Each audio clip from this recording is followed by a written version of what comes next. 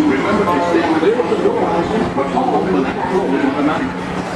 Enjoy your trip aboard the Metroliner.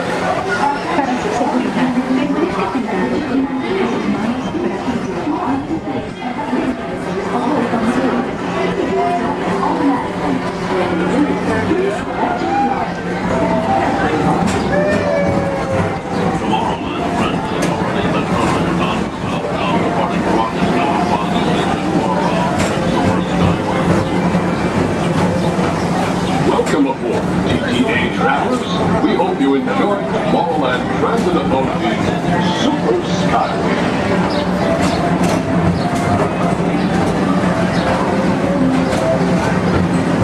Now approaching Tomorrowland Interplanetary Convention Center.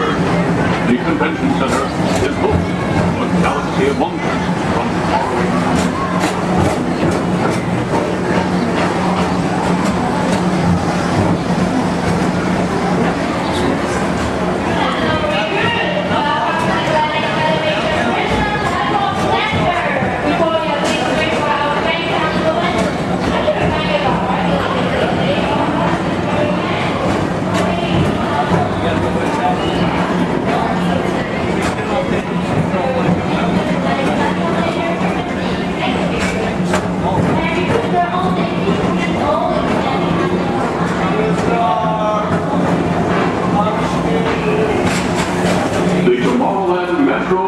Historical Society presents Walt Disney's 20th century vision for the future. This model city dared to dream the perfect community in which to work, live, and play.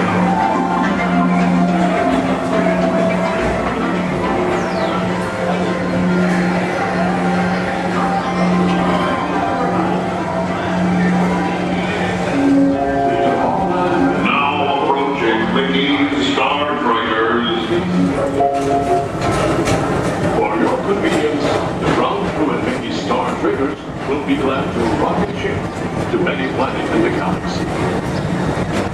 Hi there, Tomorrowland travelers. This is Mr. Johnson and Sky Eagle Hovercraft 1, bringing you the latest Tomorrowland traffic report. As usual, everything is perfect on Tomorrowland Superhighway. Back to you at TTA Center.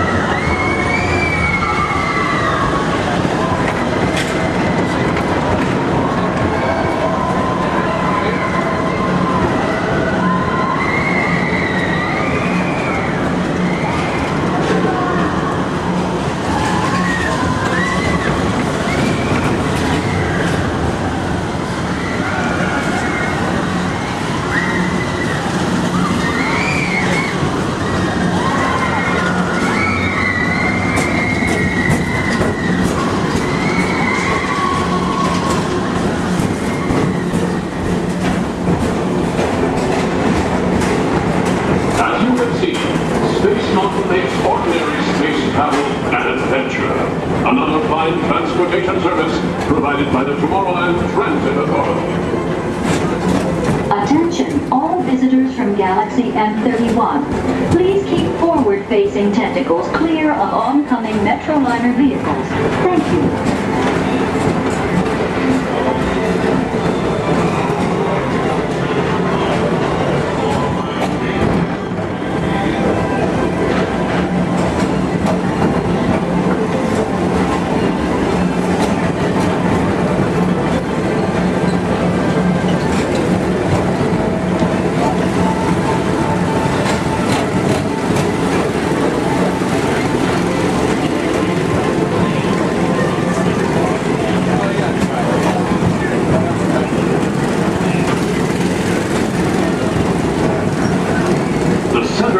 Rocket Tower Plaza is the League of Planets Astro Orbiter. This symbol of universal harmony and interplanetary fellowship provides all beings with an exhilarating spin around the planets.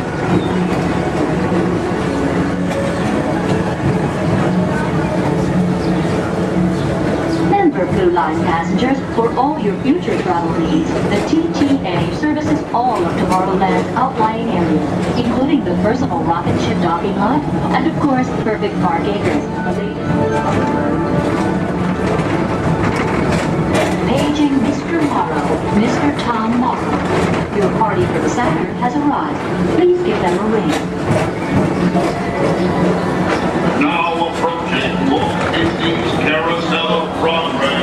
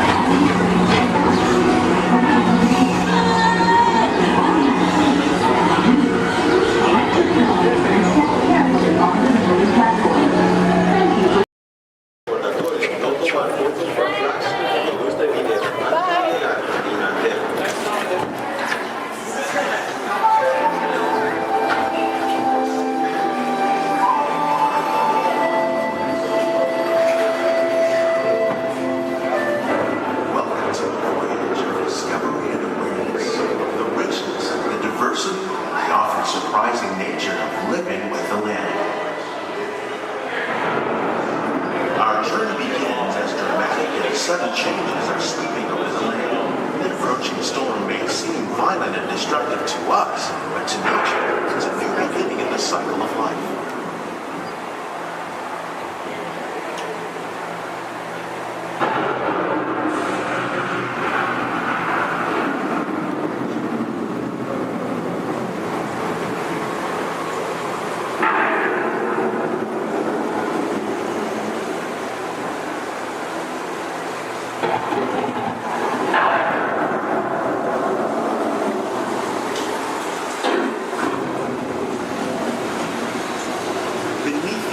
depths of the land, roots trap water from the flowing mud, extracting precious nutrients and minerals.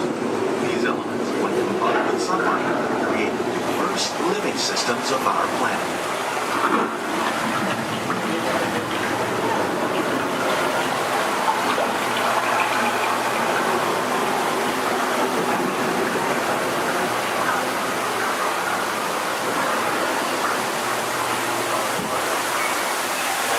One of those living systems is the rainforest, home to the most amazing concentration of life on our planet.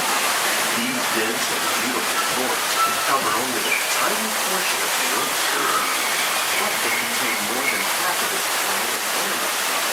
Rainforests are also extremely rich in productive living systems, providing us with oxygen, food, medicine, and other elements essential to our lives.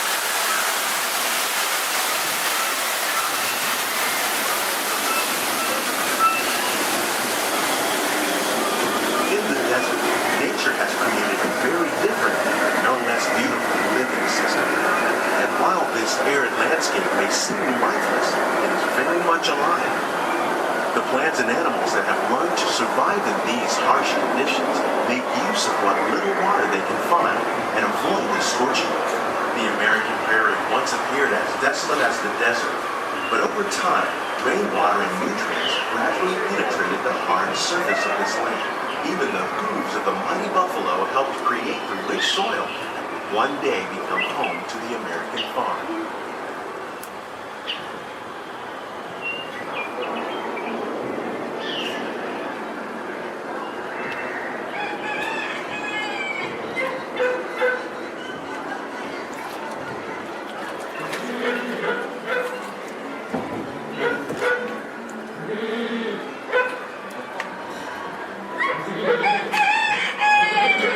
Of all the forces at work on the land, humans have had one of the most profound effects. The need to produce food for a growing world led to the enormous use and sometimes overuse of the land. In our search for more efficient ways to grow food, we often fail to realize the impact of our methods.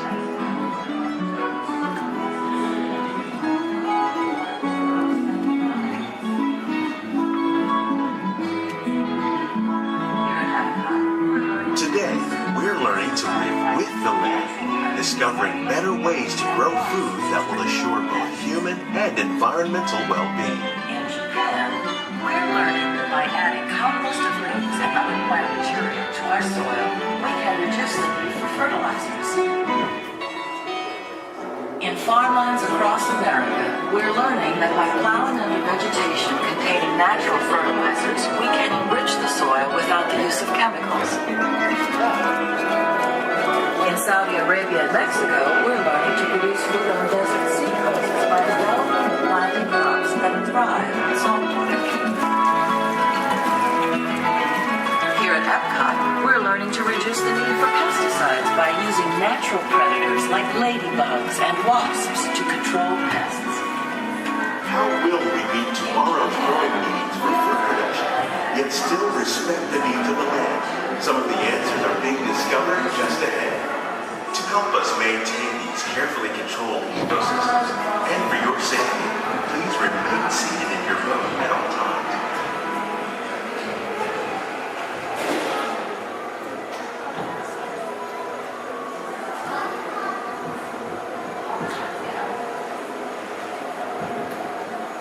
Welcome to our living laboratories, where scientists from Epcot and the U.S. Department of Agriculture are exploring innovative ways to produce bountiful harvests now and into the future. The tropics are home to the greatest diversity of plants on the planet. Many of these, like papaya, bananas, cacao, coffee, and rice, are well known around the world. Others, like the jackfruit, fluted pumpkins, and dragon fruit growing here, represent the vast number of lesser-known tropical plants. As we learn more about these crops, we discover that many are rich in vitamins and minerals, while others are well adapted to growing in less than ideal conditions. For instance, the fluted pumpkin thrives in the poorest soil conditions of Africa. With its edible seeds and leaves, the pumpkin could become an important staple for areas where other crops don't grow easily. The unique-looking dragon fruit is actually a member of the cactus family. The fruits are high in vitamin C, rich in antioxidants, and have a light, sweet taste. The fruit originated in Mexico or Central America, but is already becoming popular in Asia. It could become a source of important nutrients for people living in many areas of the world. These and many other lesser-known crops may one day be as popular as the bananas growing on both sides of the boat. More than 28 million tons of bananas are eaten annually, making it the most popular fruit in the world.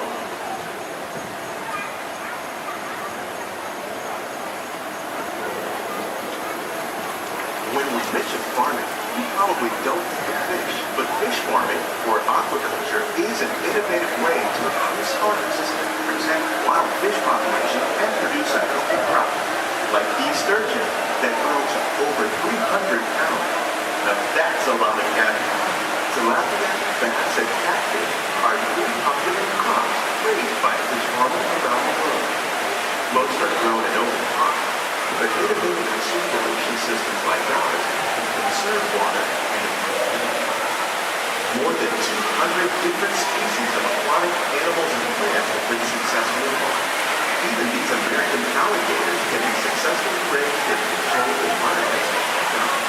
Nearly half of all fish consumed worldwide is now raised on farms, making aquaculture an important part of our efforts to produce a healthy environment and protect natural resources here at the land.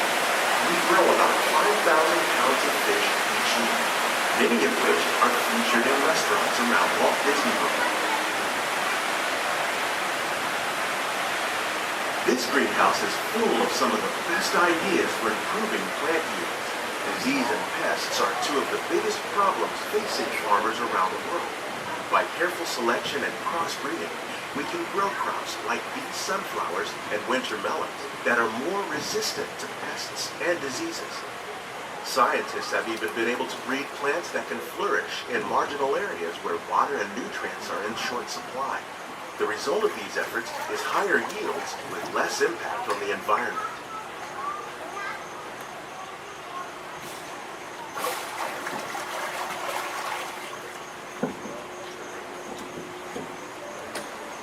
These plants are definitely on their way up.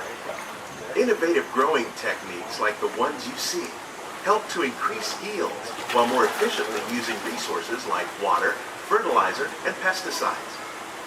We're growing these nutritious sweet potatoes above ground. This method increases yields, produces larger potatoes, and can be used where rich soil is in short supply. We're growing lettuce using our nutrient film system. This technique precisely controls and recycles water and nutrients. With it, we can produce over 27,000 heads of lettuce a year in this one small area.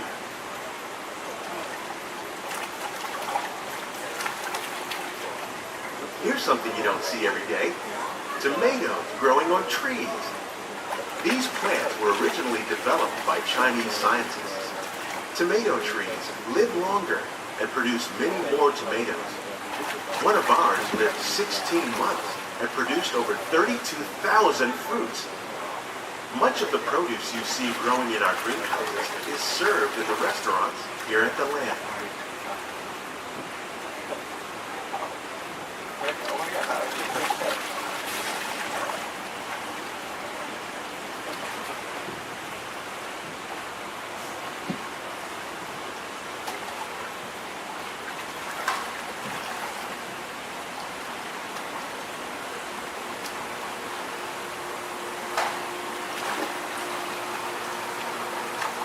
The future of agriculture includes some high-flying ideas like the ones you see here. The aquaponics system on your left integrates hydroponics with aquaculture. The fish provide a source of natural fertilizer for the plants, and the plants help keep the water clean for the fish. It's another great way to produce more while using less resources. In our lab, Epcot scientists are working with the U.S. Department of Agriculture on a number of innovative projects. The goal of these efforts is to produce higher yielding and better quality plants.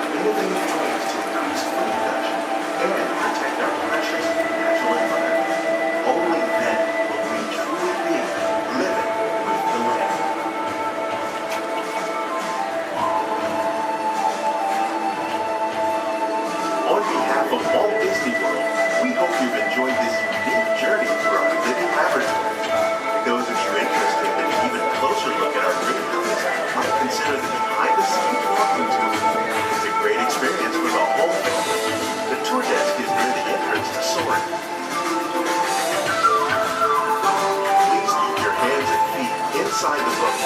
Remain seated until the boat comes to a complete stop.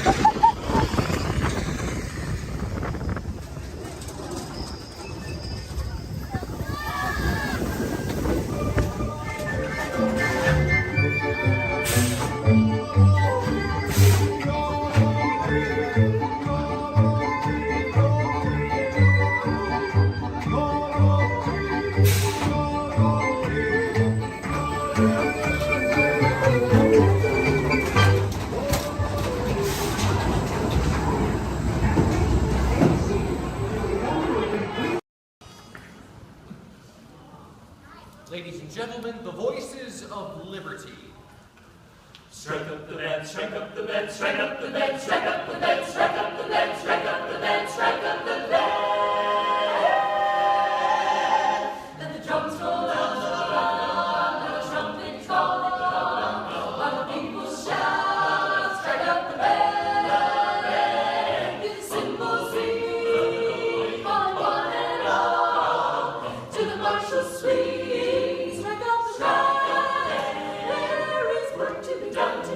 There's a prize to be won. Come, you son of a God. Take your stand, come on and take your stand. On the nightingale boat, come along, let's go. Hey, leader, strike up the band, strike up the band. Come on and hear, come on and hear. Alexander's ragtime band. Come on and hear, come on and hear. It's the best band in the land. They can play bugle call like you've never heard before. So natural that you want to go to war.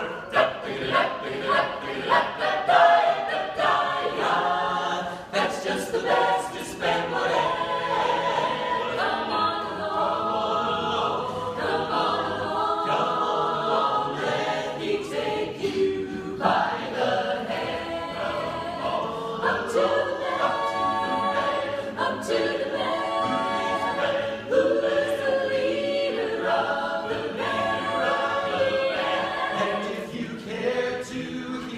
That's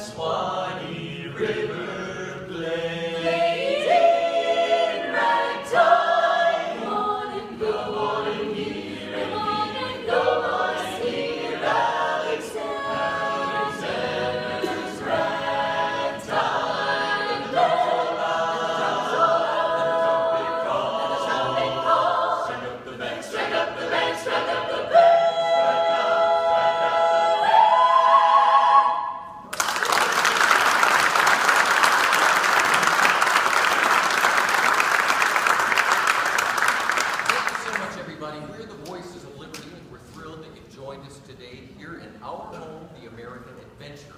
And hopefully in the next few moments, we'll be singing some of your favorite Americana music, but I promise you'll enjoy that music so much more if you'll listen to it under the dome. The acoustics are incredible up close, so while our singers take a step back to give you lots of room, come on up to the edge of this red circle all the way up here. You guys can just a little closer. Especially if you're underneath the balcony, you really enjoy the music so much more up close. Have a seat on the floor so those folks behind you in wheelchairs or sitting on benches can enjoy the show.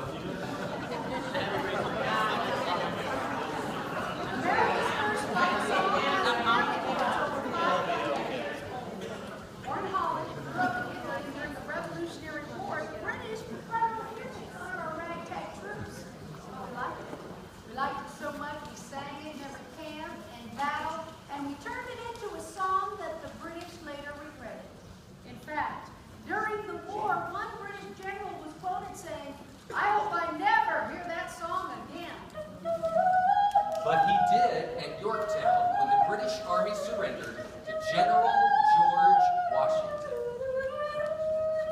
Yankee Doodle, keep it up. Yankee Doodle dandy. Mind the music and the step, and with the girls be handy. Yankee Doodle, keep it up. Yankee Doodle dandy. Mind the music and the step, and with the girls be handy. Mind the music and the step, and with the girls be handy.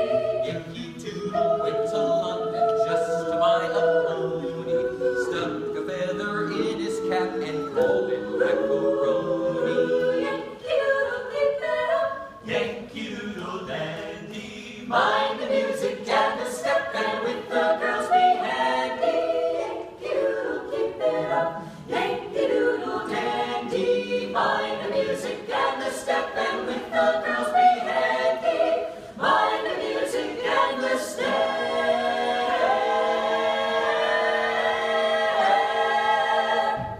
And with the girls be handy.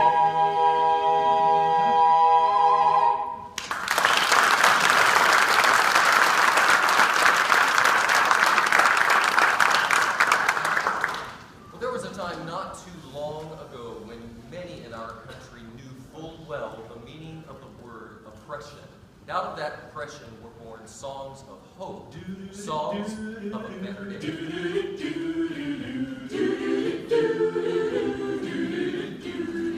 In that great get the morning, fare thee well, fare thee well. In that great get the morning, fare thee well, fare thee well. In that great get the morning, fare thee well, fare thee well. In that great get the morning, fare thee well, fare thee well.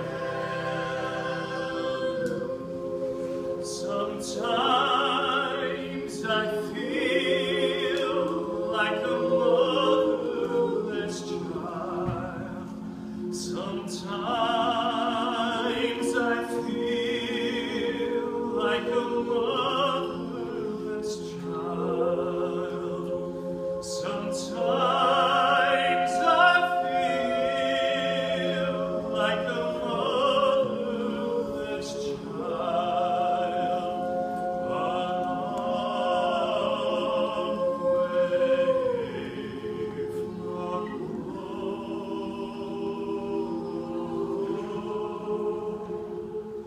A long way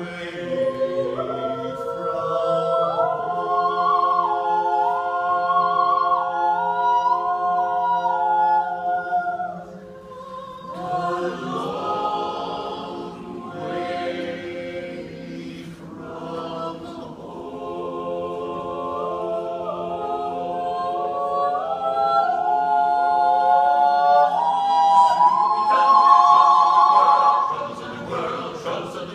Soon we'll be done with the troubles of the world. Going to live with God. No more creeping and away. No more creeping and away. No more creeping and away. We're going to live with God. Soon we'll be done with the troubles of the world. Troubles of the world. Soon we'll be done with the troubles of the world. We're going to live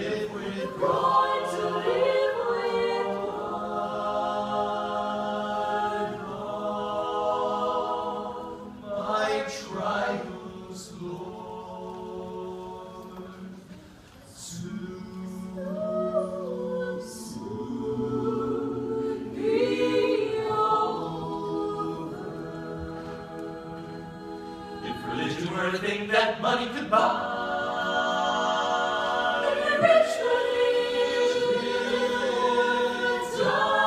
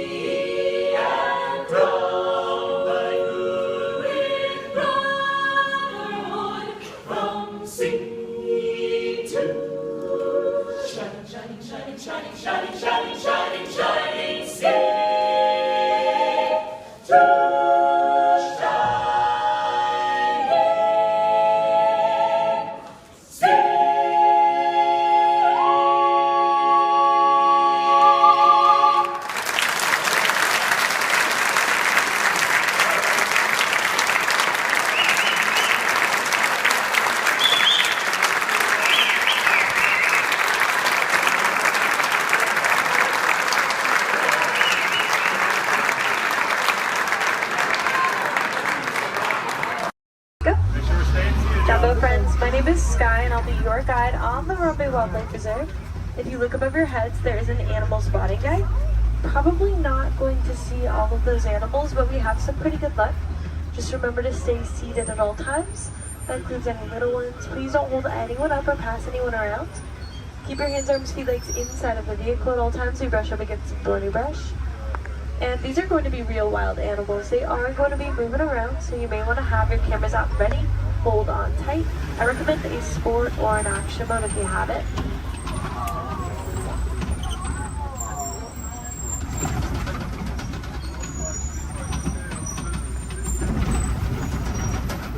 We are in the Little Achuri Forest, home to some of Africa's most shy types of creatures. They're usually very good at hiding, and their markings will help them to blend in. Like that okapi up on the right. They have white stripes on their legs, kind of like zebra stripes. Okapis are actually the only known relative to the giraffe. They have a similar skeletal structure without the long neck and long legs. They were believed to be mythical creatures until 1901. People thought they were too good to be true, but they're true. I think they're pretty good. To the right of the bamboo on the hill in the sun, there's a yellow-backed duiker, dark brown animal. Duiker means diver in the Afrikaans language. They dive into the nearest bush when they get spooked. There are some saddle-billed storks a little further up to the right. They're walking up this hill. There's one on the top of the hill. Looked like they were collecting things to build a nest, but big black and white birds. Stand about 5 feet tall, have a 9-foot wingspan, and they're made for life.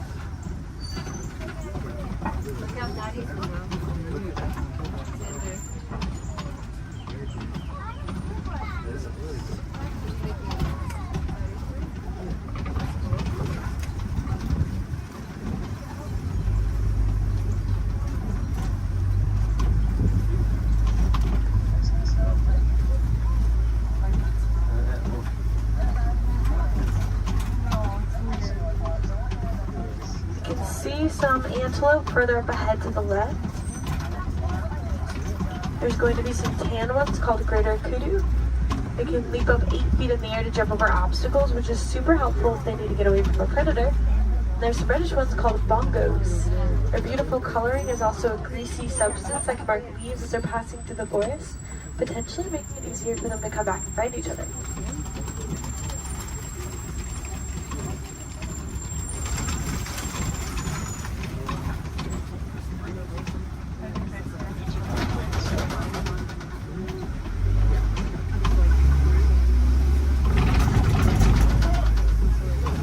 Let's make our way down to the Safi River next. That's home to some of Africa's more aquatic animals.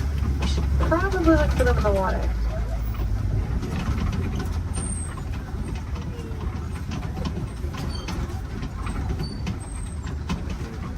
There are some big whitish gray birds on the land called pink-backed pelicans.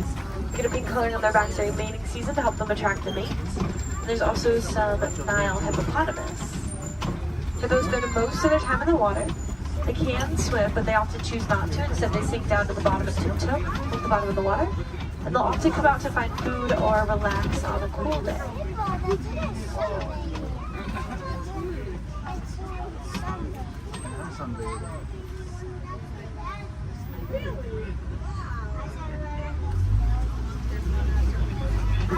The Nile hippopotamus are one of Africa's most dangerous animals.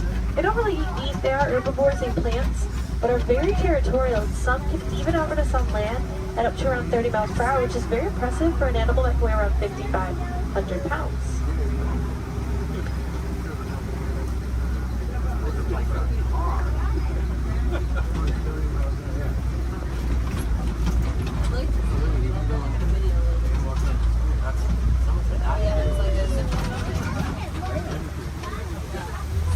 Underneath this bridge, there are some Nile crocodiles.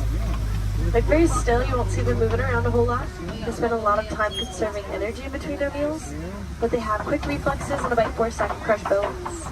Sometimes they actually have to be very gentle with their jaws, like when they help their eggs to hatch by rolling them in between their teeth.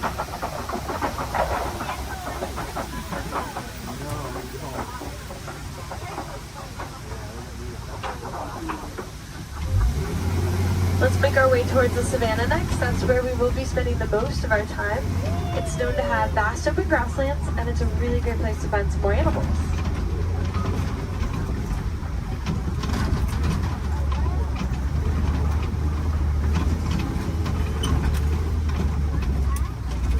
We are getting close, just around this bend. To the right, there's a baobab tree. It'll be the one that looks like it has been planted upside down. Some people like to call it the upside down tree, but it's also known as a tree of life. It stays leafless about 9 months out of the year, collecting thousands of gallons of rainwater in its trunk to survive through the dry season. Anything with horns or tusks can very easily break it open, drain the water out, and get a tree.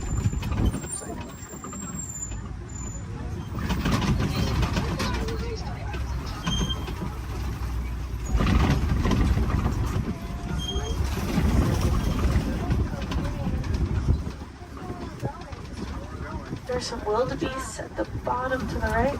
Those are going to be the silverish animals. They can migrate in large herds of up to 1.5 million of them and also run around 50 miles per hour. So they line up in rows, group up, and face different directions to avoid running into each other and they have to run away from something.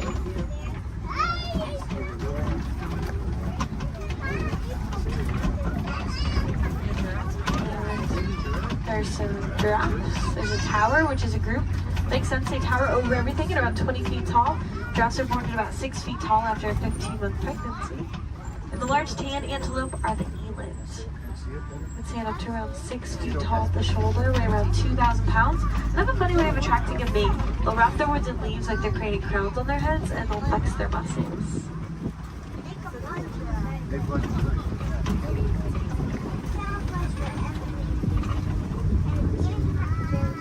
To the right of this den, on our left, there are some African painted dogs. They get their name from their beautiful markings that are as unique to them as our fingerprints are to us. They are not like your pups at home. The African painted dogs are the most successful hunters on the savannah. They hunt in packs and chase their prey to the point that it drops of exhaustion.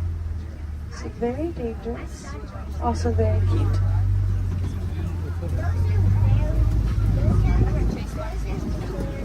There's some sable antelope here to the left, with spear-like boys that fly backwards to fend off attacking predators that may try to jump on their backs. Now they would fight the flight very territorial and quick to stick up for each other, despite being a prey animal. Here's some zebras and dazzle, which is a group of them, because their stripes help them to blend into each other and confuses predators. In other words, it dazzles them. When they're born, their legs are the same length as the adults to help them blend in even more, keeping them protected from predators that may try to seek them out.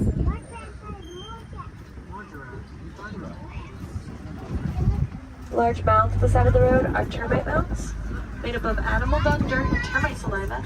They get as hard as concrete in the sun, so animals like elephants, giraffes, like to use them as a scratching post, weighing them down. Antelope can stand right on top of the worn down buds to use them as a lookout, look out for predators.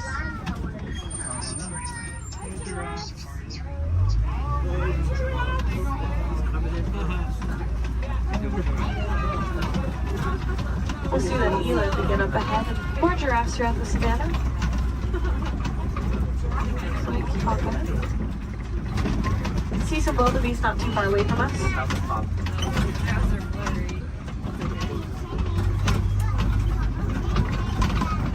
They are a silverish animal on the hills up ahead to the right. Wildebeest can migrate in large herds with about 1.5 million of them crossing the savannah each year.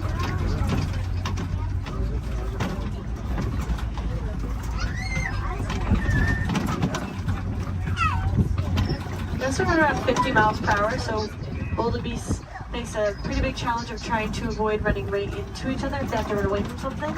So they often line up in rows, group up, and face different directions. Keep themselves from running into each other.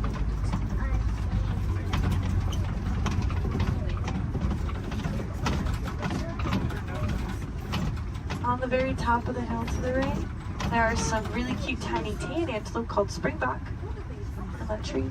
They can spring up 6 feet in the air, 13 feet across. It's called pronking. Sometimes they do it to show off to predators because they can also run up to about 60 miles per hour, making them one of the fastest land mammals.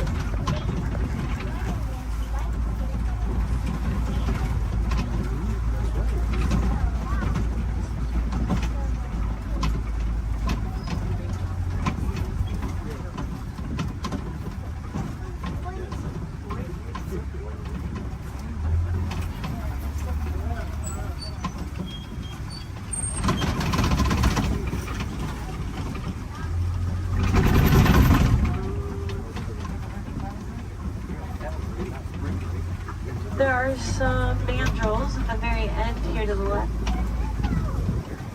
Largest of the monkeys. Males get around 100 pounds. And they have a bright red and blue coloring on their face and rear end, just like Rafiki.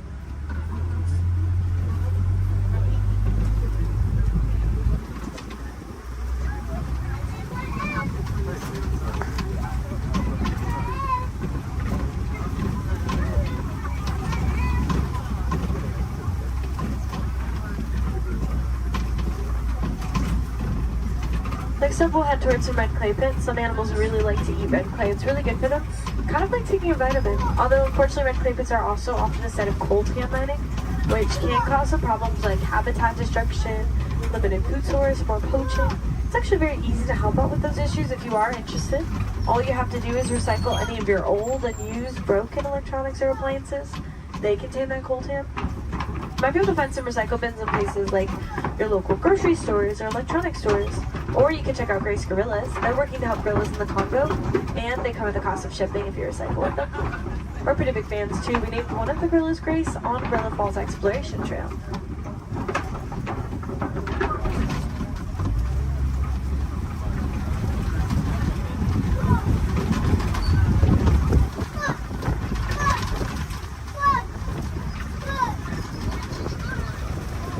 Looks like there are some tusk marks and footprints. Could be getting close to smoke.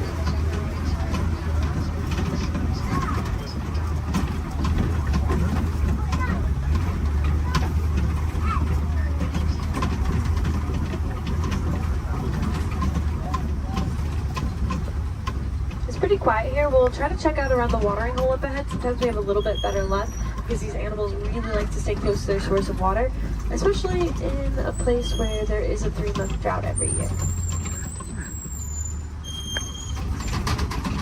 The savanna dry season does cause animals to have to migrate across the savanna in search of better sources of food and water. When they find them, they stay close to them for as long as possible.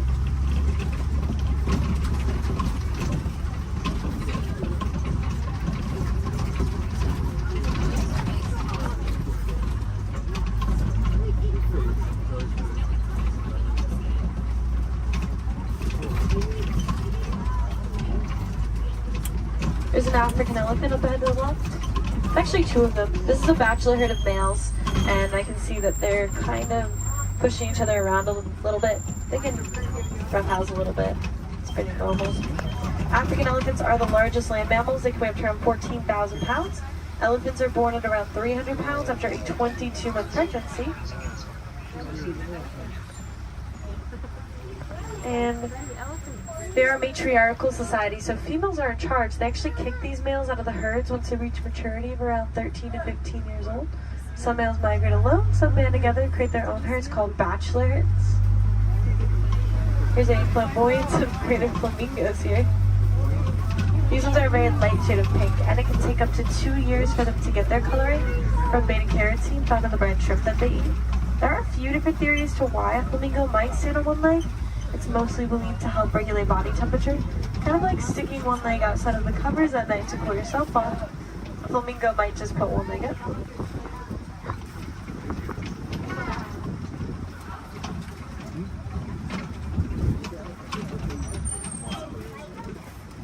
It's really cool to watch those elephants play.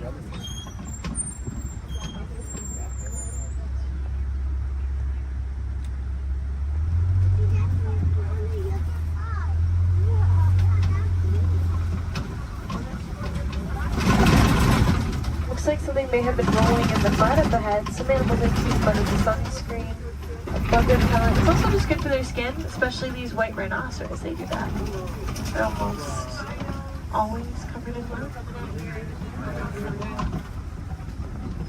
Rhinoceros can get up to around 5,000 pounds and are very social, love to hang out in crashes, their groups. Unfortunately, they are poached for their horns made out of keratin, which is hair and fingernails. People believe that it has medicinal purposes. It is really just hair and fingernails, so awareness is a big part of rhino conservation. The rhinos here in this reserve are helping us to spread that awareness. There's an ostrich to the right. Largest birds flightless, they run around 40 miles per hour. Their wings help them to keep their balance and quickly change directions while they run.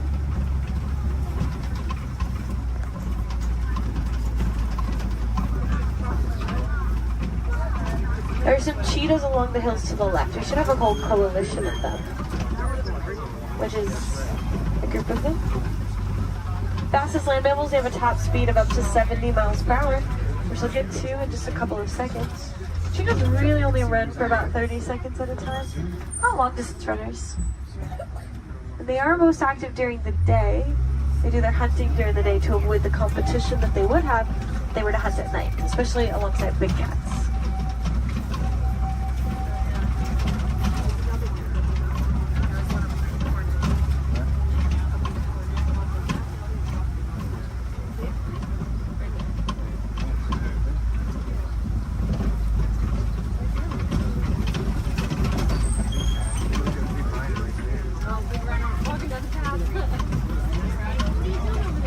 These large rocks are copies, falls put on the savannah. Some animals like to use them as a vantage point to look over the savannah. See if maybe you can find something on the other side.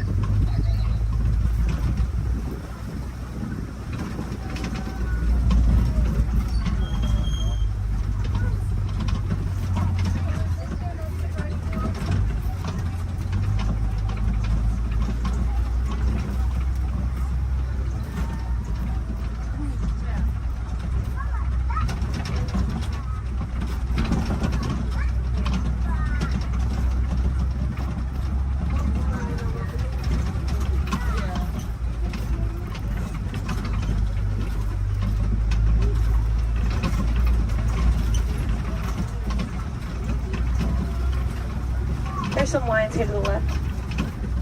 They sleep and relax about 18 to 20 hours out of their day, active for about 4 to 6 hours at night. So we get a tail. That's mostly what I can see. When they wake up, the males stay back to make sure the prides are protected. The females tend to do about 90% of the hunting.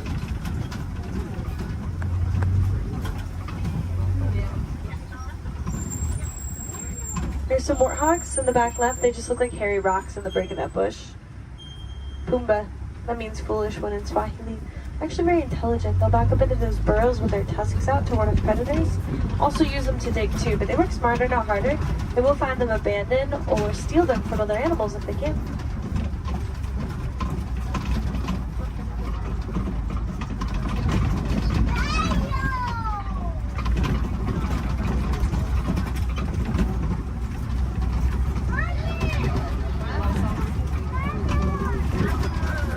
There are some ostrich eggs down this path of the bird. Largest of the bird eggs, they get around 3 pounds each. One is the equivalent to 2 dozen chicken eggs and they're very tough. Probably wouldn't crack if you were to stand on one, but I don't think that ostrich we saw earlier would like that very much. And now we are heading into the final area of the resort. Mostly farmland. We'll see if we can find some farm animals before we head back to our warden's post.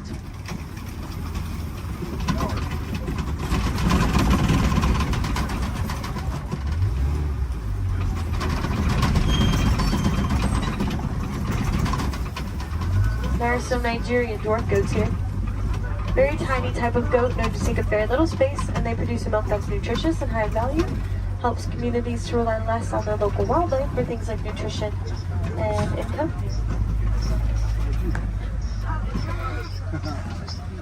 The yellow box and the yellow post here to the left is a beehive fence from our Elephants and Bees project, which is personally one of my favorite projects that we've ever worked on. Basically, elephants don't like bees. They can hear the buzzing over a mile away and stay away from it. So we've been helping to build beehive fences around crops for farmers in Kenya to keep elephants from eating and destroying crops. Then farmers won't have to resort to poaching them. It's also good for the bees, and farmers can sell the honey as an extra crop. So again, that is the Elephants and Bees project. It's about that time that we start to make our way back to the warden's post. Just make sure you have everything. Check those rows, gather up all of your trash. Please don't leave anything on the trucks. If any of you are wilderness explorers, you have been aboard the Simba 1. That is SAM BA1 Simba 1. Badges can be collected further down the path as you exit. And if you want to help out these amazing creatures, then I definitely recommend checking out the Disney Conservation Fund. You can learn more about the cool projects that we work on. You can donate to it if you'd like. Any amount Disney matches every cent. We'll give you a cool pin for it. You can also just reduce, reuse, recycle. Those are great ways to help. And if you learn any cool facts about animals or conservation anywhere around the park today, just share them with a friend. Awareness is always the first step, so by talking about the animals, you can help them out. Again, my name is Sky. I had a lot of fun out there. I hope you did too, and I hope you'll join us here again soon. No two safaris are ever the same. The animals will definitely make sure of that. But we aren't going to stop in this area right here. I'm actually going to take you back to the same boarding post I picked you up from. So we're just passing through, but it's not going to take us too long.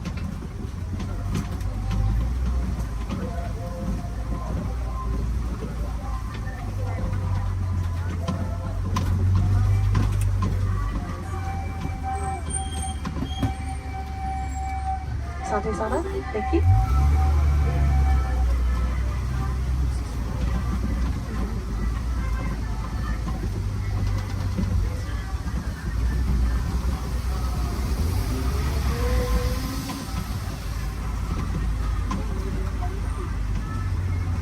Again, just going to pass through here and keep on going. While we have a few moments ahead of us, this is also a good time to decide where you want to head next. You will already be on the Gorilla Falls Exploration Trail as you exit. So if you continue on, you can see some animals like gorillas, meerkats, zebras, naked mole rats. Back in Asia is the Maharaja Jungle Trek if you'd like to see some animals like Sumatran tigers, Komodo dragons, fruit bats. There's also a trail called the Garden of the Tree of Life around the big tree in Discovery Island. So you can get a closer look at the carvings. There's a lot of really cool picture opportunities over there and more animals along the trail as well. And of course, if you love those goats as much as I did, you probably want to pet one. There's a petting zoo at Rafiki's Planet Watch. Just take the Wildlife Express train in Harambe to get up there. Let's try to make this a little less awkward and hang out here while they load this truck ahead of us. In a moment, we will be passing by this guest who are probably a little confused right now to why you're on the truck and they're not. So personally, I like to wave to them, say Jumbo, get them excited for their adventure. You don't have to do that if you don't want to. You can completely ignore them. We'll never see them again anyways. You can awkwardly stare at them as we roll by. That's fine too. Or look at the beautiful plant life on our left. Totally up to you.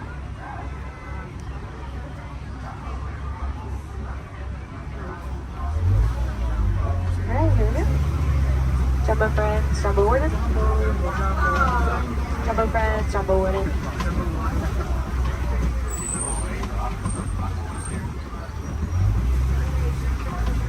Here in Harambe we say Kwaherini, which means to go well. So Kwaherini, enjoy the rest of your day out there in the wilds. And go make a big difference out there, friends. Bye. And please supervise children. Thank you. La estación de control de cinturones de seguridad está a la vuelta de la esquina.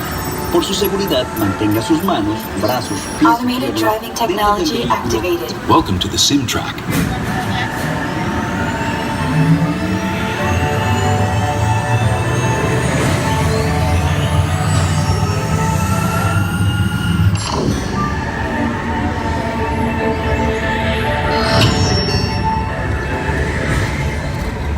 We'll begin with the capability test to see how your vehicle designs perform under challenging weather and surface conditions. Monitoring road surface. Connecting to OnStar. SIM card performance data acquired.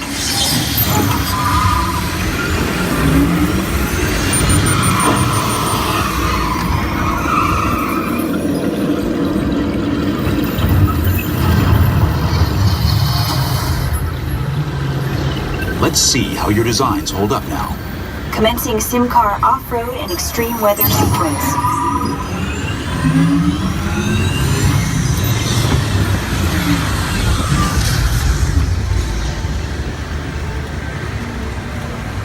Capability test results displayed and verified. Now let's see how your vehicles compare when it comes to their efficiency. Scanning SIM car for optimal eco-efficiency.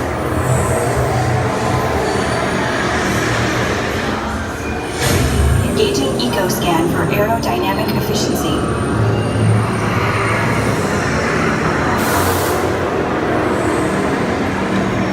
Drive systems analysis. Hyperspectral imaging in progress. Calculating total enviro impact.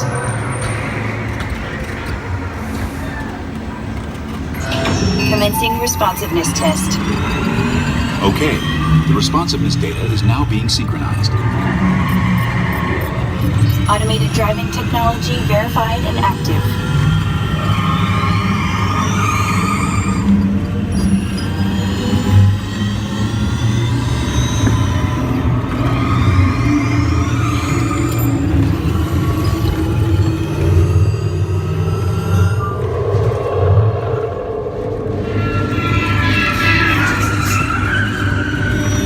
Automated crash avoidance technology disengaged. Displaying responsiveness data. Here comes the final test. Energizing for power test.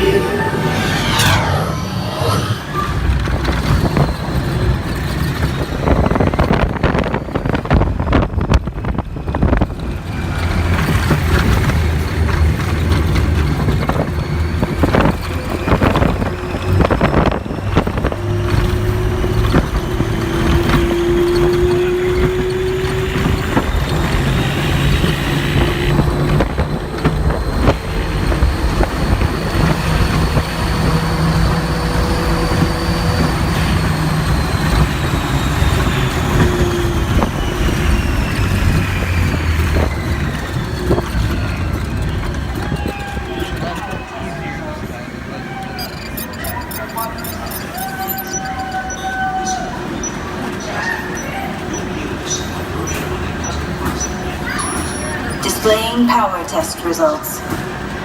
SimTrack performance testing complete. This concludes your performance testing. You'll be able to see how your Chevrolet custom concept vehicle designs compared with the sim car after you disembark.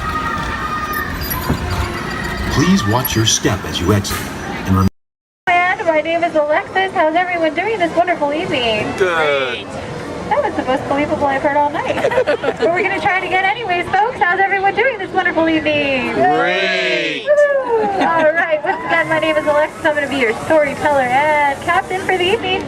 Just as a friendly reminder, please keep your hands, arms, and fingers inside the boat because Monstro does not like finger food. Oh, my folks, it looks like we are being swallowed by Monstro the whale. This is the very same whale that swallowed Pinocchio. But not to worry, folks, because Pinocchio was a smart little puppet. He lit a fire in here that made Monstro sneeze, and Monstro sneezed so hard that he blew his tail right off. Now, Monstro's not half as scary as he used to be. Haha. Around the bench to your left, you'll find the cave of the big bad wolf. And across the way, the homes of the three little pigs, the one made of straw, the one made of sticks, and the one made of 100% wolf-proof brick. Just beyond this bridge to your left, you'll find the village of Alice in Wonderland. Alice's home is the one in the corner with the thatched roof, and if you follow the small cobblestone walkway, you'll find the home of the White Rabbit. This is where Alice fell down and began her adventures in Wonderland. To the right, in the center of the canal, you'll find London Park, made famous by the film Peter Pan. This is where Wendy, Donna, and Michael, with the help of Tinkerbell and a few happy thoughts, followed Peter Pan all the way to Neverland, where you never have to grow up. Straight ahead, you'll find the city of Agrabah, city of mystery and enchantment. The busy marketplace below is where Aladdin and Jasmine first met, and Aladdin, being that prince of thieves that he is, he not only stole bread that day, he stole Princess Jasmine's heart. Aww. And it's underneath these rose-covered arches where Aladdin and Jasmine took their first magic carpet ride into a whole new world.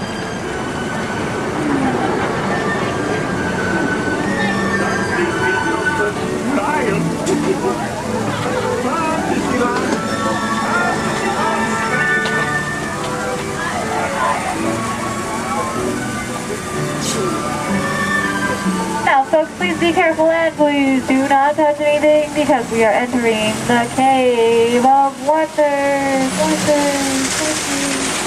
As Aladdin and Abu discovered just take home one treasure more important than all the others. A magic lamp complete with its very own feeding.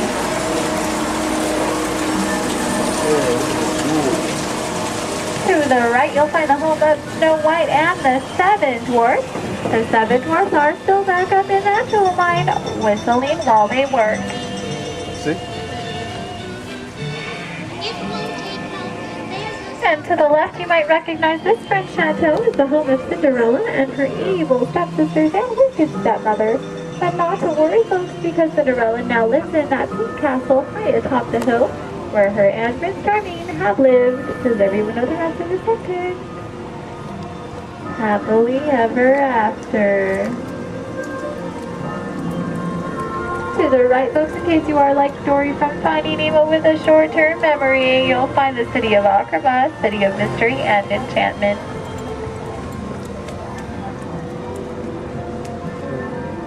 To the left, you'll find the world-famous patchwork quilt.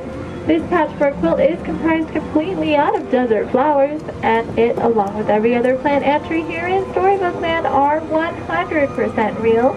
They have just been miniaturized by a process known only by Tinkerbell and a few of our Disneyland gardeners.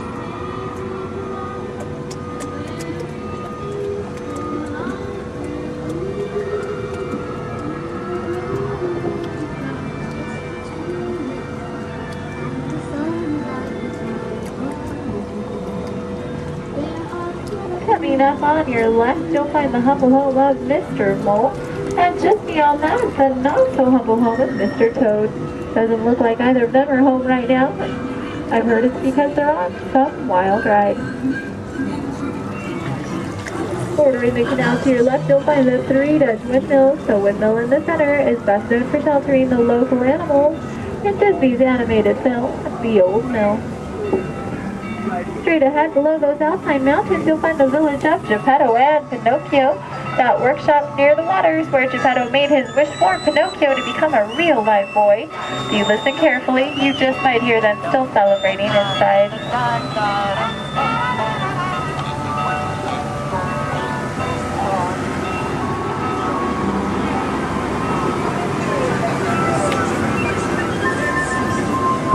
Coming up on your right, you'll see the ship of Prince Eric. The sandy beach nearby is where Ariel took her first steps on land and saved Prince Eric. That castle on top of the beach is where her and, you guessed it, Prince Eric, now lives happily ever after. And it is behind this waterfall that you'll find the Kingdom of Club. This is an area for us and is still the home of a bunch of outstanding sponsors. Folks, it looks like our journey is coming to an end. For those of you closest to the dock, please remain seated with your hands, arms, and fingers inside the boat. Thank you for joining us here in Storybook Land. We hope you have enjoyed your... Welcome to the Avatar program. Soon, you're going to have a chance to undertake an amazing Navi rite of passage, flying on the back of this powerful animal called an Ikron, or as we call it, a Banshee. The way you're going to do this is by being matched to something called an avatar. And I'm here to help you guys get ready. But first, we have to scan you for Pandoran microparasites. Alright everyone, stay on your number and move your arms a bit. Okay, start scan. I'm ready. You've all got them. But don't worry, they're very common around these parts. Let's start the decon. Initiating GMR decon. Stay still over your number, you're not gonna feel a thing. You're doing great. Almost done here. They're all clear. Great. Now let's go over how all this works. Like I said before, you're going to be matched to these things called avatars, which look a lot like the Navi. They're created by blending human DNA and Navi DNA. Once we match you to an avatar, thanks to a special link chair, your mind will be able to control that avatar. Using avatars to fly this way was all figured out by my boss, Dr. Jackie Ogden. She leads our science team, which is part of the Pandora Conservation Initiative, and we're here in the Valley of Moara studying banshees and their environment. Over a generation ago, this enormous company called the RDA created a lot of damage to the area through their bad mining practices and conflicts with the Na'vi. Just like on Earth, it can take decades for ecosystems to recover. One way to understand what's going on with an ecosystem is to study what are called keystone species. These are animals like tigers, jaguars, seals. The banshee is one of these important animals. Okay, to get you flying on a banshee, we need to find each of you an avatar. Let's prep the genetic sampling. I'm on it. Okay, first we need to find the compatible match of your genetic material with the genetic material of one of the avatar bodies that we already have. Once we do that, you'll be able to link to that avatar and fly. Help us out and move around a bit. Almost. Yes, got him. Now, let's find you your avatar matches.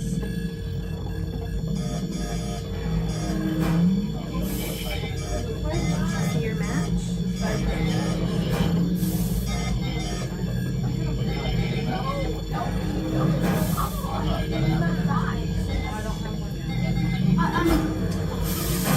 All right, you've all been matched with avatars. Looks like they're ready for you in the next room. When the door opens, please go inside all the way in and stand over the same number that you're standing over now. And I'll see you in there. I'll be for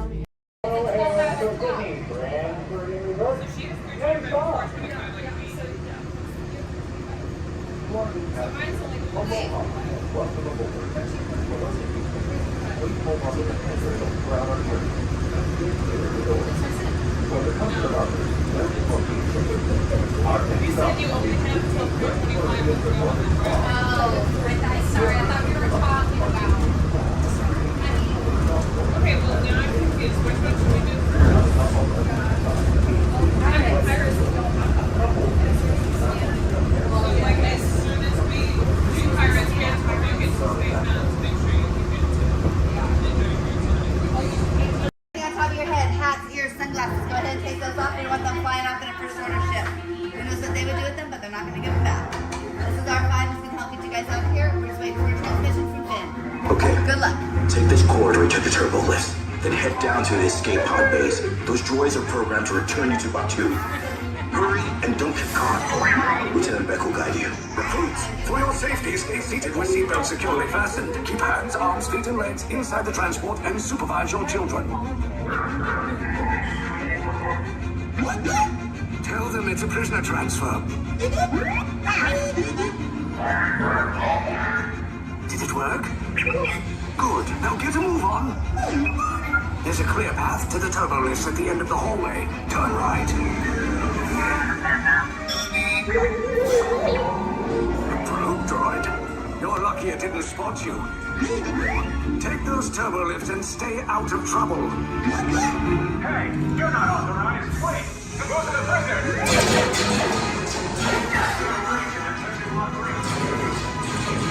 Cover is blown. Find an alternate route. Who picked these two droids anyway?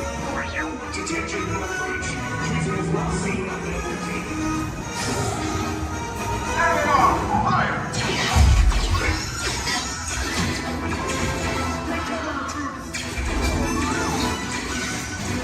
The escape pod just below us. Take those down. Copy. Hurry. No, not up! I said down!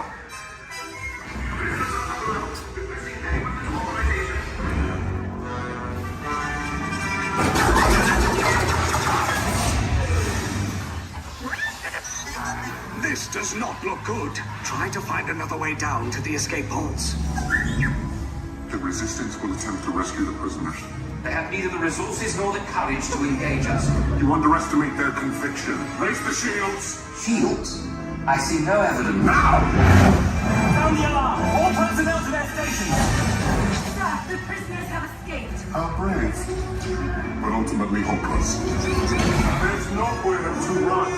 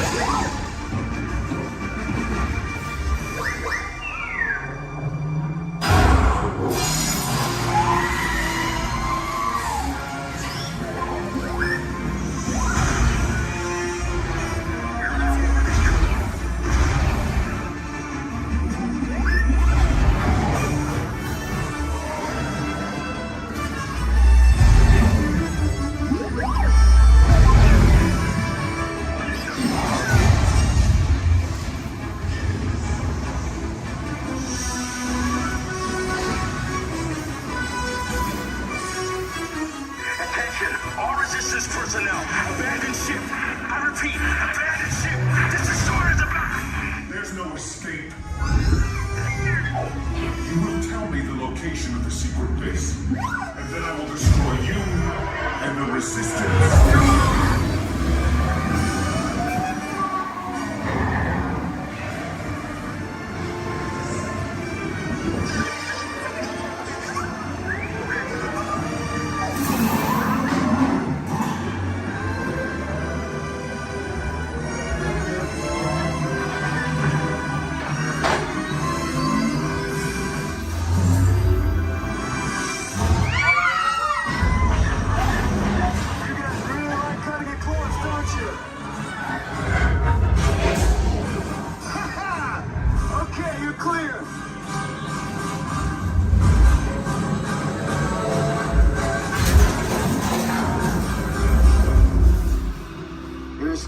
Came in a little off target.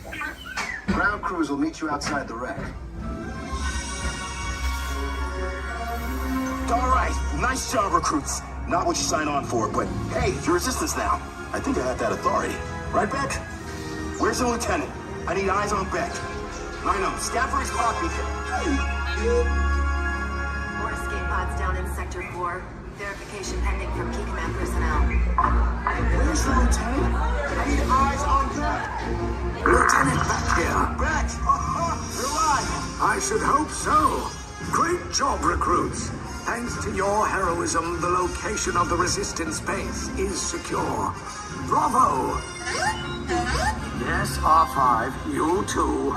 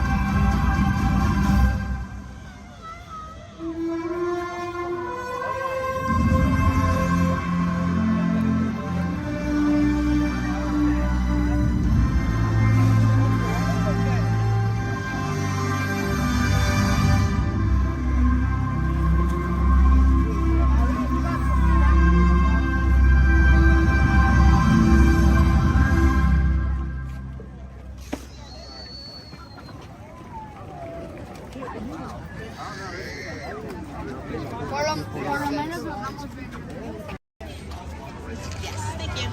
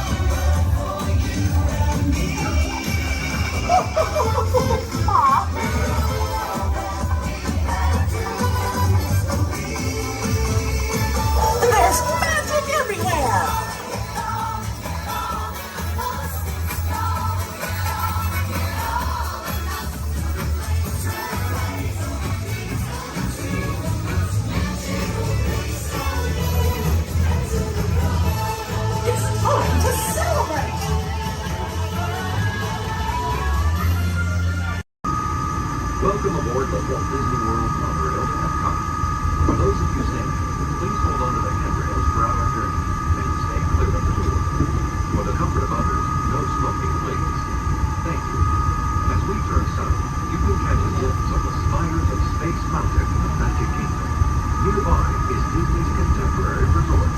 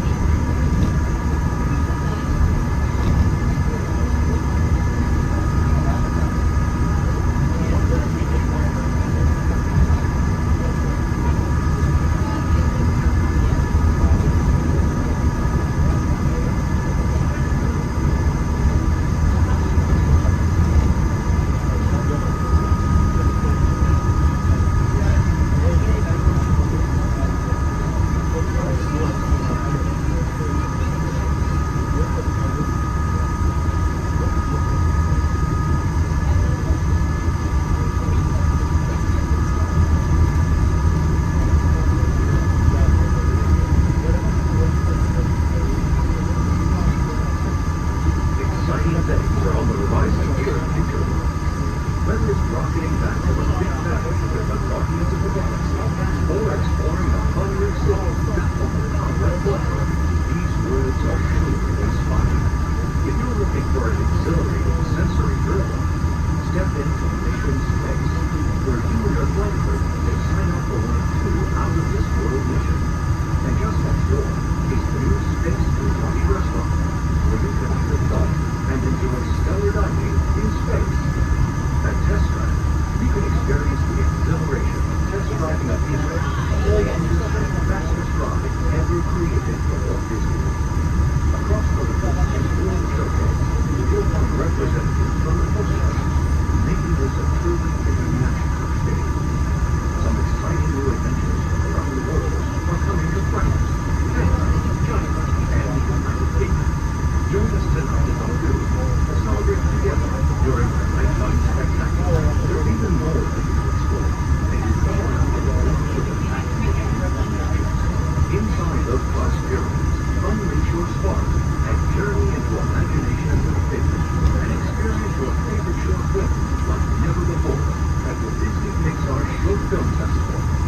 Next is the Land, where you can celebrate Earth's rich diversity. The Land is also home to Soarin', a free flying adventure across the wonders around the world. Here at the seas, you'll be able to meet some of your favorite undersea pals from Disney Pixar's Finding Nemo.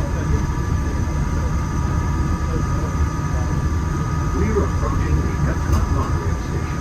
For our smoking guests, there are designated smoking areas just outside the park. Please hold on to the handrail and stay clear of the doors until the monorail stops completely and the doors open. On behalf of the cast of the Walt Disney World Resort, welcome to Epcot.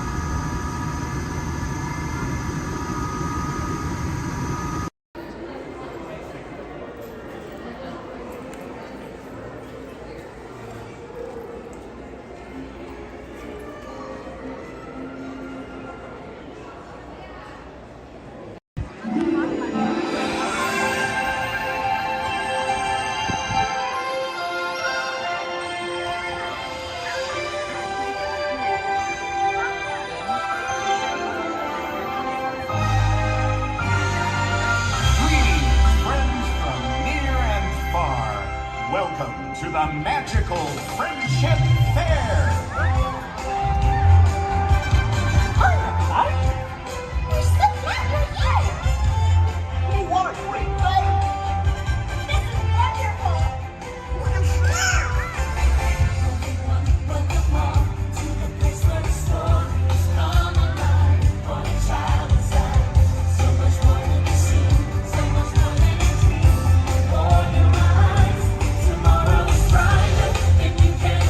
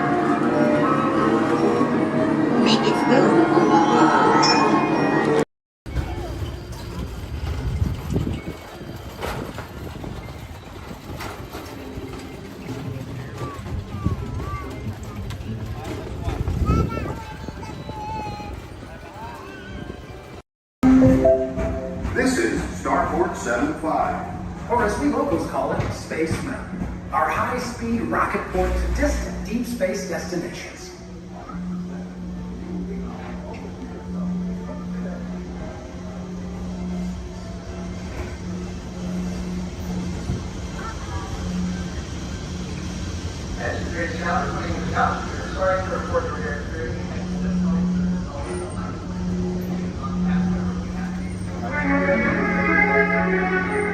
Let relaxation wash over you at the most refreshing retreat in the galaxy, the coral moons of Pisces 7. You H2O it to yourself. Book today.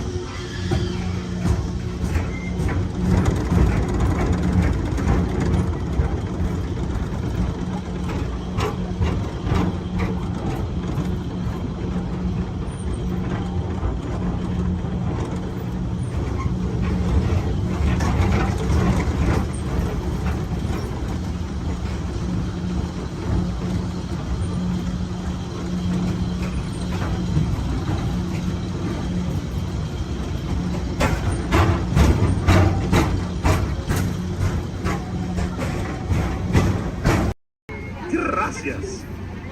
Now, Casey, let's get this show on the road, or track. All aboard! All aboard! All aboard! Let's go!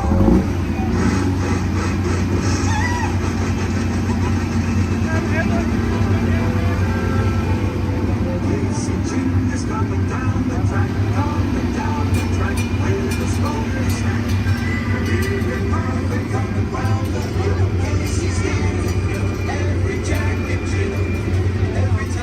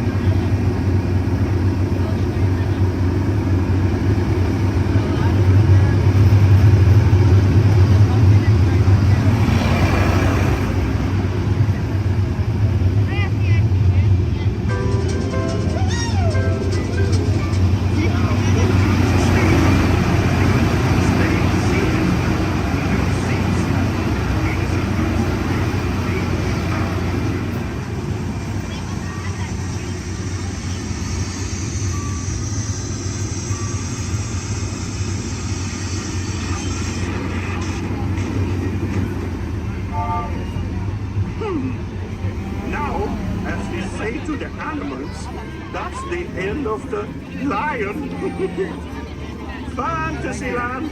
Fantasyland!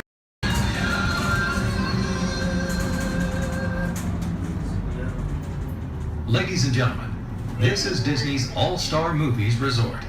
Please collect your belongings, watch your head and step as you disembark, and take small children by the hand. Thanks for riding with us, and welcome home.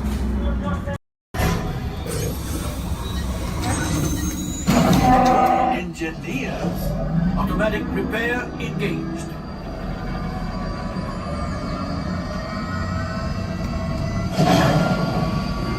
Right, pilot. Push the flashing button to take off. Pilot on the left. Move your stick to fly right and left. I was just about to say that. Pilot on the right. Pull back on the stick to fly out. And push forward to fly down. Oh, watch it. Chewie is flying this thing looking in the air. Weapons are online. Left pilot. Hit the booster. Now let's go get that coaxial. Right pilot, make the jump to light speed.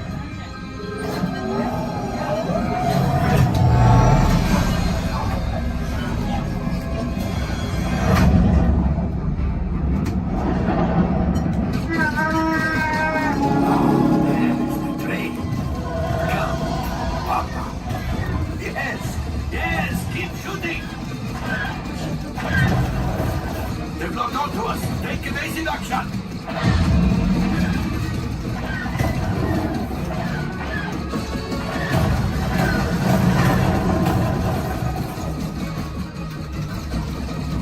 There it is. After that train. Gunners, fire the harpoon. Excellent. Now, gunners, shoot the cargo free. Left pilot, brakes. Well, my friends, that could have been much worse. Okay, it's much worse.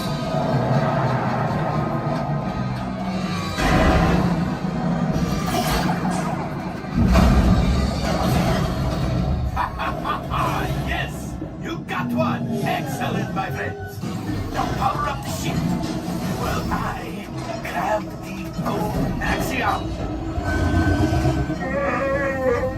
You see, just as I promised, my friend, now that the resistance has what they need, maybe a little something for Hondo. Pilots, line up behind the train so we can harpoon that last car. Gunners, fire the harpoon. Gunners, shoot the train. The cargo is breaking free. Keep shooting. Good job, my friends. Yes. We got the coaxium. I will grab it. You keep up to the train.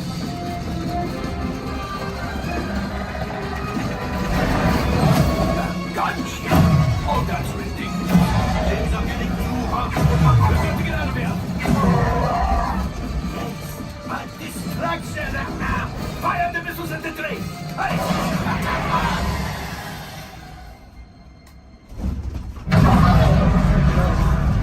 Watch out. The Star Destroyer is collapsing. Left pilot, hit the boosters. Boost. We made it. I don't believe it, but we made it. Now, let's get out of here.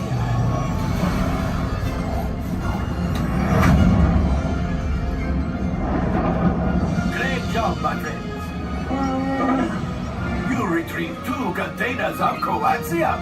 This will greatly help the resistance.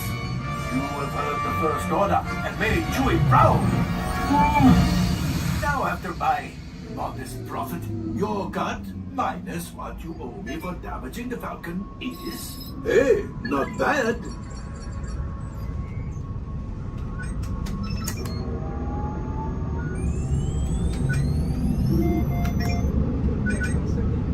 R5, damage report. Engine failure. All right. Hyperdrive leak. That is not too good. Multiple hull ruptures. Well, it could be worse. All right, I'm making an executive decision. Everybody out. Go on, get out.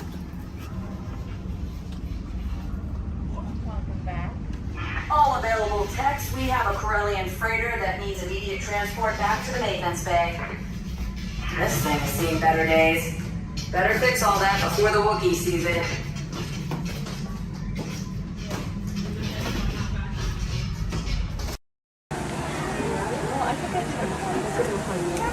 Hey Zach, happy birthday.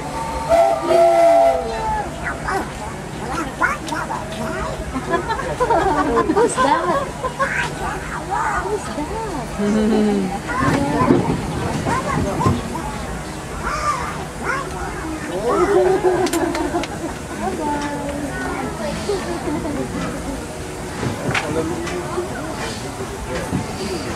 To those who just joined us, welcome aboard the Disneyland Railroad.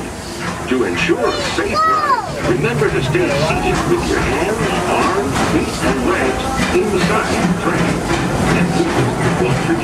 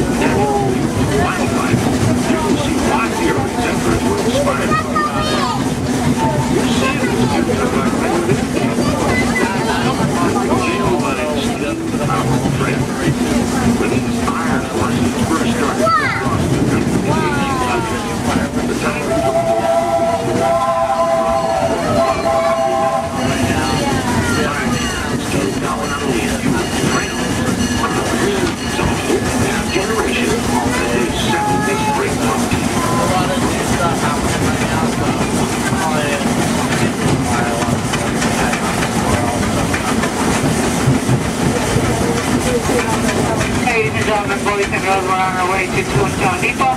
Now we're going to stop for all the attractions in Fantasyland, Toontown, and then we have our Fantasyland Theater, where your princesses can meet our princesses.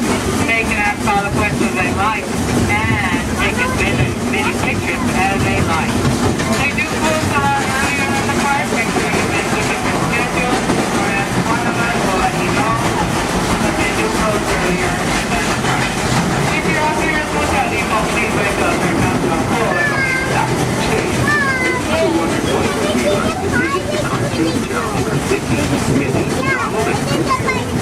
Well, just a few minutes to find out for yourself. Next stop is Toontown Depot, official train station for Big Toontown. This is also the next stop to Fantasyland, where you'll find many of your favorite Disney animated characters and stories. If you even leave us here, please wait until the train comes to a full stop. Remember your personal belongings, then step carefully from the train. Don't have fun and say hi to Mickey for them. For those of you continuing on with us, we'll be resuming our trip in just a moment. This is Toontown Depot.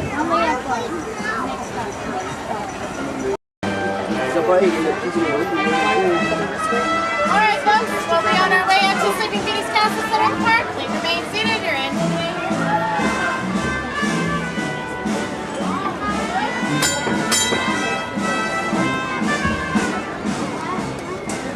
Here we go. Your back, okay? Yeah, with 1 horsepower motor. Yeah, 1 horsepower. Yeah.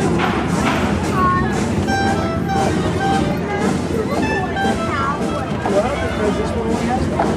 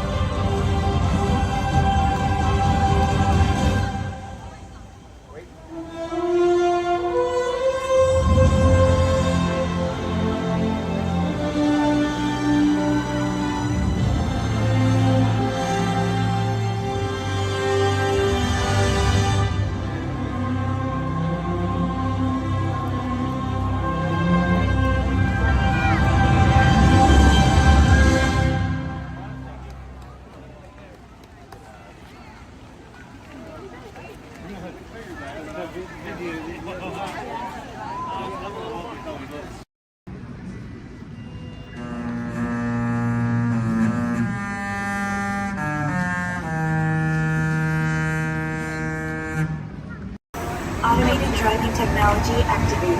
Welcome to the sim track.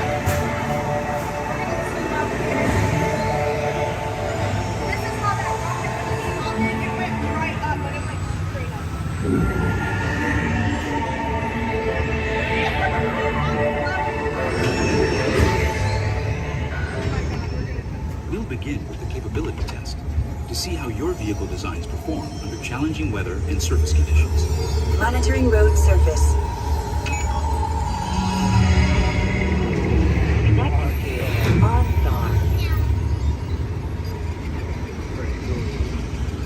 SIM car performance data acquired.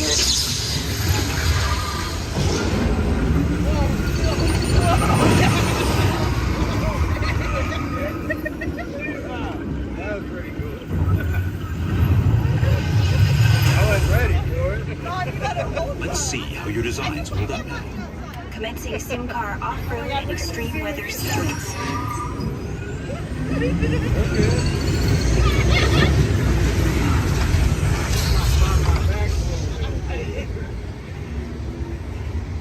Capability test results displayed and verified. Now let's see how your vehicles compare when it comes to their efficiency. Scanning SIM card for optimal eco efficiency.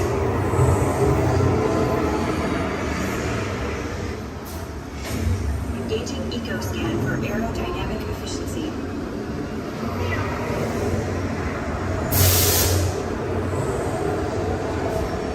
Drive systems analysis. Hyperspectral imaging in progress. Calculating total enviro impact.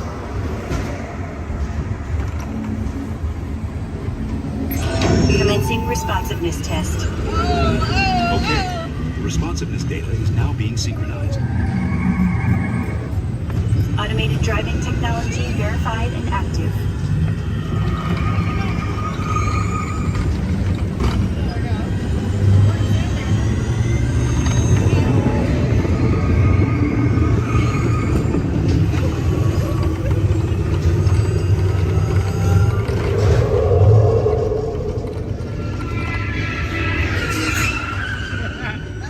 Automated crash avoidance technology disengaged. Displaying responsiveness data. Here comes the final test. Energizing component test.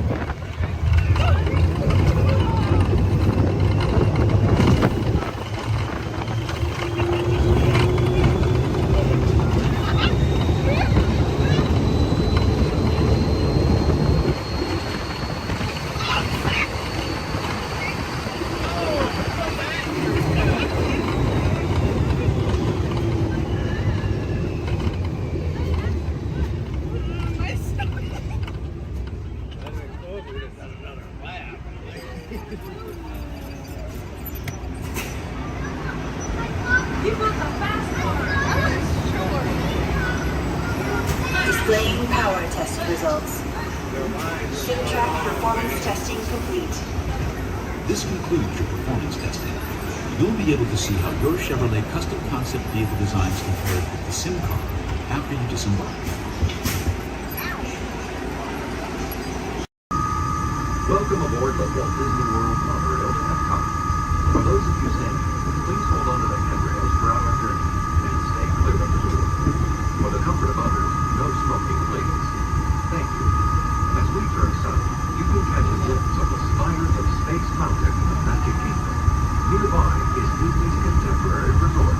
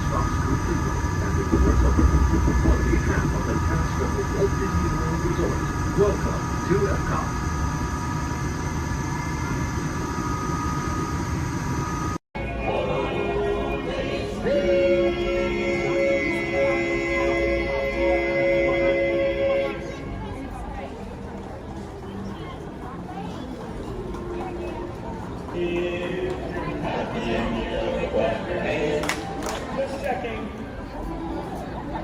If you're happy and you don't lick your nose. So always keep trying. If you're happy and you know it, then your face will surely show it. If you're happy and you know it, give us $1.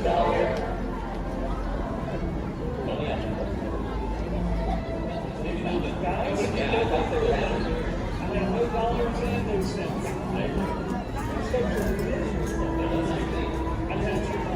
How about we sing their favorite song? Which one is that? The last one. One of our favorites.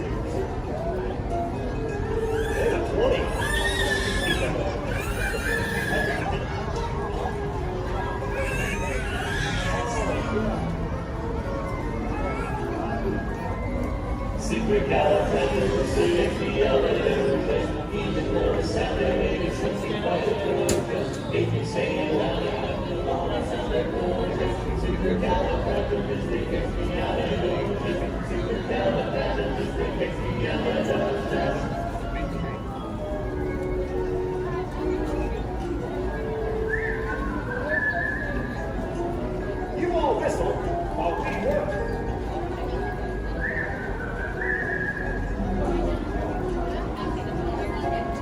It's a small world after all. It's a small world after all. It's a small world after all. It's a small world.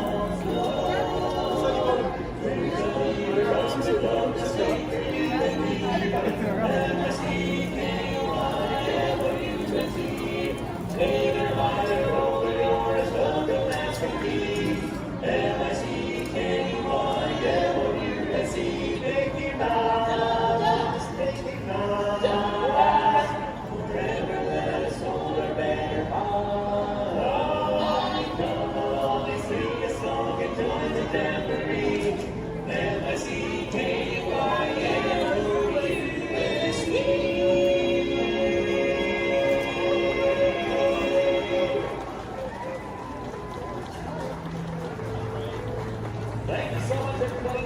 If you enjoyed our show today, we are the Dapper Dans of Main Street. But if you did not enjoy our show, then we are the Vienna Boys Choir. Oh, we'll sing a song and make your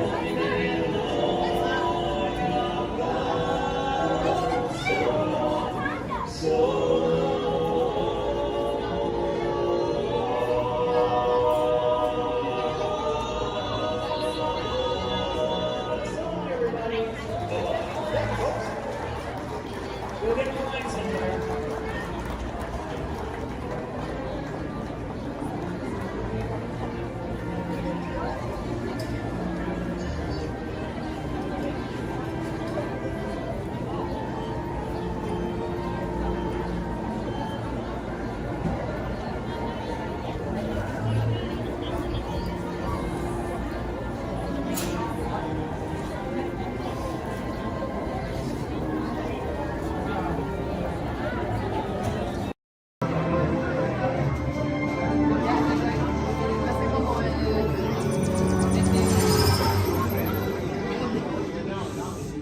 Greetings, Terrans.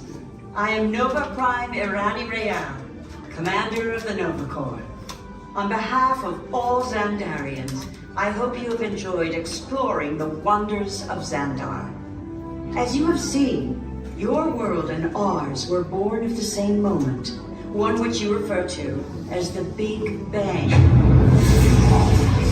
As such, we are all galactic neighbors in a vast universe which we and countless others share. For you to travel to Xandar would take 2.5 million years, assuming you had a ship that could fly at the speed of light. So we decided to come to you. But even we could not have reached you so easily were it not for the Cosmic Generator, an advanced piece of Xandarian technology that creates jump points, artificial tunnels that act as shortcuts, linking distant points in space. It is our desire to share this wondrous technology with your people so that together we might explore new worlds and create a brighter tomorrow. And now, as the culmination of the wonders of Xandar, you will be teleported to a Nova ship above your planet for a demonstration of the cosmic generator. I trust you will find it an unforgettable experience.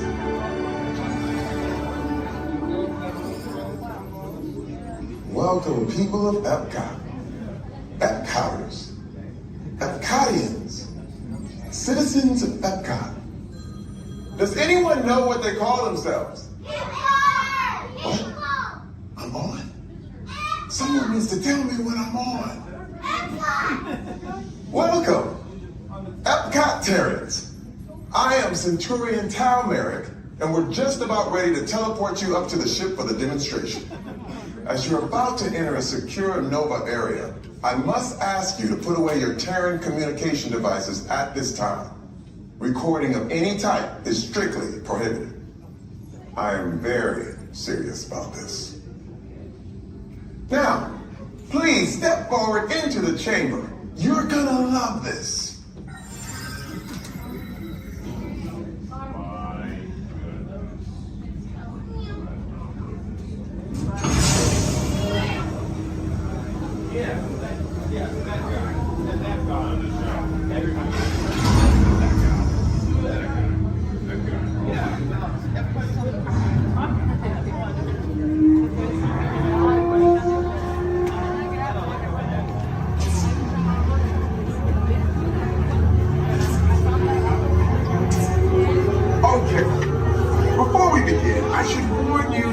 Never teleported Terrans before, but since your molecular structure is very similar to Xandarians, it should work.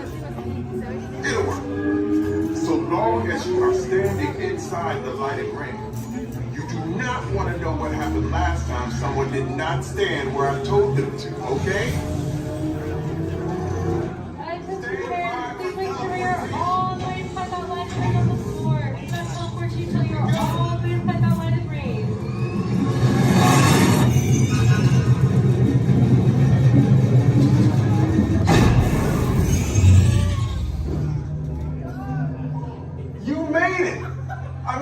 Of course you did. Nova Prime, they're ready. Excellent. What you see before you is the cosmic generator.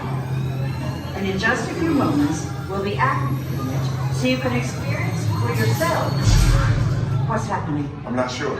Our power's out. And the cosmic generator is gone. Interior monitor, go to code red. Prepare the fleet. And call the Guardians. Now. There is no cause for alarm. Turn off that alarm. I've got an important transmission coming in. Hey, what's up, Nova Corps? Our cosmic generator has been stolen. What? How? Why didn't we think of that? That thing's gotta be worth a fortune. I am Groot. Good question. Yeah, but who do you think took it? Perhaps that really big man outside your ship. Oh, that is a big man. I need to alert Nova Prime. I have been watching Terrans for eons. That's not creepy at all. This species has failed. Wait, whoa. We didn't even know there was a test. He's got the cosmic generator. He's creating a new jump point. Jump point to where? Not where. When. It's some kind of mutant jump point. He's going back to the dawn of time. Dawn of time, why? To erase an error. Well, that doesn't sound good. Your time is over. Wait, what do you mean? What do you mean it's so vague? The jump point is closing. Hey, Nova Dude, you're Nova Corps need to follow that whatever it is until we get there. We can't. Our power is down, and I've got to get these Terrans onto evacuation shuttles. I got it. I reprogrammed the shuttles to follow through the jump point. Wait, what? Look, they're our only chance of keeping track of that whack job until we get the cosmic generator back. Piece of cake. Wait! There's cake. Where's this cake? The odds are impossible. Yeah. But it's our only shot. Good luck. Are you sure you can control it? Come on, it's me. I got this. We're all toast. First it was cake, now there is toast. This plan is making me so hungry. Terrans, listen up. For those of you standing, please hold on to the handrails throughout our journey and stay clear of the doors. For the comfort of others, no smoking please. Thank you. As we turn south, you can catch a glimpse of the spires of Space Mountain in the Magic Kingdom. Nearby is Disney's 8th-ranked contemporary resort. Oh no. Oh no. Oh no, no, oh no, no, oh no, oh no. Look at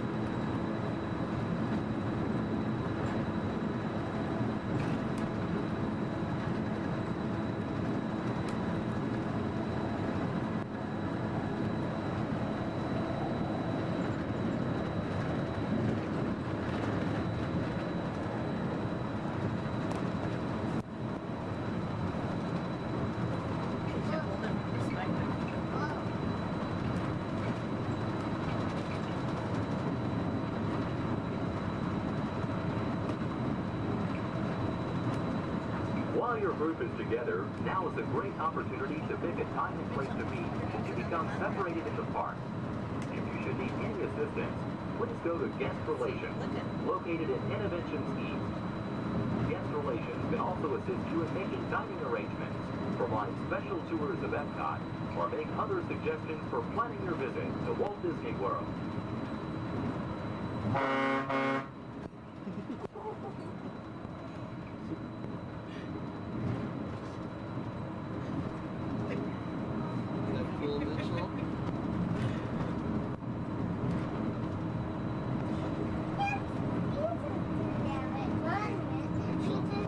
Where's the fishy hotel? You could have a car that was monorail. You could do it with cars that was monorail. Sure you can.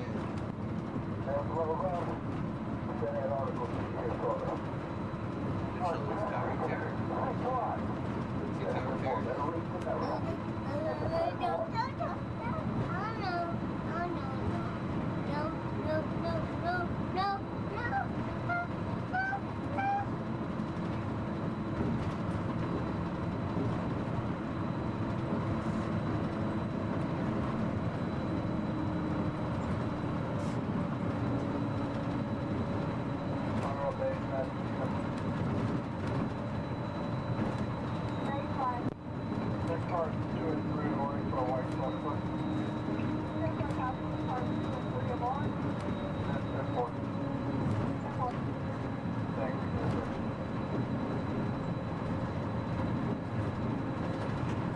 We are traveling to Epcot, where nations celebrate human achievement and potential. Its 300 acres are divided into two worlds, Future World and World Showcase. Future World offers fascinating explorations into realms of energy, transportation, and imagination. You'll also find adventures in communications, sea exploration, food production, and other vital topics.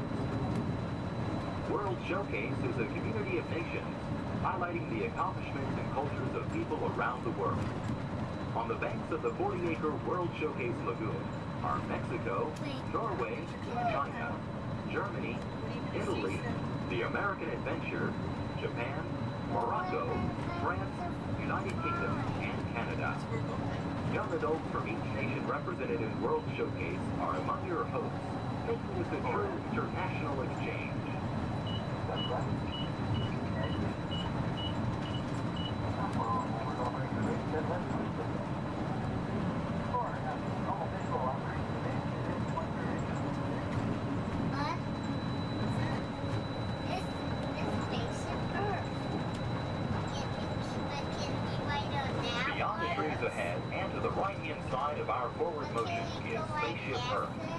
This 18-story geosphere marks the entrance to Epcot. Inside Spaceship Earth, time machine vehicles take you through the evolution of human communication, from a distant yesterday to the dawn of tomorrow.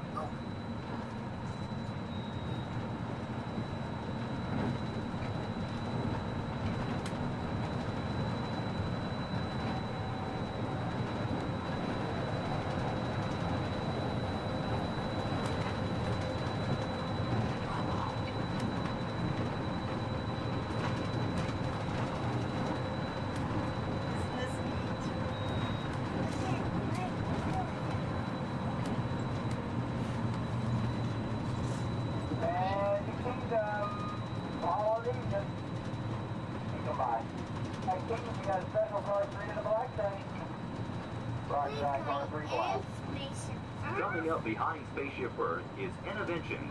Inside this hands-on area, you can explore and interact with the ever-changing technologies and products for everyday living in the near future. To the opposite side is the Universe of Energy.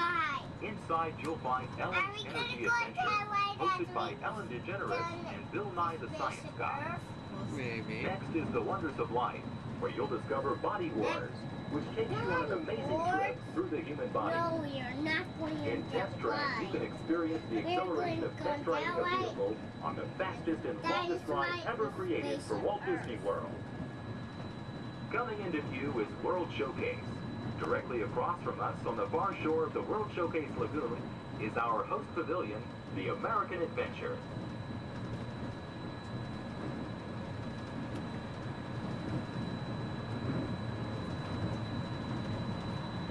I'm still first beach. Well, I'm sure we can find something for you to drink.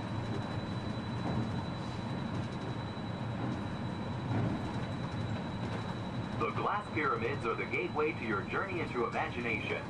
Inside you can find the 3D adventure, Honey, I Shrunk the Audience.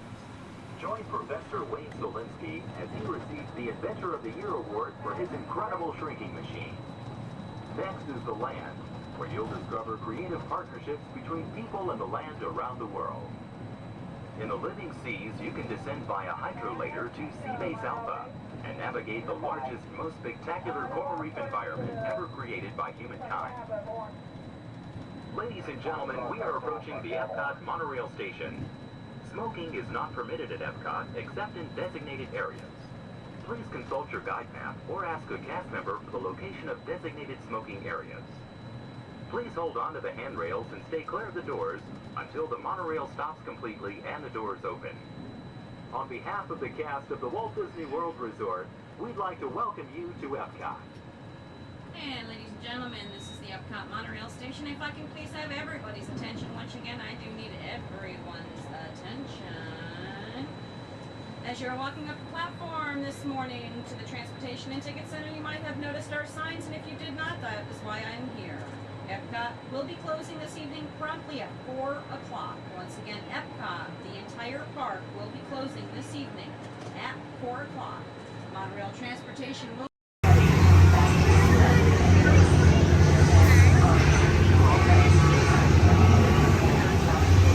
Time travel commencing in T-minus 10 seconds and counting. This is Seeker. Listen up. We've got to get in, grab the Iguanodon, and get out when an asteroid hits. Let's roll!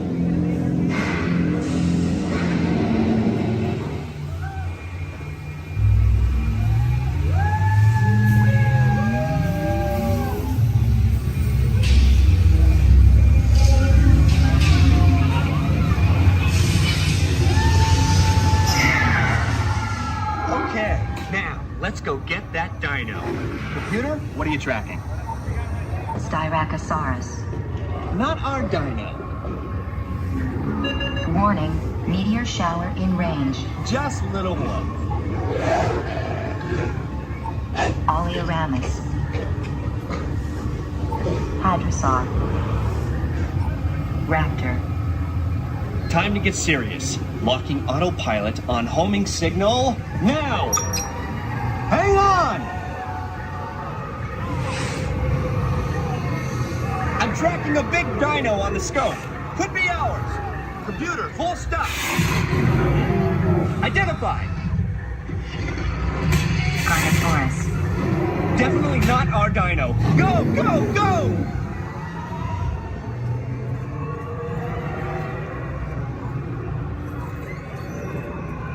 Another big guy coming up. Computer. Slow and identify. Sauropod. Still not our dino, but at least this one's a vegetarian.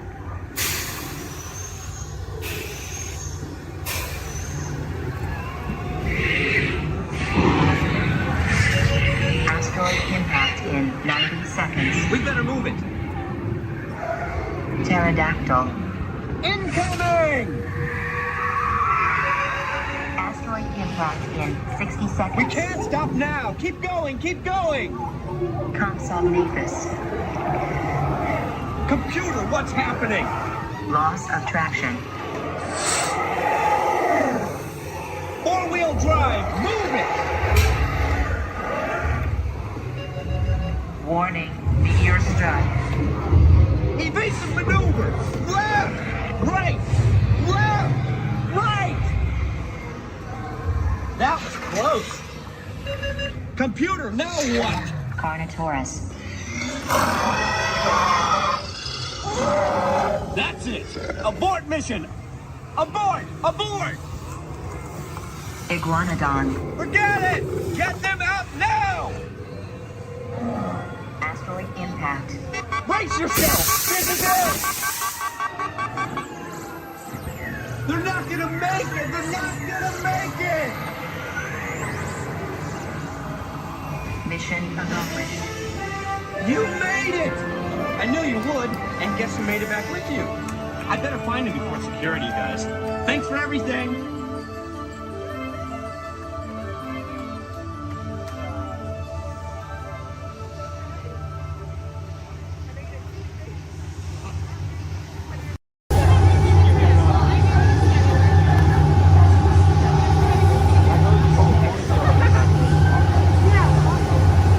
Time travel commencing in T-minus 10 seconds and counting.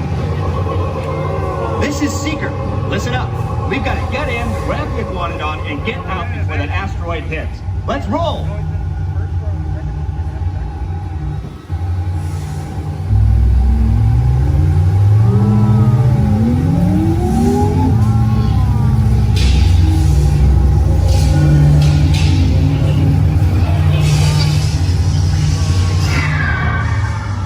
Okay, now, let's go get that dino.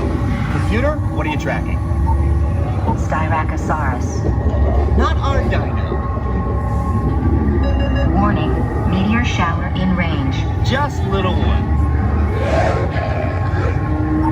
Oleoramus. Hadrosaur. Raptor. Time to get serious. Locking autopilot on homing signal now! Hang on! I'm tracking a big dino on the scope. Could be ours. Computer, full stop. Identify. Carnotaurus. Definitely not our dino. Go, go, go!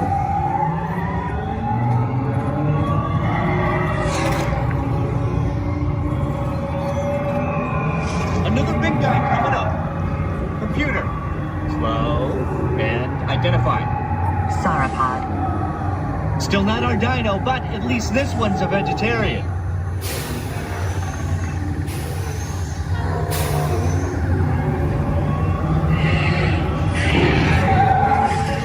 Asteroid impact in 90 seconds. We better move it. Pterodactyl. Incoming! Asteroid impact in 60 seconds. We can't stop now. Keep going, keep going. Compsognathus. Computer, what's happening? Loss of traction. Four-wheel drive, move it! Warning, meteor strike. Evasive maneuver! Left! Right! Left! Right! That was close. Computer, now what? Carnotaurus. That's it! Abort mission! Abort! Abort! Iguanodon. Forget it! Get them out now! Asteroid impact.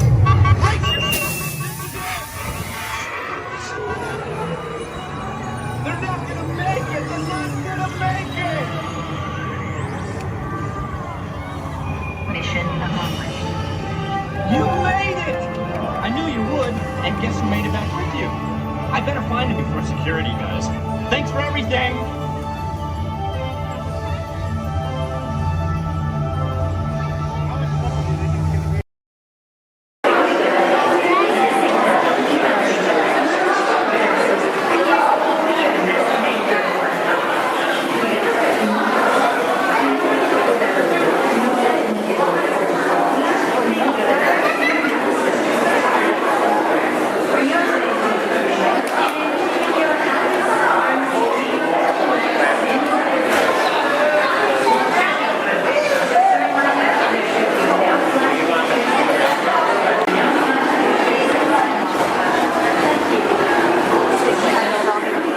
Permanezca sentado y mantenga las manos, brazos, pies y piernas dentro del barco.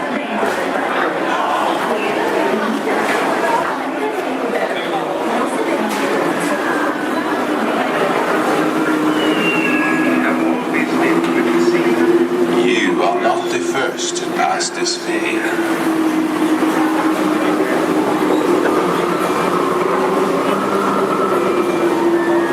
Nor shall you be the last. Those who seek the spirit of Norway face peril and adventure, but more often find beauty and charm.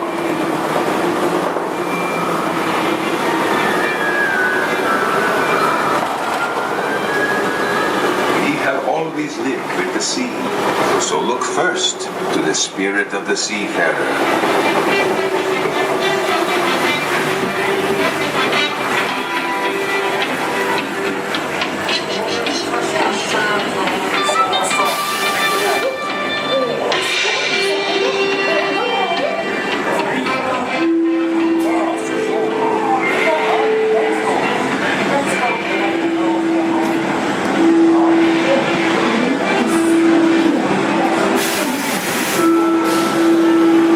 There are those who see Norway's spirit veiled in a land of forests and mystery, where trolls still prowl the water's edge. What is? How dare you come here? Invaders! Stop! This is troll country! The delay! Be gone! I'll cast the spell! Yes! Yes! You'll disappear! Disappear! Disappear! Back! Back! Over the farms!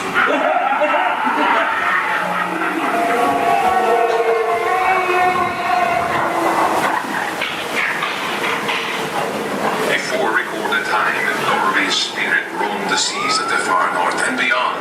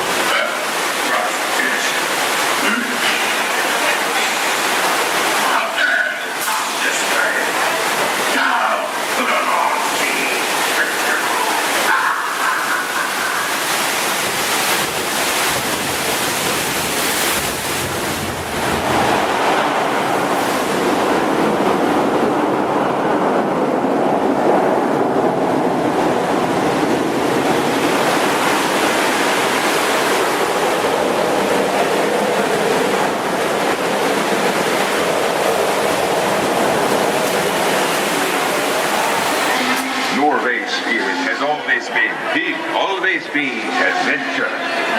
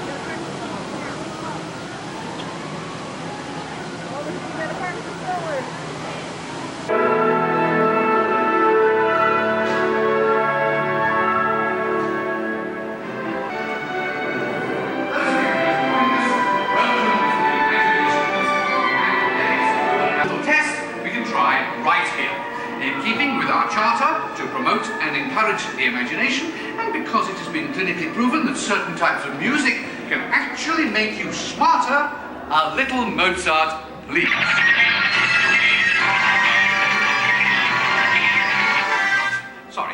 Sorry, that was the wrong type of music. And for those of you who might have dropped a few IQ points, just follow the people in front of you and we'll get you some help. And now, a little Mozart.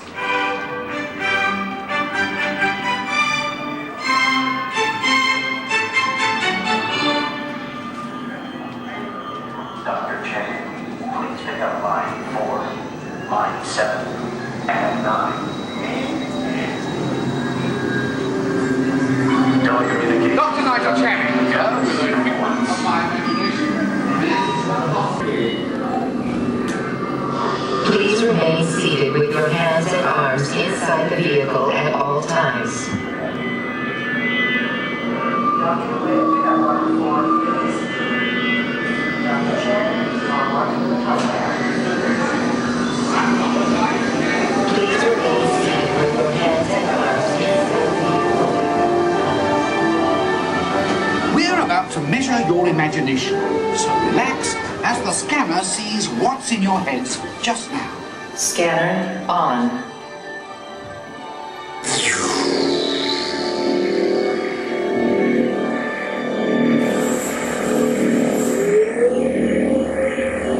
Well, as you can see, there's not much going on upstairs, imagination-wise, but that's just perfect for our experiments.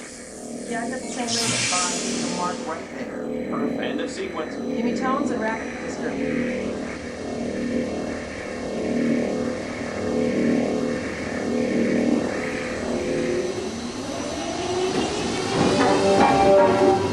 We begin with an exercise in sound. Listen closely and see what you hear.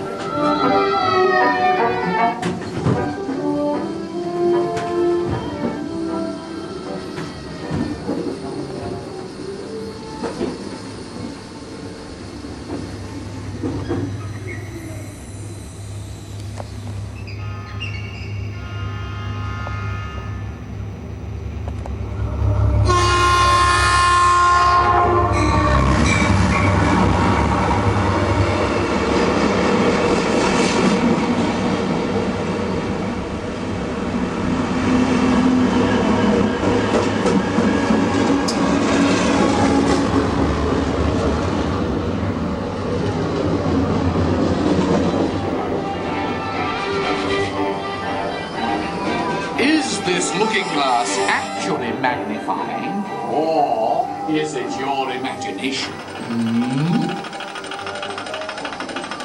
Here one quickly learns that when the laws of physics and common sense are shattered,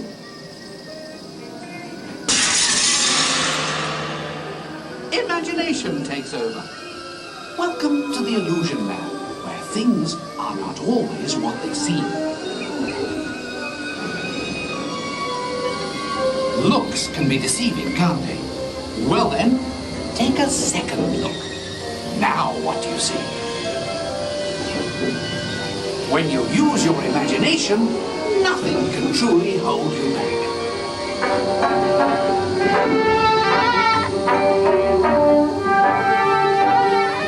In the next experiment, let color work its magic on your imagination.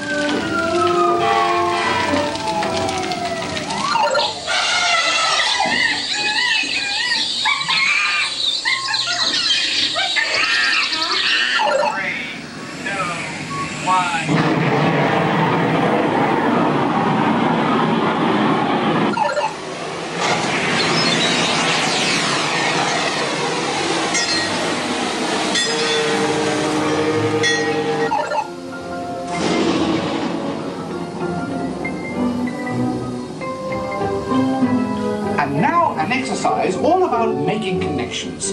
Stare at these points long enough and your imagination will take flight. You'll see.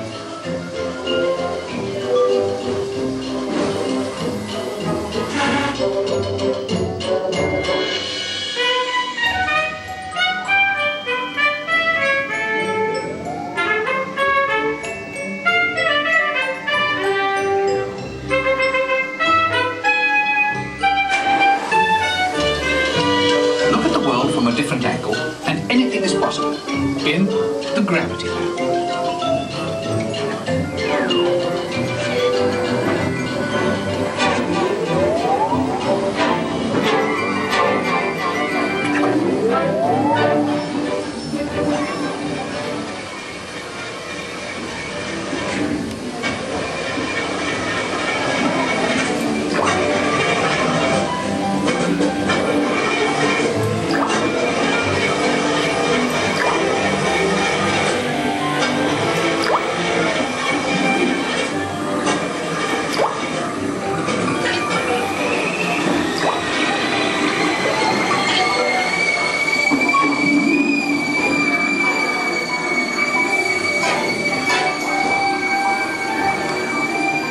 Well, our experiments are now complete. Time to run you through the scanner once again. Who knows what we'll find in your imagination this time? Scanner on. Initiate feedback program. This is John Watching this. Recalibrate for a wider scan. Interesting. Recalibrate. Settings at full. Scanner readings at 150, 175. Just for the existing performance level at optimum. You've pushed the scanner to the limit. This is absolutely unbelievable. Fantastic! Look what your imaginations have created.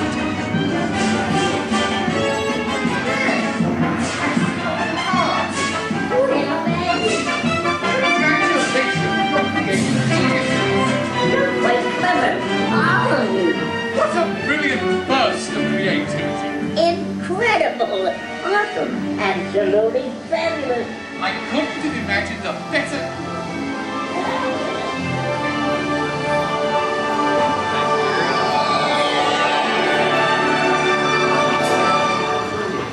Reality restored. Theater at any time? Please use the doors located to your right. You'll exit directly to Sea Base.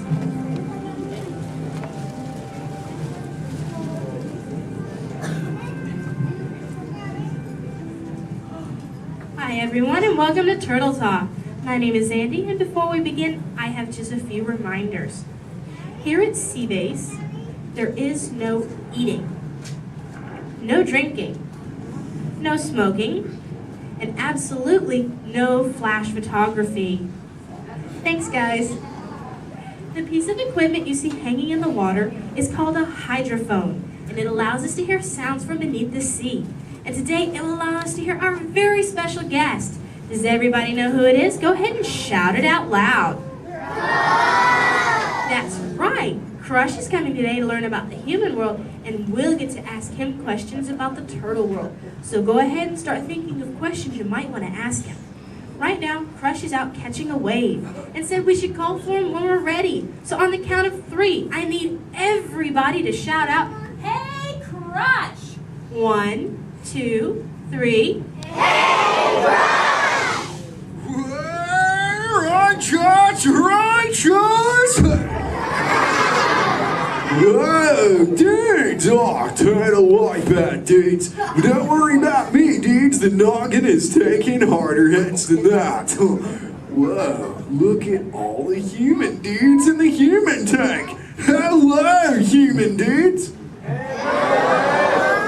Oh, come on, I said hello, human dudes.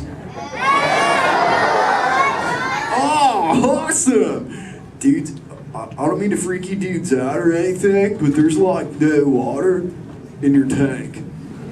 Oh, whoa, look at all the little dudes on this sub-level too. Hey, little dudes. Focus, little dudes. Whoa, look at this little mini man over here, totally smiling and laughing. He's on the front row, almost center. He's second from the center with a white shell and swim goggles on the noggin. Hey, dude, what's your name, dude? Trent. Trent Star, good to meet you, mini man. Who are you from, dude? Iowa. The Iowa. Never heard of it. You having a good day today, dude? Yes. Cool. What's been the best part of your day, dude? Swimming at the Blizzard Beach. Swimming was the best part of your day, dude? Yeah. Dude, this is the best part of my day every day, dude! Awesome! Hey, dude, can you talk the turtle, dude? Can you say, totally? Totally. Can you say, sweet? Sweet. Now put it together and say it really loud, dudes. Totally sweet. Awesome, dudes! Give him a round of fit. He was rocking the turtle talking dudes. So, Miniman, who brought you in here on this fine day, dude? My mom and dad. Well, let's talk to those dudes. Where's the mom and dad? Raise up your fence. Oh, there's the big kahuna, the papa son. Let's meet him, dudes. Because he did not think he was going to talk to a turtle today, dudes. What's your name, dude? Jeff. Jeff Stir. Is that your little offspring over there, dude? Yes, sir. Awesome. Whoa, don't call me sir, dude. Too formal for me, dude. How many offspring in total do you have, dude? 2. Deuce offspring, keeping it simple. Okay, dude. You know, I'm a parental unit myself, dude. Do you know how many I have, dude? 4. Way more than that, dude. 64. Little more. 164. Way less. I'll help you out, dude. I've got 65 offspring, dudes. Totally. Hey, dude, do your little ones ever ask you questions, dude? All the time. Oh, dude, totally the same over here, dudes. My youngest son, Squirt, is always asking me questions, too. But you know what, dudes? They're always about you humans. And that is totally why I'm here, dudes. To answer his questions and maybe even answer some of yours. If you dudes think you can do that, say chaw. Awesome. Now, dudes, Squirt's #1 question has always been, what do you humans like to do at the beach? So, shout it out. What do you like to do at the beach, dudes? Whoa, major swimmage. Well, how many of you are really good at swimming, dudes? Lots of little swimmers, dudes. I'm not gonna lie. I'm pretty good at swimming too, dudes. In fact, I'm the fastest turtle in the world. You dudes believe me, right, dudes? Well, dudes, if you want a little demo for proof, say chaw. Okay, now I'm gonna need your help here, dudes. I'm gonna go for a little lap, so I need all you dudes to time me, okay? I'll tell you when to start counting, dudes. First, I gotta rev up the motor. Okay, dudes, start counting now. 1. Totally back.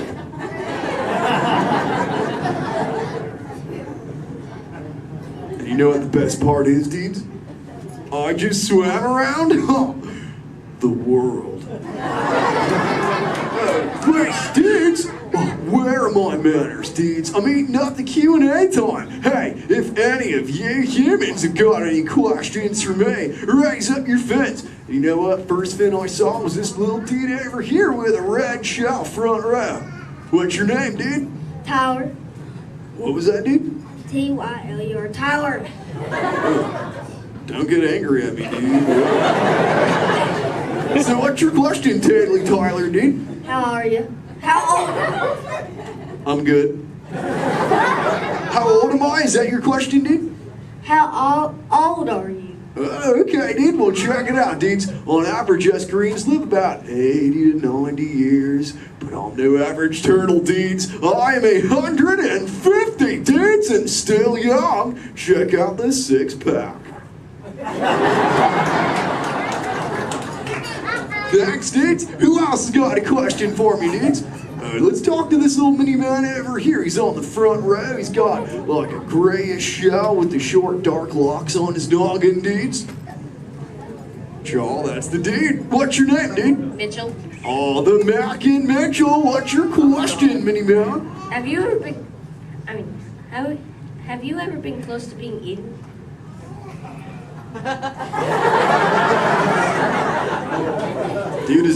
behind me I should know about? Well, you were worrying me, dude. Well, there have been a couple close calls, but as you can see, the shell is intact. Have you ever been almost eaten, dude? No. We'll keep that going, dude. Trust me. Hey, dudes, I just remembered one of Squirt's questions, dudes. We found this thing on one of my migrations, and it belongs to you humans. Maybe you can identify it for me, dudes. Say, what is it, dudes? A bra! Awesome! Wait, I thought that's what you said to your friends. Like, what's up, bro? Well, what's it for, dudes? Swimming? Well, I'm swimming right now. I must look pretty good on me, huh, dudes? It's for who, dudes?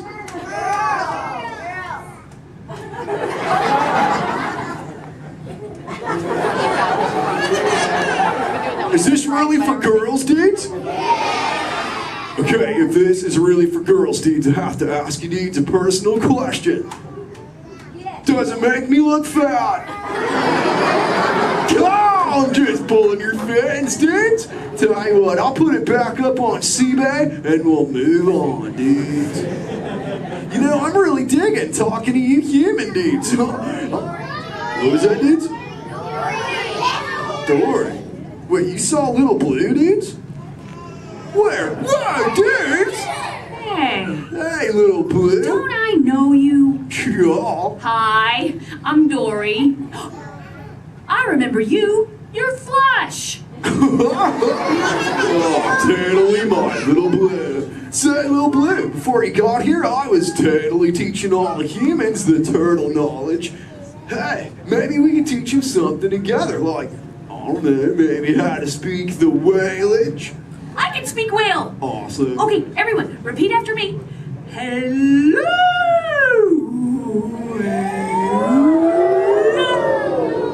Okay, let's all try it together, dudes. 1, 2, 3. Hello.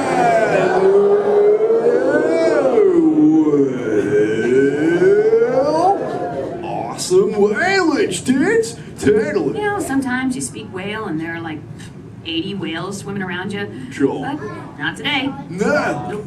No whales. No whales today. A whale? Where's there a whale? What? Little Blue, we call it whale. That's about maybe that. Little Blue, crop shot, Little Blue.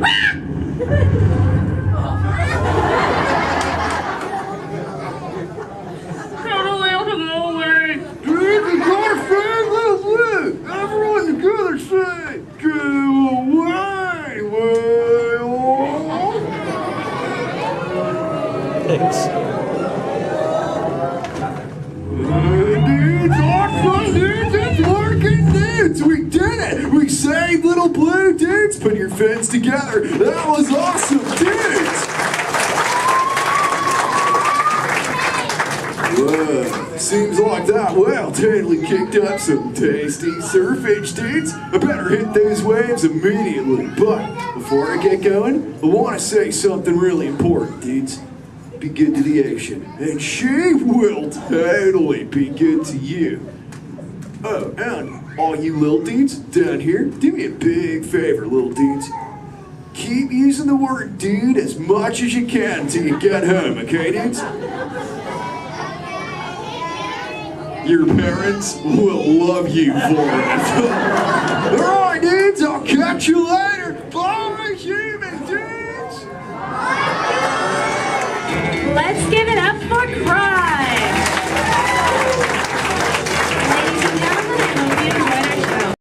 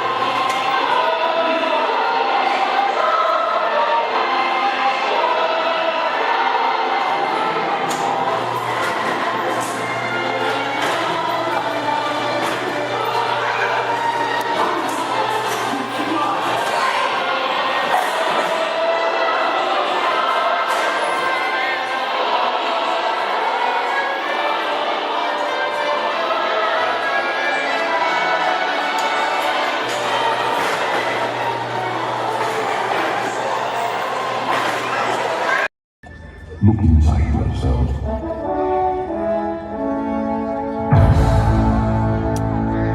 You are more than what you have become.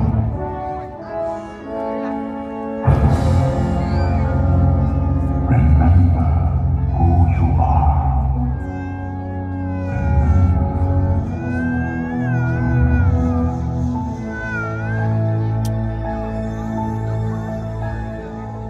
I have often dreamed of a far place where a hero's welcome would be waiting for me.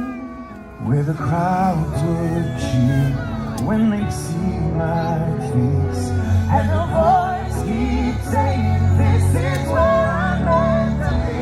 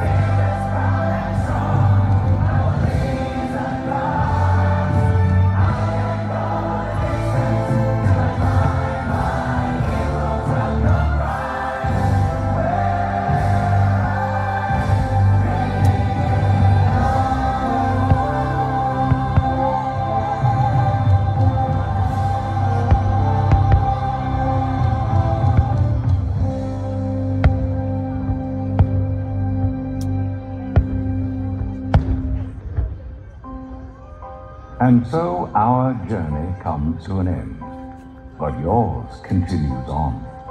Grab hold of your dreams and make them come true.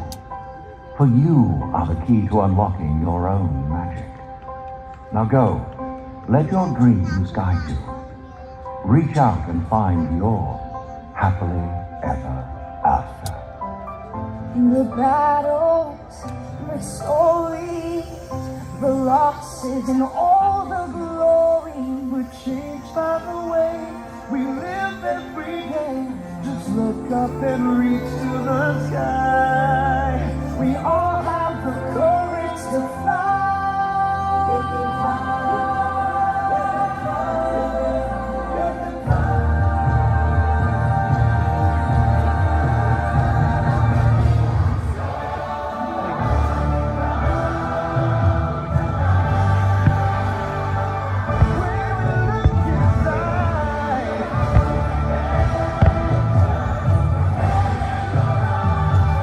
We're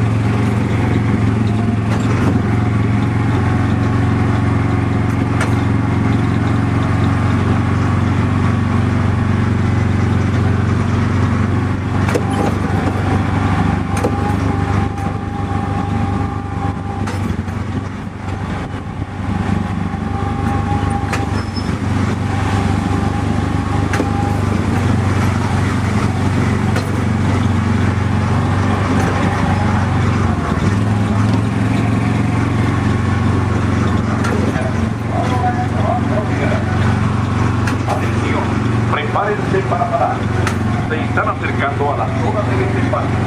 Por favor, reduzcan la velocidad y mantengan una distancia mínima de un largo de auto entre su vehículo y el de adelante. Para parar su auto, quiten el pie del pedal. Gracias.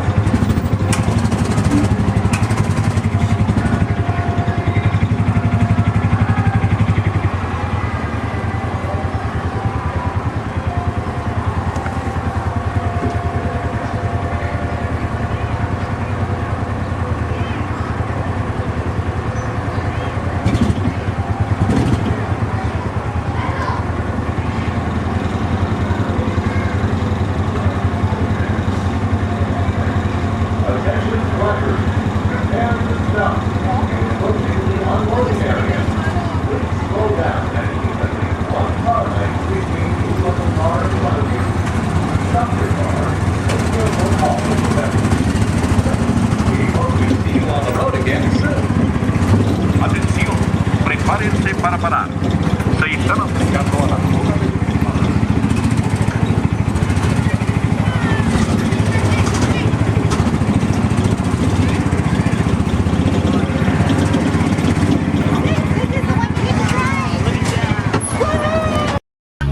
My name is Skipper Melanie. That's first name Skipper, last name Melanie. And for the next 5 days and 8 romantic nights, I'm going to be your skipper, your guide, your lion tamer, your dance instructor, and if you don't laugh at my jokes, your swimming instructor. Off to a long ride. We're going to start our journey here in the Amazon rainforest, where it rains 365 days a year.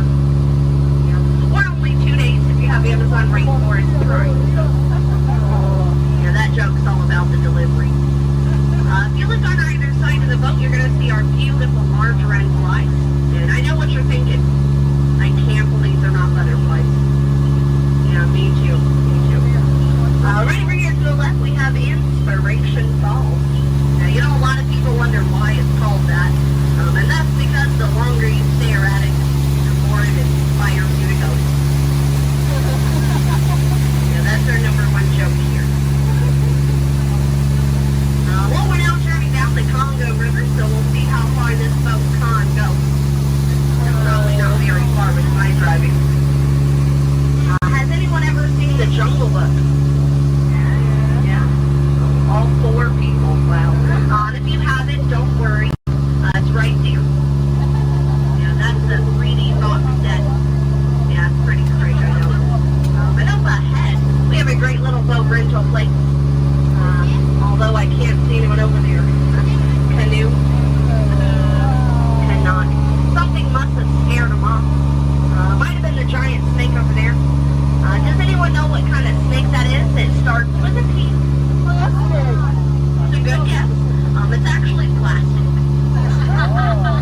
Sorry, kid. Oh no.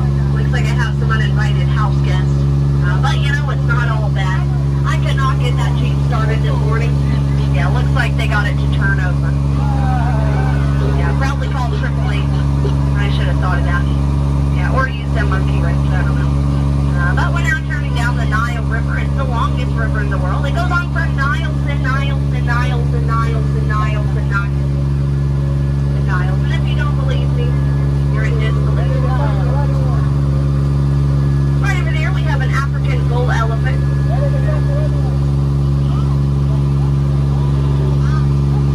Now that elephant right there is actually the fastest elephant in the entire world.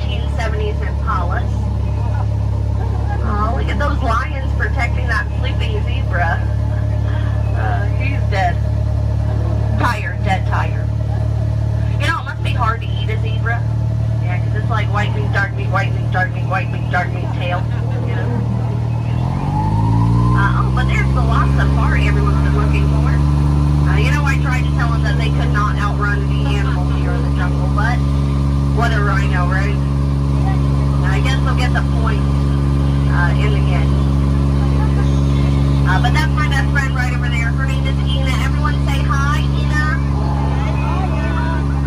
The jokes do not get better from here.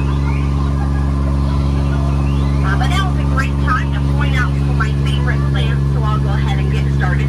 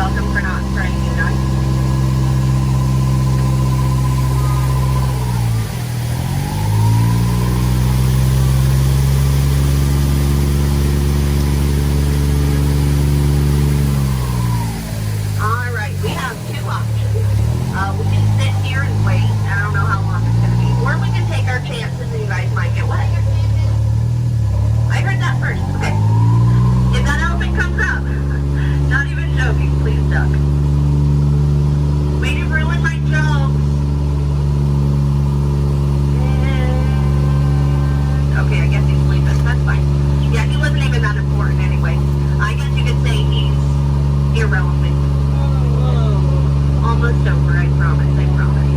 You know, I had so much fun, I think I'm gonna go around again. And again. And again. And again. It's only 7:30. Okay. Oh, look at that, they're boxing. Well, that's fun. Alrighty, folks, well, if you laughed today, thanks so much for laughing. And if you did not laugh today, thanks so much for leaving. It's been a pretty awkward 10 minutes for everybody. As we approach drop dead, try to keep your hands and arms inside the boat. You know, folks, we laughed together, we cried together, we very nearly died together, so it kind of makes us like a family. But just like any family, 10 minutes together is enough, so you know what they say, get out. Oh, sorry, that was rude. Let me try that one again. What I meant to say was, please, get out. Y mantenga sus manos, brazos, pies y piernas dentro del tren. Cuide a sus pequeños. Muchas gracias. Howdy, partners. For your safety, remain seated with your hands, arms, feet, and legs inside the train, and be sure to watch your kids. If any of you folks are wearing hats or glasses, best remove them, because this here's the wildest ride in the wilderness.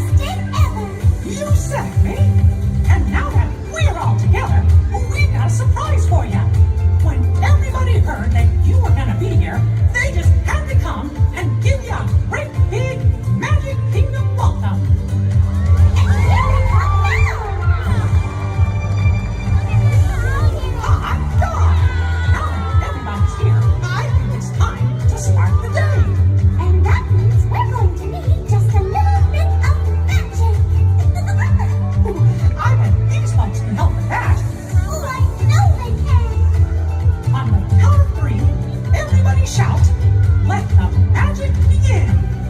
Are you ready? 1, 2, 3. Let the magic begin.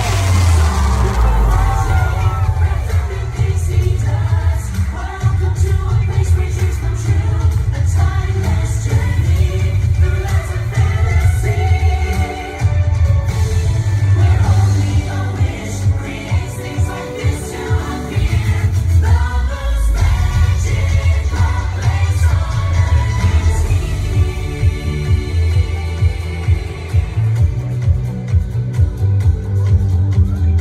Well, what are we waiting for? Let's get going. Bye-bye, everyone. See ya real soon.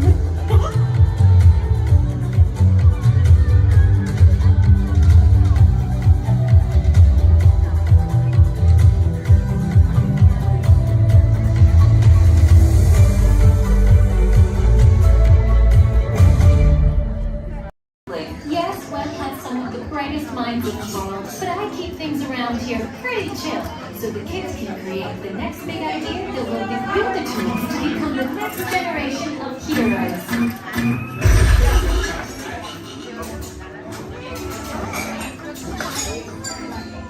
We hope you have a great time on your visit to the Worldwide Engineering Brigade Open House.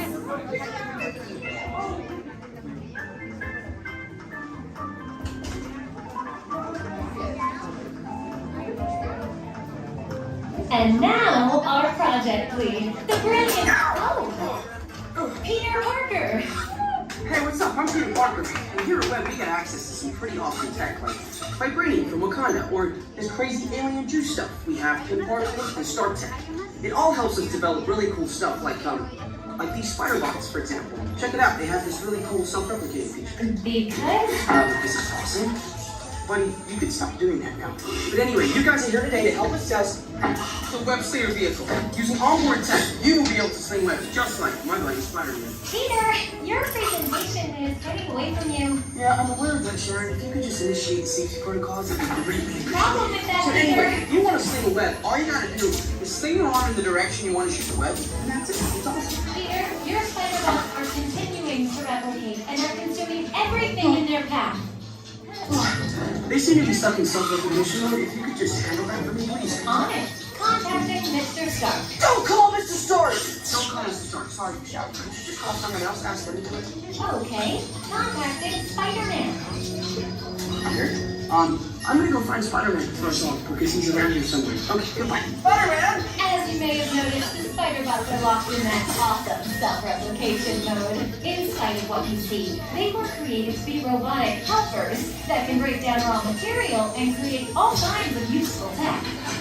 But because they are stuck in self-replication mode, the spider bots are currently consuming everything in sight and multiplying at an alarming rate. If left unchecked, my calculations predict this will lead to the devastation of the entire Avengers campus. But should be safe until Spider-Man gets here, as long as they don't get into the alien fluid. This is now a bigger problem. Activating threat level protocols. Hey guys, what's up? I hear you have a problem. I'm here to help. You made it. Great. Threat level is at exponential danger. You might need some help. Perhaps I'll call the Avengers? Don't worry, everyone. I got this. Okay, everybody. Open house is canceled. Wise idea. And I could use some help. Yes, you could. Sharon, prep the Slinger vehicle. Already on. Everyone head to the Slingers and we'll team up to stop the spider bots before they destroy the campus. It's easy.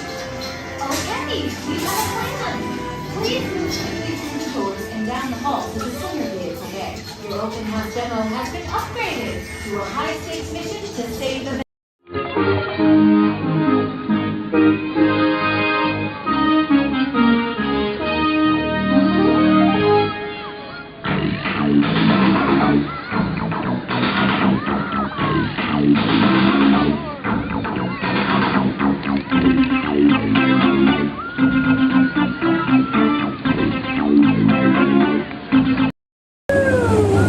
Please keep all hands, arms, feet, legs inside the boat and watch your children.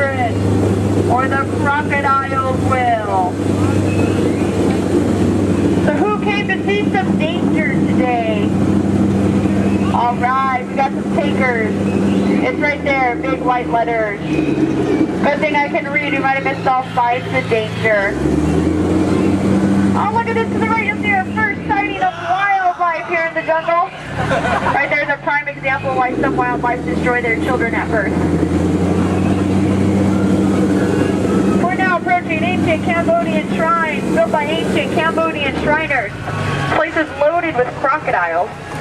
Speaking of crocodiles, to the left you'll see a Bengal tiger, known to jump over 25 feet, but don't worry, they're like 15 feet away, he should jump right over us. Watch out for Ginger Snap. She's the one stop cookie.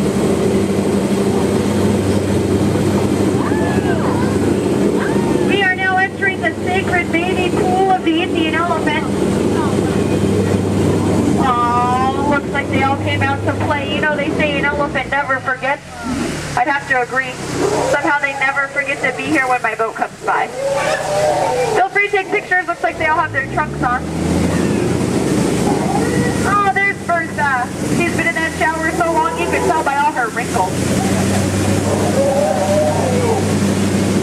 Oh, look at Squirt. Hi, Squirt. Uh-oh. That's why we call him Squirt. Here we go. Oh no, get down, I'm not kidding. I'm just kidding. Little dry humor. Oh, that looks dangerous. Let's get closer.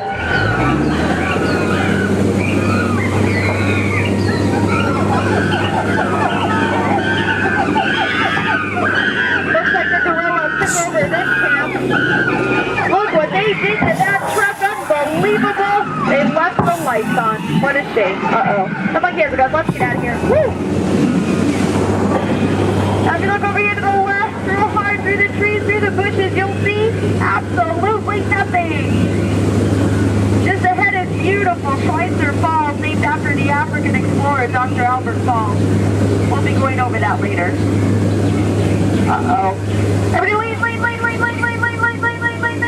Woohoo!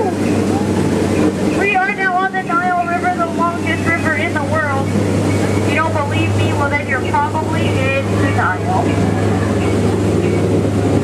To your left, there's an African bull elephant. You can tell by his huge ears and enormous ivory tusks. Now, for those of you with a short memory, to your right, that's an African bull elephant. You can tell by his huge ears and enormous ivory tusks.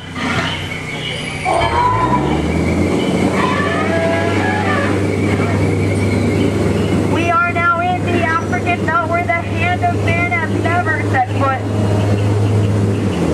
Aww, look at the pride of lions protecting the sleeping zebra. That's how zebras sleep, on their sides, eyes open, surrounded by lions. He looks dead tired. We'll let him rest in peace. Oh no, there's that lost safari they were looking for. I told them not to mess with the rhinos. They always get their point across. In the end. Seems to be the low man on that totem pole. And now we're off to the infamous pool of the hippopotami. These creatures could easily upset our boat. Just last week they knocked over 6 boats, but I don't think you have anything to worry about. Only 5 of those boats were mine. Uh-oh, this doesn't look good. Oh no, these two are charging. Come here, I'm gonna scare them away. Look at that. Scared stiff. We are now entering headhunter territory. It's a terrible place to be headed. To your right, you'll see some native arts and crafts. Art's the one on top. Oh, looks like they're celebrating something here. I'll see if I can translate for you. Nope. Oh no, we're being attacked by a war party. Everyone get down, all goes out of here. Watch out for spears. Spears.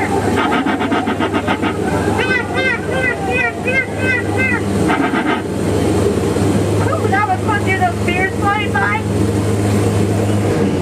And now the moment you've all been waiting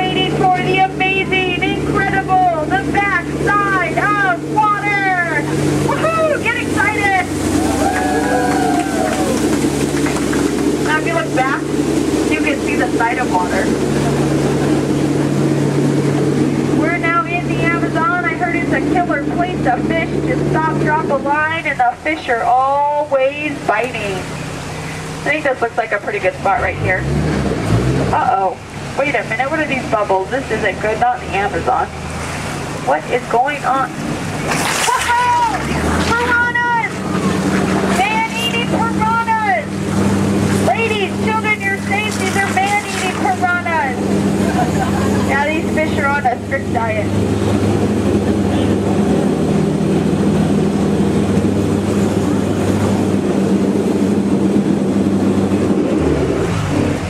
Here's Trader Sam. He's our head salesman here in the jungle.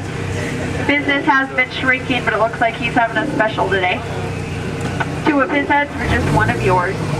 Anyway, you slice it, you'll come out ahead. Trader Sam's actually... Whoa. Oh, there's Ellie! I thought she was coming with us today. Looks like she's already unpacked her trunk. You might think that's water, but it's not. And now for the most dangerous part of our journey, the return to civilization. I don't know how, but you just survived the jungle cruise. Woohoo! Please keep all hands, arms, elbows, fingers inside the boat. Don't want you to get caught between the boat and the dock. That could really, really hurt my boat. Well, here we have Matt and Matt. They're gonna have professional elbow grabbers to help you out today. All right.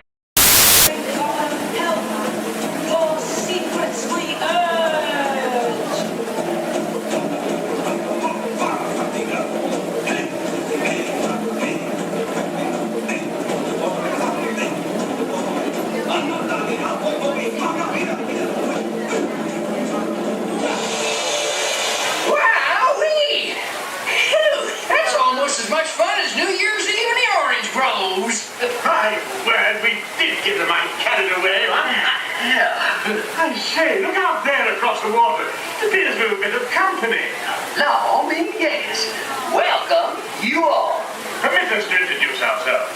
My name is Claude, and my loquacious cousin over here is... I'll introduce myself if you don't mind. Hi there. I'm, well, now, let's see now. It's right on the tip of my beak. Clyde Birdbrain. Oh, yeah. I'm Clyde Birdbrain. Oh, I say, perhaps you good people have never conversed with toucan birds before. Well, neither did we, till one day we discovered this magic sunshine pavilion. By Jove, yes, I remember just how it happened. Many, many bird baths ago. There we were in an explorer's launch on a mysterious river in deepest Adventureland. Off in the distance comes the fierce roar of an African lion. And as we round a bend in the river, a huge bull elephant bellows forth in protest of our intrusion. Suddenly, the treetops explode in a frenzy of outraged birds. Oh, come, you John will do better than that. I can jolly well do one at a time.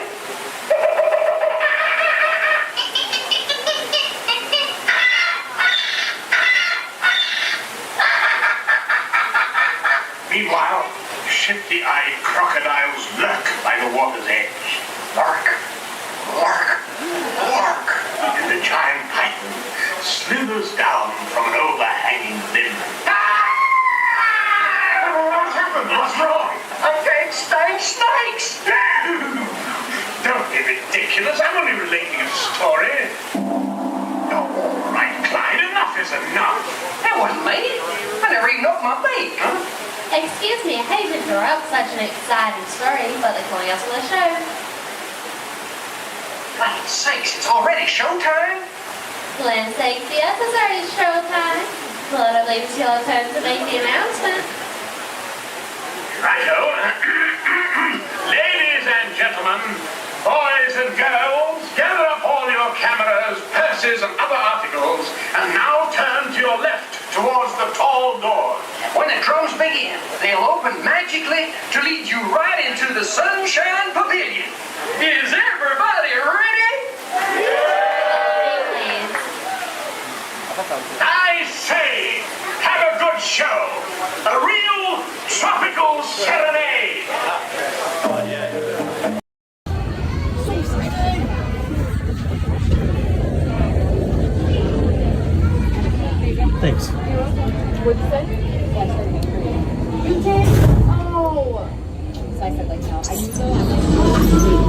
tracking, assigning individualized color profiles, web shooters calibrating. Woo!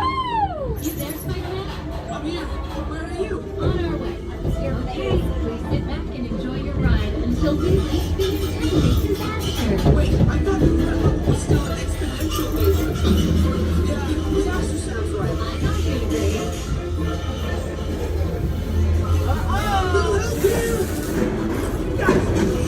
I'm glad to see you guys.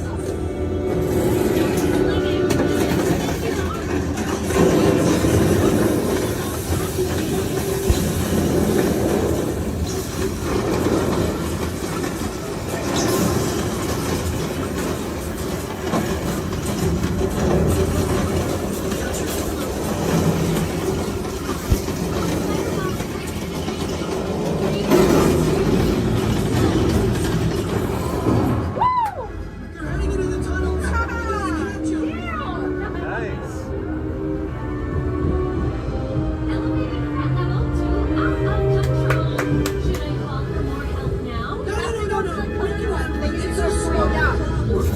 Actually,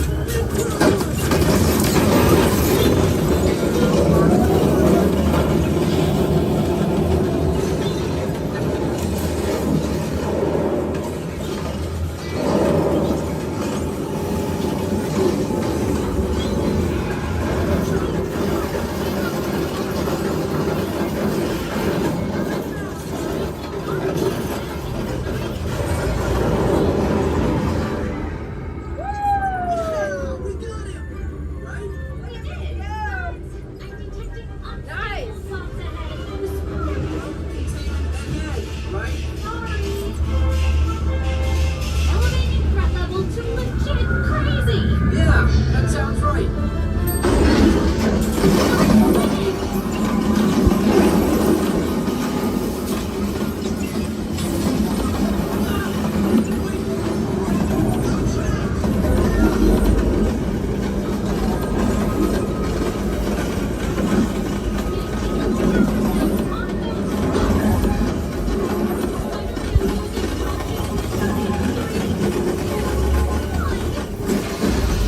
Whoa, that was close. Spider-Man, the threat level's at the worst stage ever. you? Yeah. But those chain reactions did. Wait, the green box exploded. If we intentionally hit those green box, maybe we'll trigger a chain reaction. I think you're right. That should stop it.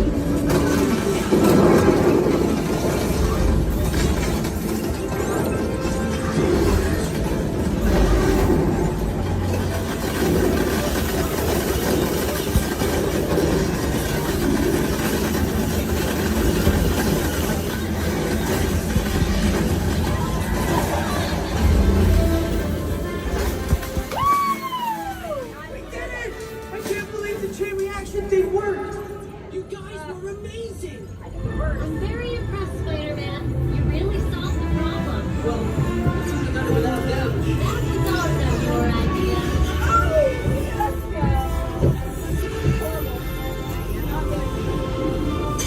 Dang it!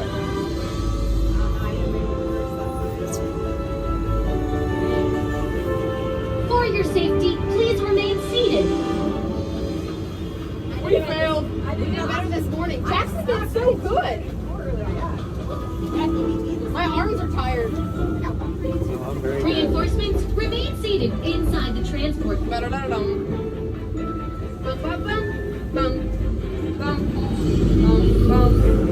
Hey, thanks for attending our open house presentation and preventing the destruction of the world as we know it. Please collect your wits and any personal belongings as you exit the vehicle. See you later.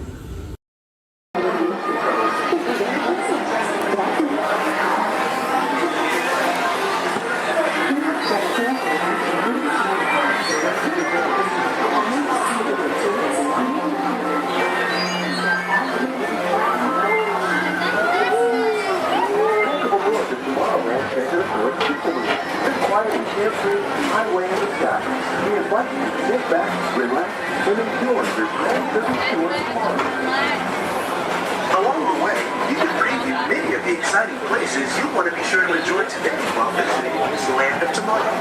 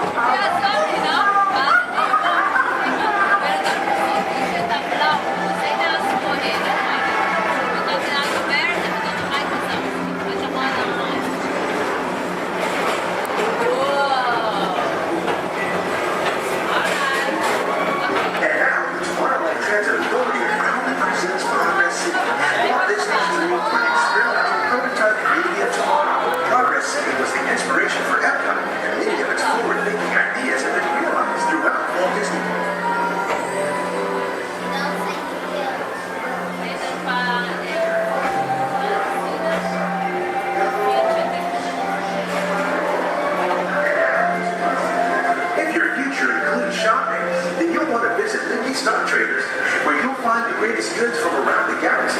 That's right. It's out of this world. Come on.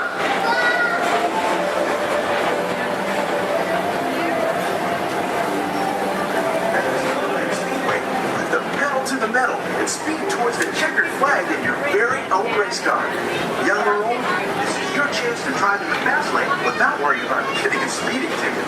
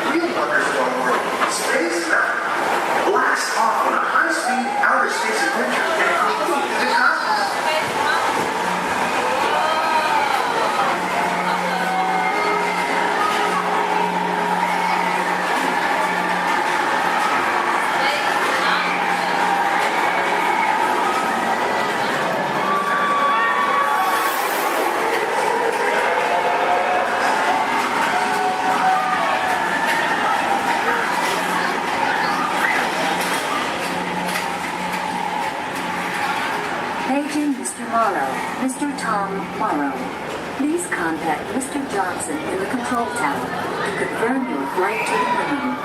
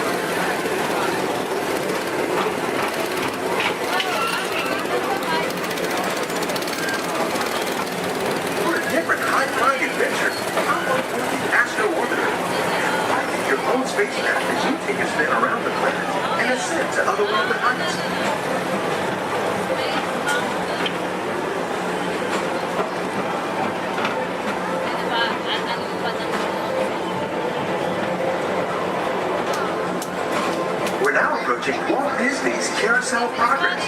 Inside this rotating theater, 4 families welcome you into their homes of yesterday and today, starting way back at the turn of the 20th century. First presented at the New York Folks Fair, this legendary circular theater celebrates the progress that has made our lives better. It's a perfect reminder that there's always a great, big, beautiful tomorrow shining at the end of every day.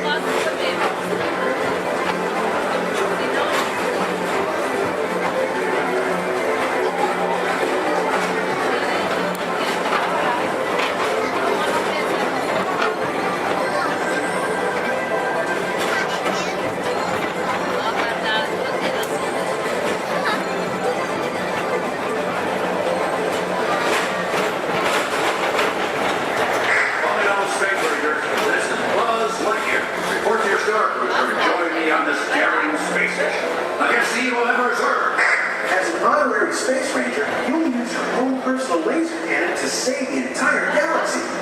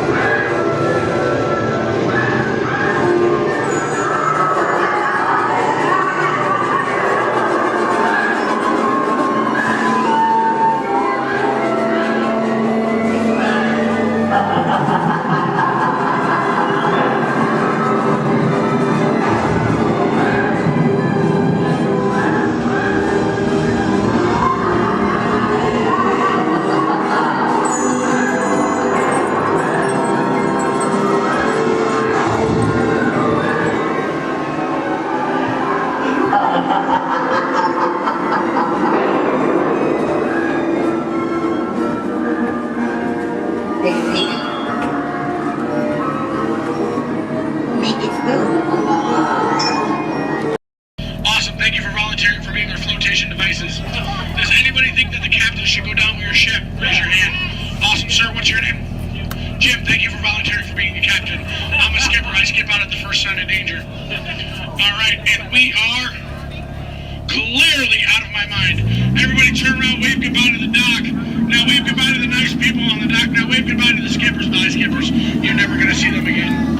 Alright, ladies and gentlemen, my name is Skipper Jason. For your safety and mine, please remain fully and completely seated, keeping all hands, arms, legs, feet, small children inside the boat at all times. Now, not only am I your jungle cruise skipper, I am also your dancing instructor, your cruise director, your lion tamer, your alligator wrestler, and if you don't laugh at my jokes, swimming instructor.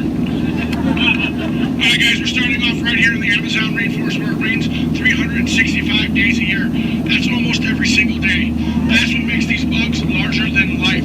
These beautiful Amazon butterflies, ladies and gentlemen, their wingspan can go anywhere from 12 inches up to a whopping 1 foot. That makes them the rulers of the jungle.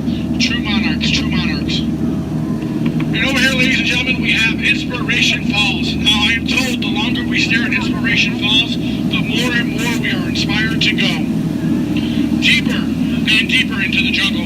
Everybody say, ooh. Everybody say, ah. Everybody say, ooh, ee, ooh, ah. No, I'm just kidding. Don't do that, folks. Anyway, so much inspiration, we are going to not only change rivers, but jump continents. We are now in the continent of Africa along the Congo River. Now, we're going to see how far we can go in this boat with me behind the wheel. Who here wants to see the world-famous Jungle Book? Raise your hand. Awesome, everybody. Because there it is. Now, up here at the beach, ladies and gentlemen, I have arranged for you a welcoming pygmy party. There's going to be music, dancing, singing, eating, drinking, all sorts of fun, all sorts of game, all sorts of craziness, all sorts of... Oh, I can't see anybody canoe. Guys, the jokes are only going to get worse from here, I promise. I wonder what might have scared off my friends, the pygmies. Anybody see anything that might have scared them away? Yes, that giant python could have done it, princess. They can grow up to 33 feet in length, but don't get too close. They can develop a crush on you. They're really friendly. So let's stop by my base camp, guys, and pick up some supplies. Oh. This is what happens, guys, when you leave your door open in the jungle. You get unwanted house guests, and they break every single thing that you own. Good news, though, guys, they got my Jeep to turn over.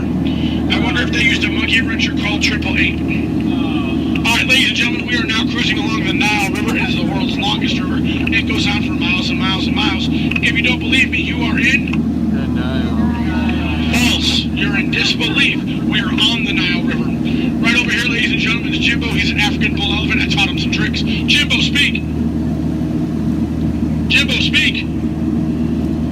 Okay, we're getting the silent treatment. That's fine, that's fine. Esmeralda, speak. Really? What did I do? Come on, guys. Get with the program. There they go. All right, right over here, guys, we got the sandstone rock formation. A lot of people take it for granted, but I think it still rocks. It's one of our bolder attractions here in the jungle. Now, ladies and gentlemen, we got the wildebeest, we got the giraffes, gazelles, impalas, zebras, and lions. Hey, guys, those zebras in the back, they are the oldest zebras on property. You know how I know that? They are still in black and white. Don't worry about that zebra with the lions, everybody. He's just dead. Dead tired. Dead tired. Alright, ladies and gentlemen, over here we're going to say hi to one of my oldest friends in the jungle. Her name is Ina. So as we go by, I want everyone to wave and say hi to Ina for me. Here we go, everybody. Say it. Hi, Ina! By the way, Ina is the zebra in the back. It looks like those guys on that tree are in some trouble. Oh, boy. Alright, ladies and gentlemen, we are now cruising along in crocodile country. Crocodile country, there's a lot more dangers than just crocodiles. There's monsoons, there's rapids, and there are these giant things called waterfalls. So if you guys see a waterfall, point it out for me so we can avoid it. We don't want to go over it just yet, we want to go through it later. What's that? Where? Where? Oh, that is Schweitzer Falls, ladies and gentlemen, named after the late great Dr. Albert Falls. As we go by, I want everyone to lean. Lean, lean, don't worry about looking stupid, I'm doing it for you. Lean, lean, lean, and we will make it. All right, ooh, that was close. Man, by now a lot of people will ask me, Skipper Jason, how is it you became a world-famous jungle cruise skipper? And I tell them, quite frankly, isn't it plain to see I took a crash course? Toughest thing about line, ladies and gentlemen, is the ground. It's totally the ground. So we're going to keep cruising right along, people, until this pool full of hippos. It had to be hippos. All right, guys, cover your ears. This is going to get loud. They gave me something to scare away the hippos. Cover those ears. Shoo, hippos, shoo! Make way! Be gone! Be gone, hippo, be gone! I showed those hippos who's boss. Alright guys, we're now cruising out of this hippo pool and right into headhunter territory. It is not the greatest of places to be headed. If you don't believe me, you can ask my last crew. Those boneheads did not believe me. Wait, you guys hear those drums? Are those warriors dancing? Yes, they are. That can only mean one of two things. They're either going to attack the boat or they've lost the key to the men's room. Do me a favor, guys. Keep your eyes peeled on this side of the boat for an ambush. If you see an ambush, point it out and let me know. I'm going to look over here. Where? Princess, that's not an ambush. That's an ambush. You can tell by its leaves. All right, ladies and gentlemen. This is what everybody got up early to come to Disney for. Are you ready? Are you ready? Here we go. The eighth wonder of the world. The backside of water. Kids, do not try this at home. You'll hit your head on the faucet and that hurts. Don't ask me how I know. Alright guys, we're now in the Mekong River here in Southeast Asia. There's this really cool temple I want to show you guys. It's awesome. It's amazing. The entrance is just up over here. Oh. It looks like there's been an earthquake since the last time I've been through. What do you guys say? Do we go in? Yeah. There could be danger. There could be adventure. There could be treasure. Or worst of all, it could be another Disney gift shop. Alright guys, stay seated, keep your eyes open. I'm gonna stay seated and keep mine closed. Oh wait, it's just a root canal.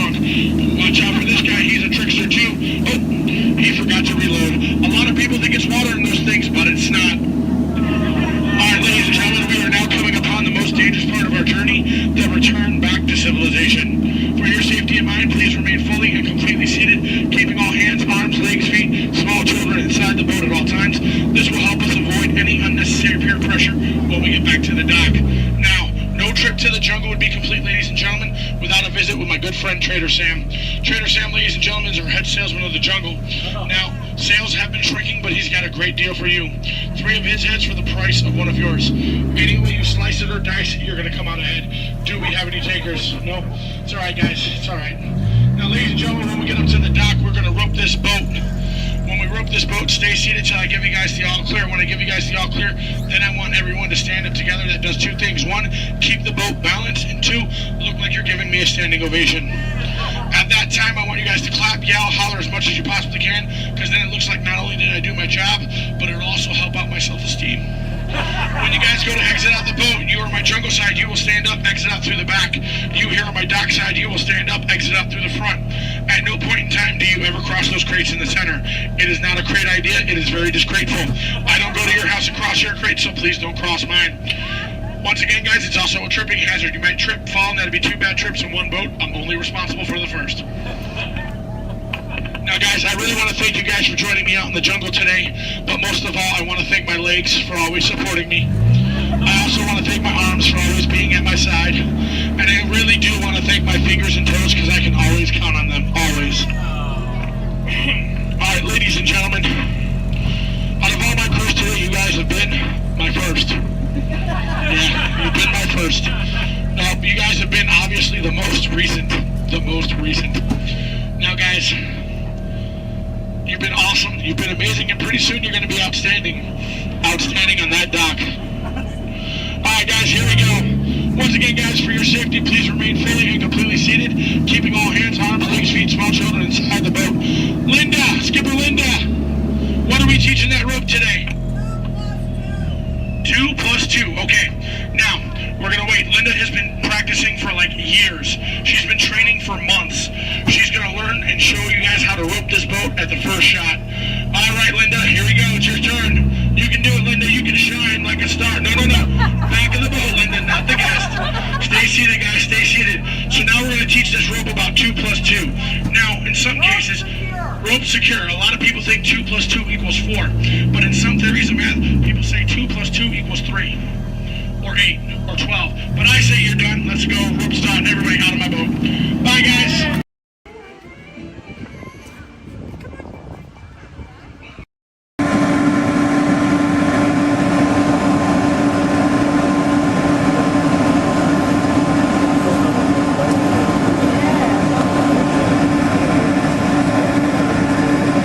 To those of you who have just joined us, welcome aboard the Disneyland Waterway.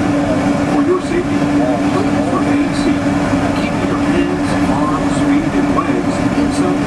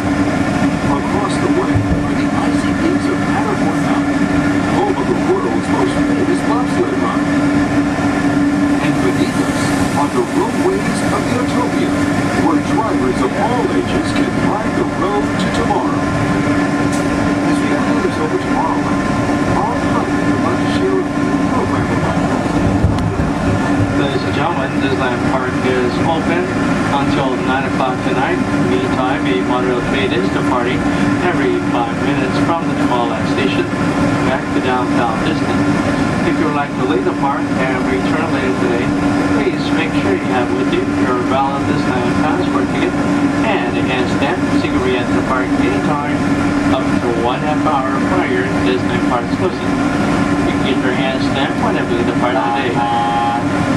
Today here at Disneyland Park, we'll have Celebrate a Street Party down Main Street USA at 5:30 p.m.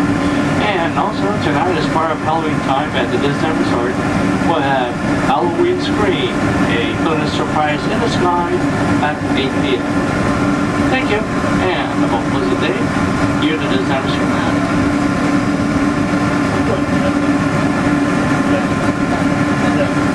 Tuesday, it's your ride of the journey are the sparkling gold spires of one of Disney's most beloved attractions. It's a small world. Beyond it is the wacky world of Disney's classic cartoon characters, Mickey's Toontown. We're now riding alongside the happiest kingdom of them all, Fantasyland, home to Pinocchio, Snow White, Peter Pan, and other storybook characters.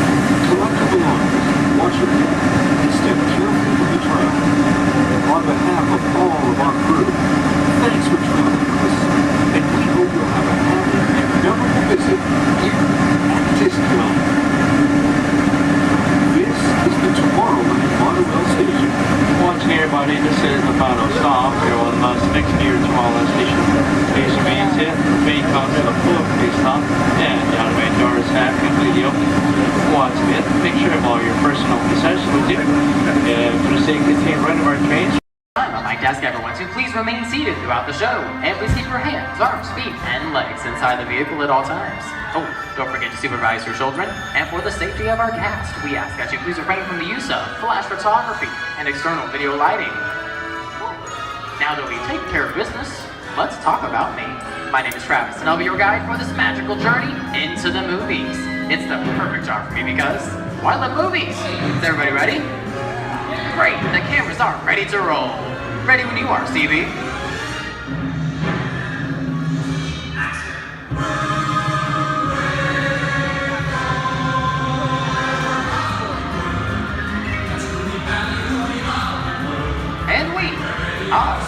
Rolling.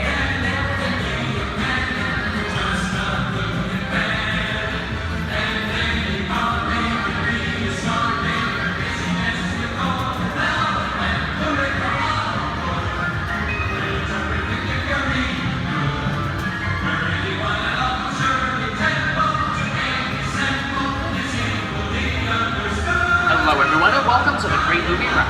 Once again, my name is Travis, and on behalf of Disney's Hollywood Studios and Turner Classic Movies, please welcome our host for this one-of-a-kind tour, Robert Osborne. Thank you. Hooray for Hollywood indeed. What better way to start our journey? From the Old West to the rooftops of London and along the yellow brick road, there really is no place like the movies. One of Hollywood's significant contributions to the world of film were great musicals. This scene is from one of my favorites, the 1933 Busby Berkeley spectacular, Footlight Parade.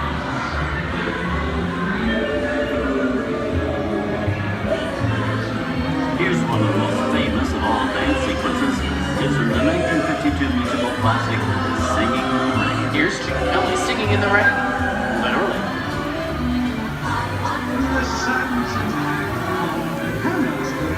Here's one of the quintessential Disney musicals, Mary Poppins, starring Julie Andrews and Dick Van Dyke.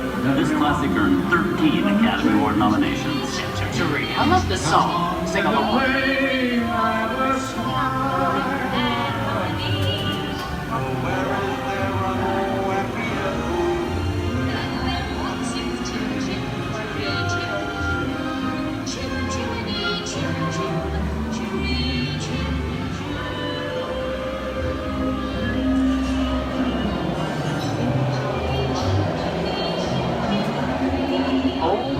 those wallets versus folks.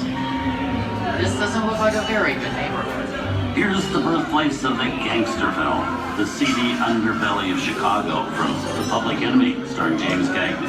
Released in 1931 before strict censorship rules were enforced, The Public Enemy is a gritty, realistic, and violent look at the world of gangsters of the Depression era. I love this movie. In one famous scene, James Cagney shoves a grapefruit in Mae Clark's face. She can never look at breakfast in the same way again. These tough guys could turn anything into a weapon.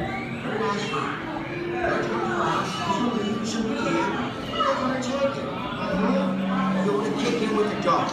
If you don't, somebody's going to drop by here and kick your teeth out one at a time. And me, I get you. Now beat it. Tough guy,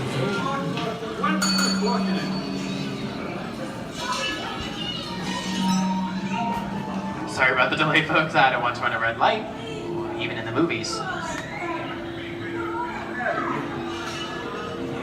I don't let her leave my vehicle. I think it's time for a visit to a concession stand. Bye. So I was born waiting. Okay, Muggsy, whatever you say. Hey, I should know my name anyways.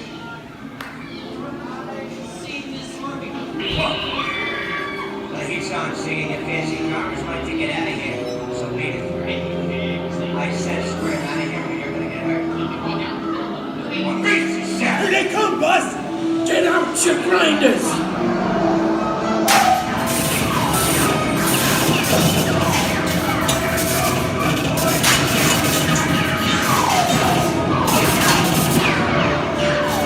I'm hit! I'm hit!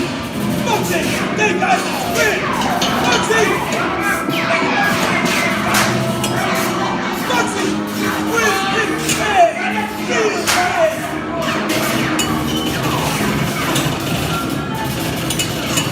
Everybody just sit tight. Running my lights against the law. I will never break the law. Hey, watch this. No more red light. Foxy!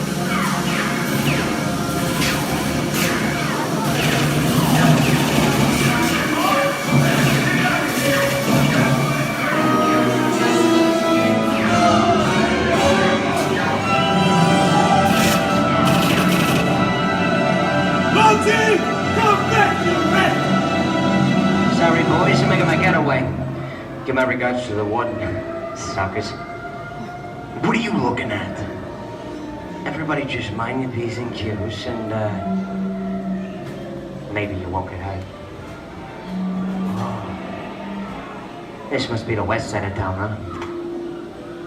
Western films depict the legendary American wild frontier, where cowboys and their loyal steeds maintain order in towns against the untamable wilderness. John Wayne and Clint Eastwood are two of the iconic stars who epitomize this ideal of the stoic gunslinger.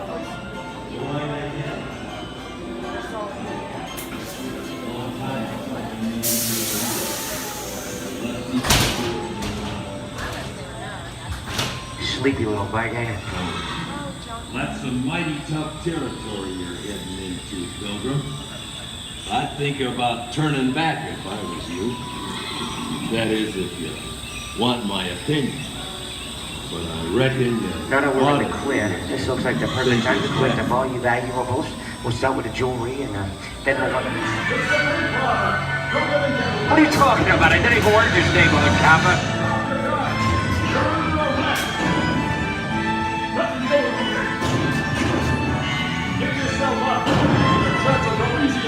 This is nuts.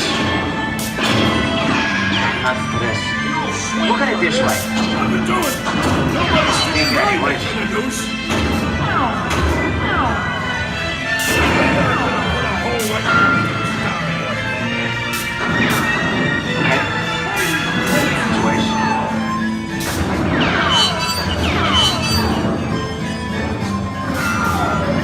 I don't know about you guys, but this is starting to get kind of creepy.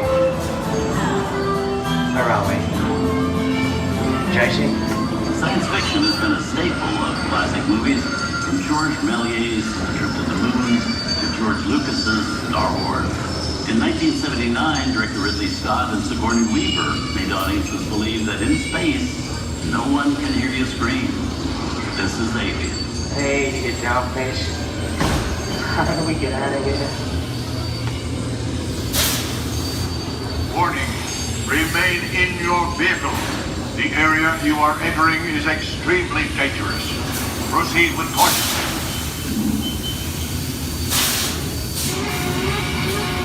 Danger. The emergency disrupt system is now activated. The ship will detonate in T-minus 10 minutes. The option to override automatic detonation expires in T-minus 5 minutes. What is that thing?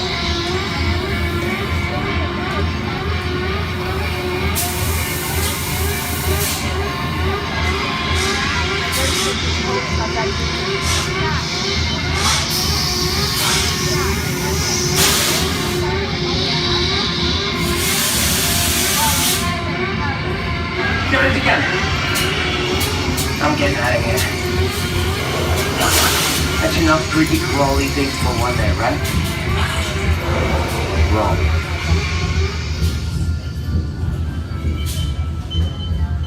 Steven Spielberg and George Lucas cemented their status as the blockbuster boys with their first partnership.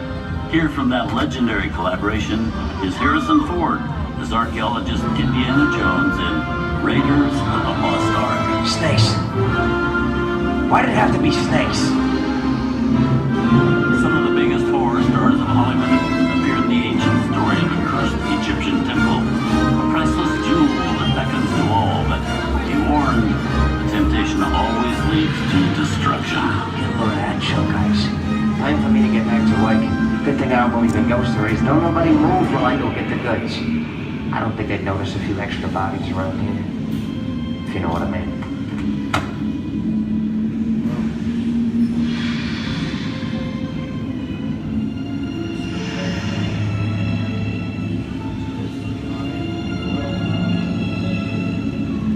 I've seen enough movies to know that you really shouldn't even think about trying to steal a jewel.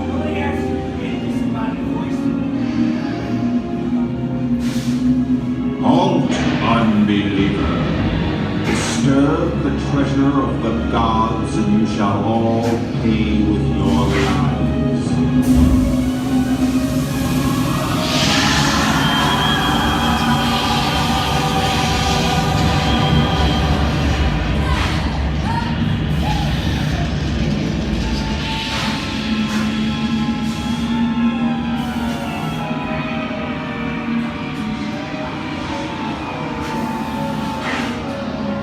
Not bad for my first movie, huh?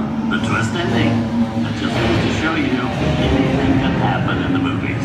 Now, let's get on with the show. I see, things that go bump in the night have always been a staple of movies. One of the first horror films was the silent short featuring a dancing skeleton, written by the Lumiere brothers in 1897. Both audiences and filmmakers were really interested in the cop, but the term horror was used to describe a film until the 1930s. Wow, it's really a jungle out there. Where are we? This is the jungle home of one of the most famous movie characters of them all, Tarzan. The movie's most popular Tarzan is undoubtedly Johnny Weissmuller, who's run through 12 films as the King of the Jungle. Over there is Reno Sullivan as Jay, and Tarzan sidekick Cheetah, who was portrayed by over a dozen chimpanzee actors over the years.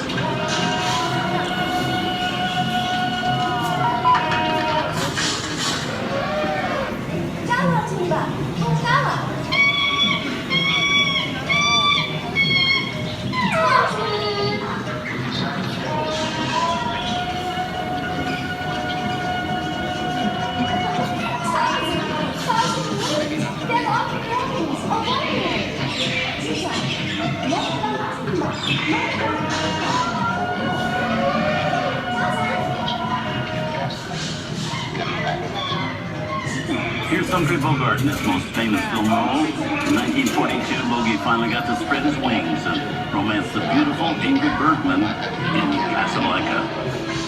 Look, I know that it'd be noble. It doesn't take much to see that the power of three little people don't amount to a hill of beans in this crazy world. Someday you'll understand that.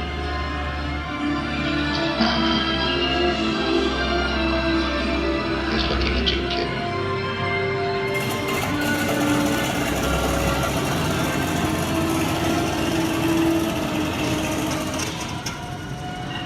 Inside of us, we both know you belong to Victor. It was work, the thing that keeps you going. That thing is around, not with it.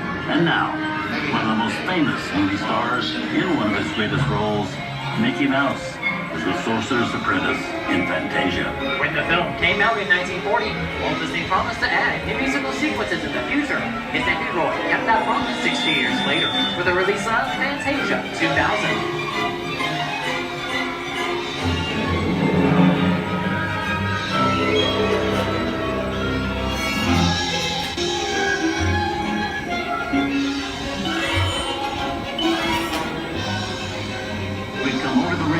And into one of the most beloved and most watched films in movie history, The Wizard of Oz. Toto, I have a feeling we're not in Kansas anymore.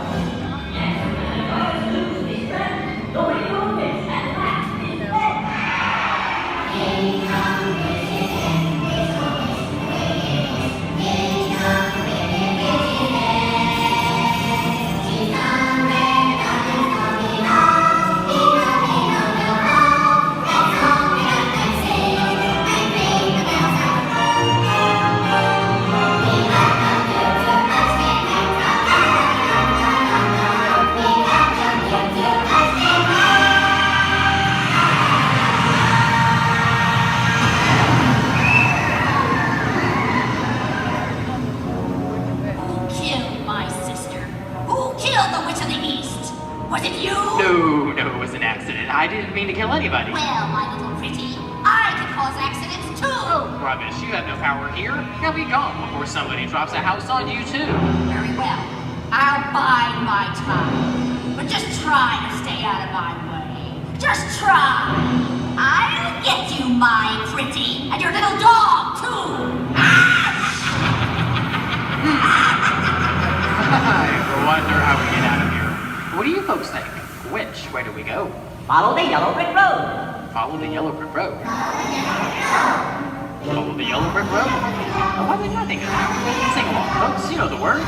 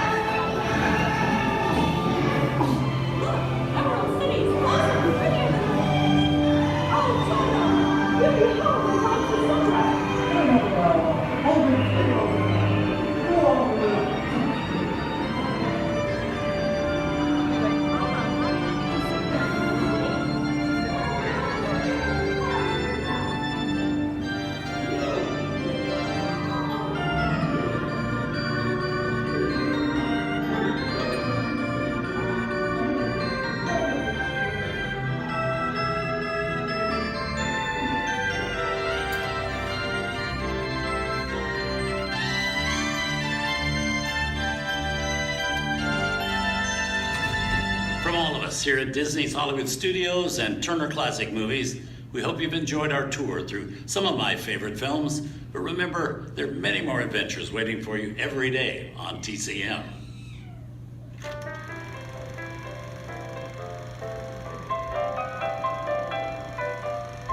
We didn't need dialogue. We had faces.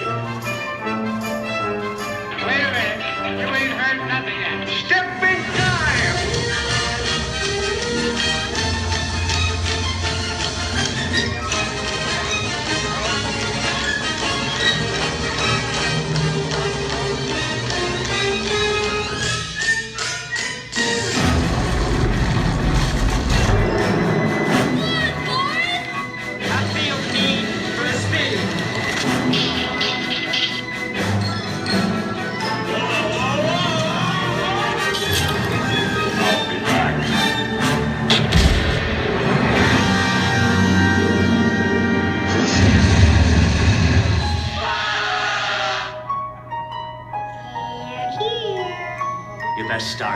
believing in ghost stories, Miss Turner? Is it safe? No, you're not! I have a feeling we're not in Kansas anymore. I'm a man. Well, nobody's perfect.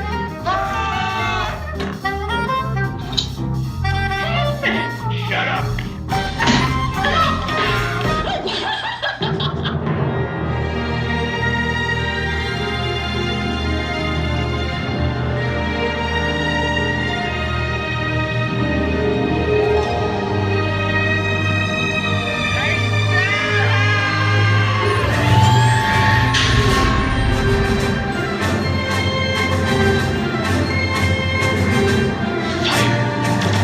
Force from within.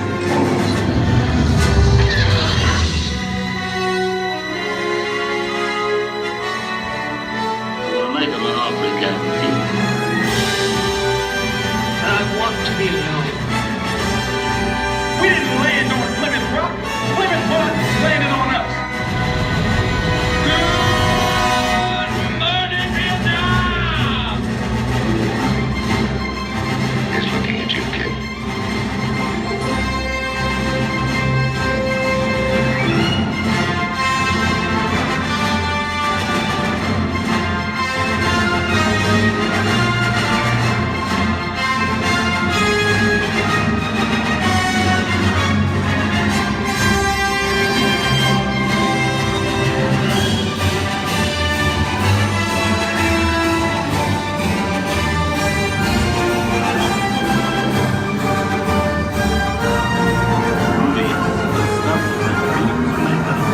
I hope you've enjoyed our ultimate celebration of classic movies. And remember, you can find many more beloved stories and legendary stars on Turner Classic Movies. On behalf of Disney's Hollywood Studios and Turner Classic Movies, we'd like to thank you for joining us on The Great Movie Ride. Now please remain seated until the vehicle comes to a complete stop. Please take small children by the hand and gather your personal belongings. And once these doors have opened, rise dramatically to your feet and make a straight exit towards the rear of the vehicle. Oh, and one more thing. When I yell action, don't forget the thunder is the law or yours truly. Okay, clicks everybody, and action! Thank you. Have a wonderful afternoon at Disney's Hollywood Studios. Passengers will stand by the board.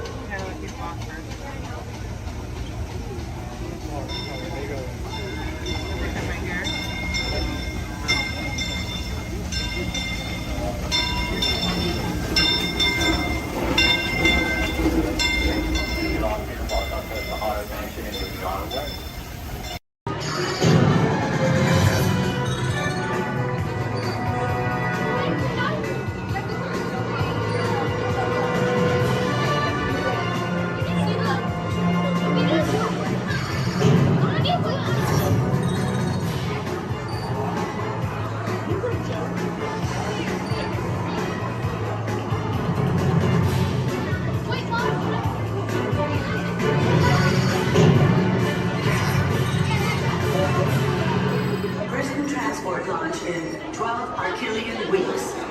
Hold on, people. Stand here. Glad you made it through the quagmire of Order to get with us today. You MIB recruits. Warning. Warning. Warning. 10 seconds to planetary implosion. 8, 7, 6, 5. Planetary implosion averted. Have a nice day. Never a dull moment around here, folks. Many of you may be wondering, are resident aliens really that common here on Earth? After all, how many antennae or antennae does one see in a day? And that's precisely the point. Because when they get here, they look like this. Then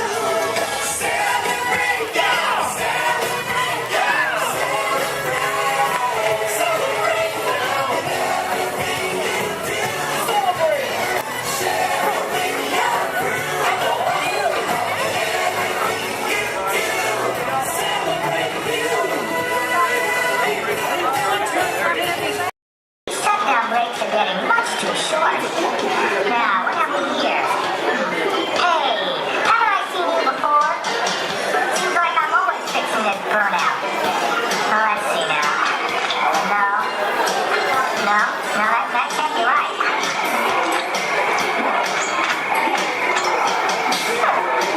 Hey, you there. Excuse me. Hello, I'm talking to you. Yes, you. Are you wearing the candle? Well, I was wondering if you could tell me where this goes. See, I wasn't really online when they were programming us for launch repairs. Usually I can figure it out, but these old archives are kind of built backwards, you know what I mean? No, you don't know what I mean. Well, don't worry. This isn't your navigator. No, I finished him hours ago. But thanks for trying to help me out. You have a nice flight. I'll figure this out. Eventually. Disruption in the labor output of Troy, Sector 2. All workers should resume immediately, or power disconnect will be initiated. I've got to get back to work. Just keep the line moving, folks. I've got programs for us to chit chat. You know, it's not polite to stare. Now, was I supposed to wear that logic module positive to positive or negative to negative? No. Positive, it was negative positive. Absolutely positive. Hey, what are you all staring at? Oh, me. Well, you got cameras. Why don't you take a picture? It'll last longer.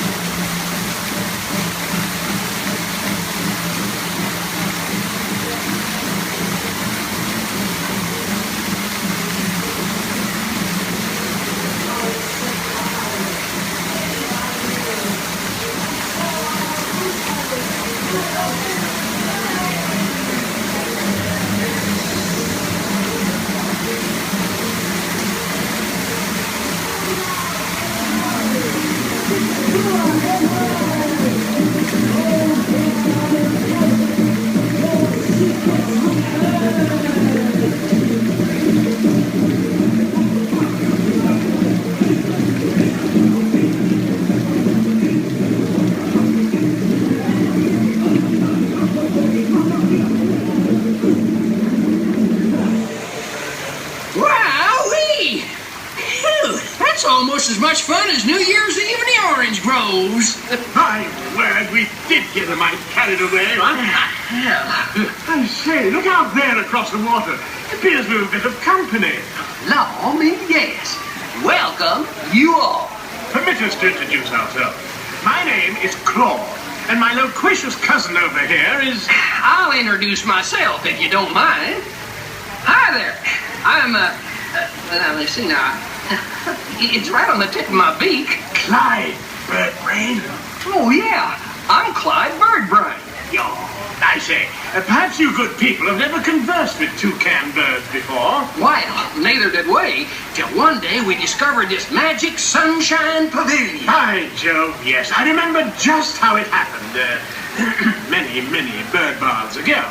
There we were in an explorer's launch on a mysterious river in deepest Adventureland. Off in the distance comes the fierce roar of an African lion. And as we round a bend in the river, a huge bull elephant bellows forth in protest of our intrusion. Suddenly, the treetops explode in a frenzy of outraged birds. Oh, come, you can jolly well do better than that. I can jolly well do one at a time.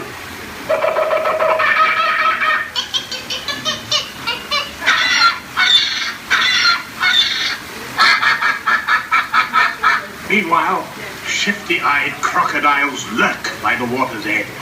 Lurk, lurk, lurk, and the giant python slithers down from an overhanging limb. What's happened? What's wrong? I think snakes. Don't be ridiculous. I'm only relating a story. Oh, all right, Clyde. Enough is enough. That wasn't me. I never even opened my beak. Huh? Excuse me, I really hate to interrupt such an exciting story, but they are calling us for a show. For goodness sakes, it's already showtime?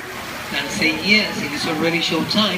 And now, Claude, it is your turn to make the announcement to all our guests. Righto. Ladies and gentlemen, boys and girls, gather up all your cameras, purses, and other articles, and now turn to your left towards the tall doors. When the drums begin, they'll open magically to lead you right into the Sunshine Pavilion. Is everybody ready? Follow me, please.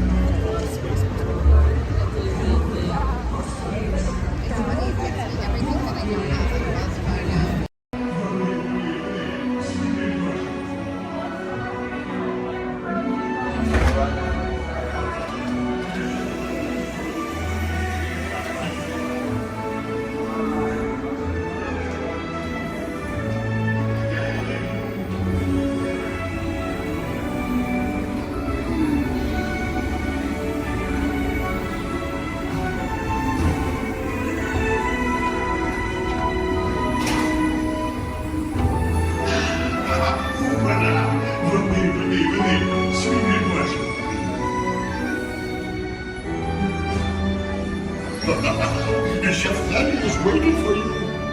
This way. Qu'attendez-vous?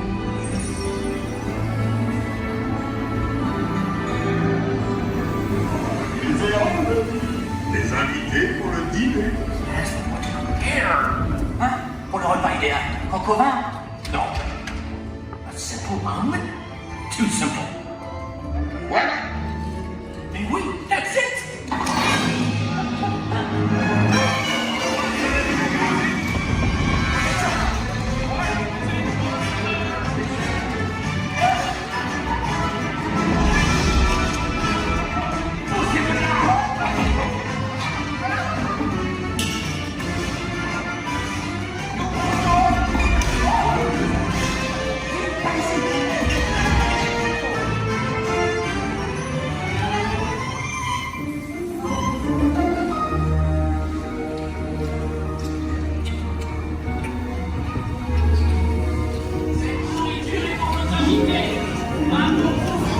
Hey guys, the food is for them, not you.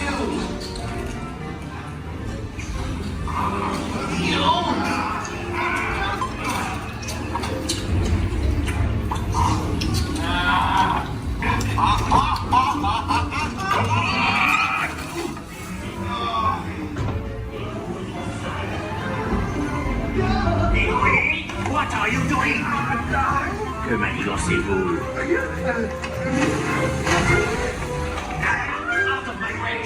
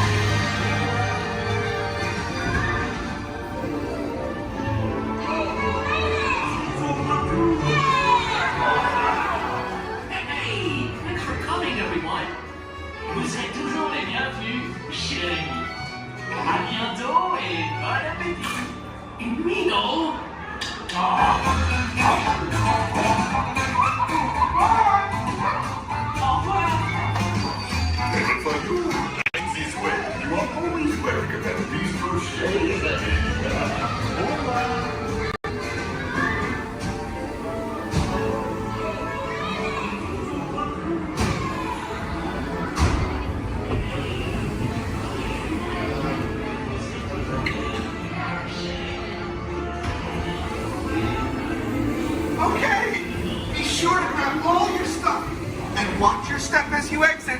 Goodbye! Yes, Walt has some of the brightest minds in the world, but I keep things around here pretty chill, so the kids can create the next big idea that will give you the tools to become the next generation of heroes.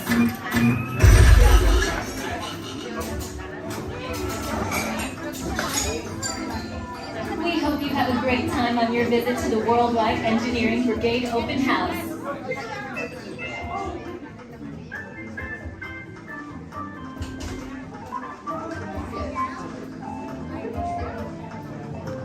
And now, our project lead, the brilliant... Peter Parker. Hey, what's up? I'm Peter Parker. And here at Web, we get access to some pretty awesome tech, like vibranium from Wakanda, or this crazy alien juice stuff. We have Pin Particles and Star Tech. It all helps us develop really cool stuff, like these spider bots, for example. Check it out. They have this really cool self-replicating feature. Because? This is awesome. Buddy, you can stop doing that now. But anyway, you guys are here today to help us test the Web Slinger vehicle. Using onboard tech, you will be able to sling webs just like my buddy Spider-Man. Peter, your presentation is getting away from you. Yeah, I'm aware of that, Sharon. If you could just initiate the safety protocols, it'd be great. Problem with that, So Peter. anyway, if you want to sling a web, all you gotta do is sling your arm in the direction you want to shoot the web, and that's it. It's awesome. Peter, your spider bots are continuing to replicate and are consuming everything in their path. They seem to be stuck in self-replication mode. If you could just handle that for me, please. On it. Contacting Mr. Stark. Don't call Mr. Stark! Don't call Mr. Stark. Sorry for shouting. Could you just call someone else? Ask them to do it. Okay. Contacting Spider-Man.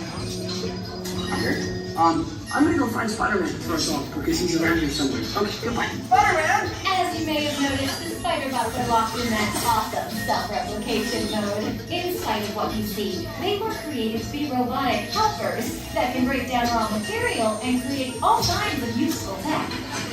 But because they are stuck in self-replication mode, the spider bots are currently consuming everything in sight and multiplying at an alarming rate. If left unchecked, my calculations predict this will lead to the devastation of the entire Avengers campus. That should be safe until Spider-Man gets here, as long as they don't get into the alien fluid. This is now a bigger problem. Activating threat level protocols. Hey guys, what's up? I hear you have a problem. I'm here to help. You made it. Great. Threat level is at exponential danger. You might need some help. Perhaps I'll call the Avengers? Don't worry, everyone. I got this.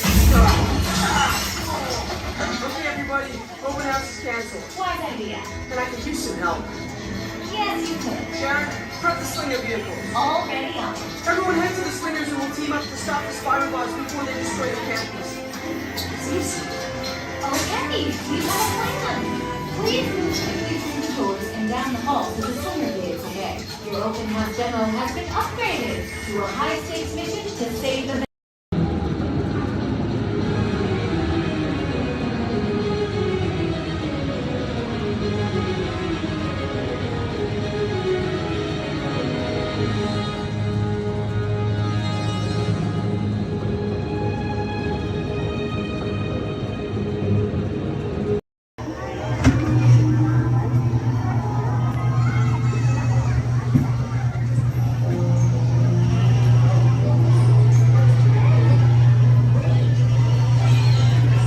adventures in Wonderland began when I followed the white rabbit down the rabbit hole.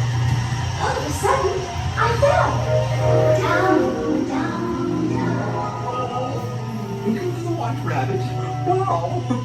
See for yourself. Mr. Rabbit, wait! Please! He went this way. No, that way.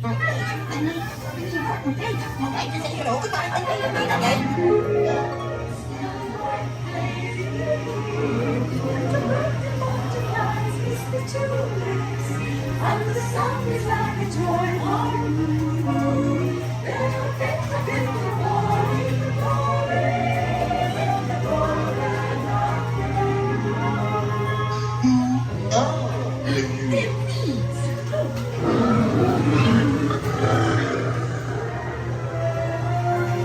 Now this is curious. I wonder if the rabbit came in here. I'm not sure. Where I am, you do. Wait! Don't go, please!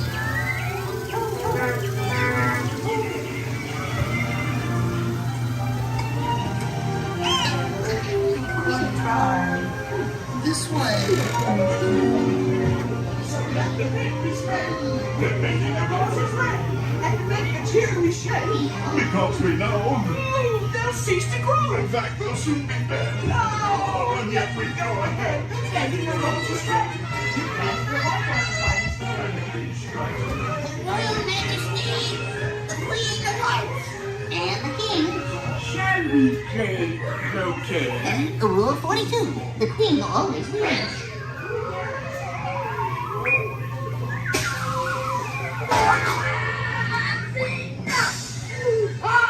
With their heads! Oh, their heads!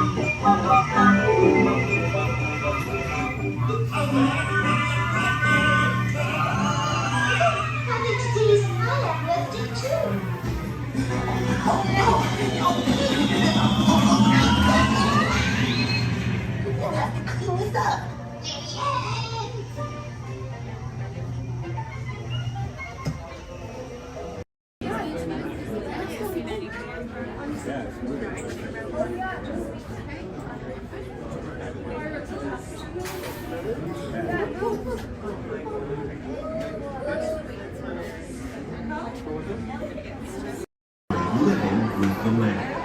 Por su seguridad, permanezca sentado con sus manos en brazos, pies y piernas dentro del parque y cuida a los pequeñitos.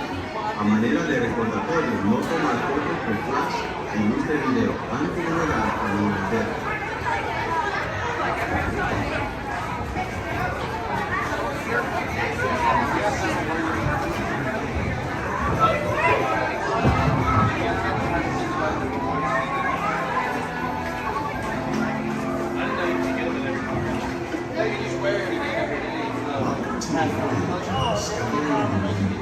The richness, the diversity, how it's nature, living with the land.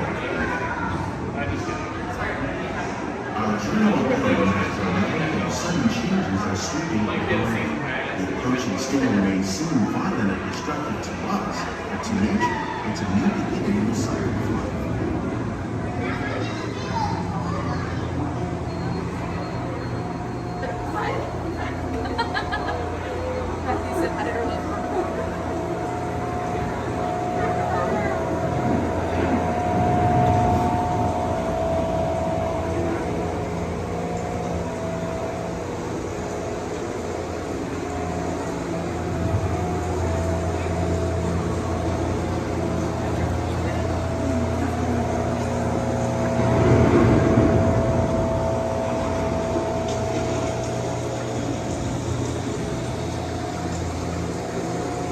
Beneath the surface of the lake, roots trap water from the flowing mud, extracting precious nutrients and minerals. These elements, when combined with sunlight, create the diverse living systems of our planet.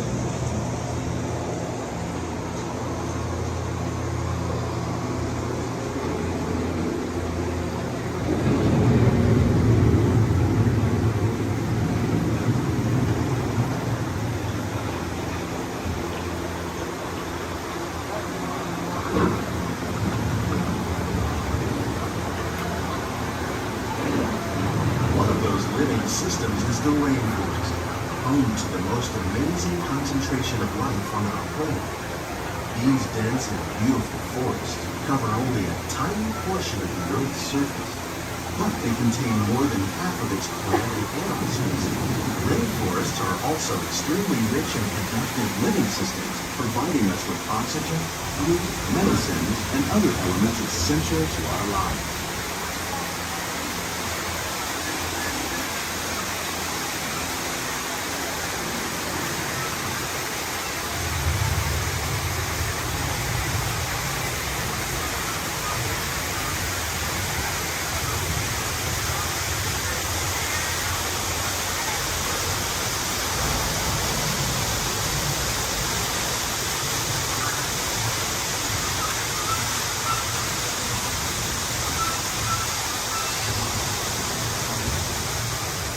In the desert, nature has created a very different, but no less beautiful living system.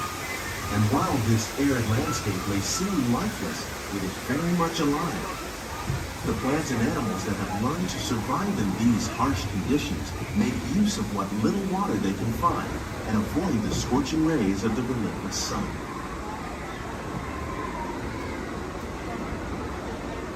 The American prairie once appeared as desolate as the desert, but over time, rainwater and nutrients gradually penetrated the hard surface of this land. Even the hooves of the mighty buffalo helped create the rich soil that one day become home to the American farm.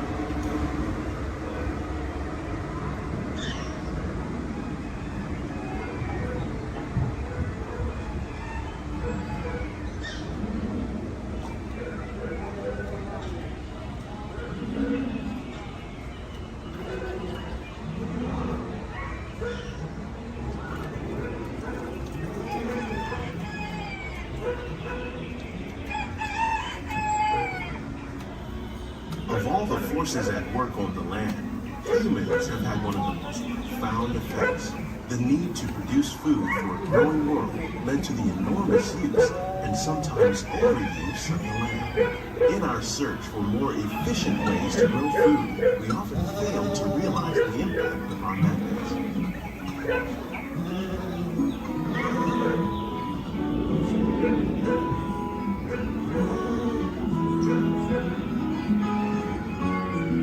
Today, we're learning to live with the land, discovering better ways to grow food that will assure both human and environmental well-being.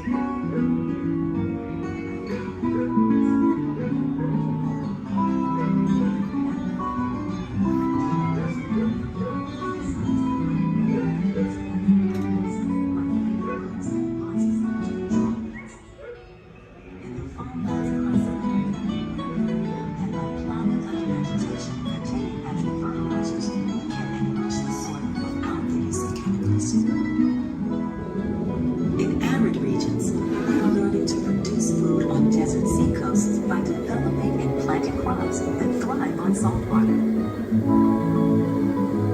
In Japan, we're learning that by mixing leaves and other living materials into our soil, we can make farmland more fertile without the need for chemicals. Here in Epcot, we're learning to reduce the need for chemical pesticides by breeding and using natural predators, like ladybugs and wasps, to control pests. How will we meet tomorrow's growing needs for food production, yet still respect the needs of the land? Some of the answers are being discovered just ahead. To help us maintain these carefully controlled ecosystems, and for your safety, please remain seated in your boat at all times.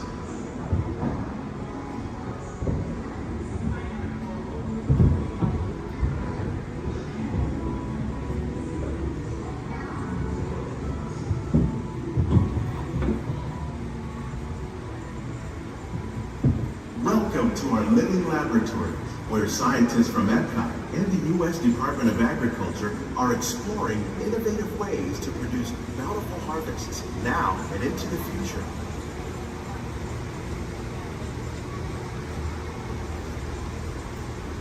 The tropics are home to the greatest diversity of plants on the planet. Many of these, like papaya, bananas, cacao, coffee, and rice, are well known around the world. These are just a few of the edible plants that have been an important source of nutrition for people living in the tropics. Many are rich in vitamins and minerals, while others are well adapted to growing in less than ideal conditions. Some, like the water lily, thrive in wet, swampy areas and waterways. All parts of this plant, even the flower petals, are edible. The starchy root of the plant has long been used to make flour for baking.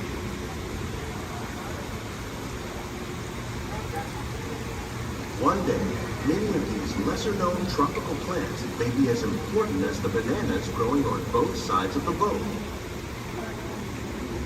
More than 28 million tons of bananas are eaten annually, making it the most popular fruit in the world.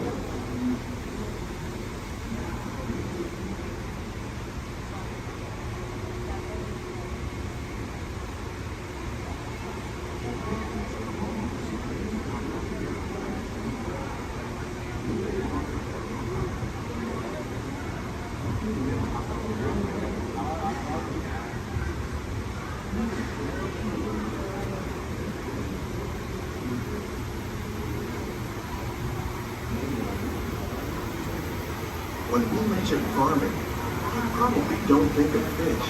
But fish farming, or aquaculture, accounts for nearly half of all the seafood consumed globally. Tilapia, bass, and catfish, like the ones you see here, are 3 of the more popular crops raised by fish farmers. The sustainable system we're using here recycles the water in the tanks. As a result, we're able to save millions of gallons each year. Our small fish farm produces nearly 5,000 pounds of fish each year to serve in restaurants around Walt Disney World. Innovations like this one can play an important role in our efforts to produce bountiful harvests and still protect natural resources.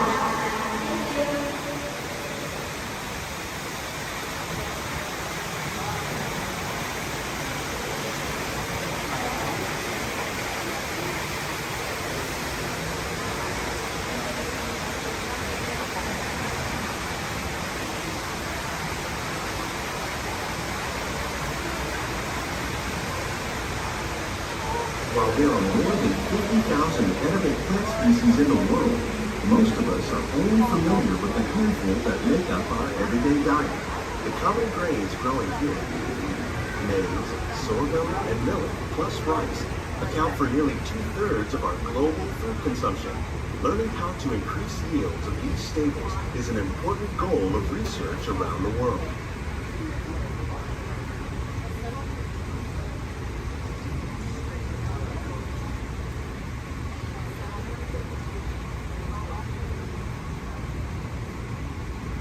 These plants are definitely on their way up. Innovative growing techniques like these increase yields while more efficiently using resources like water, fertilizer, and pesticides. Another innovation at work here is our integrated pest management program. By populating our greenhouses with beneficial insects that prey on harmful pests like aphids and flies, we are significantly reducing our reliance on conventional pesticides. We're growing these crops using our nutrient film system. This technique precisely controls and recycles water and nutrients. With it, we can produce over 27,000 heads of lettuce a year in this one small area.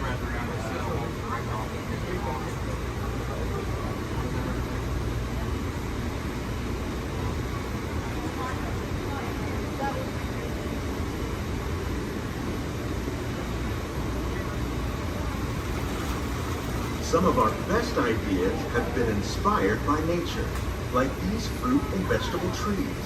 By growing these ground plants vertically, we can increase yields and better control diseases. These crops taste as good as they look.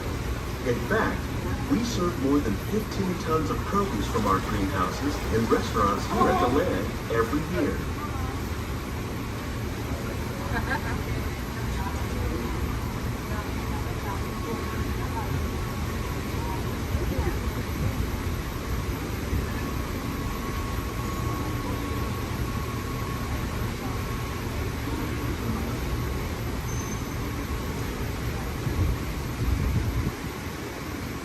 The future of agriculture may include innovative ideas like this vertical growing system. Plants grown in this way use a fraction of the space required by traditional growing methods. That saves water and increases production. The aquaponics system on your left combines hydroponics with aquaculture. The fish provide a natural source of fertilizer for the plants, and the plants help keep the water clean for the fish. It's another great way to produce more while using less. In our lab, Epcot scientists are working with the U.S. Department of Agriculture on a number of innovative projects. The goal of these efforts is to produce higher yielding and better quality plants.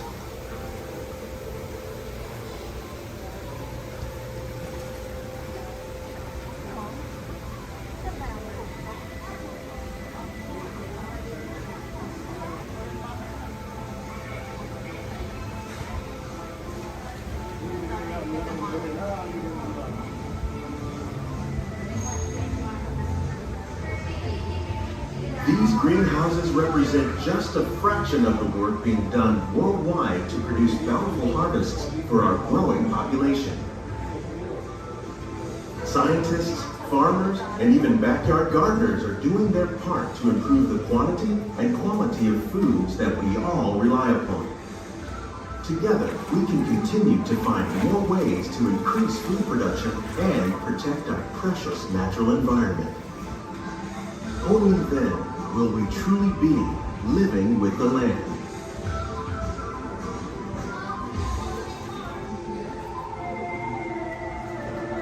On behalf of Walt Disney World, we hope you've enjoyed this unique journey through our living laboratories.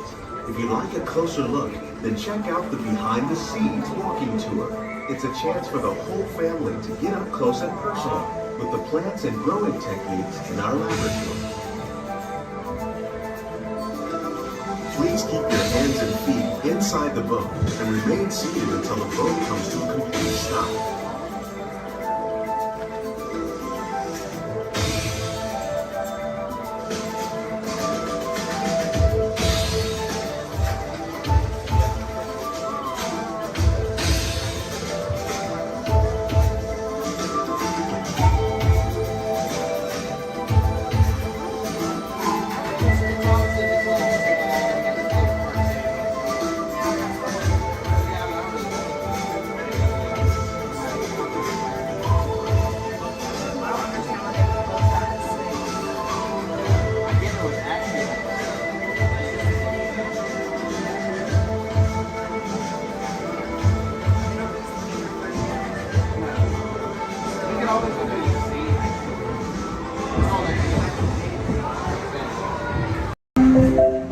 This is Starport 75. Or as we locals call it, Space Mountain. Our high-speed rocket port to distant deep space destinations.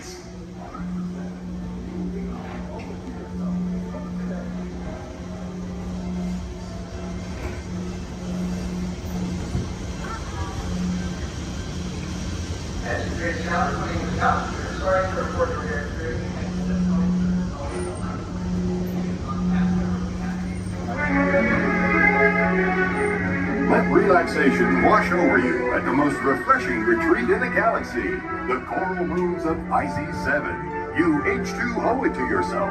Book today.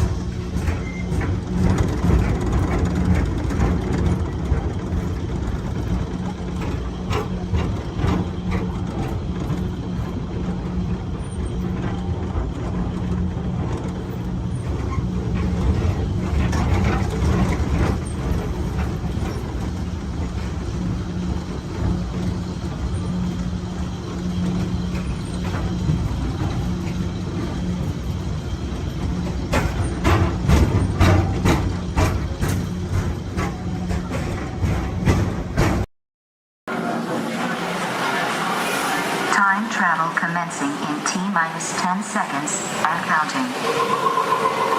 This is Seeker. Listen up.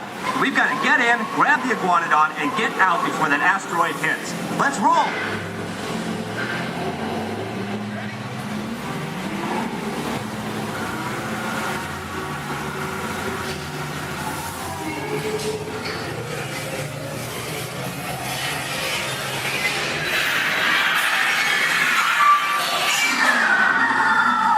Okay, now let's go get that dino.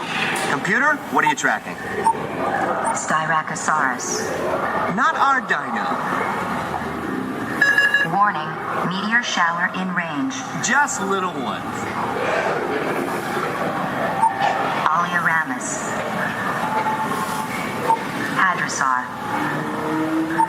Raptor. Time to get serious. Locking autopilot on homing signal now. Hang on! I'm tracking a big dino on the scope. Could be ours. Computer, full stop. Identify. Carnotaurus. not our dino. Go, go, go!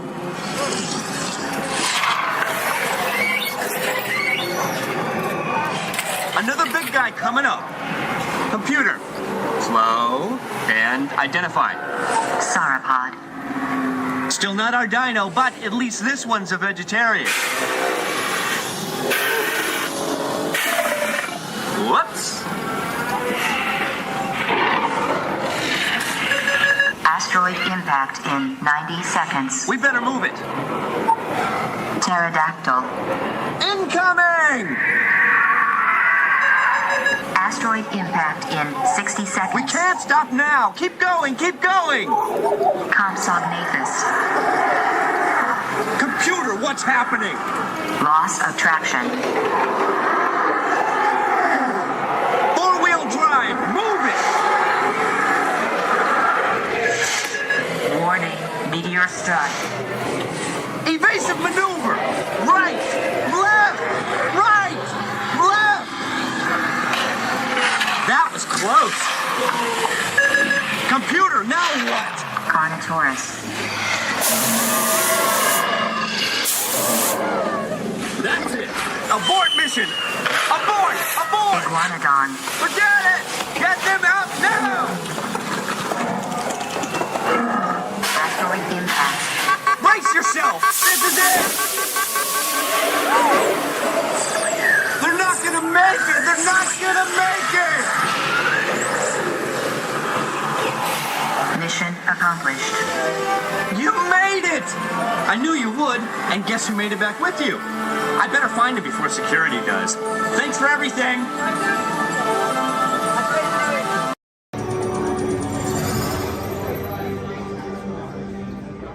Greetings, Terrans. I am Nova Prime Irani Rayan, Commander of the Nova Corps. On behalf of all Xandarians, I hope you have enjoyed exploring the wonders of Xandar.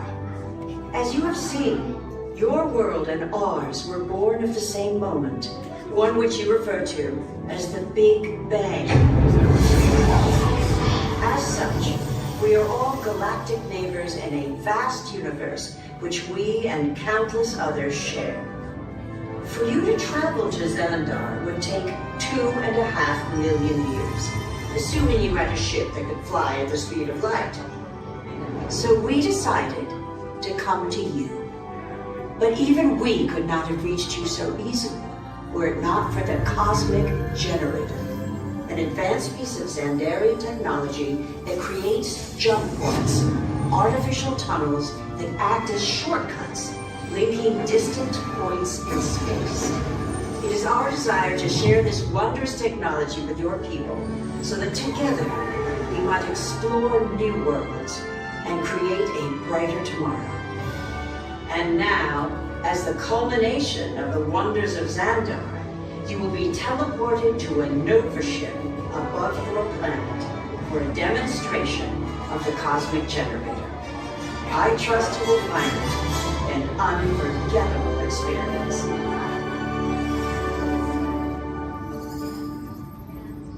Welcome, people of Epcot, Epcoters, Epcotians, citizens of Epcot. Does anyone know what they call themselves? What? I'm on? Someone needs to tell me what I'm on. Welcome, Epcot Terrans. I am Centurion Tal Merrick, and we're just about ready to teleport you up to the ship for the demonstration. As you're about to enter a secure Nova area, I must ask you to put away your Terran communication devices at this time. Recording of any type is strictly prohibited. I am very serious about this. Now, please step forward into the chamber. You're gonna love this.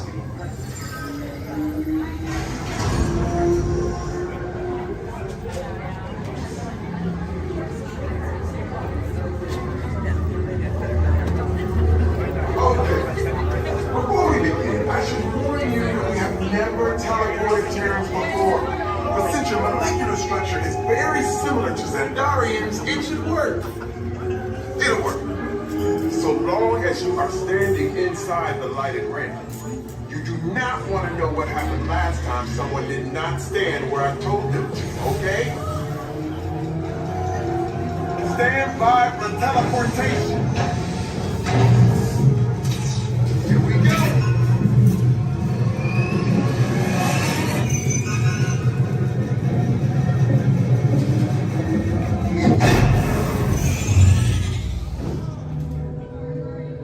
You made it.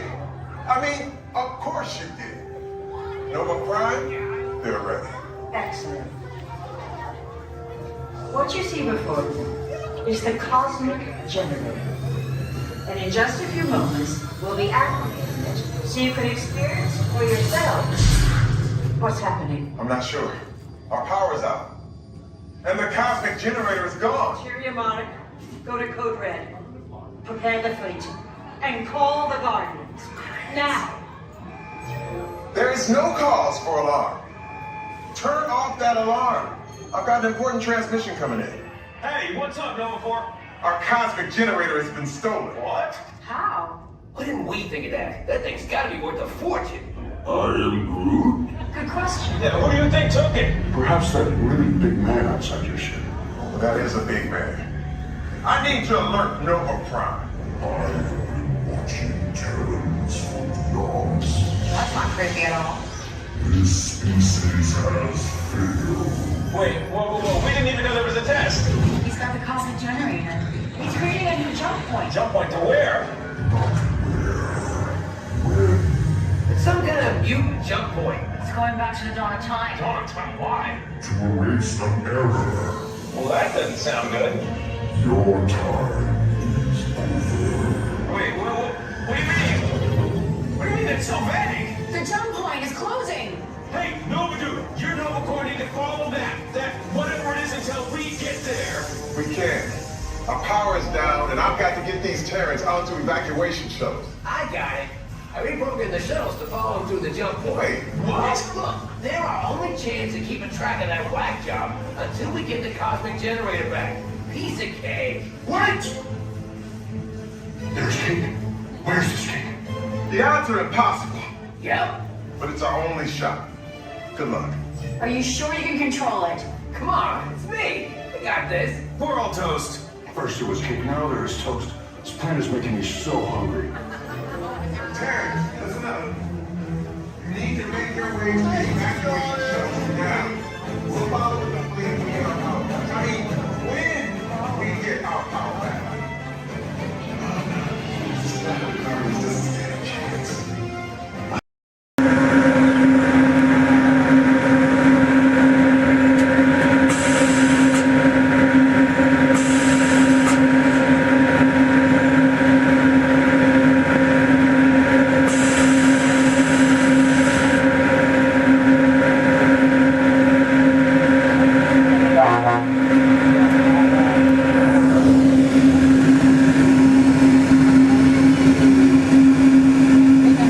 Hello, everyone. Welcome aboard the Disneyland monorail. We are now beginning a 2.5-mile journey to downtown Disney Station and back. For a safe trip, remain seated, keeping your hands, arms, feet, and legs inside the cabin. Be sure to watch your children, and no smoking, please. Bienvenidos. Para su seguridad, permanezca sentado y mantenga las manos, brazos, pies y piernas dentro del tren y cuide a los niños. Por favor, se ruega no fumar. You're riding aboard the Mark 7 monorail, the latest generation of Disneyland monorails.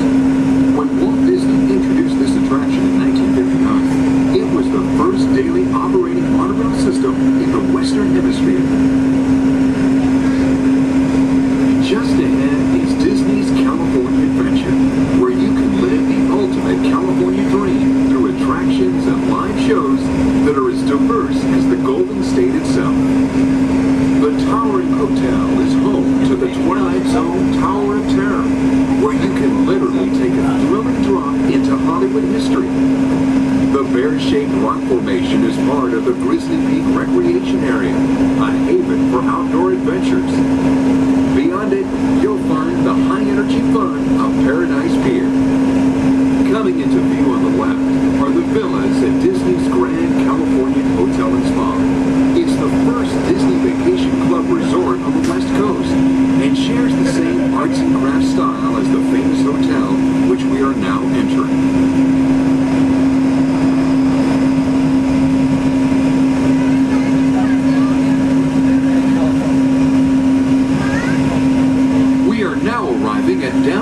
Disney Station, gateway to the downtown Disney District and the Disneyland Resort Hotels. If you will be leaving us here and returning later today, please hold on to your park ticket and have your hands stamped as you leave the station. You may reboard the monorail for a return trip to Tomorrowland up until 1/2 hour prior to Disneyland closing. Please remain seated until the monorail comes to a complete stop and the doors have opened. Then, gather your belongings, lower your head, watch your step, and exit to the left of the monorail. Thanks for traveling with us today, and we hope you enjoy your visit to the Disneyland Resort. For those of you continuing with us, we'll begin our return trip to Tomorrowland in just a few minutes. Thank you.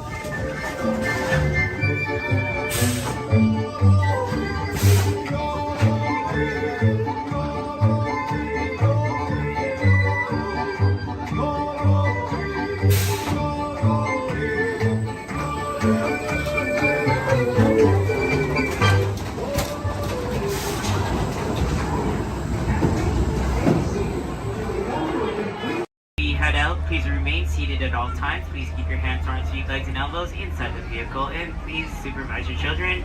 This is a one-way trip to Main Street, USA, and enjoy your ride.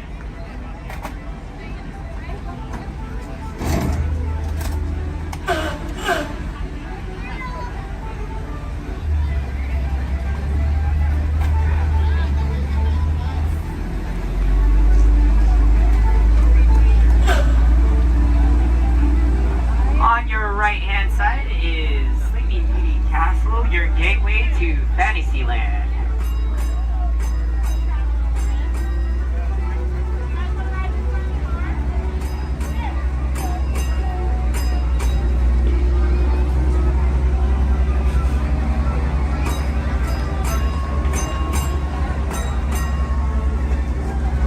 Coming up on your right-hand side is Frontierland and Adventureland. Beyond that, Critter Country, Darling Square, and Star Wars Galaxy's Edge.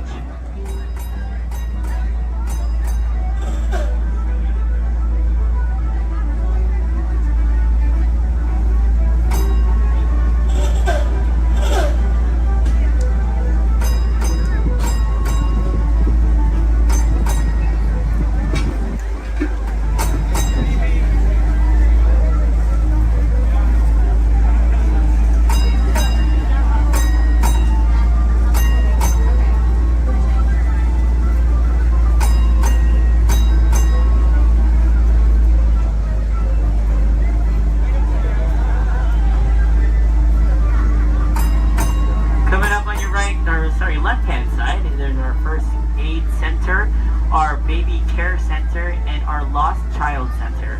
On your right-hand side, if you enjoy ragtime piano, you got some music going on over at the Coca-Cola Refreshment Center on your right.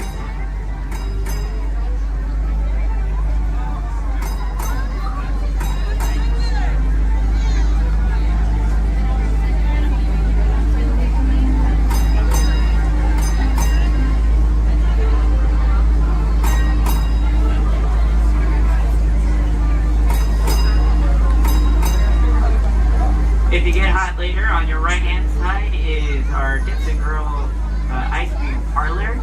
And on your left is Market House, where you can find our Starbucks coffee and tea. Beyond that is our locker station.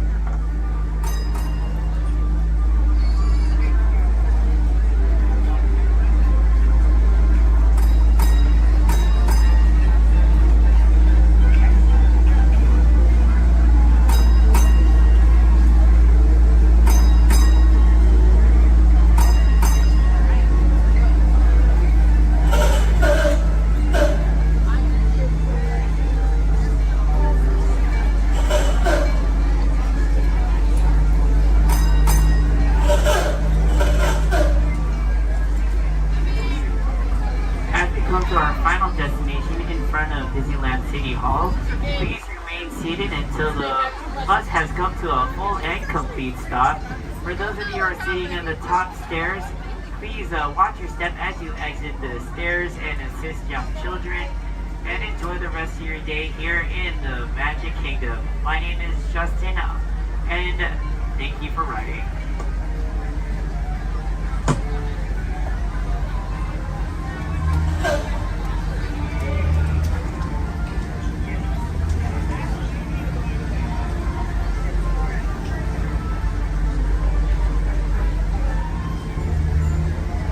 Thank you. Please remain seated, folks. I do need to park like right over there. Yeah. Please remain seated, folks.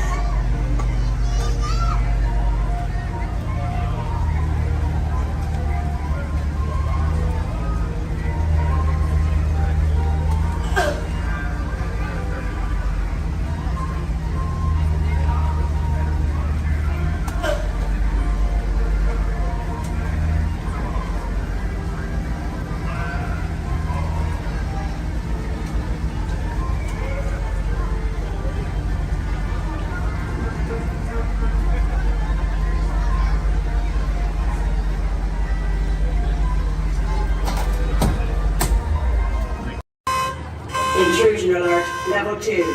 Intrusion. Disarmed. Sensor offline.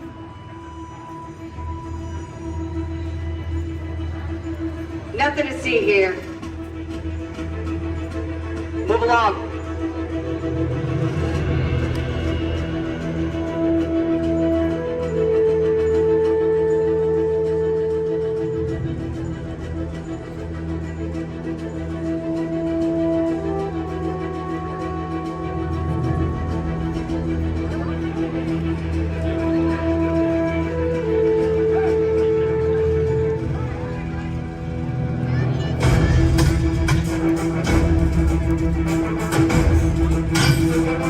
You don't look like recruits. I've got this. Intrusion alert, level 2. All units alerted. My turn.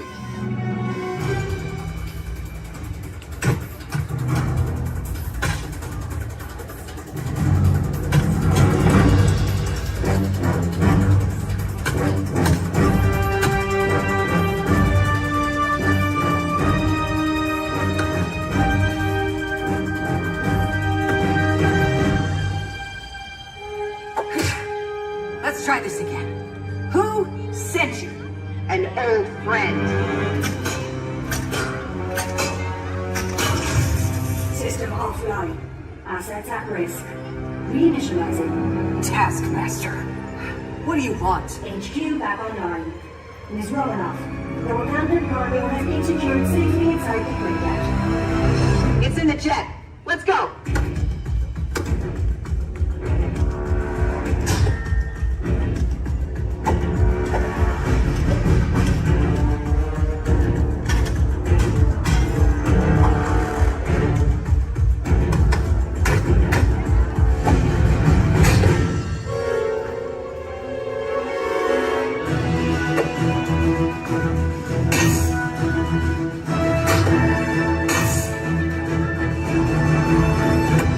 Incoming call from Mr. Stark. Friday, don't put him through. Yeah, she put me through. Hi, Nat. Everything okay? You need help? I don't need help. Yeah, I said help. Intruders, step aside.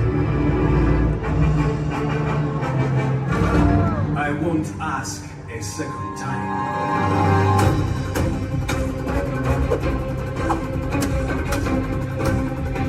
Friday, please introduce our guest. The Taskmaster. Origin unknown. Be ready. Taskmaster has the ability to master and replicate your fighting skills. It's annoying.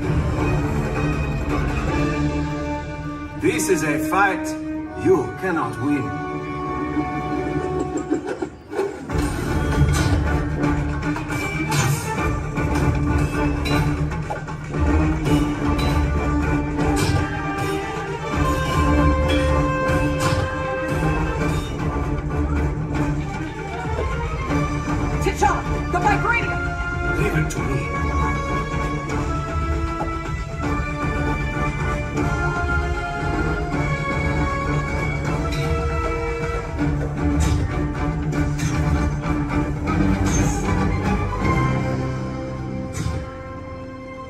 We've got it. Let's go. Friday, seal off Bay 94. Yes, Miss Romanoff. Bay 94 secure. This is not going to end well for you.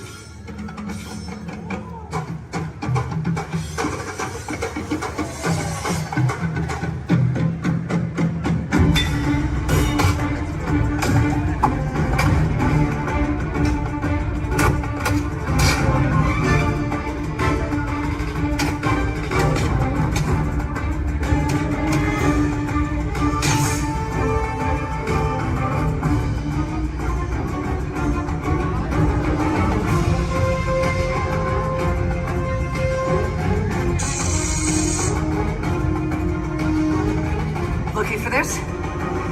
Not today. You know how this ends.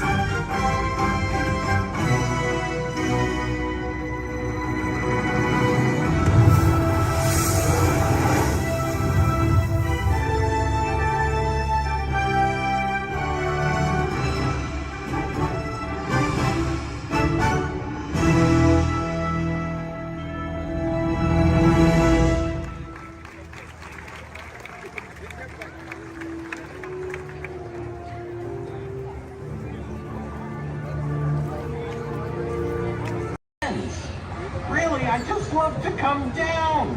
For any reason.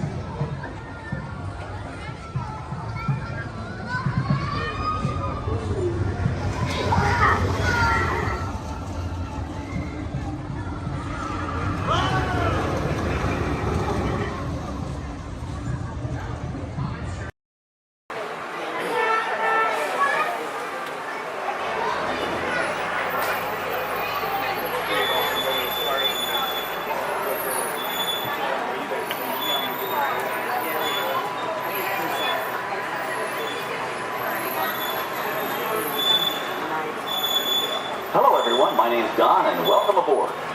We're heading into the backlot of Disney's Hollywood Studios. This production area was built in 1988 as a Florida counterpart to the Walt Disney Studios in Burbank, California. We included sound stages, recording studios, high-tech editing rooms, all the tools needed to create movies, TV shows, and radio broadcasts. We've even got our very own water tower too. It's up ahead on the left side of our shuttle.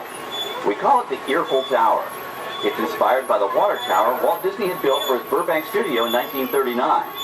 Our Florida tower stands a lucky 13 stories high, and we added our own creative touch, a giant set of Mickey Mouse ears. If you wanted to wear those ears, you'd have to have a hat size of 342 3/8. Up ahead, after the next bend in the road, you'll have a perfect opportunity to take a picture of this famous icon. In the world of entertainment, every project starts with a screenplay and a lot of creative ideas. A production studio is where the ideas of writers, producers, and directors are transformed into an on-screen reality. Within these huge spaces, filmmakers can literally create their own worlds. Our Florida sound stages are soundproof, weatherproof, and most importantly, air-conditioned. All vitally important for the cast, crew, and equipment. Many of the crafts needed for filmmaking are located right here on the lot. On the left, we have our own greens department. It grows flowers, trees, shrubs, and topiaries. A few well-placed plants can cover up empty spots in the set and add a touch of natural beauty to a scene. On the right are two of the aircraft from the 2001 blockbuster hit Pearl Harbor. These exact full-scale replicas of P-40 fighters were used in the special effect fight sequences. Of course, many of the planes you saw flying through the aerial battles or sitting on the ground weren't real at all. They were created entirely within a computer. Oh, keep your cameras focused to the right. We're coming up on that perfect angle of the Earful Tower I told you about. It's a true masterpiece.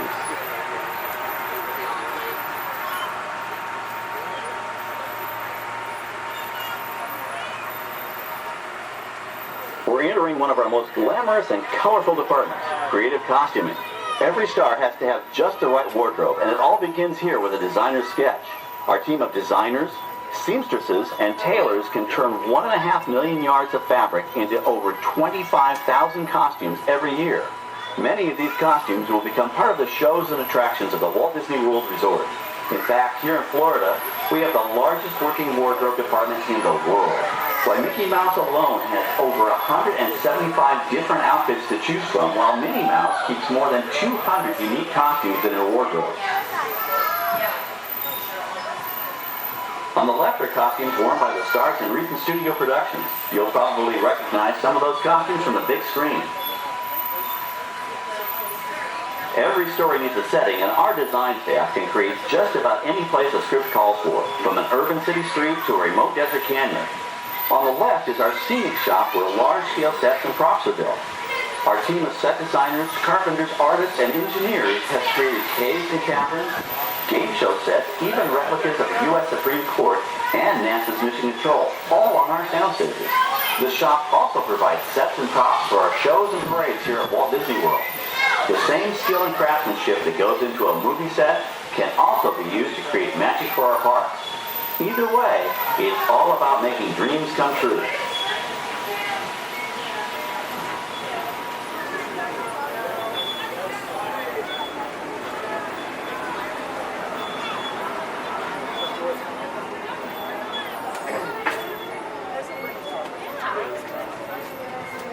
Now we're entering a zone we call the Boneyard. It's an outdoor storage area for oversized props and vehicles. Cars, trucks, boats, planes, we often save these props in case we need them for future productions. In this backlot collection, you may find real working vehicles, non-working mock-ups, and even large-scale miniatures used in special effects shots. Large-scale models create a more convincing illusion on camera. We even place small cutout passengers in the windows of the plane.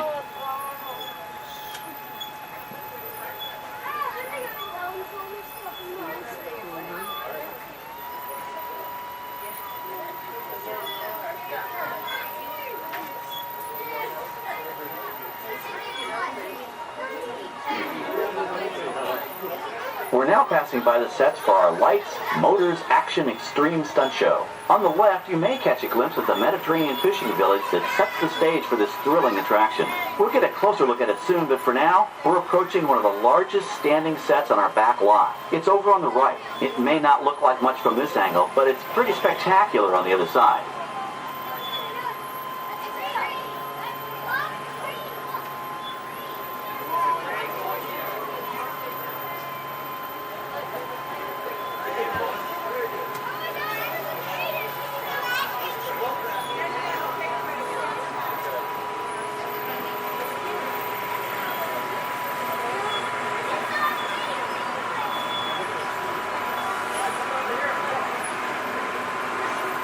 This is great, folks. The production crew has just given us clearance to enter the set.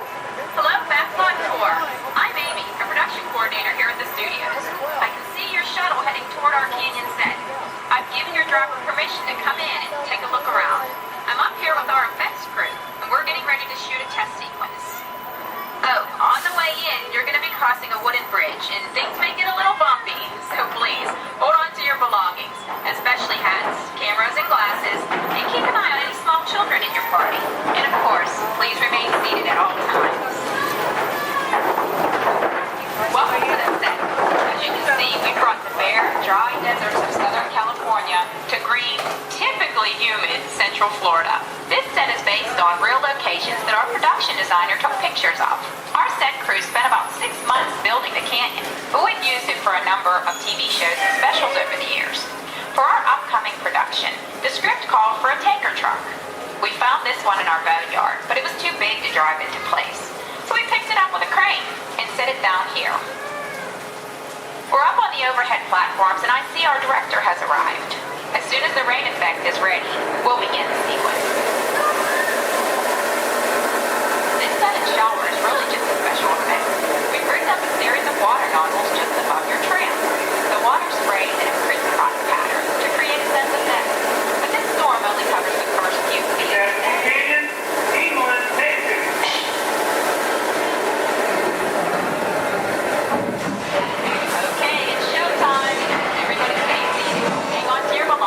Watch your children.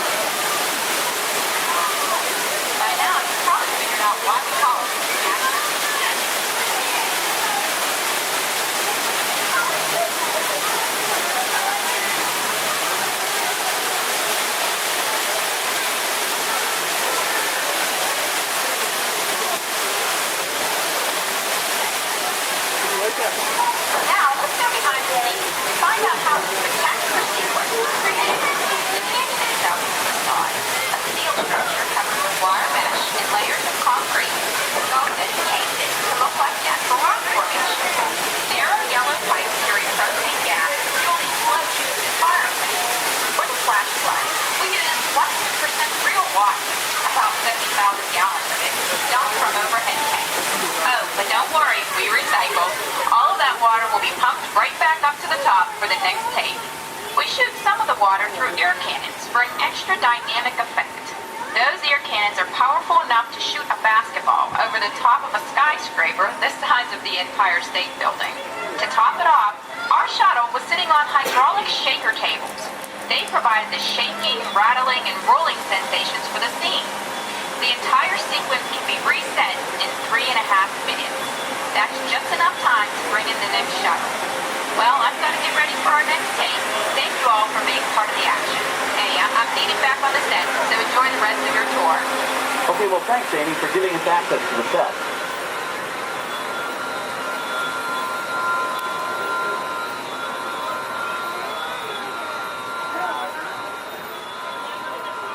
On the right, we have an authentic piece of Disney history. That Gulfstream 1 was known at airports across the country as November 234 Mickey Mouse, but we just call it the Mouse.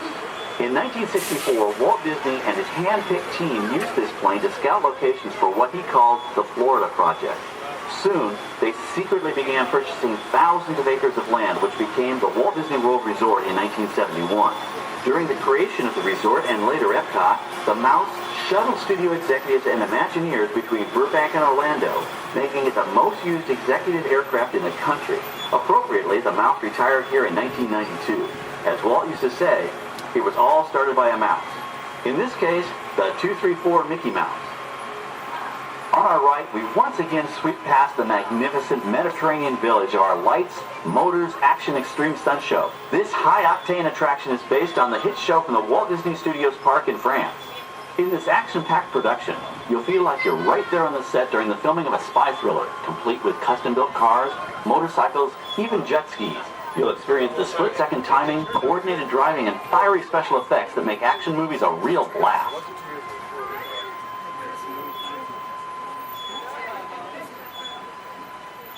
The staging area to our right is known as Acceleration Alley.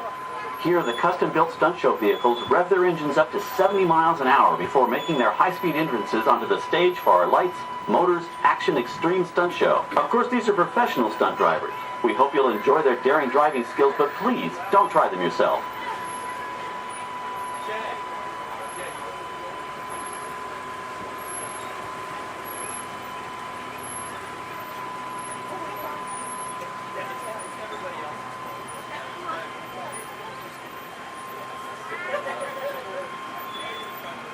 On the left, we've reached our second boneyard with more historic props and vehicles. When we reuse older props in a new production, they're often refitted with custom parts and given a whole new color scheme. You might not even recognize them the next time you see them on screen. For instance, coming up is our friend Herbie the Love Bug. He went through a special demolition derby makeover. Those dents and dings were added on purpose, but he can be polished up as good as new for his next starring role.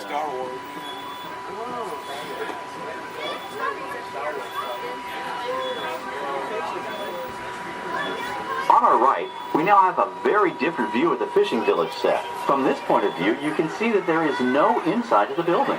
They are just false fronts or facades. In the movie business, set builders only create what the camera has to see. It's an old movie trick dating all the way back to the silent era. To add to the sense of realism and avoid the cost of set building, many of today's television shows and movies film on location in cities and towns across the U.S. But out in the real world, you've got to contend with noise, traffic, crowds, and various visual elements that may or may not belong in your film. Here on the backlot, we can avoid these problems because we created our very own flexible urban environment. Our Streets of America facades can stand in for a small town or a giant metropolis. As we come around the last corner on our route, you'll see the skyline of New York City in the distance. It's really a series of painted flats, expertly designed to fool the eye and the camera. We can dress and decorate these streets to look like any city we want, from Chicago to San Francisco. Depending on the choice of vehicles, props, and costumes, we can even turn back the clock and set our story in a different time. And what's more, these sets are built with Florida weather in mind. They're made to withstand 100-mile-an-hour winds. You're welcome to visit our Streets of America anytime during your visit today and get an up-close look at the skills of our set designers and builders. We've just about reached the end of our tour. Our final stop is the American Film Institute Showcase, where you can see the actual costumes and movie props used in some of Hollywood's most famous films. There are some pretty amazing items in there, so feel free to take all the time you like. Please stay seated until our tram comes to a complete stop and check around you for any personal items that may have fallen during our trip. Well, as they say in Hollywood, that's a wrap. Thanks for joining our Backlot tour, and we hope you'll come back to visit us again soon. Alright, we're going to stop up here in just a moment. I'll open these doors. I'm going to exit out through those blue automatic doors into the AFI Showcase tour.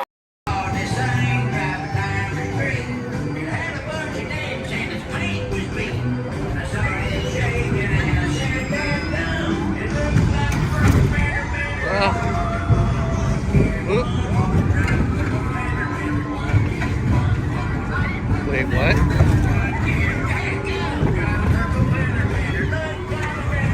What?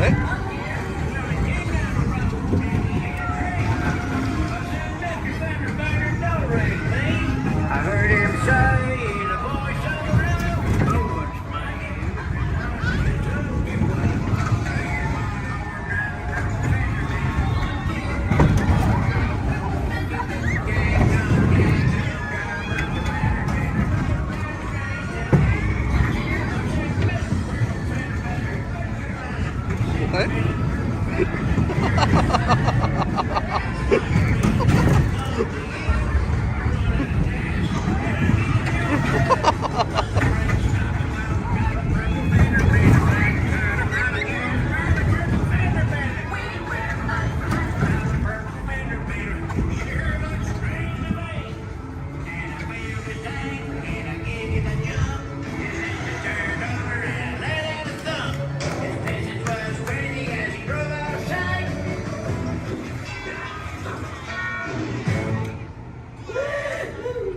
Can you believe that? All right, grab all your junk and keep an eye out for that purple fender bender.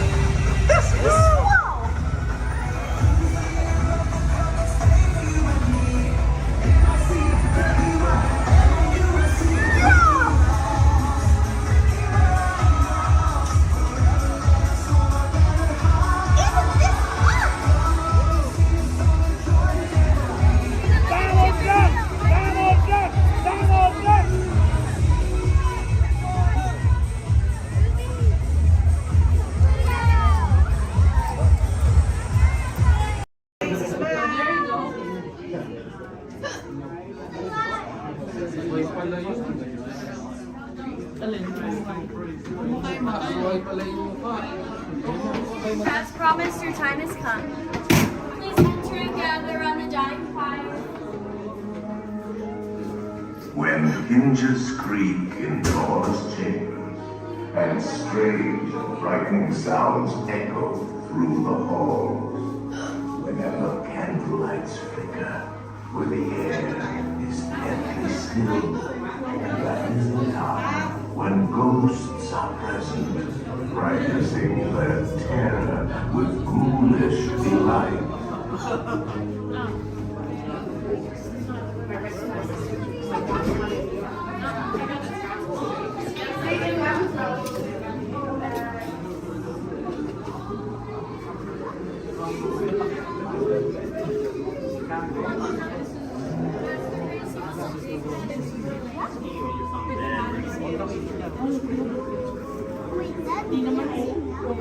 Welcome, foolish mortals, to the Haunted Mansion. I am your host, your ghost host. Our tour begins here in this gallery. Here where you see paintings of some of our guests as they appeared in their corruptible, mortal state. Kindly step all the way in, please, and make room for everyone. There's no turning back now. At this time, I need everybody to drag their bodies away from the walls and gather in the dead center of the room. Your cadaverous pallor betrays an aura of foreboding, almost as though you sense a disquieting metamorphosis.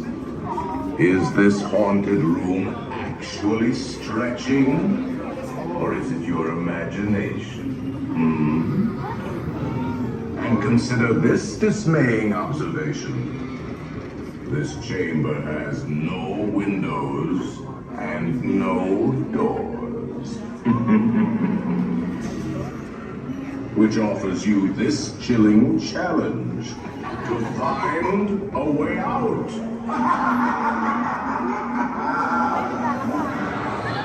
Of course, there's always my way.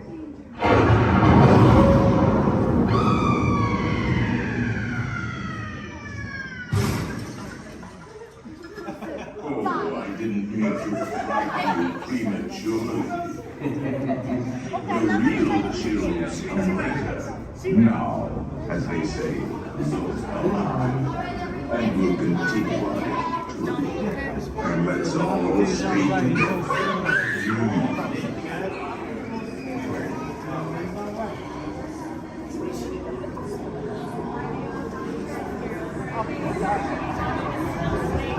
We didn't say a word about it.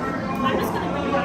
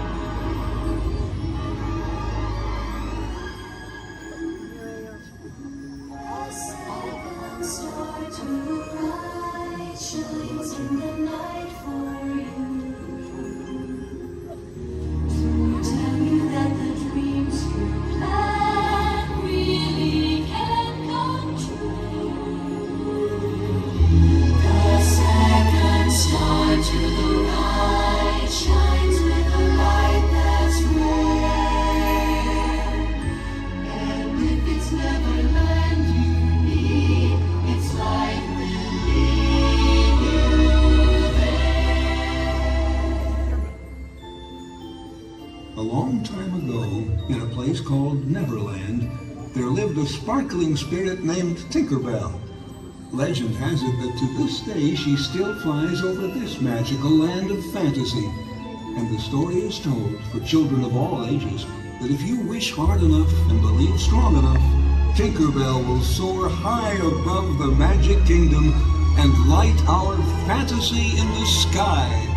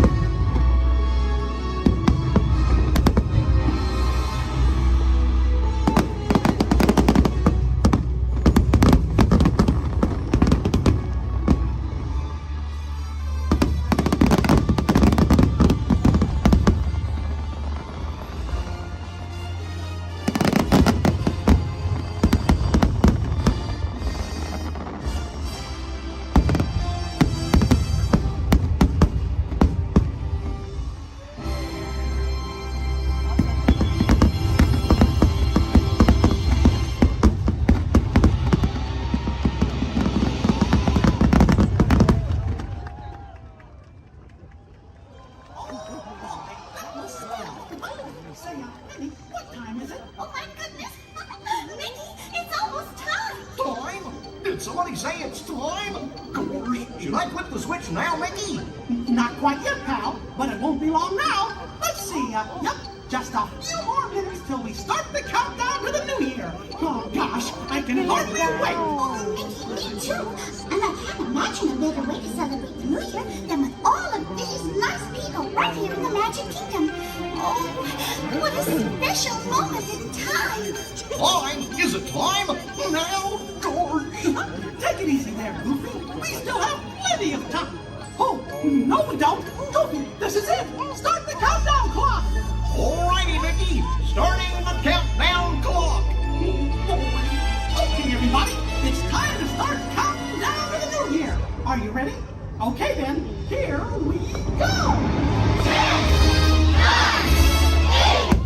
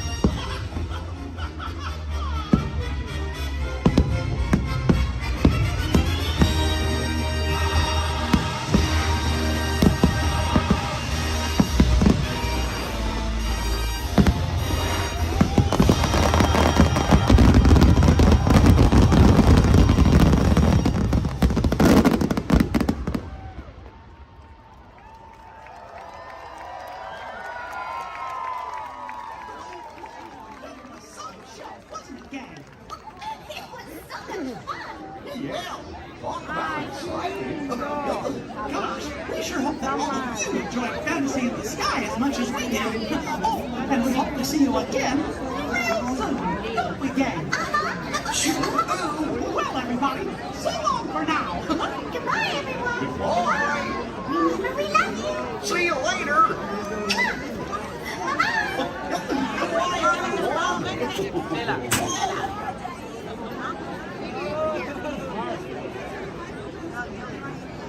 Your journey. Para su seguridad, permanezca sentado y mantenga sus manos, brazos, pies y piernas dentro del vehículo. Y cuide a sus niños. Gracias. Please step carefully onto the moving platform, then step into the car. For your safety, remain seated at all times, keeping hands, arms, feet, legs, and other appendages inside your car. Simply to safeguard the occupant. Thank you. Stay clear of the doors until comfortable. Please keep all hands and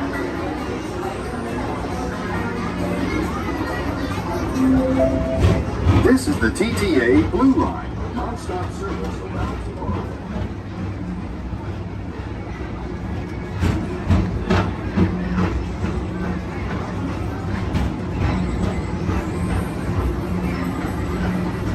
Greetings, intergalactic travelers. Welcome aboard the People Movement, presented by Enterprise. I'm Borak 5, your guide aboard this highway in the sky, the absolute best way to see Tomorrowland. And my stars, is there ever lots to see? From spacecraft to monster labs, there's really nothing like today in Tomorrowland. For your safety, if you have wings, jetpacks, or gravity polarizers, please do not take flight while on board. Thank you.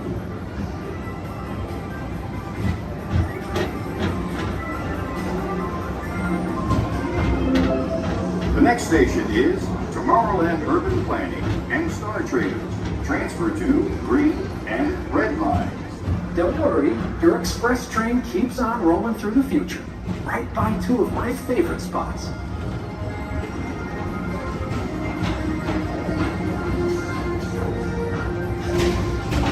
First up, Progress City, Walt Disney's amazing dream for a community of tomorrow. Did you know Progress City inspired Epcot? And a lot of the visionary ideas throughout Walt Disney World. Look, there's even a tiny people mover. I wonder if there's a tiny mover here.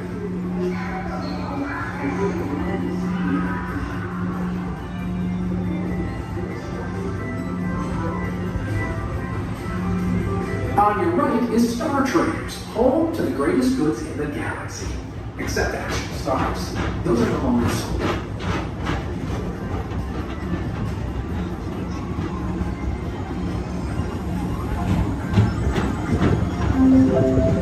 Now approaching Tomorrowland Speedway and Tron Light Cycle Run. I love a good circuit, and these are two of the best tracks of the cosmos for a bit of light, speedy competition.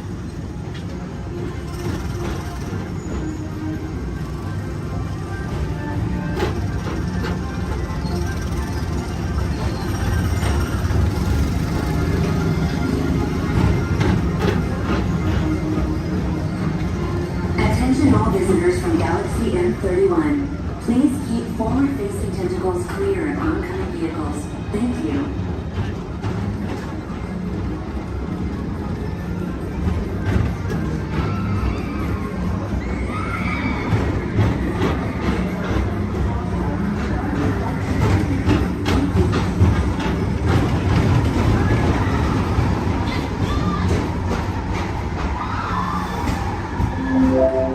This is Starport 75. Or as we locals call it, Spaceman. Our high-speed rocket port to distant deep space destinations.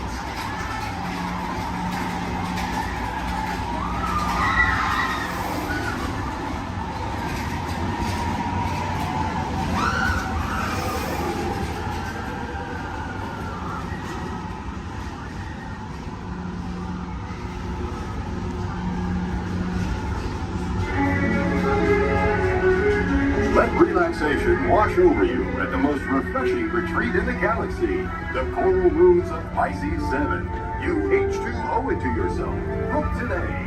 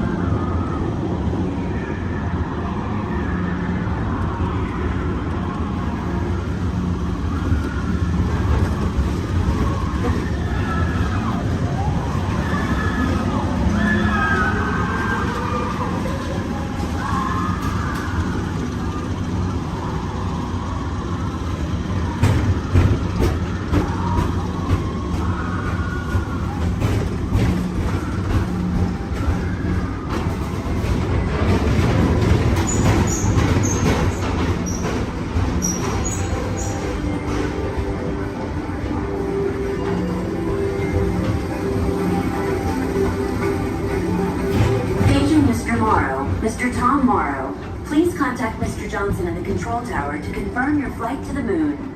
Thank you.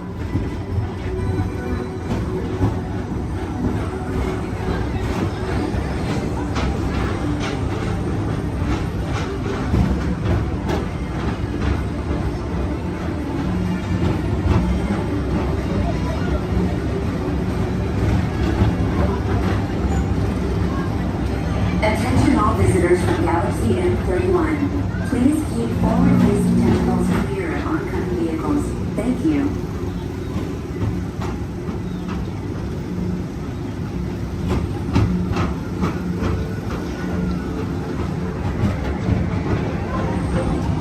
To your your right is the Astro Orbiter, our celestial symbol of interplanetary harmony and fellowship. Hop aboard and launch high above Tomorrowland for a spin amongst the planets.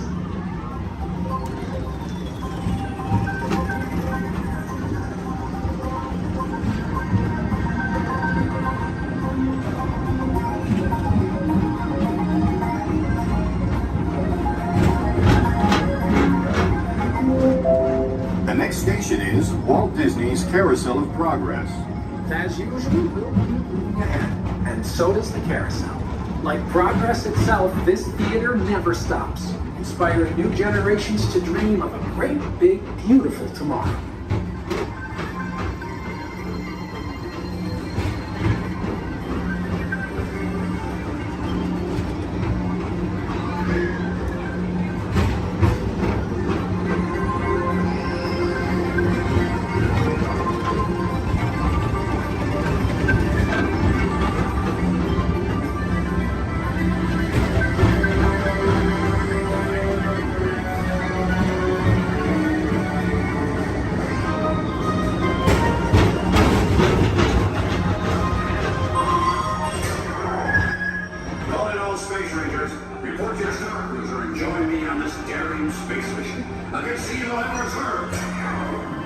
Affirmative. We run it, Buzz. You can count on us.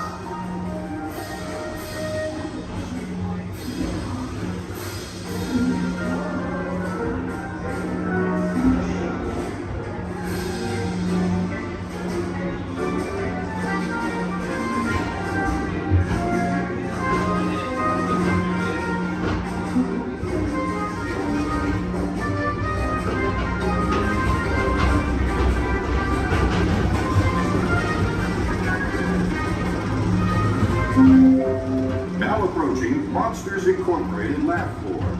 Mike Wazowski has brought in some real monsters of comedy. Whether you have one eye or nine, take the time to see his show. Now approaching Tomorrowland Transit Authority Station. My fellow sentient life forms, our people mover journey has nearly come full orbit. Thanks for riding with us. It's been a pleasure to have you aboard. And even though we're concluding, this is always my favorite part. Because now is the time. Now is the best time to go out and explore tomorrow. Today. See you in the future.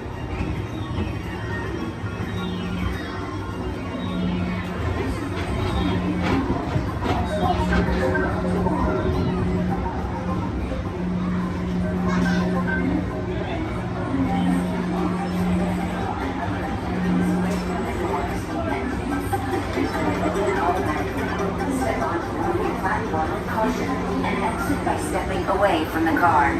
Thank you. Please keep arms and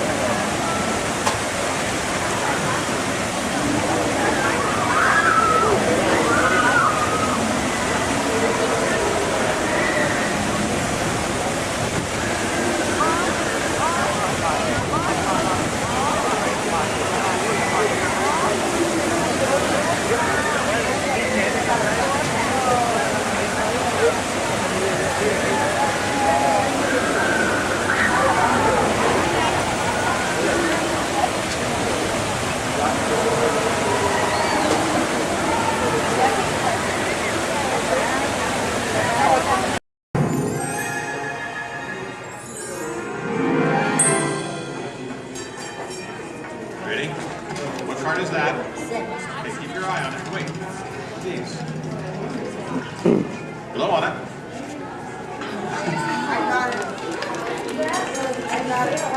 Hello and welcome to Disneyland's 50th anniversary celebration.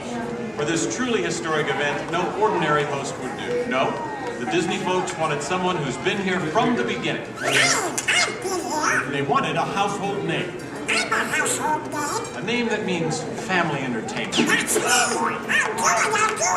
Donald, calm down. You're just too animated. I'm referring, of course, to me, Steve Martin. Oh, really? Well, I don't remember him calling that show the Donald Duck Club. Now just waddle along. As I was saying, the Disney folks came to me because I began my career right here at the magic shop at Disneyland.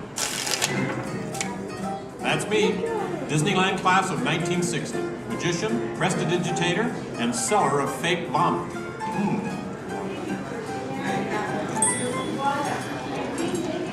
So young Steve Martin starts performing magic here, and lo and behold, they start calling the place the Magic Kingdom. Coincidence?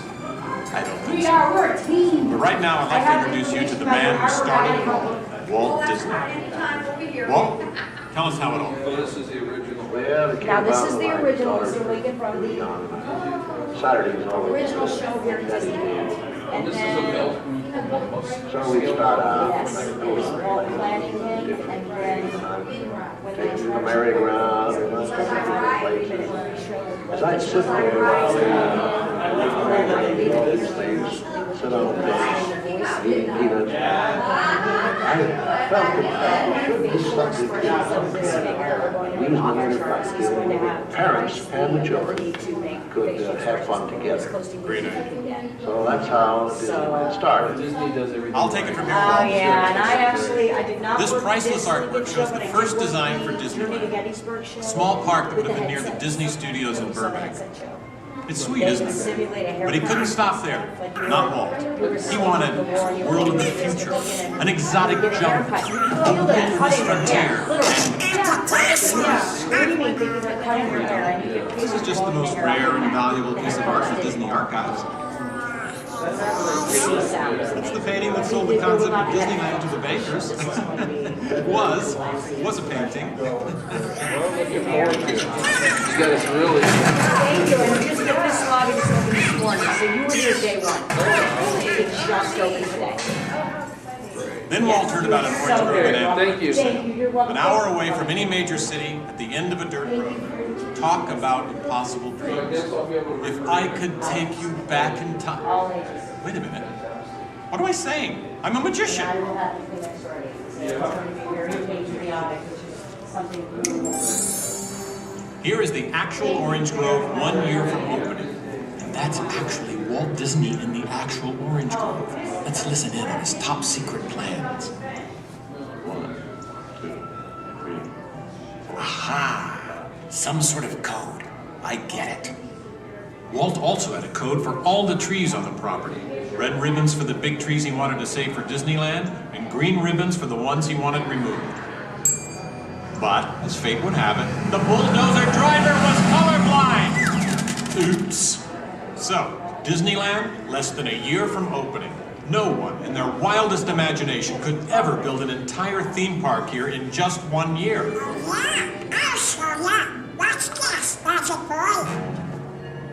That kind of sound.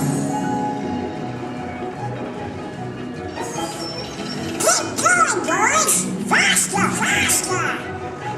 That's it, good work. That's it, good work. Opening day.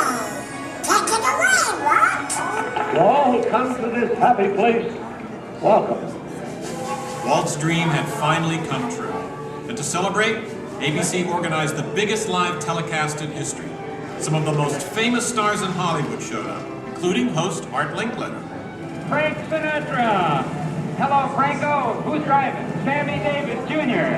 Hello, Sammy. Bob Cummings, Ronnie Reagan. Come on in. Davy Crockett. Buddy Epson's there, too. But right now, it's my pleasure to introduce the famous star whom Mr. Disney has asked to christen the Mark Twain. Ladies and gentlemen, Mr.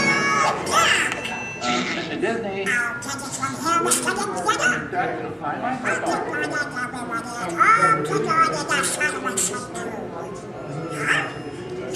What's the big idea? I'm translating. Nobody can understand what you're saying. Cannot? Not. I'll show you. Ignore the duck. As I was saying, the lands that America saw on the Disneyland television show became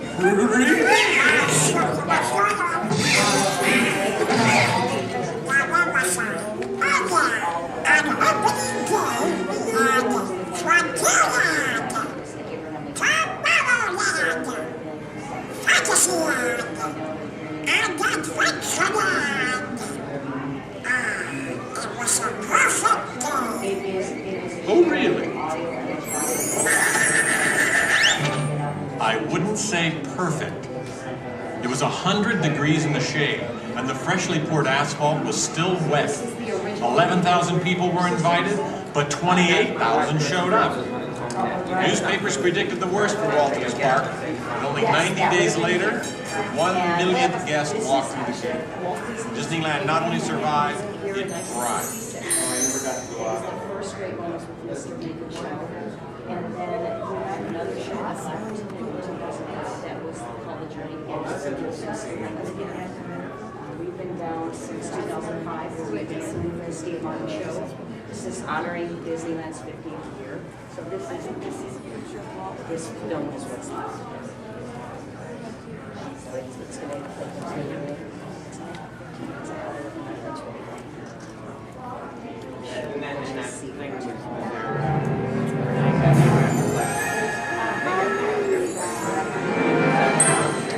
Walt wanted the magic of Disneyland to begin as soon as you walked through the gates.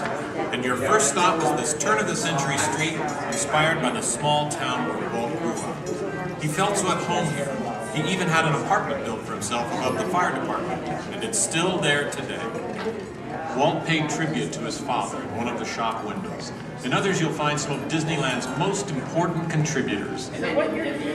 Nice try, Donald.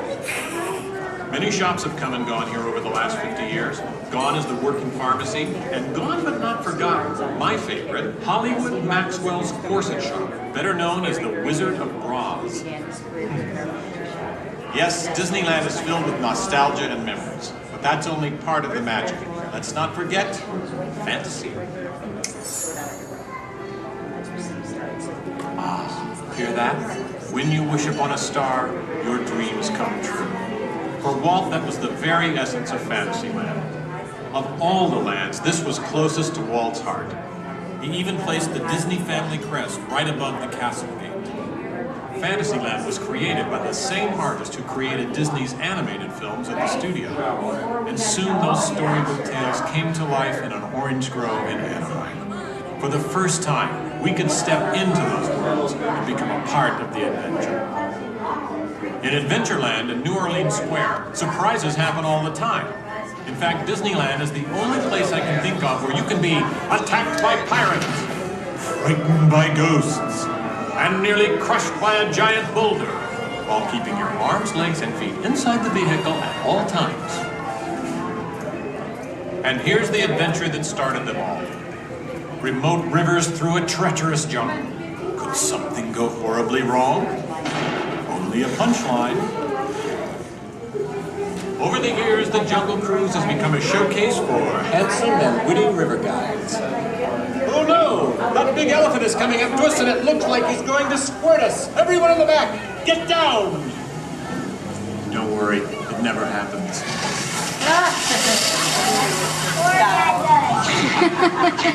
Donald. It was the duck, right? The duck?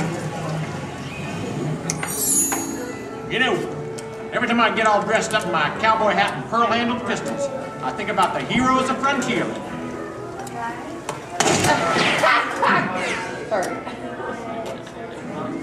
You see, Walt believed it was important to pay tribute to the pioneers who blazed a trail across frontier America, and I agree. especially when it involves saloon girls and blazing six guns. In Frontierland, you could meet popular Disney heroes of the day, like Davy Crockett and Zorro. For a while, there was an authentic American Indian village. And in the little mining town called Rainbow Ridge, you could board a mine train or pack mule to explore nature's wonderland. And then the West got a whole lot wilder. Big Thunder Mountain Railroad was a thrilling addition to Disneyland's growing mountain range. The first peak was the Matterhorn, one of Disneyland's first e-ticket attractions. But the most out-of-this-world mountain of them all is right here in Tomorrowland. When Disneyland first opened, Tomorrowland gave us a preview of the amazing, futuristic world of 1986. Okay, so the 1980s didn't turn out that way.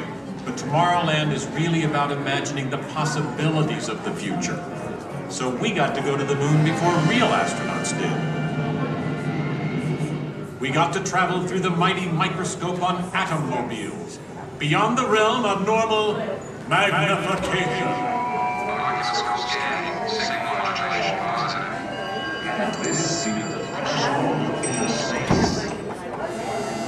Tomorrowland has always been a showcase for new ideas and new inventions, including one of Walt's most famous. Audio animatronics? Right, audio animatronics.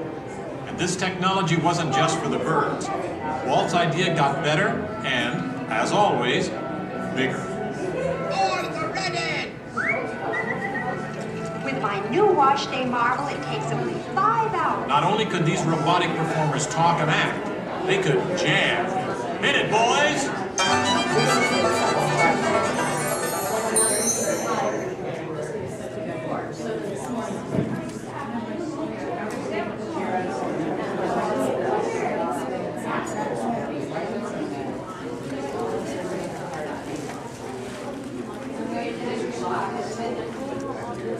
I was going to call him and say that was my show.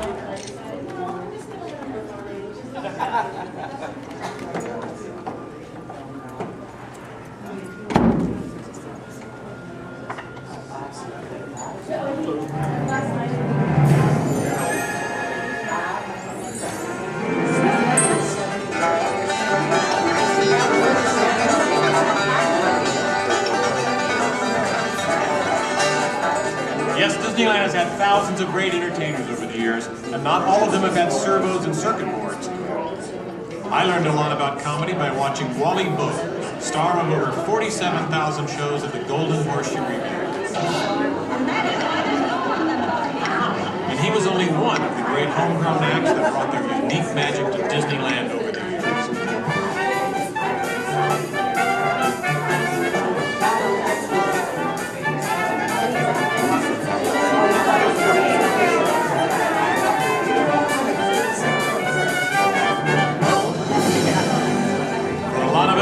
Disneyland's best magic trick happens every day at dusk, when all the lights come on and the Magic Kingdom is transformed before our very eyes. You know, that's one of the great things about Disneyland. Everyone has their own special memories. For some, it's the first time they walk through these gates. For others, it's their first parade. And I'm sure for all of you, it's watching me, Steve Martin, host Disneyland's big 50th anniversary. But while shows and attractions are all great, I think for most people, the real magic of Disneyland is right here. It's you, Donald. Yes, it's you and Mickey and all the rest of the gang who always make us feel like home friends.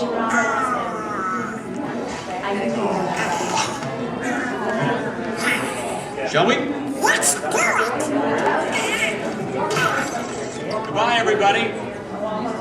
You know, I have to admit, you would have made a perfect host. Sit up next to me.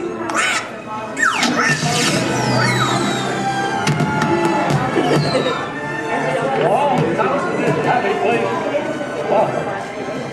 Disneyland is your land. Here age you live fond memories of the past. And here youth may savor the challenge and promise of the future.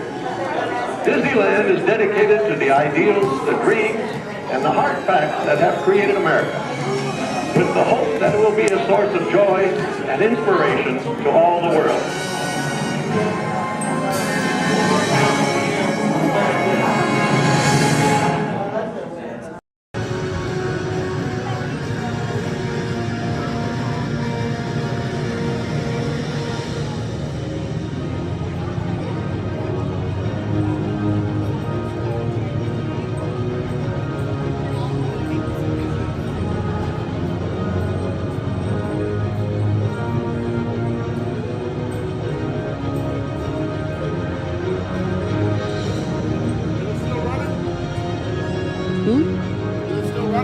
No.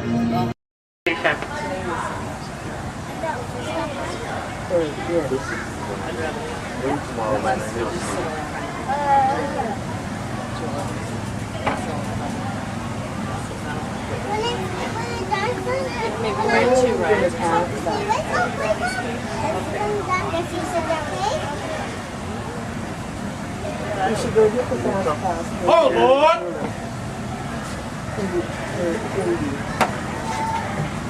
Because they're all right there.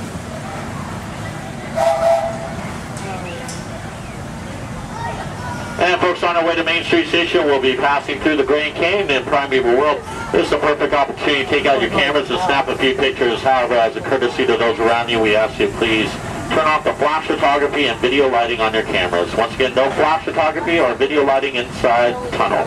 Thank you.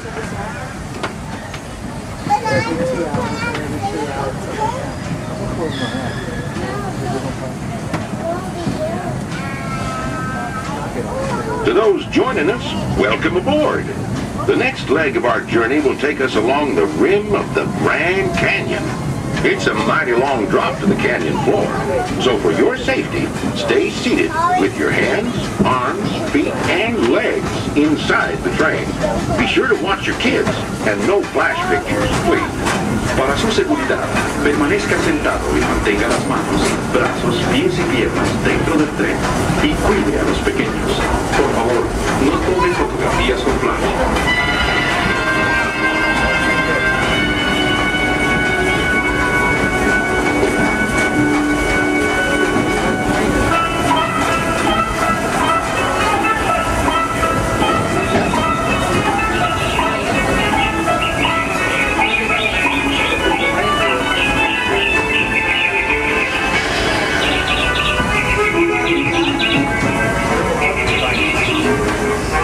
We do need everybody to please remain seated at all times. Thank you.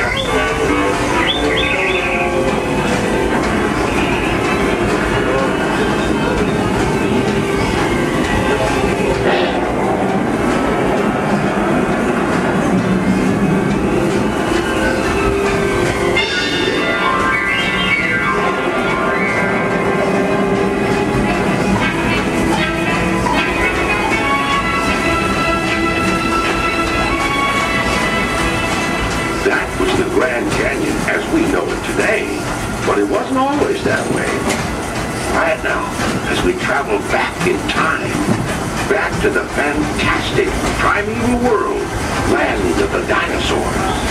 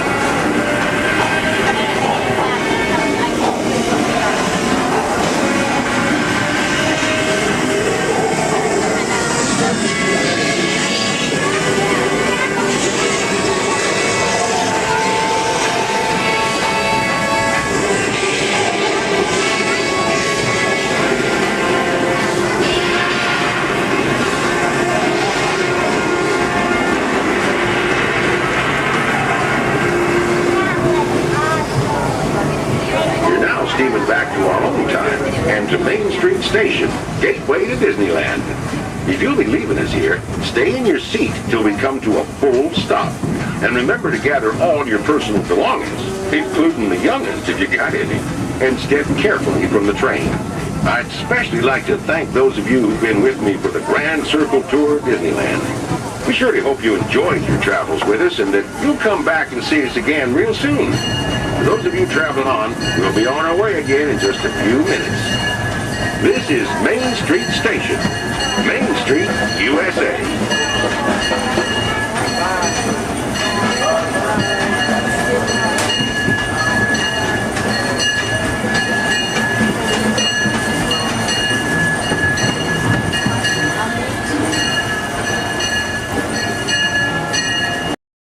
Ask everyone to please remain seated throughout the show, and please keep your hands, arms, feet, and legs inside the vehicle at all times.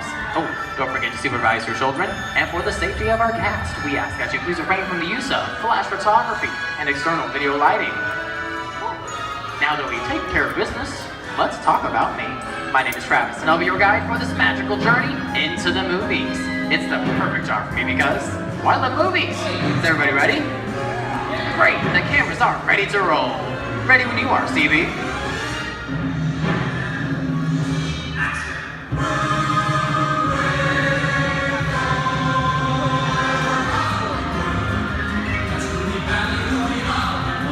And we are rolling.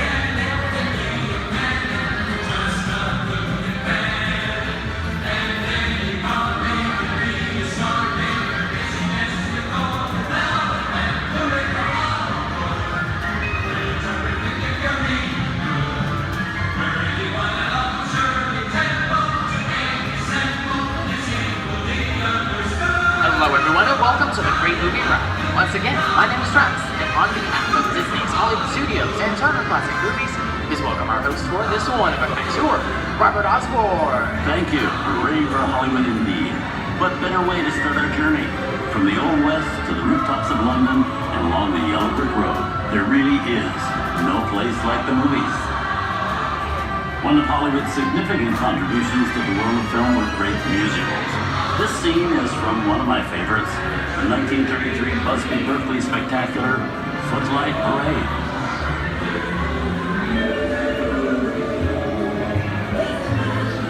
Here's one of the most famous of all dance sequences. It's from the 1952 musical classic, Singing in the Rain. Here's Jim Kelly singing in the rain. Literally.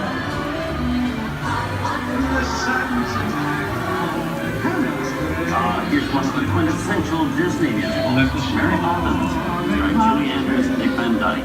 This classic earned 13 Academy Award nominations. I love this song. Sing along.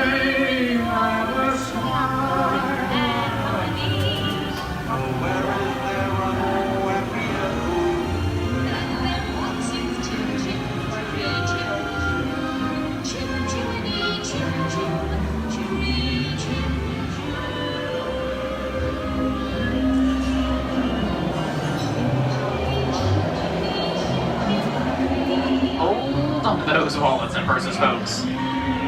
This doesn't look like a very good neighborhood. Here's the birthplace of the gangster film, the seedy underbelly of Chicago from The Public Enemy, starring James Cagney. Released in 1931 before strict censorship rules were enforced, The Public Enemy is a gritty, realistic, and violent look at the world of gangsters of the Depression era. I love this movie. In one famous scene, James Cagney shoves a grapefruit in Mae Clark's face. She can never look at breakfast in the same way again. These tough guys could turn anything into a weapon.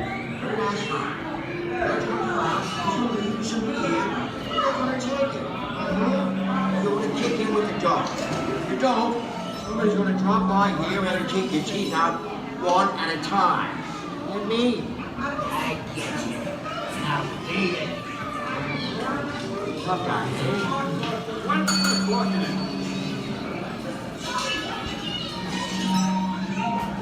Sorry about the delay, folks. I don't want to run a red light, even in the movies. I don't let her leave my vehicle. I think it's time for a visit to a concession stand. Bye. So Osborne, wait. Okay, Muggsy, whatever you say. Hey, get you know my name.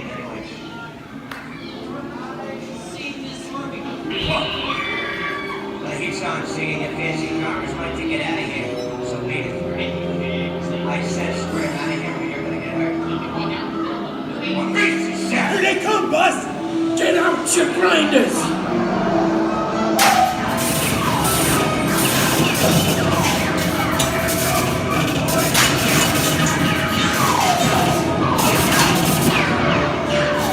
I'm hit! I'm hit! Foxy!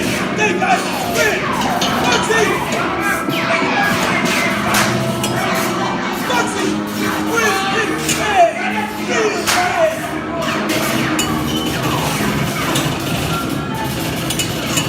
Everybody just sit tight.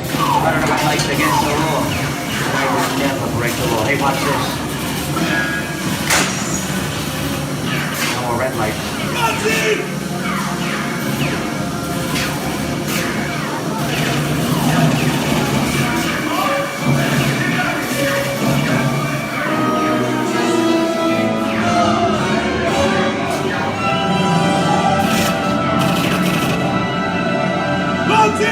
Come back, you rat! Sorry, boys, I'm making my getaway. Give my regards to the warden, suckers. What are you looking at?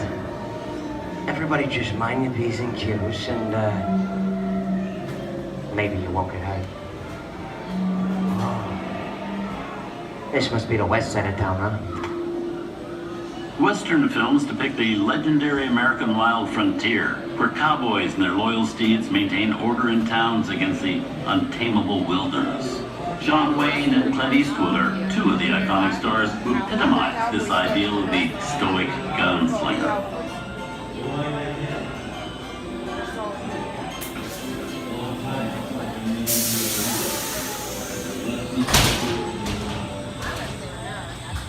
Sleepy little bag, ain't it? That's some mighty tough territory you're heading into, Pilgrim. I'd think about turning back if I was you. That is, if you want my opinion. But I reckon you... Now that we're in the clear, this looks like the perfect time to collect up all your valuables. We'll start with the jewelry and then we'll...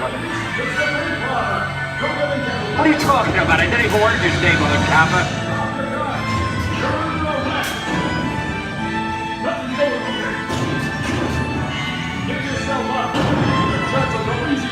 This is nuts. Nuts to this. Look at it this way. Take it anyways.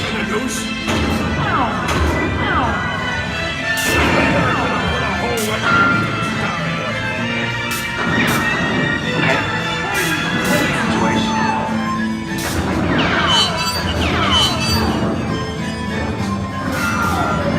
I don't know about you guys, but this is starting to get kind of creepy. Where are we? Jason? Science fiction has been a staple of classic movies, from George Méliès's A Trip to the Moon to George Lucas's Star Wars. In 1979, director Ridley Scott and Sigourney Weaver made audiences believe that in space, no one can hear you scream. This is Alien. Hey, to get down, please. How do we get out of here? Warning, remain in your vehicle. The area you are entering is extremely dangerous. Proceed with caution.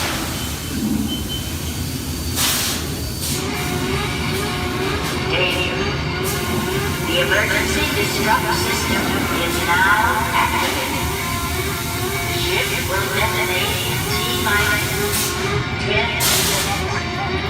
The option to override automatic detonation expires in T-minus 5. What is that thing?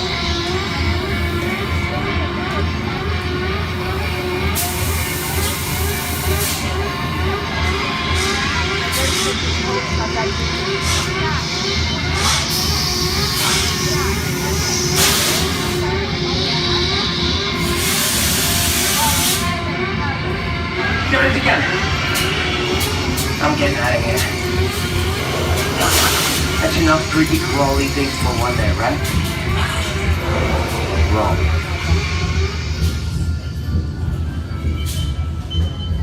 Steven Spielberg and George Lucas cemented their status as the blockbuster boys with their first partnership. Here from that legendary collaboration is Harrison Ford as archaeologist Indiana Jones in Raiders of the Lost Ark. Snakes. Why did it have to be snakes? Some of the biggest horror stars of Hollywood appear in the ancient story of the cursed Egyptian temple, a priceless jewel that beckons to all, but be warned, the temptation always leads to destruction. Get a load of that show, guys. Time for me to get back to work. Good thing I don't believe in ghost stories. Don't nobody move while I go get the goods. I don't think they'd notice a few extra bodies around here, if you know what I mean.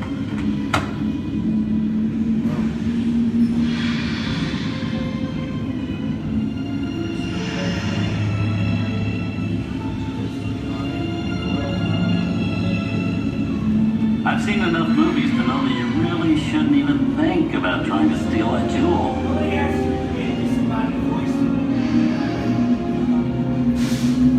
Halt, unbeliever.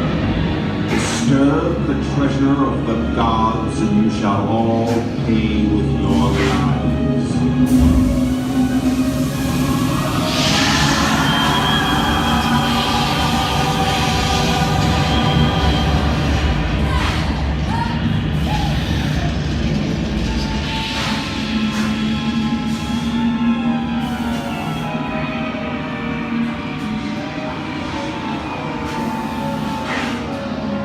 Not bad for my first movie, huh? The twist ending.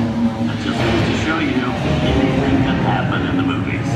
Now, let's get on with the show. I see, Things that go bump in the night have always been a staple of movies. One of the first horror films was a silent short featuring a dancing skeleton, written by the Lumiere brothers in 1897. Both audiences and filmmakers were really interested in the cop, but there was no horror was used to describe a film until the 1930s. Wow, it's really a jungle out there. Where are we? This is the jungle home of one of the most famous movie characters of them all, Tarzan. The movie's most popular Tarzan is undoubtedly Johnny Weissmuller, who's run through 12 films as the King of the Jungle. Over there is Reno Sullivan as Jay, and Tarzan sidekick Cheetah, who was portrayed by over a dozen chimpanzee actors over the years.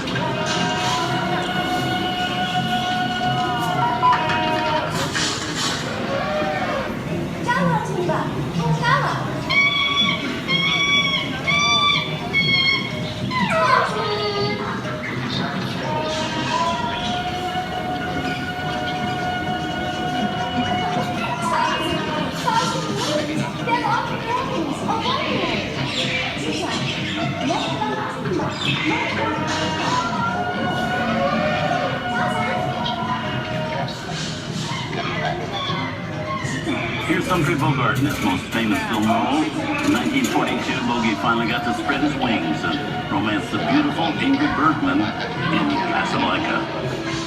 Look, I know that it'd be noble. It doesn't take much to see that the powers of 3 little people don't amount to a hill of beans in this crazy world. Someday you'll understand that.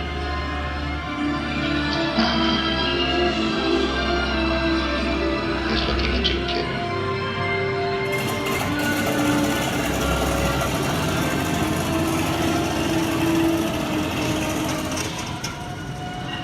Inside of us, we both know you belong to Victor. It was work the thing that keeps you going. That flame keeps you around. You're not with it. And now, one of the most famous movie stars in one of his greatest roles, Mickey Mouse, as the Sorcerer's Apprentice in Fantasia. When the film came out in 1940, Walt Disney promised to add new musical sequences in the future. His nephew Roy kept that promise 60 years later with the release of Fantasia 2000.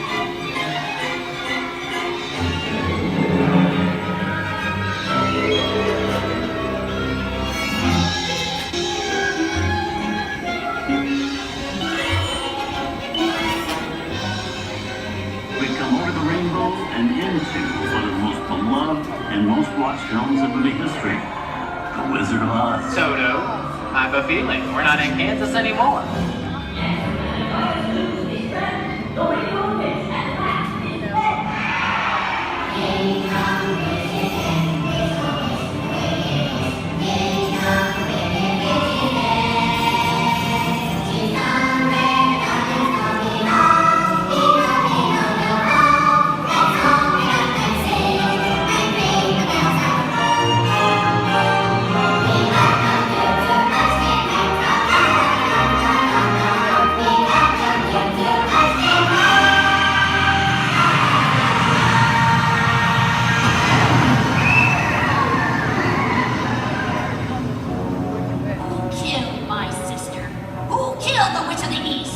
Was it you? No, it was an accident. I didn't mean to kill anybody. Well, my little pretty, I can cause accidents too. Oh, rubbish. You have no power here. Now be gone before somebody drops a house on you, too.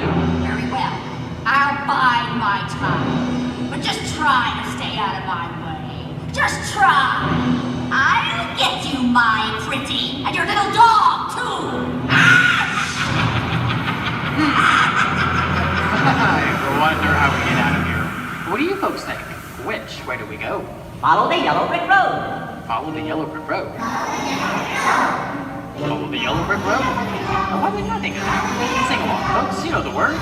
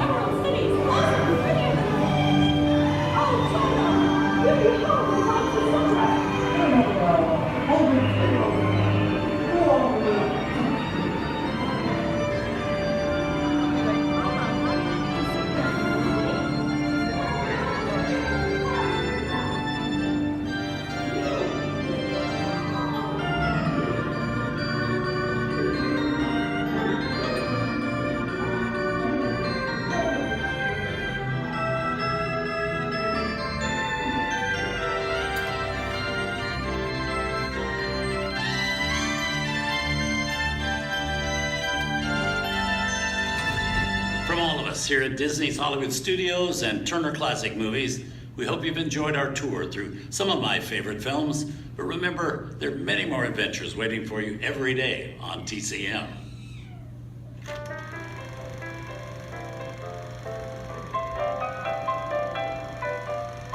We didn't need dialogue. We had to face it. Wait a minute. You ain't heard nothing yet. Step in time!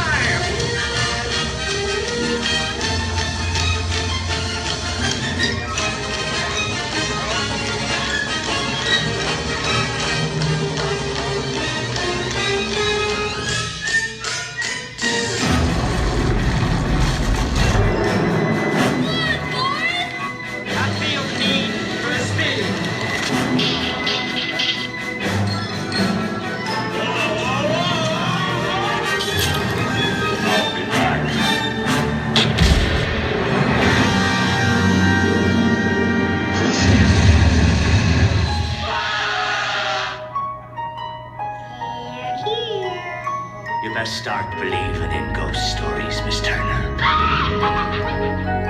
Is it safe? I have a feeling we're not in Kansas anymore.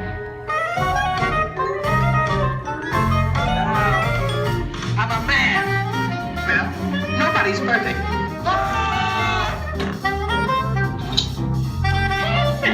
Shut up.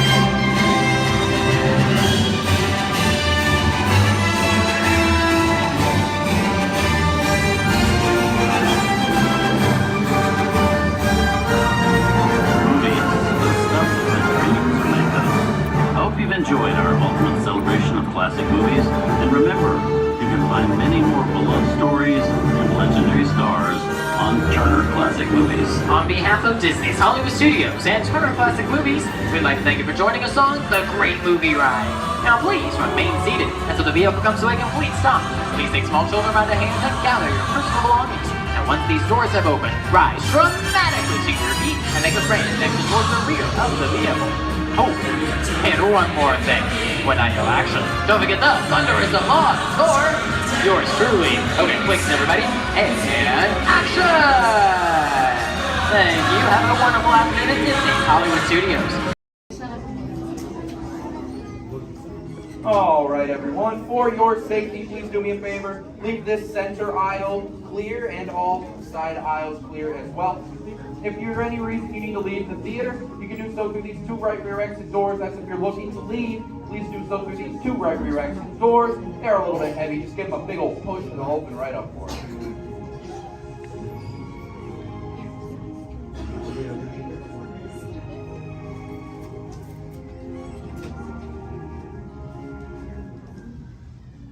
Welcome to Turtle Talk. My name's Andrew. Before we get started, there are a few things that I would like to go over with everyone. Now, here at Seabase, there is absolutely no eating, no drinking, no smoking or vaping, and no flash photography. Thanks, guys. Now, this piece of equipment here is known as a hydrophone. It allows us to hear sounds from beneath the sea, and it's also going to allow us to hear from our very special guest today. Does everybody know who our special guest is? Please shout it out. Crush is coming to talk to us to learn more about the human world, and we're going to get the chance to ask him a couple questions about the turtle world. So, little ones, you're thinking of questions that you may get to ask Crush, okay? Now, it does seem like Crush is off surfing at the moment. In order to call him out, we need to yell, "Hey, Crush!" on the count of 3, all right? 1, 2, 3. Hey, Crush! Well, righteous, dude! Well, awesome! Check it out, man! Hey, dude, look! Double barrel, 360, totally tubular. Whoa, look at the humans in the human tank! Hello, humans! Righteous, man! Oh, dude, speaking of most righteous, look at this, bro. Hatchlings, grommets, offspring, totally chillin' sub-level. Look at this, right next to you, you got a little dudette, blue shell, brown noggin, goggles, and extra ears. Yeah, right there on the coral. Hey, bud, what's your name down there, dudette? Bella. Hey, what's up, bud? Are you having a good day, man? Yeah. Awesome. Can you talk like a turtle? No. Oh, I got your back. It's really easy. Just say, awesome. Nailed it. Try this one. Say totally. Put them together. Say totally awesome. Give it up for that dude. That righteous. Good job, bud. Totally good. You talk like the turtle. Hey, I got a dude over here with a gray shell, curly noggin, and goggles too. Sweet. Hey, man, what's your name down there, bud? Gustavo. Hey, where are you from, Gustavo? Where are you from? New York. Whoa, dude. Who brought you here today?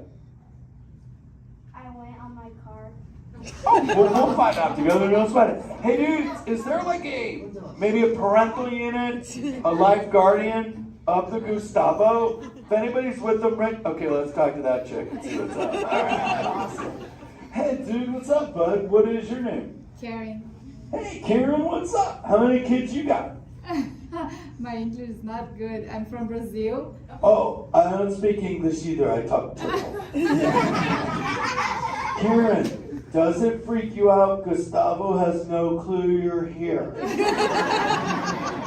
Don't worry, Karen. They come back when they get hungry. Karen, did you feel it, bud? Did you feel it? We're sharing a moment. Awesome. Dude, my son's short. He's like this. He goes, Dad, what's up with all the humans? And I go, dude, I do not know. Human dudes, I need human help. Can all of you help out and answer Squirt's questions? If you want to help, say, Chaw! Righteous! You so totally rock, dude! Oh, wait a minute. Sorry, dude, my bad. Check this out. When a turtle says, you so totally rock, everyone says, dude! Here we go. so totally rock. You so totally rock. Now all of you totally talk turtle. So, on to Squirt's question. Numero uno. He goes, Dad, if humans go to a beach, what do they do? I said, bro, I do not know. Humans, do you go to the beach? Yeah. Awesomeness. Okay, answer it for the Squirt dude. What does a human do at a beach? Shout it out. Swim. No way. Who likes to swim? Wave some fin if you love to swim, man. Oh man, I got wavers. Look, even on the bench. What's up, wavers? Nice. Dude, want to see me swim? Say go crush. Go crush. Let's rock. Everyone yell. Rip it. Rip it. Roll it. Roll it. Punch it. Punch it. Rip it.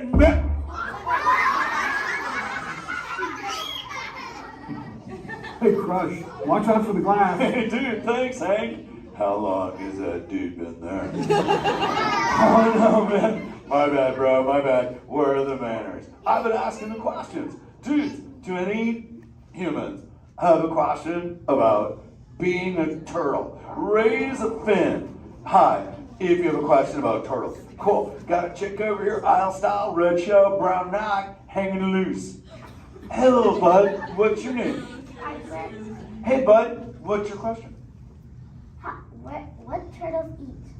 Oh, dude, we're chowing green seagrass and green sea kelp. Big dudes, you're sitting on green seagrass benches. But check it out, Harper. We only eat green stuff, and so it actually turned us green. So, like, I'm green, and my kids are green, and my parents are green. Oh, and my wife's green, and my favorite color ever, purple. He's pulling your fin. It's green. Hey, there's a purple chick over here with like a jellyfish lid. Let's talk at this one on this side. Hey, bud, what's your name down low? Scarlet. Hey, cool name, Scarlet. What's your question? My name's not Scarlet. Oh, wait, what's your name? It's Charlotte.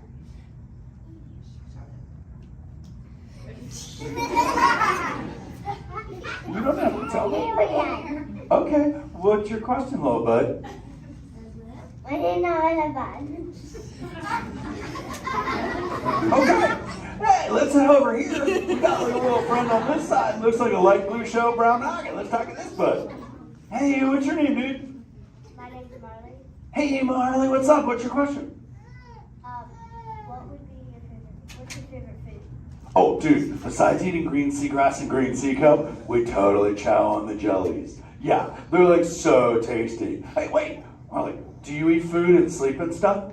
Yeah. Do you know how to swim? Yeah. You're a turtle. Because all we do every day is eat, sleep, and surf. Hey, we got a bud by the bench. He's got a red shell curly noggin. Let's talk to that guy. Sweet. Hey, big man. What's your name, dude? Ezekiel. Hey, Ezekiel. What's your question, friend? How do turtles breathe? Okay, here's the deal. We have to go up every 15 minutes, bud, because I'm like you. I breathe oxygen. But here's the deal. We have to go up every 15. But when I sleep, Ezekiel, we can go in this little cave right there. See the green shelf sticking out over there? We got to tuck under, and we can sleep 5 hours straight and absorb oxygen out of water when we're underwater. Who else has a question? This is kind of cool. Oh, whoa, dude, check it out. We got like a little friend chilling on this side by the bench. Looks like a grayish blue shell, brown rock sitting on her own flips. Dude, what's your name over there, bud? Abby. Hey, Abs, what's your question, Abby? How many babies can a turtle have? Well, mommy turtles, man, they go to a beach, but it's the same beach every time. And they drop off like 90 to 100 eggs. But here's the cool part. When the sand is really warm, Abby, everybody is a dudette. And when it's cold, they're all dudes. So we say, dudes are cool and chicks are hot. Yeah. This is awesome, humans. Hey, the Jelly Man. I was talking about you, buddy. Oh, Crush. Hey, man. I'm trying to get away from a turtle pile. Marlin, turtle piles are a celebration. Everyone yell, turtle pile!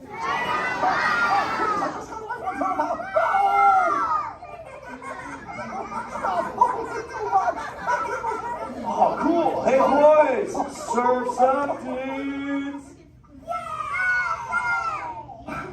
Thanks a lot, Crush. For what? The turtle pile? Shout it out, humans!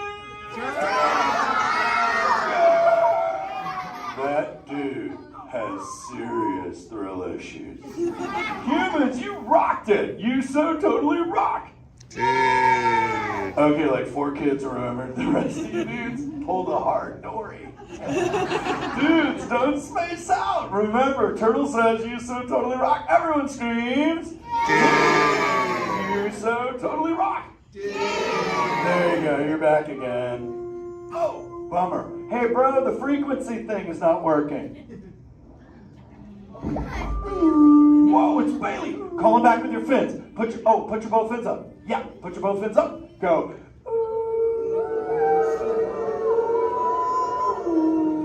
Crush! Hey! Bailey, look at my friends, they're humans. Oh my goodness, funny looking humans, huh? Hey dude, stop. That's not cool, those are my friends, they can hear you. No, they can't. Watch this. Hi, humans. Oh, okay. Why didn't you tell me? Dude, I tried, man. You got stoked out. Wait. Ooh. Yeah, that thing. I'm getting something. Ooh. Wow. Some of you have 4 ears. Weird. I'm not judging. Humans. Later, Crush. Later, Bailey. Everyone say, later, Bailey, dude. Bailey's echolocation's awesome. We're going to do it. Everyone, both fins up. Go. Okay, sublevel. Really good. Back bench. Solid. Grandma in the corner. This is where we put our fins up. Good job, Grandma. Good job. Fins up. Eyes closed. Go. How many fins am I holding up now? No, you gotta go. Yeah, you so totally rock. Squirt, come here. Squirt, look at this. Squirt, I just taught humans your ultimate favorite. Sweet. Dude, go for it. They'll blast you. You so totally rock. Yeah! Rock on, human dude. Rock on, Squirt. That's my son. I'm in a jam. Oh, wait. Remember this thing. You gotta be good to the oceans. The oceans will be good to you. And slap the fins together for my man Andrew. Rockin' the mic, man. Oh, righteous. Little dude. Use the word dude all day long. Because your parents will love you. Hey, Karen. You're welcome, Karen. Let's go! You so totally rock! Let's give it up for Crush. If you would like to learn more about Crush and his friends like green sea turtles, manatees, or sharks, you can do so up on the 2nd floor of Sea Base. Now, little ones, don't move until your adult comes to get you. Adults, please collect your belongings, collect your children, head on up to those 2 right direction doors. Or your safety, please don't stand up.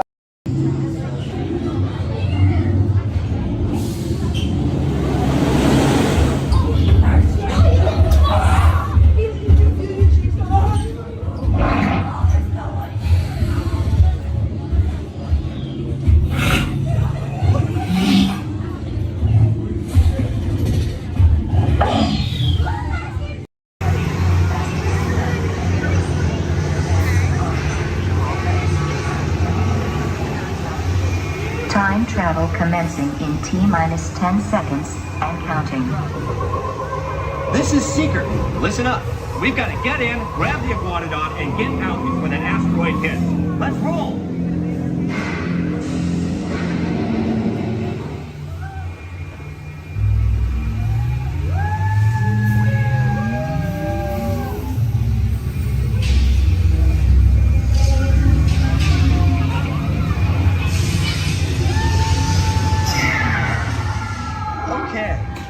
Let's go get that dino. Computer, what are you tracking? Styracosaurus. Not our dino. Warning, meteor shower in range. Just little one. Oleoramus. Hadrosaur. Raptor. Time to get serious. Locking autopilot on homing signal now! Hang on! I'm tracking a big dino on the scope. Could be ours. Computer, full stop. Identified. Carnotaurus. Definitely not our dino. Go, go, go!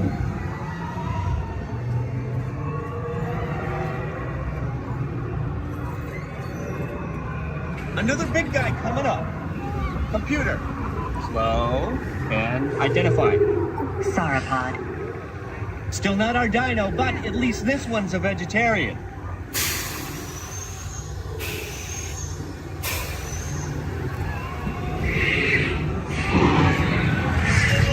Asteroid impact in 90 seconds. We better move it. Pterodactyl. Incoming!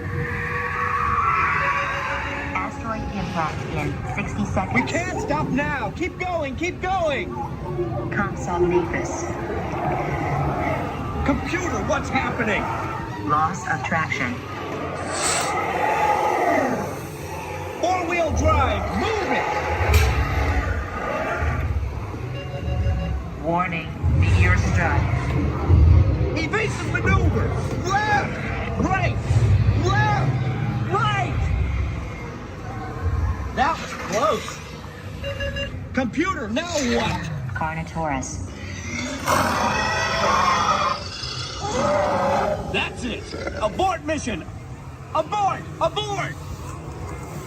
Iguanodon. Forget it! Get them out now! Asteroid impact. Brace yourself! This is it! They're not gonna make it! They're not gonna make it! Mission accomplished. You made it! I knew you would, and guess who made it back with you? I better find him before security does. Thanks for everything!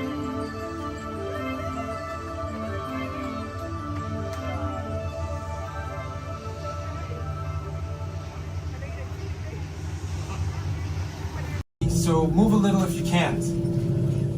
Before we send you into the link chamber, let's watch this piece by Dr. Ogden, who runs the program.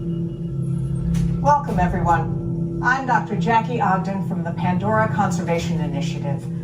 You're about to experience a ceremony that's very special to the Na'vi, flying on the back of an Ikran, or as we call it, a banshee. To the Na'vi, connecting to an Ikran and flying on its back is an incredibly important rite of passage they call Ikni Maya. With permission from the Na'vi and in partnership with Alpha Centauri Expeditions, we can now bring this amazing experience to you. The way you'll be able to fly is by linking to an avatar that's already on the back of an Ikran. Let's see how this works. We establish a link using powerful psionic amplification equipment. A human driver is connected to an avatar, which could be physically hundreds of kilometers away. When you follow our technician into the link chamber, you'll see a series of 16 link chairs. Please go to the number that matches the number you're standing on now. First, stow your gear in the storage containers on the back wall. This should include all bags, cameras, and other items, including cell phones. It's important to push them all the way into the bin. Then get onto the chair as you would a bike. Straddle the seat, step forward, and sit down. Slide your hips forward until you are against the chest pad, and then move your feet all the way forward. Wait until you're seated before you put on your flight visors. Hold on to the hand grips as shown. It's important to hold on to the hand grips at all times. After you're seated, back and leg restraints will be firmly engaged. For your safety, throughout this entire experience, always remain seated and supervise your children. Once the link takes place, you'll be connected to your avatar and sitting on the back of an Ikran. It'll feel like you're really there. Moments later, you'll begin your flight. A Na'vi guide will lead you out. You'll experience the breathtaking beauty of Pandora, but you might also face some of its greatest challenges. Some of this flight might be intense, but trust your guide and be brave. As the Na'vi say during this important rite of passage, Sivak Ho, rise to the challenge. Good luck. All right, you ready? Let's get you into the link chamber. All right, everyone. First order. The first order. Excellent. We're not authorized to pick up the cargo. We're picking up the cargo. Good, good. They've accused us of stealing. Well, I see now you're breaking up. I cannot hear you. What? Don't you dare. I don't. Oh, unfortunately, you go to the government. What a conversation anyway. Ha ha.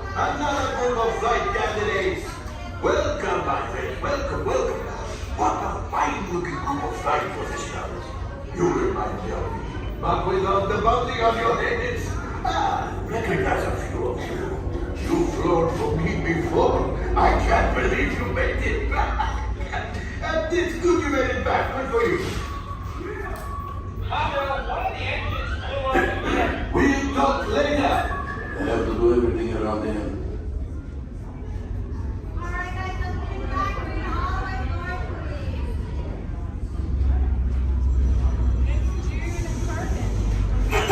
This is hello, my friends. I am Kondo Onaka, and this is Onaka Transport Solutions. Today, I am offering the opportunity of a lifetime. I need flight crews to transport this valuable merchandise across the galaxy, pilots to navigate, engineers to operate the ship, and gunners to defend the shipments. And that is where you come in. Oh, the Millennium Falcon. Oh no, for some very fast and very profitable expeditions. Chewbacca, my fine furry friend. Yes, as we agreed, you let us use the ship. We'll get you the supplies you need. It's a win-win. You help the resistance, and I get all the profits. Well, no, the First Order will never know we were there. Okay, time to go, so, bye-bye. We better go before he changes his mind. Move along, my friends. Listen carefully and remember, the battling world together. Is that?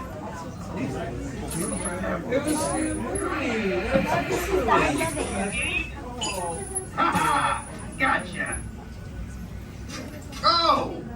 What are you guys still doing here? Tour's over. The cages are open and the creatures are loose. You gotta get out of here! Wait! Don't get out of here! I could use a hand.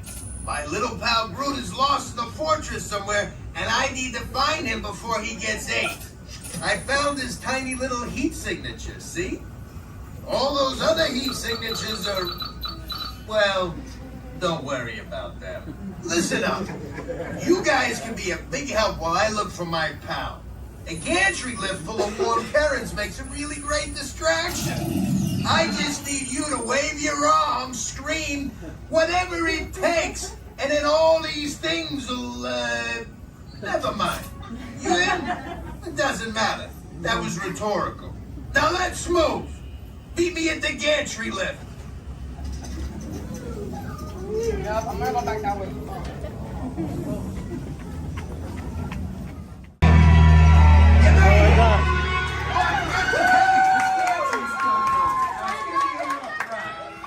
Remember, if you see a scary creature, scream real loud and look delicious.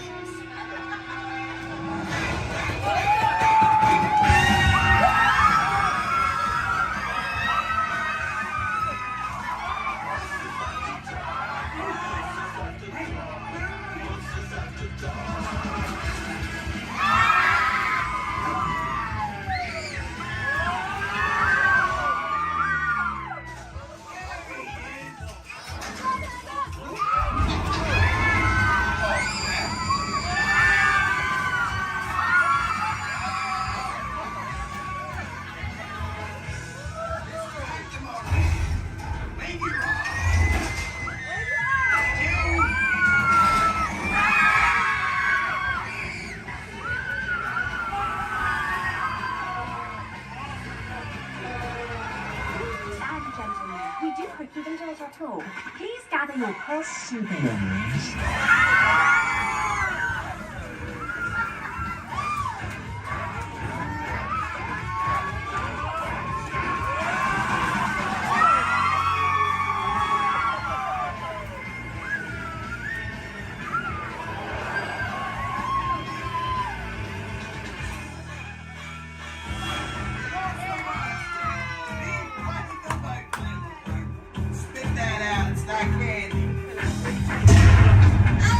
What's your language?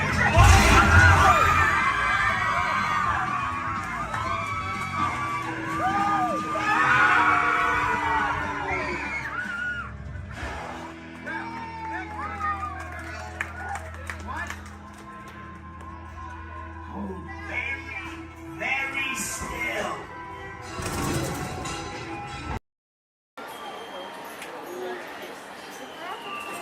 like the ride? Here we go. That way. No, there's little rounds. Yeah, but it fell off. I don't know. I just want to take it off because it's really good. Just grab that blue blanket.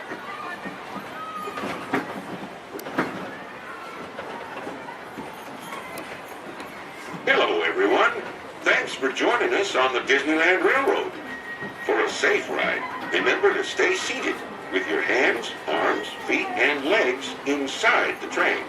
And please, watch your kids. ¿Qué tal, amigos? Y bienvenidos a bordo. Para su seguridad, permanezca sentado y mantenga las manos, brazos, pies y piernas dentro del tren.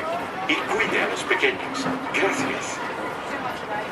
As we steam on through Fantasyland, you may want to take one more look at the majestic Matterhorn Mountain and the happiest group that ever sailed eats a small bird.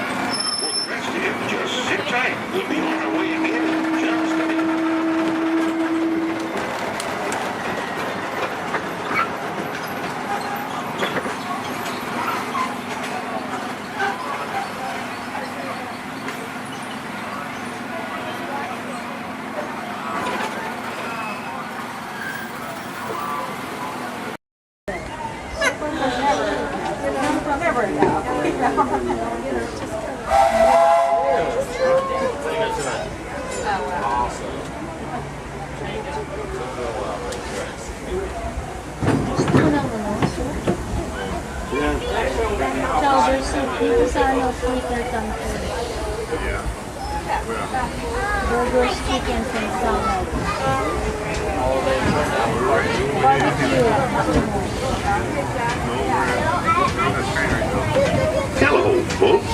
Welcome aboard the Disneyland Railroad.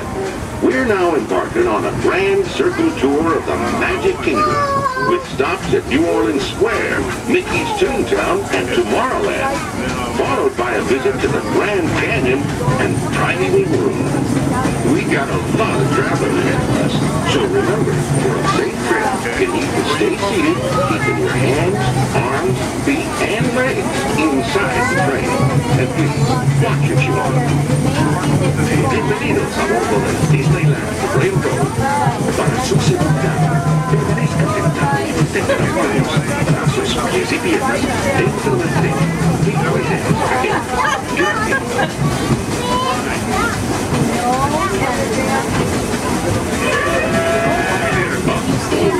Did you folks hear that?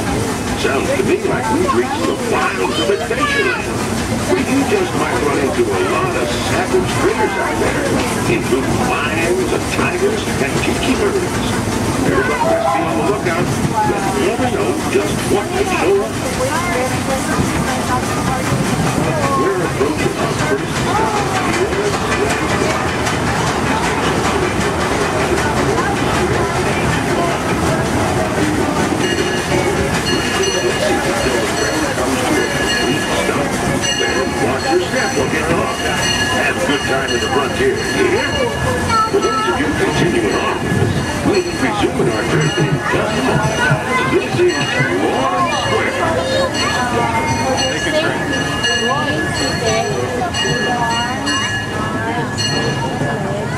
All attention, please. The Disney.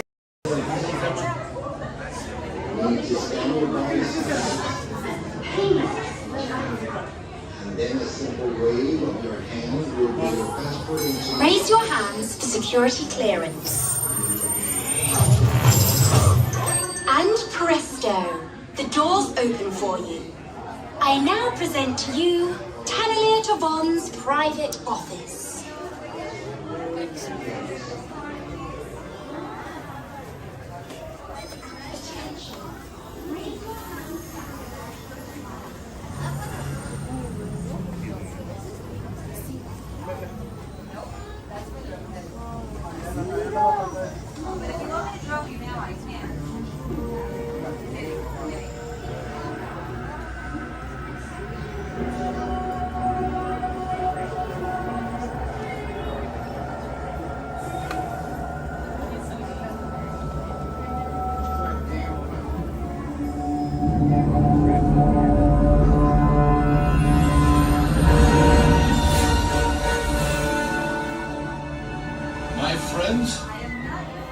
One step closer to your exciting encounter with the Guardians of the Galaxy.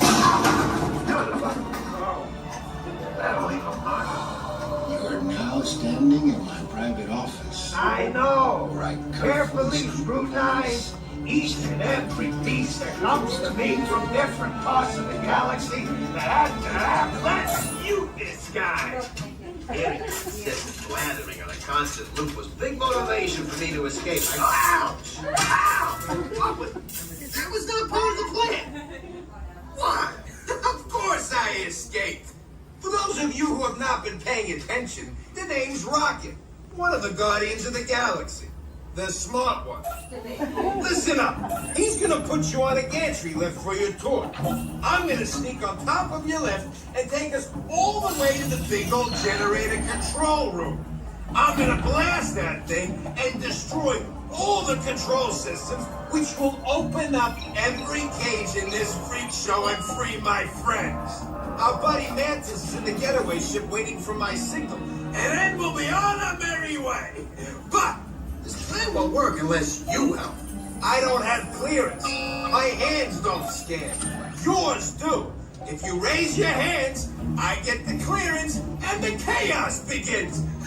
It's a foolproof plan. 35% of the time. Oh. I'm gonna take this. Now move it.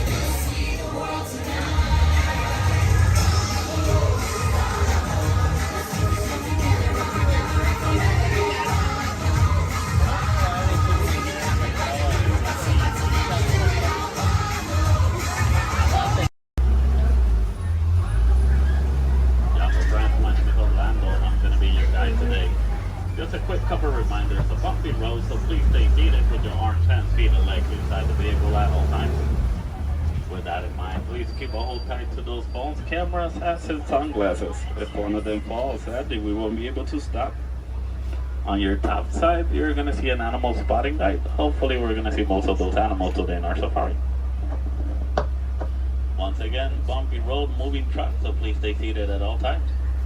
I do advise you to get those phones and cameras ready. This is a photo area, but we might not be able to stop for every animal. I'm going to make sure I stop for most of them. But sometimes they won't stop for us. Just be ready. And 20. So we're going to start off our journey here in the Little Ituri Forest. The forest animals are kind of exclusive and they depend a lot on camouflaging to stay safe. But sometimes they're kind of hard to see. So here on the right side, we're going to see an okapi. Even though the okapis have zebra-like pants, they're actually related to giraffes. It wasn't until 1901 that okapis were discovered. Before that, they used to be thought as a myth. And much like the giraffes, okapis also have those long tongues that are going to help them reach tall places. And only the male okapi is going to have ossicones. Ossicones are basically the same type of horns that giraffes have, but it's made out of their own skin, so it doesn't count as a horn.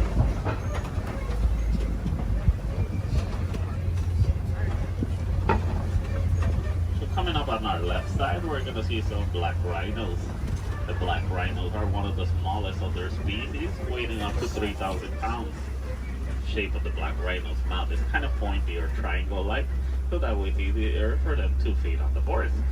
It's also a nice way for them to, also a nice way for us to identify the rhinos. Black rhinos have a pointy-shaped mouth, while white rhinos have a square-shaped mouth.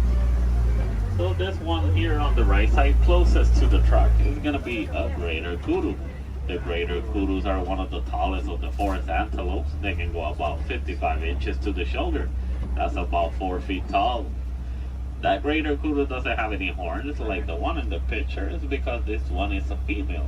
Only the male greater kudu is going to have horns. Behind the greater kudu, we're going to see some bongos. Bongos are also known as the ghosts of the forest because they're rarely seen. The shape of the bongo's horn is twisted and it goes all the way towards their backs. So that way it's easier for them to travel around the forest without getting stuck. So as we start exiting the Little Ituri Forest, we're going to head all the way towards our Safi River.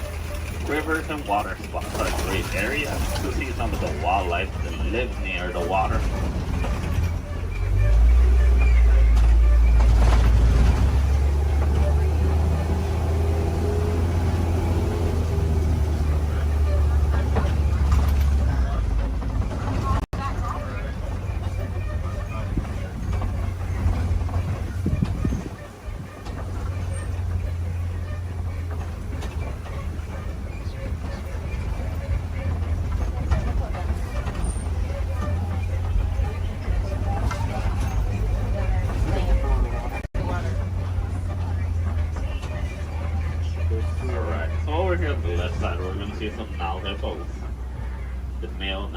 Can weigh up to 5,500 pounds.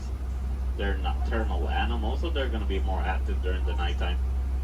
Most of their daytime they're going to spend underneath the water, but they do need to come back for air every 8 minutes. Also, baby now hippo right there. A group of hippos is also going to be known as a float. Float of hippos. So here on the left side, we also see some pigbat pelicans. The pigbat pelicans get the coloration in their feathers during mating season. They're colonial nesters, so most of the time we're going to see them in large groups. They can go between 50 to 500. As we head around this curve, we're going to approach a bridge. And once again, we're really jumpy, so please stay seated at all times. And to the left side, we're going to see some Nile crocodiles. Crocodiles are one of the largest crocodiles in Africa. They can go between 16 to 20 feet long and they can weigh up to 500 pounds. They're endothermic, that means they're cold-blooded, but they're going to contribute their body to the environment. but they're gonna spend most of their daytime underneath the sun. If they need to cool off, they'll just open their mouth or they'll dive in the water. They're great parents. They will roll around the eggs in their teeth, so that way they can help them emerge.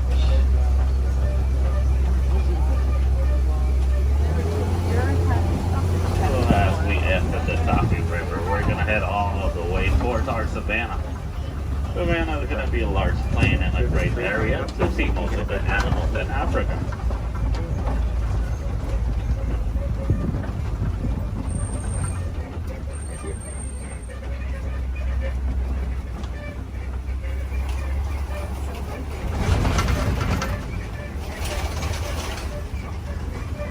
Ryan.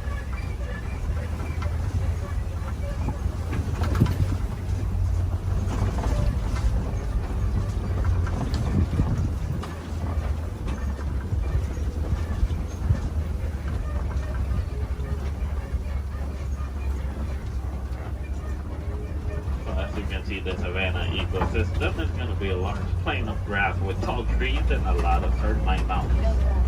Each ecosystem is going to be unique and shaped by the animals that live on them. Between savannas, deserts, rivers, mountains. Most of the animals will actually use the termite mountains as fast crashers. Some of the smaller species like springboks will stand on top of them so that way they can have a better view. Here on the left side, we do see a pack of African wild dogs. The African wild dogs are also known as painted dogs. They're part of the canine family, a difference they share with wolves and dogs is that they only have 4 toes. But they're a great pack of successful hunters, hunting up to 90% of the food they eat. But verbalizing, the African wild dogs won't bark or howl. They'll actually make a squeaky sound that sounds similar to squeaky toys. Here on the left side, some Ankoli cattle. Ankoli cattle are also known as the Watusi cattle, named after the clan that domesticated them. They're a sign of wealth in Africa, where both male and female will have those huge, majestic horns that can go up to 6 feet long. Even though those horns are big and they look kind of heavy, they're actually honeycomb inside. They use the inside of those horns to move blood up and down, so that way they can keep themselves cooled off. Over here on the left side, we also see a sable antelope. Sable meaning brown, they're also the emblem of the Harambe Wildlife Reserve. They're the only type of antelope that in a fight or flight situation, they'll stand their ground and they will fight.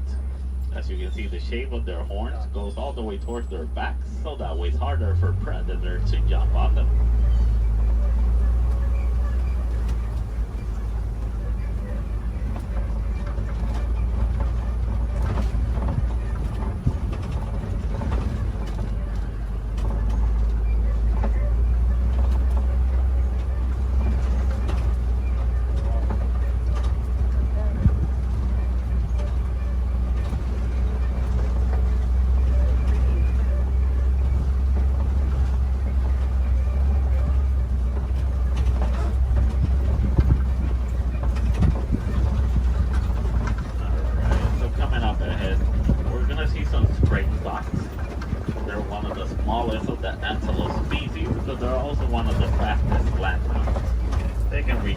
Between 50 to 60 miles per hour.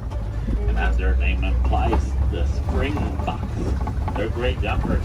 They can jump up to 6 feet tall and up to 13 feet long. Behind the springboks, we do see some wildebeest. The wildebeest are the second largest grouping of mammals, second only to us humans. Wildebeest is a translation from the African word wild beast, but they're also known as the newt due to a sound they make when verbalizing. It sounds like they're saying newt.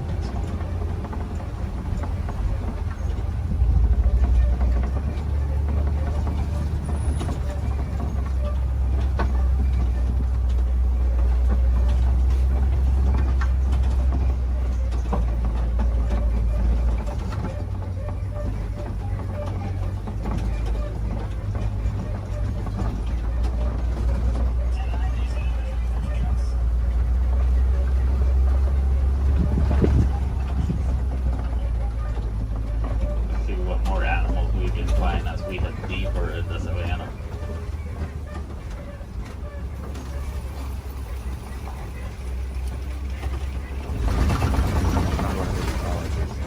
Oh yeah?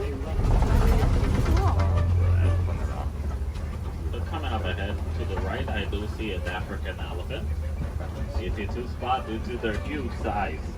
Also, the shape of their ears look like the continent of Africa. They like to flap around those huge ears back and forth so that way they can keep themselves cooled off. Basically like a giant pair of fans. Also to the left side, mandrills. And the mandrills are one of the largest species of monkeys. Male mandrill can weigh up to 100 pounds while the female can weigh up to 35 pounds. They also have a special pocket in their mouths where they can store food and snacks for later, just like squirrels. So the elephants will also throw dirt on top of their backs so that way the dirt will block them from the sun and also from bugs.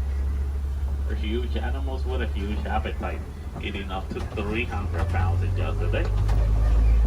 So a nice easy way to identify a male elephant is because male elephants, whenever they reach adulthood, they like to go on their own. And sometimes they'll join other elephants and they'll form a group known as a bachelor.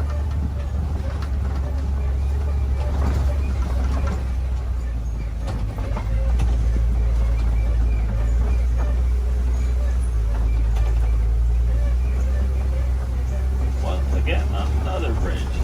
Please stay seated.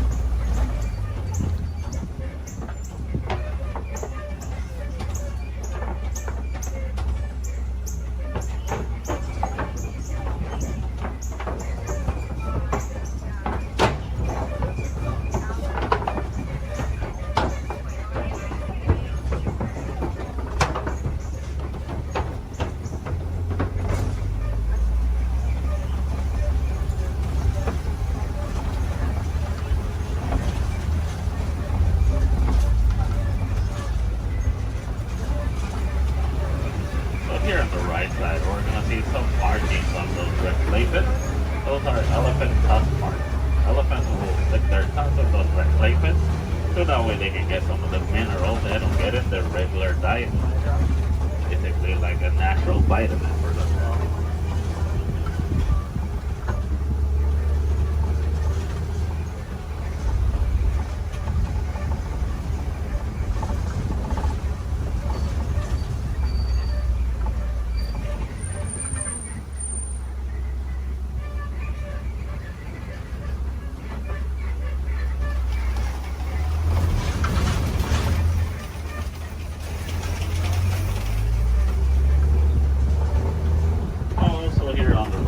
We do see some trees that look like they're upside down. They're known as upside down trees, but they're also known as the tree of life. The real name is the baobab trees. And baobab trees can go leafless up to 9 months of the year, so that way they can store inside of them thousands of gallons of water.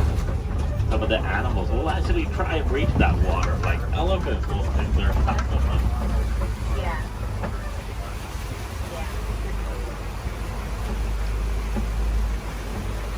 As we head around this curve, we're going to see a small island of raider flamingos.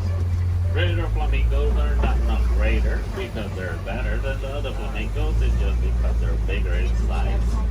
As you know, flamingos have thick coloration in their feathers, actually get those due to their diets. They come some bright shrimp, and shrimp is high in keratin. If you guys ever get to see baby flamingos, you're going to know that they have great feathers instead. A group of flamingos like this one is also going to be known as a flamboyant.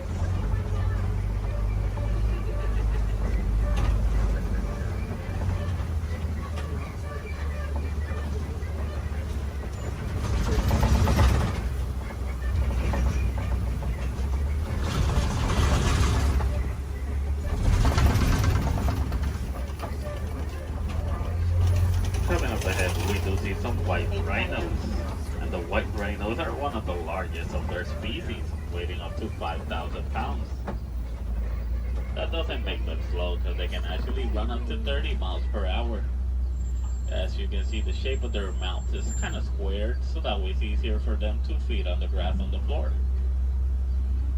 And you'll usually find them in the savannah around mud pits.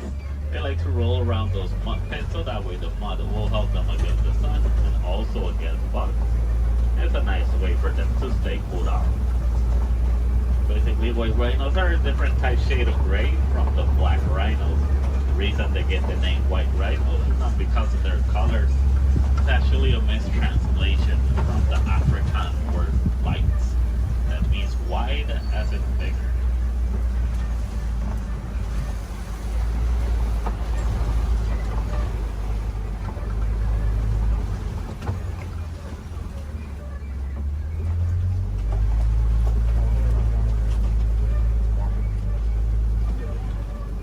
All the way in the back on the left side, I do see a cheetah walking around. Cheetahs are one of the fastest land mammals. They can reach a speed from 0 to 60 in about 3 seconds. There's also another one laying on the grass all the way in the back. But with that in mind, the cheetahs are built for speed, not power. So after running so fast in such a short amount of time, they're gonna need a couple of hours to rest their energies. The cheetahs are also diurnal big cat predators, so that means they're more active during the daytime.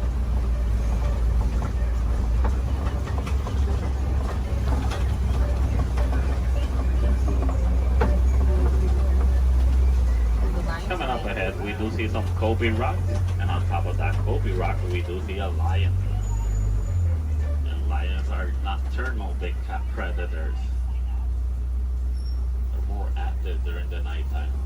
Most of their daytime, they're actually gonna spend sleeping. They can sleep up to 20 hours in a day.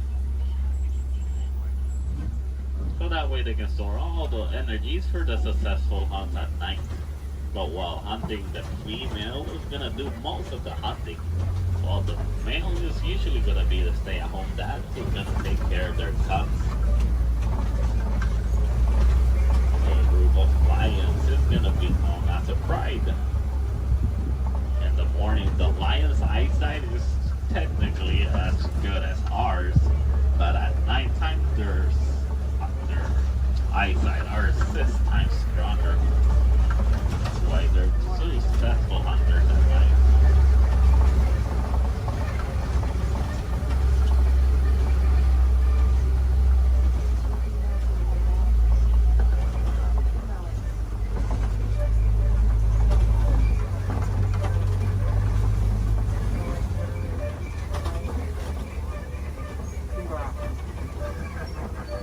So coming up ahead, we're gonna see some warhogs. There's one behind that tree, and we're gonna, there it is. And warhogs are one of the largest burrowing mammals. They like to make burrows like those in which they will sleep on facing outwards, so that way they can see anything that's coming towards them. They're super close relatives to domesticated pigs, and they can run up to 35 miles per hour.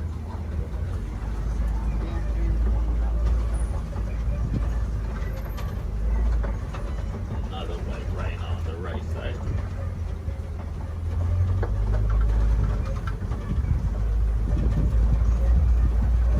So as we start exiting our savanna, we're gonna head all the way towards the Warden's Post. Warden's Post is gonna be a great area to see how both humans and wildlife live in harmony.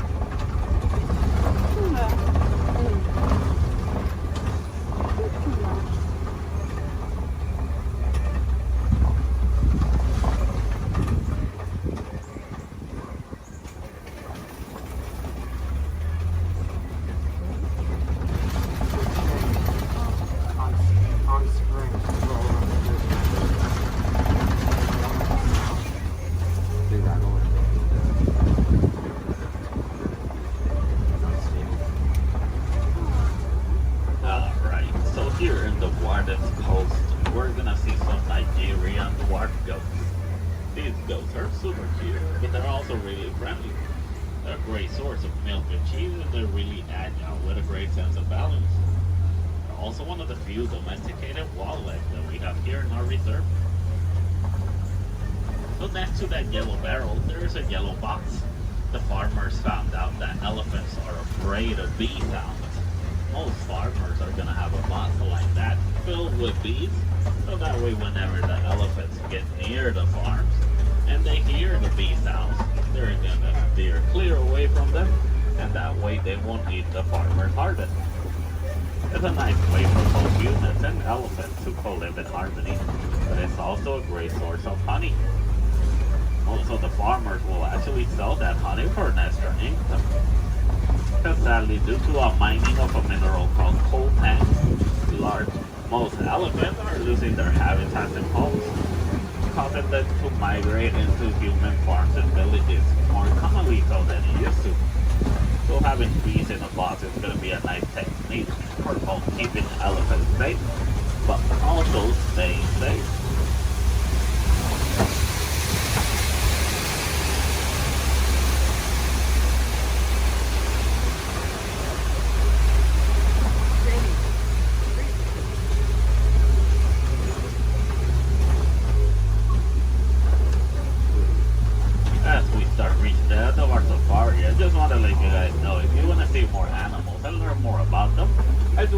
You to visit Gorilla Falls Trail. It's a nice 20-minute pathway that will take you all the way to meet a family of gorillas, while meeting more animals, learning more about them, and also more about conservation. If you're really lucky, you might even get a better close-up view of the hippo through a glass.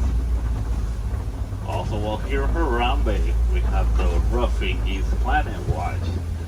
The Wildlife Express train is going to take you all the way towards Rafiki. Well, you're also going to meet a couple more animals. You might even get to pet some of them in the domesticated pet center. We have an animation studio where you might learn how to draw a couple of our animals. Super cool. And we also have an animal clinic. Any chance we need to take care of one of our animals, you guys can actually see the process through a glass. It's super cool journey. It's a nice AC, but it takes about a whole hour to complete. So you gotta plan ahead. The last Wildlife Express leaves at 4:30 from the sun award. Why did you look to see where we are? Alright, also while here in Harambe, you guys can visit the celebration festival, the Lion King. A great show to watch while visiting Animal Kingdom. There's gonna be animals wherever you go throughout the park. We do have the lesser flamingos. Those are going to be the smaller flamingos. In some area of the park, I believe, is one of the pathways that leads you to the Tree of Life. If you go all the way towards Asia, they're going to see a similar walking trail to the Gorilla Falls, but it's going to be known as the Maharashtra Jungle Trek. Over there, you're going to meet some of the Asian animals like Komodo dragons, tigers. Also super cool to visit while you're in Animal Kingdom. So for the Gorilla Falls, once you head out of the truck and you head down the ramp, if you go to the left side, you're already on the Gorilla Falls Trail. Keep going around, enjoy your time, see more animals. If you go to the right, you're going to go back to the village, where you can see the entrance towards Rafiki.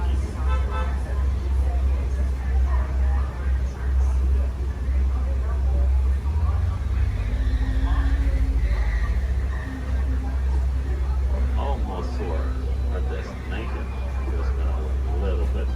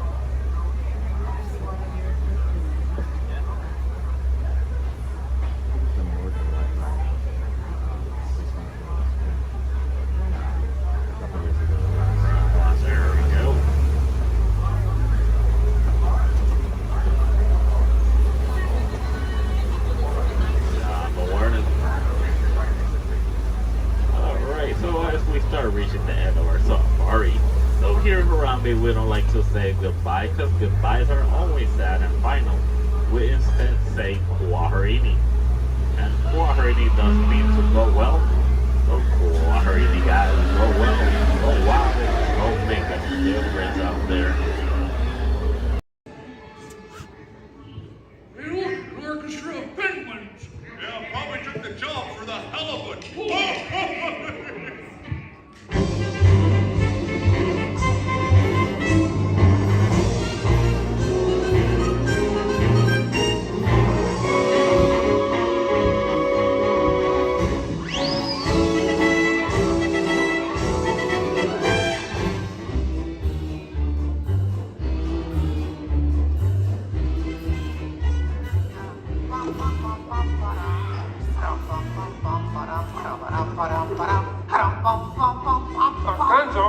Gonzo?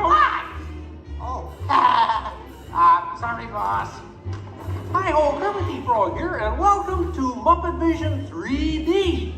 Now, let me show you around our research center. See, here in this modern high-tech facility... Hey, careful! Here in this modern high-tech facility, we have perfected Muppet Vision 3D. A new film process which we're about to demonstrate. Now, working the projector is an old friend of ours, the Swedish chef. Chef, everything okay? Exactly. And our demonstration includes a little song from Miss Piggy. Little? Did I say little? I meant to say it's a huge, show-stopping major song from Miss Piggy. That's more like it. Good. And we've also got a big musical finale from Sam Eagle. Sam, what's it about? It's called A Salute to All Nations, but mostly America. Great. So it's going to be a swell demonstration, and at no time will we be stooping to any cheap 3D tricks. Did you say cheap 3D tricks?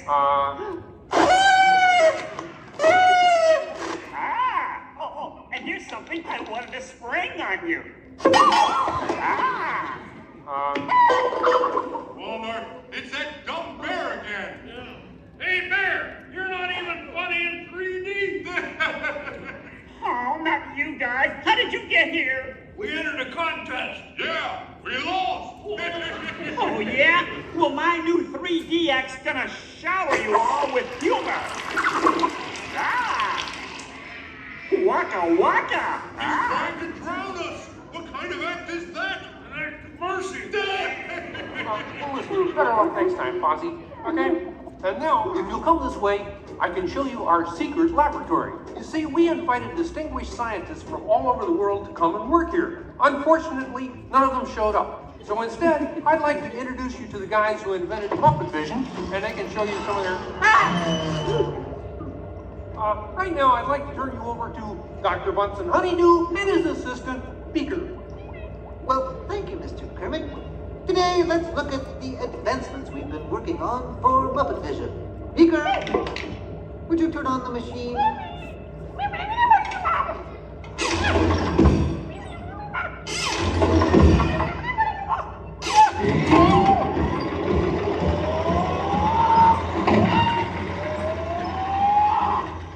We at Muppet Labs have been able to grab hold of the future. The wheels of progress turn swiftly here as we strike upon ways to bring science safely to you. This user-friendly machine will now generate the first living 3D effect just by flicking a simple switch. I'm Waldo, the spirit of 3D. Thank you. Ooh, cute outfit. What's this? Don't you just hate it when your nose runs? You know, all these other people think I'm talking to them, but I'm really just talking to you. Well, I think that would be just about enough of Waldo, Beaker. You may deactivate. What? What are you... Watch it. Oh dear, he won't deactivate. Ladies and gentlemen, there's nothing to worry about, but please keep your heads down. I'm bouncing on people's heads. Beaker, activate the inflatomatic. The what? You... Whoa! Beaker, hurry. Great! Now I can start my own football team. try the vacuum Muppet. Yes.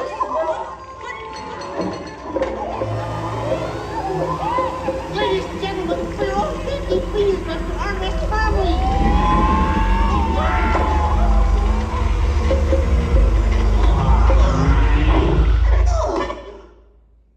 Hey, I'm free! Taxi! All right, now I'm getting out of this place.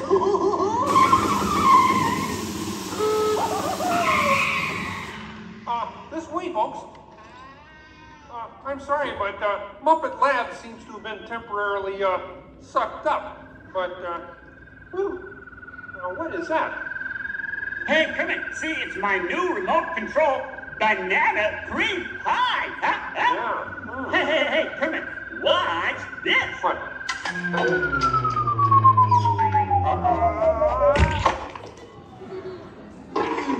Ozzy, that's terrible. You're right. Needs more sugar. And now, ladies and gentlemen, for the first musical portion of our demonstration, we have Miss Piggy in a wonderful 3D number. That's you, penguins.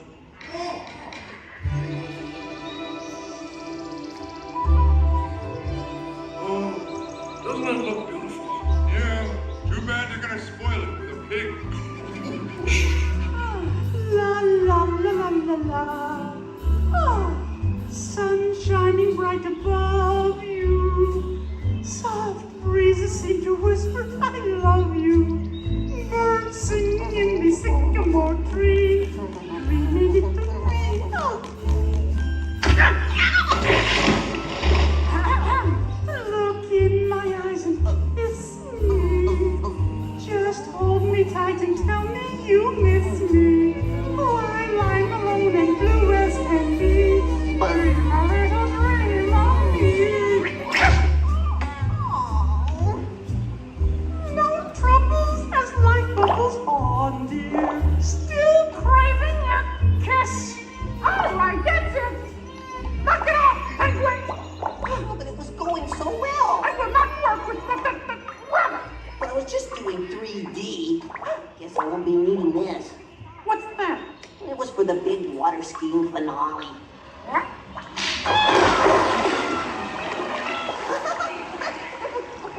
Peabody, what are you doing? What do you mean? You are ruining this film. Well, I was Get just out. trying to Get help. out. I didn't mean anything. Go away. Go away. Does anybody know the way out of this film? Hey, you got a map down there? Well, you come with me if you like. I just got fired and I'm running away. Terrific! Let's go. Okay. Hey, Bean, what's up? I'm going away. Forever. Oh, great. Could you get me a sandwich? Would any of you people like anything? I mean, since he's going out, he could forever? Bean? Bean? Oh, Kermit! Kermit!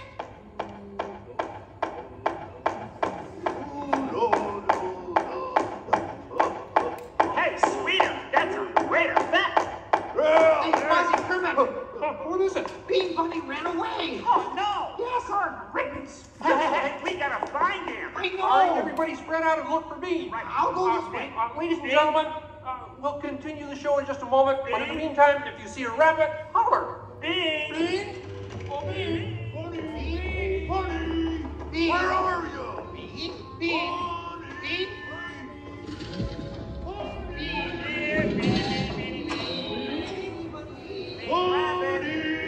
Hey, what's all the commotion about? Bunny ran away. Well, you know what that makes him? Smarter than us. Hey, anybody seen a bunny? I don't see a bunny. Where? Where? Oh, nothing up there but a bunny.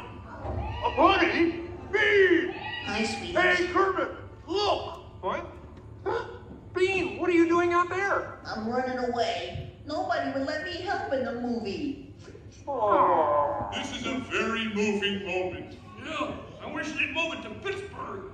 Hey, Bean! What are we doing sticking around here? Let's burn rubber! Who's that? He's Walt, his 3D friend, and we're both leaving the movie. Right. Look at Bean! If you leave, you'll miss all the fireworks! Right, yeah!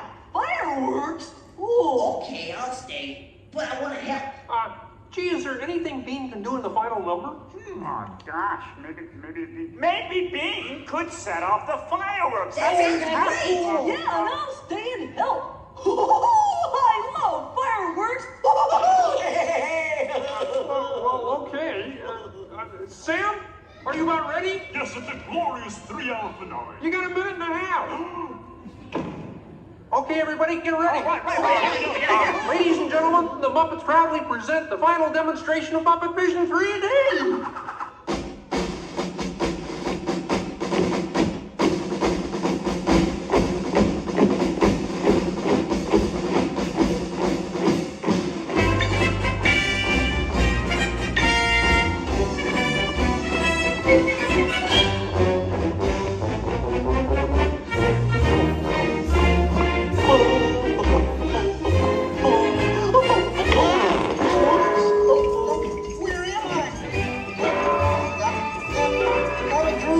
What are you doing? Get back into place. On me. There's the tubing section. Oh boy. Whoa! Is it over yet? Can we start again? Sorry. Beat the fireworks!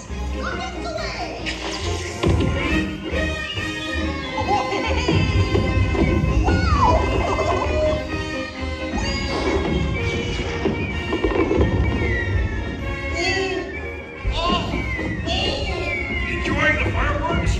No, your chair's on my foot!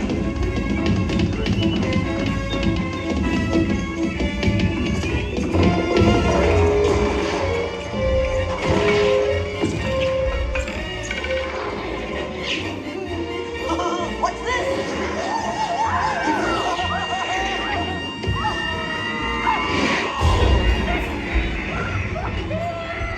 Stop the movie! Stop the movie, Chef! Chef! Can't you hear me? Stop the projector! You will hear from my lawyer. Hey, I'll save you, penguin! Take it easy! Oh, I'm sorry! Oh, no, wait! Don't shoot! Duck, everybody! Duck! No, not you! Them! Look out!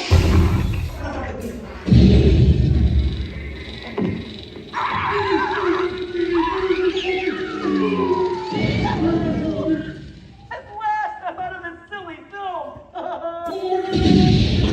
Hey, what are you shooting at me for? It was the penguin. Hey, watch it, will ya?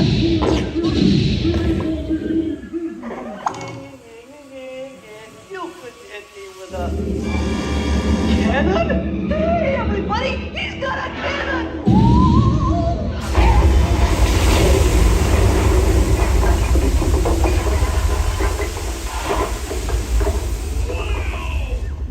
Everyone okay in here?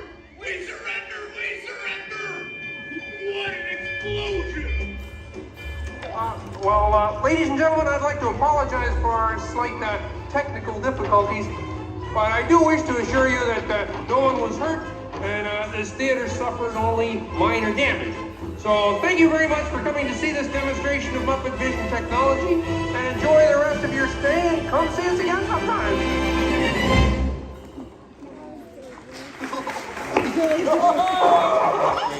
They'll never recognize me now. Forward!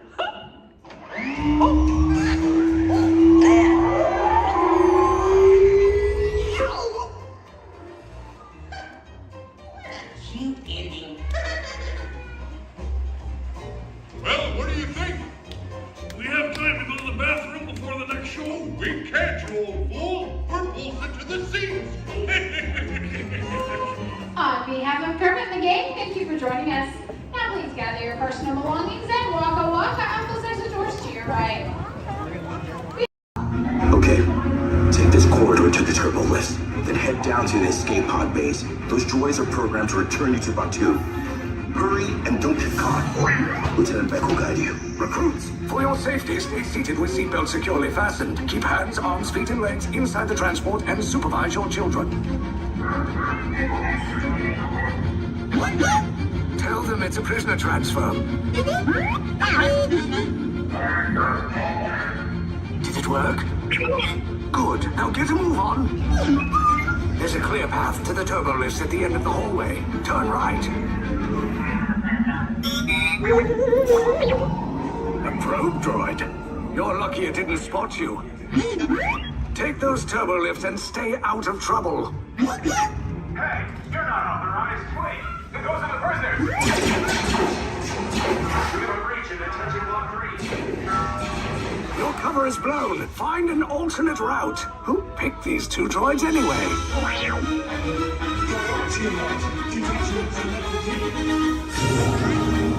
There they are!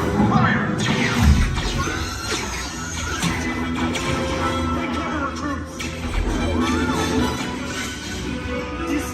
Just follow us. Take the lift down. Hurry! Hurry! No, not up! I said down!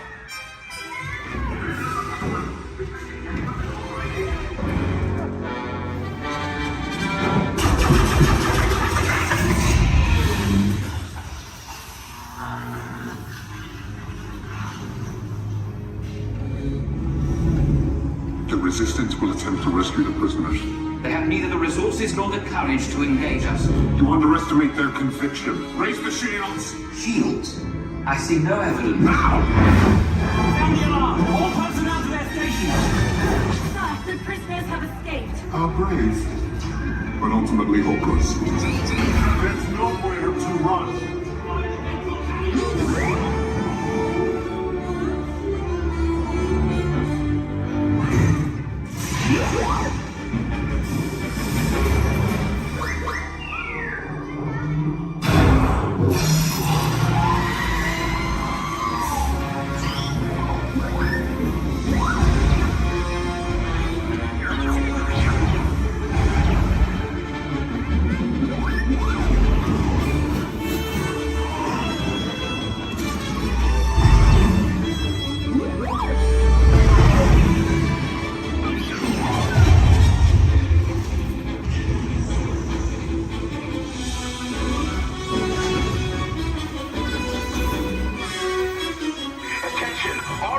Personnel, abandon ship. I repeat, abandon ship. Just as short as about. There's no escape. You will tell me the location of the secret base, and then I will destroy you and the Resistance.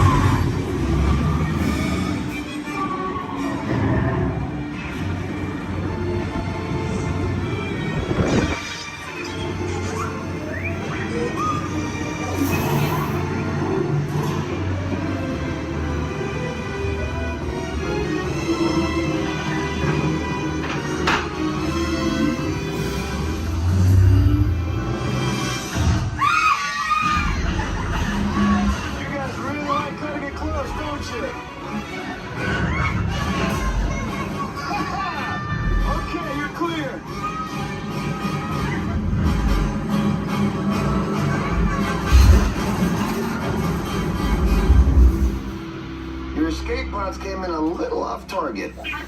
Ground crews will meet you outside the wreck. All right, nice job, recruits. Not what you signed on for, but hey, you're Resistance now. I think I have that authority. Right, Beck? Where's the lieutenant? I need eyes on Beck. I know. Scan for his pod beacon. More escape pods down in Sector 4. Verification pending from Key Command personnel. Lieutenant Beck here. Beck! You're alive! I should hope so. Great job, recruits. Thanks to your heroism, the location of the Resistance base is secure. Bravo! Yes, R5, you too.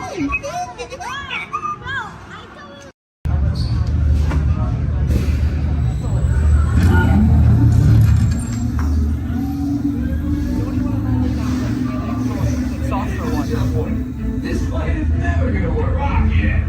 Well, okay, let's walk on to your vehicle. We'll be right behind you. Nothing to worry about. Unless we cannot stop this from usually you're likely doomed. You're gonna need it.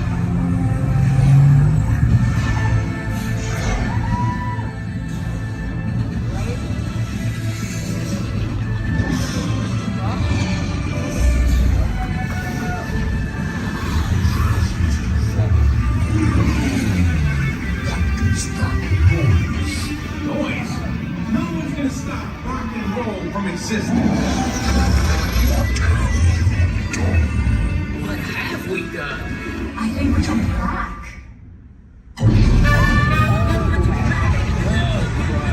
This bastard thinks with a big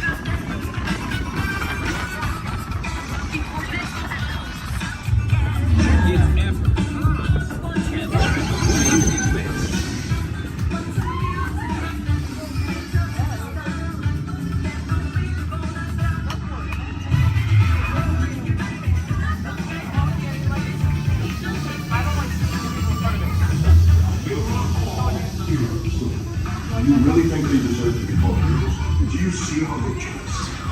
It's just a figure of speech, Drax.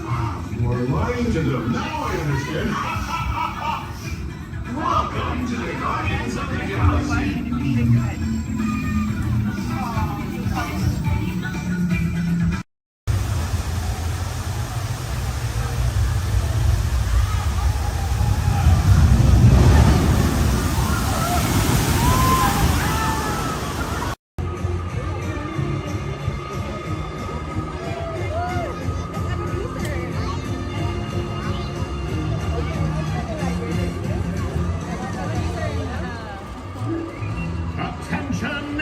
Explorers!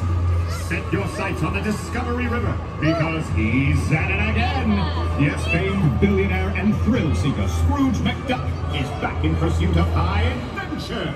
At the navigation helm, why, it's his personal pilot, chauffeur, and travel companion, Launchpad McQuack! This expedition will surely produce a grand ducktail!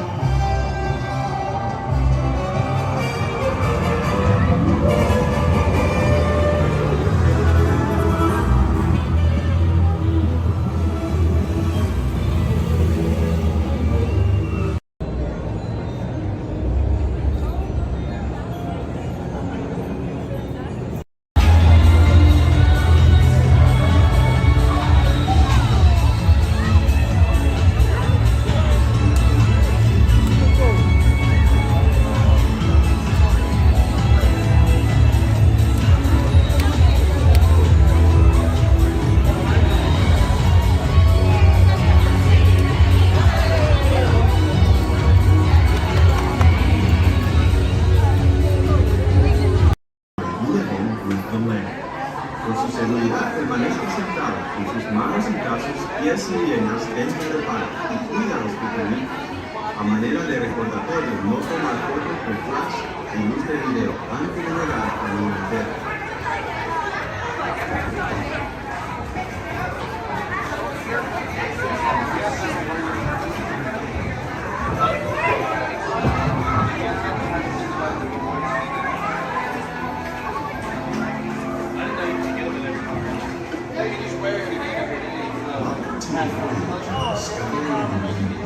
The richness, the diversity of powers in nature living within it.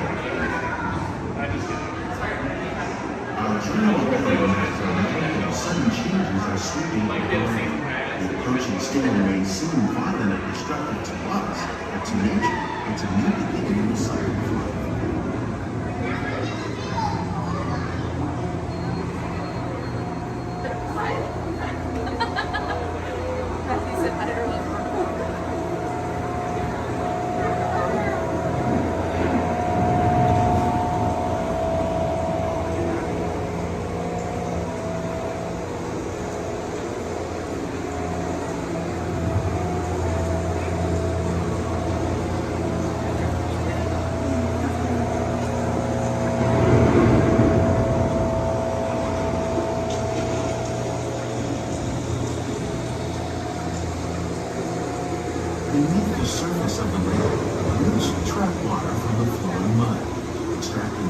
nutrients and minerals.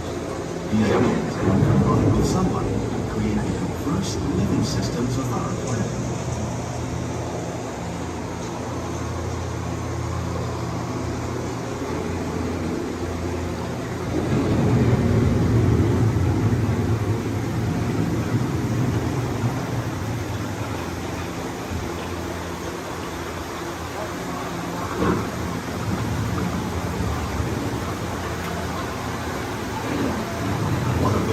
Systems is the rainforest, home to the most amazing concentration of life on our planet. These dense and beautiful forests cover only a tiny portion of the Earth's surface, but they contain more than half of its plant and animal species. Rainforests are also extremely rich and productive living systems, providing us with oxygen, food, medicines, and other elements essential to our lives.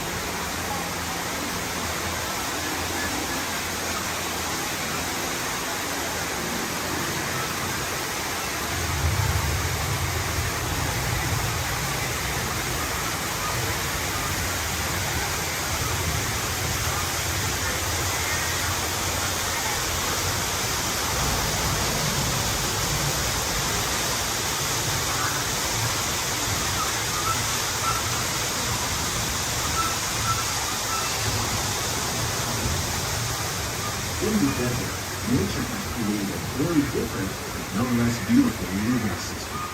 And while this arid landscape may seem lifeless, it is very much alive. The plants and animals that have learned to survive in these harsh conditions make use of what little water they can find and avoid the scorching rays of the relentless sun.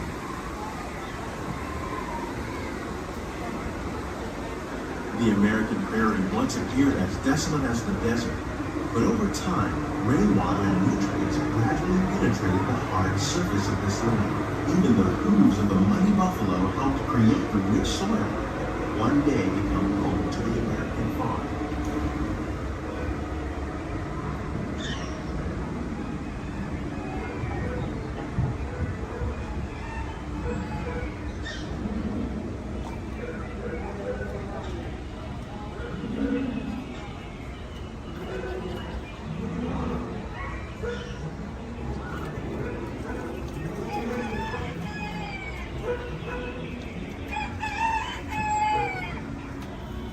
Of all the forces at work on the land, humans have had one of the most profound effects.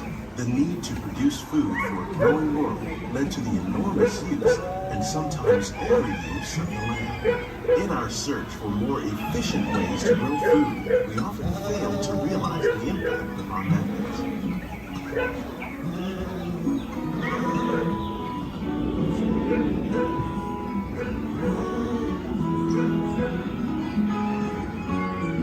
Today, we're learning to live with the land, discovering better ways to grow food that will assure both human and environmental well-being.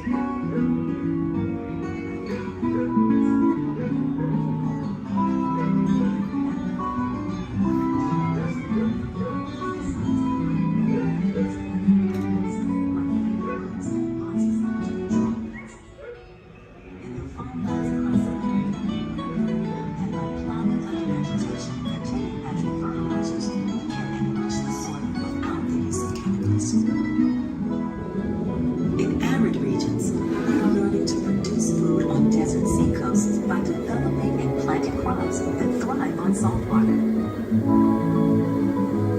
In Japan, we're learning that by mixing leaves and other living materials into our soil, we can make farmland more fertile without the need for chemicals. Here in Epcot, we're learning to reduce the need for chemical pesticides by breeding and using natural predators, like ladybugs and wasps, to control pests. How will we meet tomorrow's growing needs for food production, yet still respect the needs of the land? Some of the answers are being discovered just ahead. To help us maintain these carefully controlled ecosystems, and for your safety, please remain seated in your boat at all times.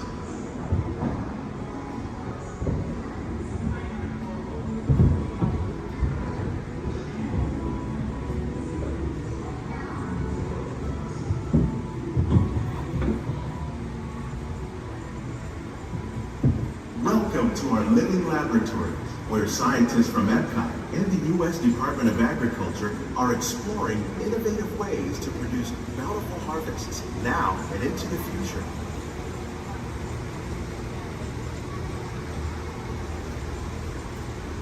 The tropics are home to the greatest diversity of plants on the planet. Many of these, like papaya, bananas, cacao, coffee, and rice, are well known around the world. These are just a few of the edible plants that have been an important source of nutrition for people living in the tropics. Many are rich in vitamins and minerals, while others are well adapted to growing in less than ideal conditions. Some, like the water lily, thrive in wet, swampy areas and waterways. All parts of this plant, even the flower petals, are edible. The starchy root of the plant has long been used to make flour for baking.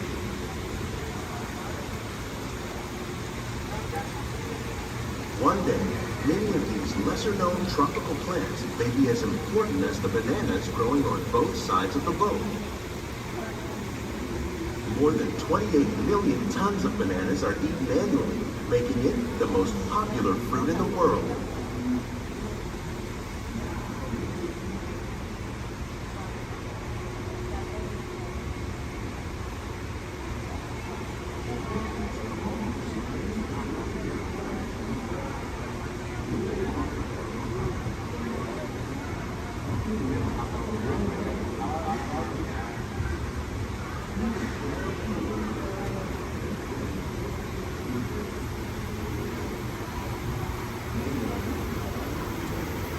When we mention farming, you probably don't think of fish. But fish farming, or aquaculture, accounts for nearly half of all the seafood consumed globally. Tilapia, bass, and catfish, like the ones you see here, are three of the more popular crops raised by fish farmers. The sustainable system we're using here recycles the water in the tanks. As a result, we're able to save millions of gallons each year. Our small fish farm produces nearly 5,000 pounds of fish each year to serve in restaurants around Walt Disney World. Innovations like this one can play an important role in our efforts to produce bountiful harvests and still protect natural resources.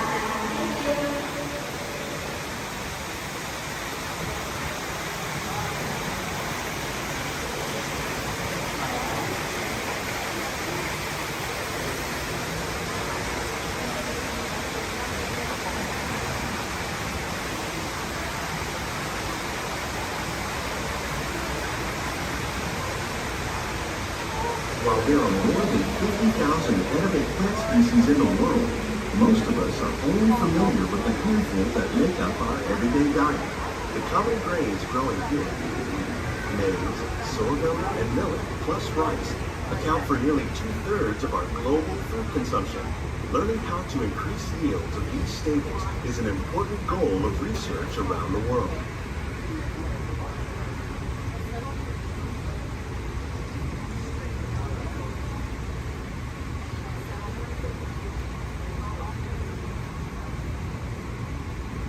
These plants are definitely on their way up. Innovative growing techniques like these increase yields while more efficiently using resources like water, fertilizer, and pesticides. Another innovation at work here is our integrated pest management program. By populating our greenhouses with beneficial insects that prey on harmful pests like aphids and flies, we are significantly reducing our reliance on conventional pesticides. We're growing these crops using our nutrient film system. This technique precisely controls and recycles water and nutrients. With it, we can produce over 27,000 heads of lettuce a year in this one small area.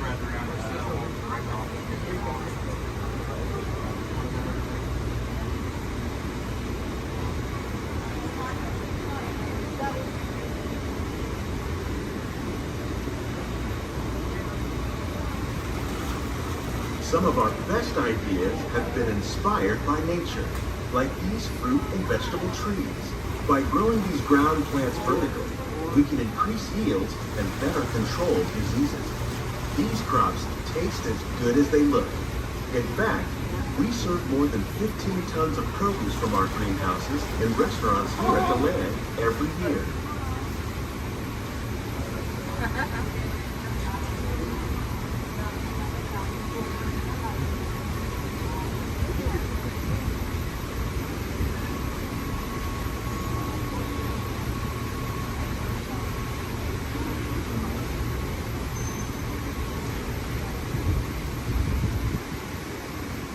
The future of agriculture may include innovative ideas like this vertical growing system. Plants grown in this way use a fraction of the space required by traditional growing methods. That saves water and increases production. The aquaponics system on your left combines hydroponics with aquaculture. The fish provide a natural source of fertilizer for the plants, and the plants help keep the water clean for the fish. It's another great way to produce more while using less. In our lab, Epcot scientists are working with the U.S. Department of Agriculture on a number of innovative projects. The goal of these efforts is to produce higher yielding and better quality plants.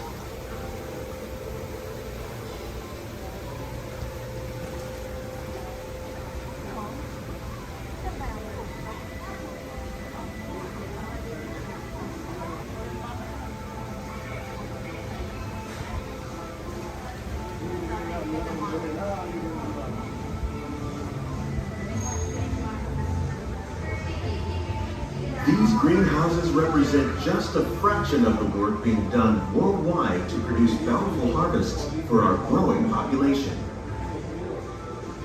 Scientists, farmers, and even backyard gardeners are doing their part to improve the quantity and quality of foods that we all rely upon. Together, we can continue to find more ways to increase food production and protect our precious natural environment. Only then will we truly be living with the land.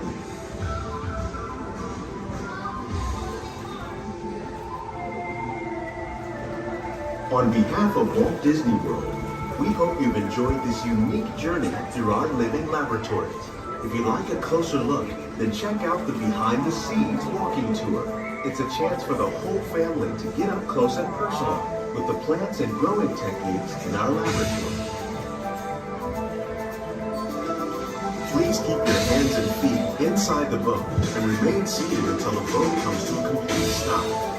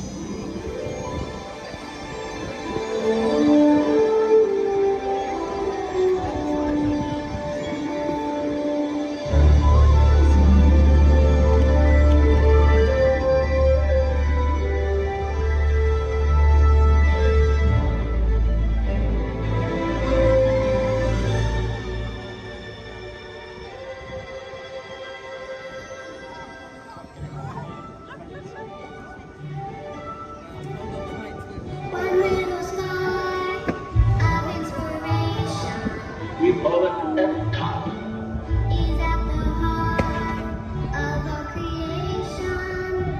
EPCOT.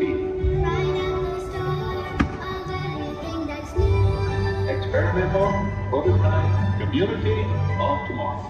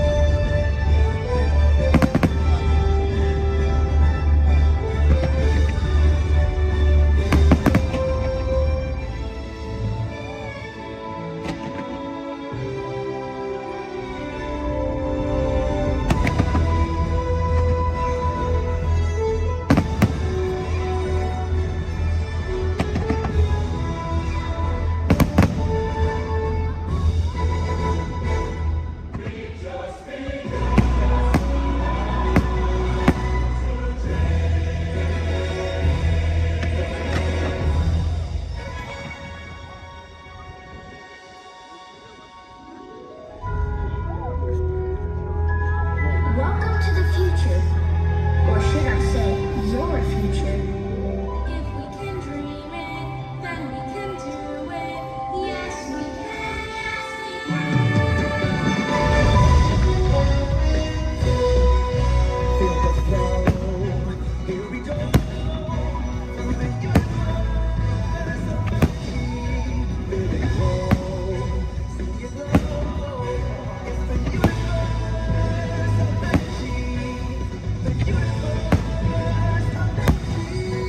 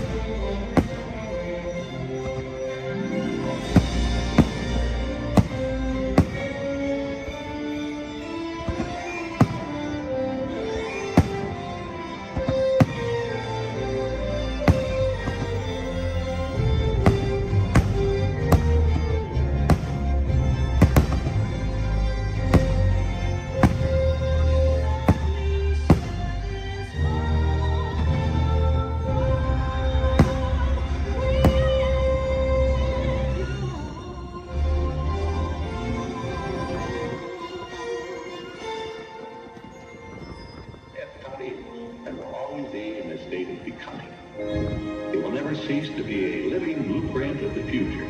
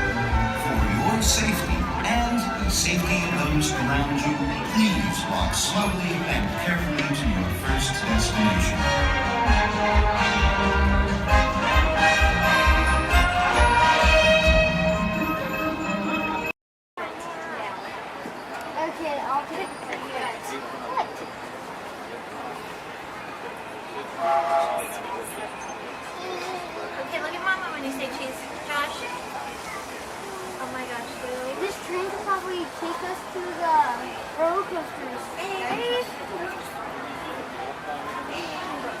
But it always seems up. So Scott done with his deadline. To those who just joined us, welcome aboard the Disneyland Railroad. To ensure a safe ride, remember to stay seated with your hands, arms, feet, and legs inside the train. And please, watch your kids. Para su seguridad, permanezca sentado y mantenga las manos, brazos, pies y piernas dentro del tren y cuide a los pequeños. Gracias. We're now entering Splash Mountain, where every day is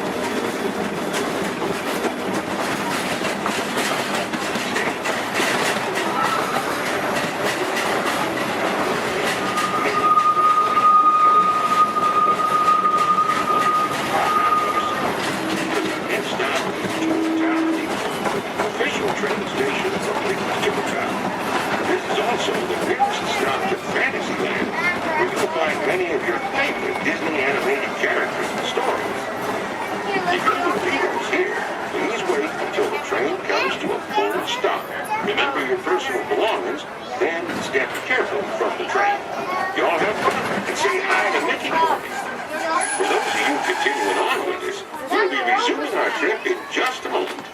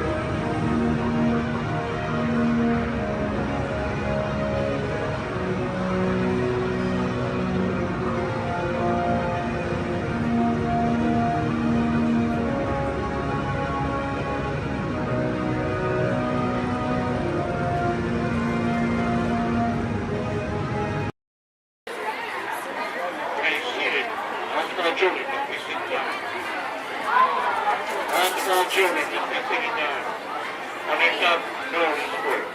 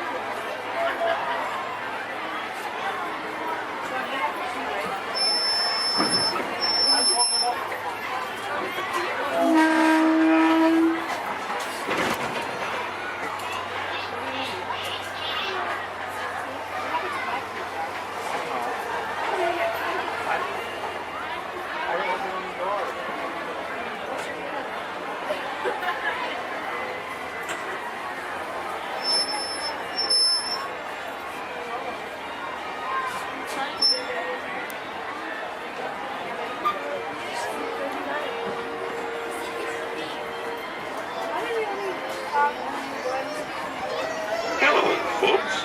Welcome aboard the Disneyland Railroad.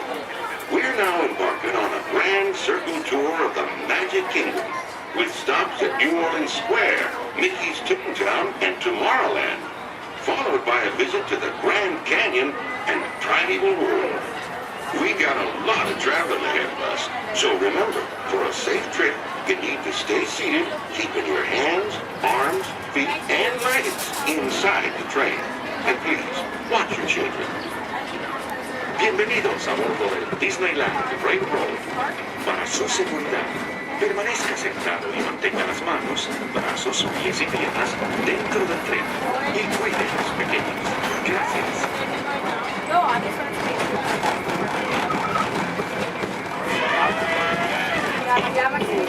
Did you folks hear that? Sounds to me like we've reached the wilds of Adventureland. We just might run into a lot of savage critters out there. Including lions and tigers and tiki birds. Everybody best be on the lookout. You never know just what may show up. We're approaching our first stop, New Orleans Square Station. This station serves Frontierland, New Orleans Square, and Pickup. If you'll be leaving us here, remain seated until the train comes to a complete stop. Then watch your step while getting off. Have a good time at the Frontier, you hear? For those of you continuing on, we'll resume our trip in just a moment.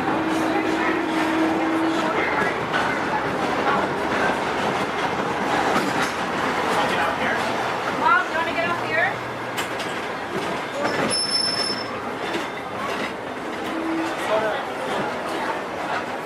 Out there? Dad? Next stop is Toontown. Next stop is Toontown. Stay in the middle.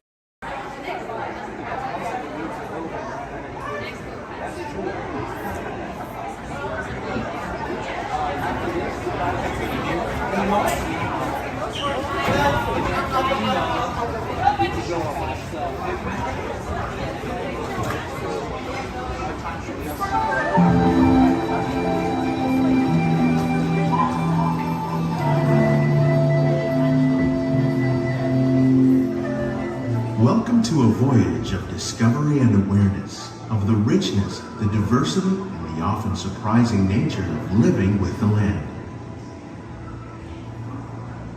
Our journey begins as dramatic and sudden changes are sweeping over the land. The approaching storm may seem violent and destructive to us, but to nature, it's a new beginning in the cycle of life.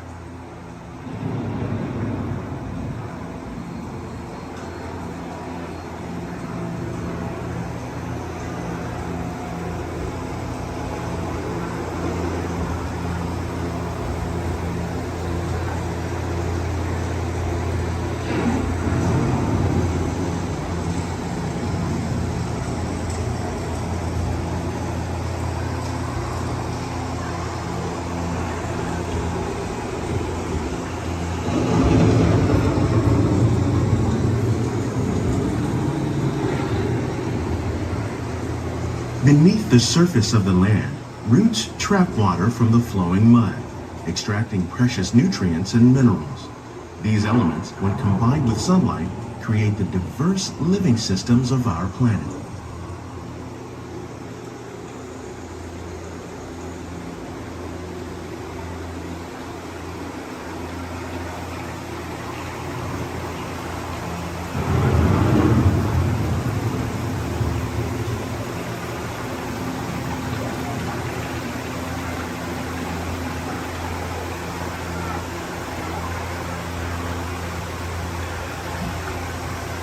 One of those living systems is the rainforest, home to the most amazing concentration of life on our planet. These dense and beautiful forests cover only a tiny portion of the Earth's surface, but they contain more than half of its plant and animal species. Rainforests are also extremely rich and productive living systems, providing us with oxygen, food, medicines, and other elements essential to our lives.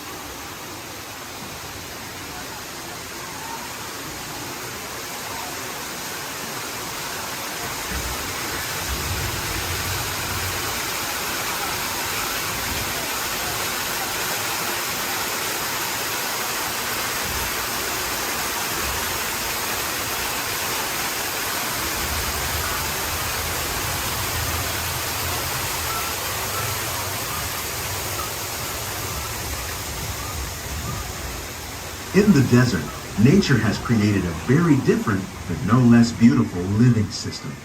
And while this arid landscape may seem lifeless, it is very much alive. The plants and animals that have learned to survive in these harsh conditions make use of what little water they can find and avoid the scorching rays of the relentless sun.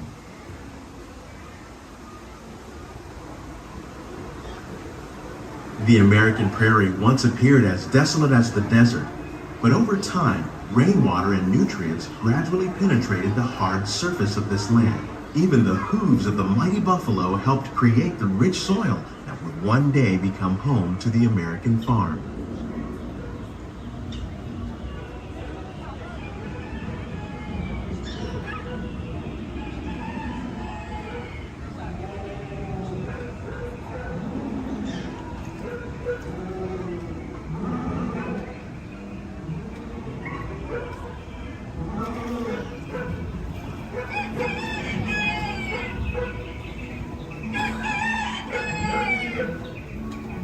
Of all the forces at work on the land, humans have had one of the most profound effects. The need to produce food for a growing world led to the enormous use and sometimes overuse of the land. In our search for more efficient ways to grow food, we often fail to realize the impact of our methods.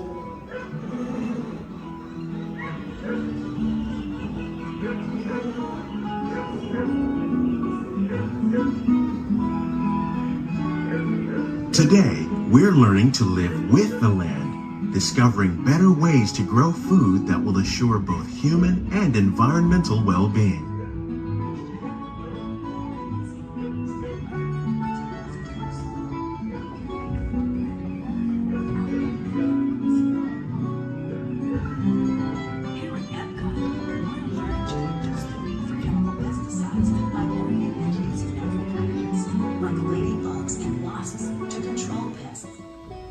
In the farmlands across America, we're learning that by plowing under vegetation containing natural fertilizers, we can enrich the soil without the use of chemicals.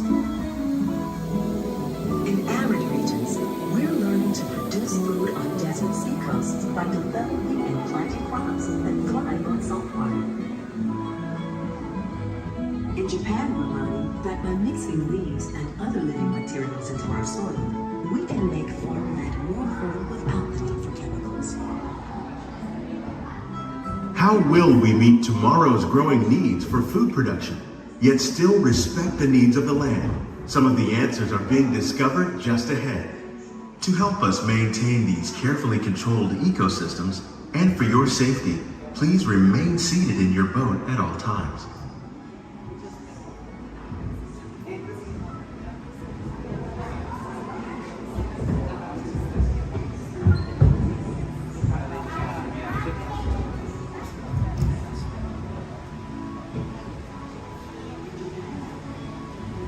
Welcome to our living laboratories, where scientists from Epcot and the U.S. Department of Agriculture are exploring innovative ways to produce bountiful harvests now and into the future.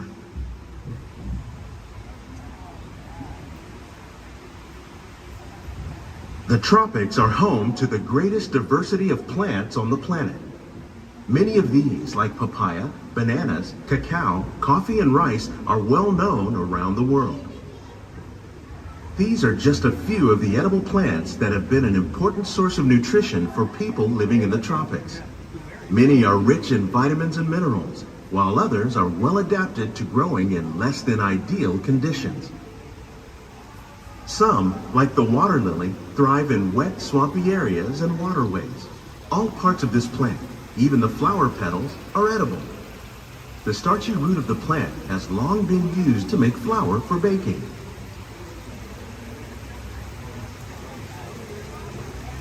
One day, many of these lesser-known tropical plants may be as important as the bananas growing on both sides of the boat.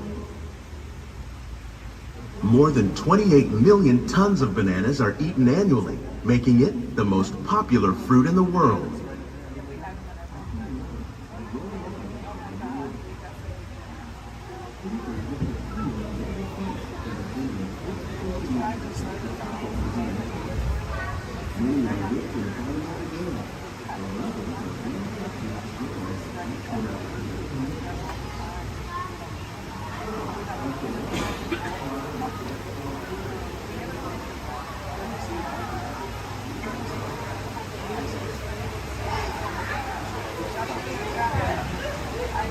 When we mention farming, you probably don't think of fish. But fish farming, or aquaculture, accounts for nearly half of all the seafood consumed globally. Tilapia, bass, and catfish, like the ones you see here, are three of the more popular crops raised by fish farmers. The sustainable system we're using here recycles the water in the tanks. As a result, we're able to save millions of gallons each year. Our small fish farm produces nearly 5,000 pounds of fish each year to serve in restaurants around Walt Disney World. Innovations like this one can play an important role in our efforts to produce bountiful harvests and still protect natural resources.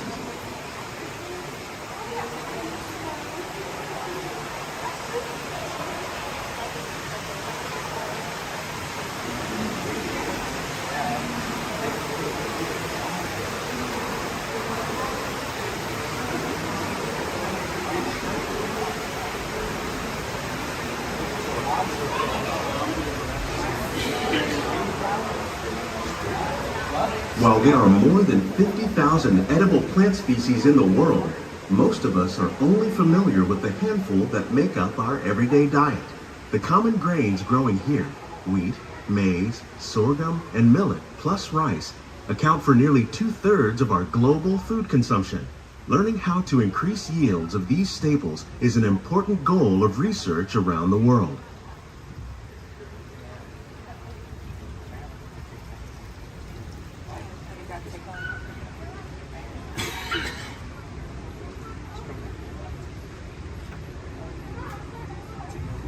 These plants are definitely on their way up.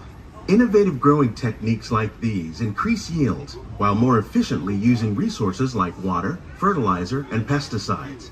Another innovation at work here is our integrated pest management program. By populating our greenhouses with beneficial insects that prey on harmful pests like aphids and flies, we are significantly reducing our reliance on conventional pesticides. We're growing these crops using our nutrient film system. This technique precisely controls and recycles water and nutrients. With it, we can produce over 27,000 heads of lettuce a year in this one small area.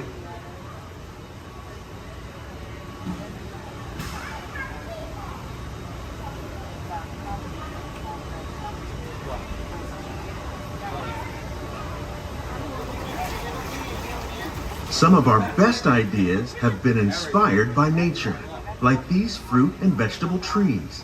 By growing these ground plants vertically, we can increase yields and better control diseases. These crops taste as good as they look. In fact, we serve more than 15 tons of produce from our greenhouses in restaurants here at the land every year.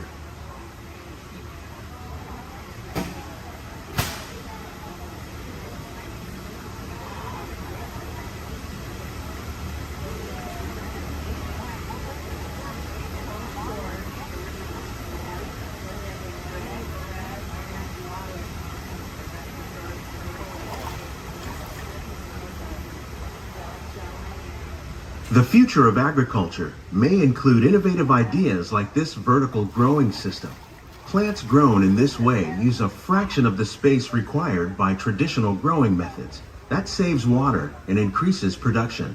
The aquaponics system on your left combines hydroponics with aquaculture. The fish provide a natural source of fertilizer for the plants, and the plants help keep the water clean for the fish. It's another great way to produce more while using less. In our lab, Epcot scientists are working with the U.S. Department of Agriculture on a number of innovative projects. The goal of these efforts is to produce higher yielding and better quality plants.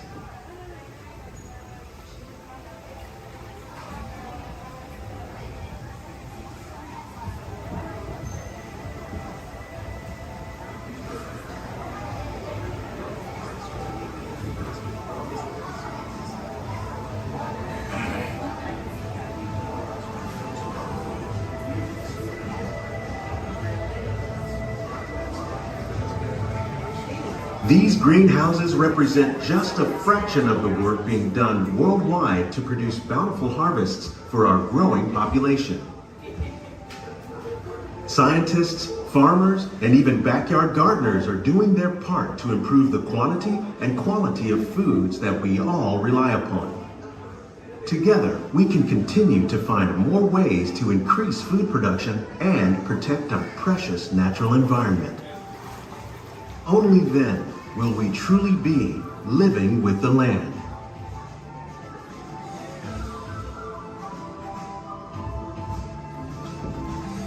On behalf of Walt Disney World, we hope you've enjoyed this unique journey through our living laboratories. If you'd like a closer look, then check out the Behind the Seeds walking tour. It's a chance for the whole family to get up close and personal with the plants and growing techniques in our laboratories. Please keep your hands and feet inside the boat and remain seated until the boat comes to a complete stop.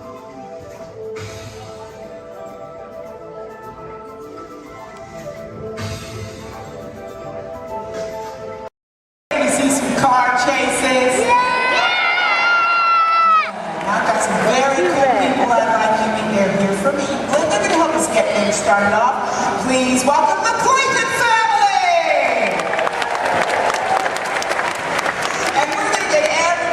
By showing you a few gags from some soon-to-be classic action movies. So, cue, Clayton family. Nice!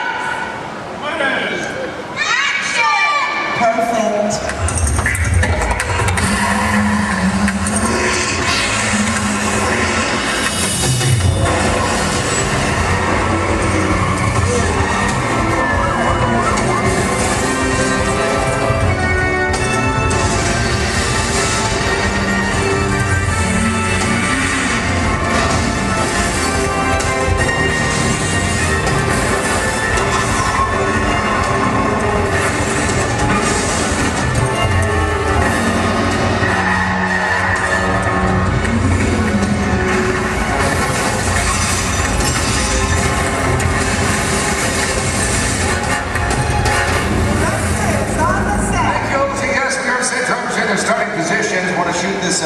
First scene as quick as possible. Just need to know, is everybody fired up? Are you ready? Yes, got a lot of action coming your way. Bobby, let's check with drivers, make sure we're good. All right, today, ladies and gentlemen, we're shooting a big chase sequence similar to the ones you've just seen on the big screen, only we're shooting a brand new action-adventure film set in the south of France. All you need to know right now is that our hero is in a red car and he has this top secret envelope with him. Now everybody else is just trying to prevent him from leaving town with it. That's the scenario. Look, drivers ready? Good to go. All right, let's go ahead and slate it, please. Rolling, ballet train, sequence 7A, take one more. All right, drivers ready on my countdown. In 3, 2, 1, action!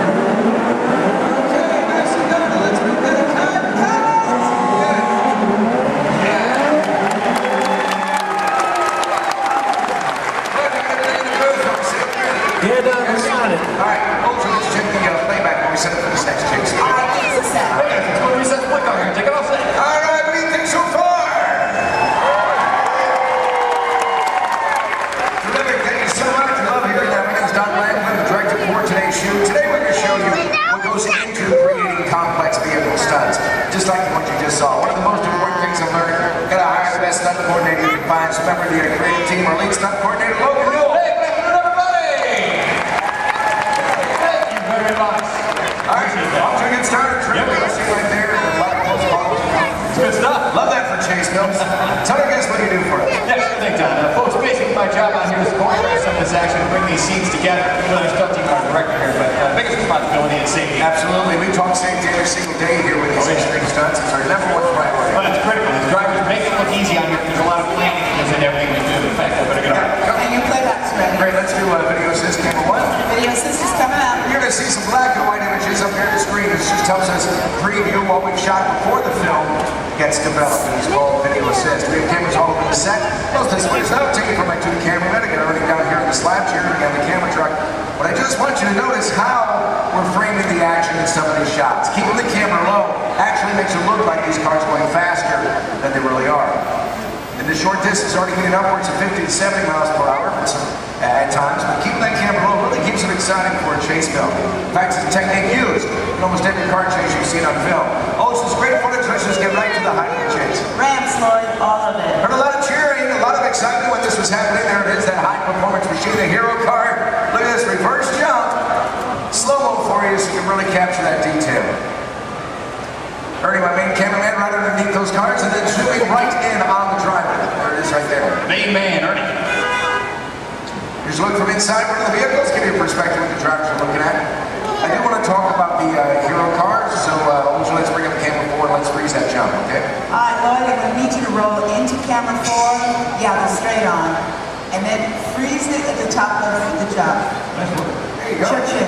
Right there. There you go. All right, this is a very special car for us. Yeah, it sure is. Ladies and gentlemen, this hero car out here was designed and built specifically for our film. It is built with 4 forward gears, but unlike the cars we drive every day, it also has 4 gears in reverse. Now, obviously, we can go a lot faster that way going backwards. Something else a little bit different than the vehicle is where we put the motor. It's not in the front or in the back. It's actually mounted right behind the driver. And the reason we do this, it balances out the car, gives it better overall stability, and of course, maneuverability on all these tight turns out here. That's right. And speaking of time, it's not really a luxury ride for the drivers. They are brand today's vehicle. Don, we're still setting up here. Let's just bring out the hero truck. You know, let's do that. Let's introduce it for them. All right, let's do it. Here to set. Thank you. Oh yeah, there he is, being into place. Ladies and gentlemen, how about a nice warm welcome for your hero from Brazil, Mr. Eduardo.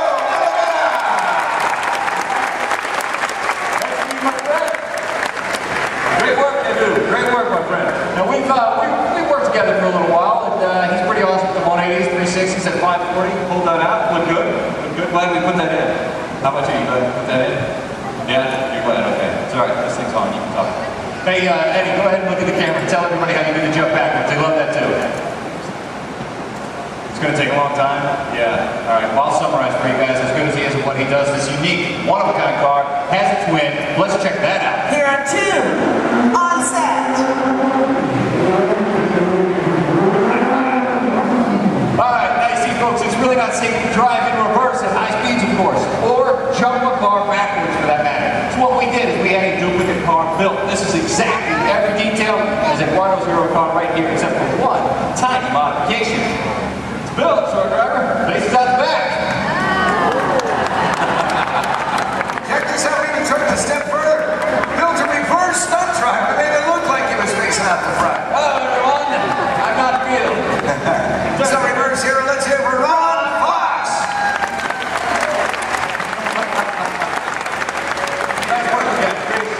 Now, folks, you may be wondering out there how we're able to switch these vehicles mid-take like that without you noticing. In fact, Olsen, we got that video system. We bring it up? You got it. I need cameras 1 and 6, Lloyd. Roll. There we go, guys. You can see right up here, this is our first hero, Eduardo, drove on the set. Our reverse hero, well, he was actually waiting in position to take over for him. That's right. The 2 cars are like runners passing the baton in a relay race. Once the main car disappeared, well, this reverse car took over without missing a beat. Let's hear it again for these drivers.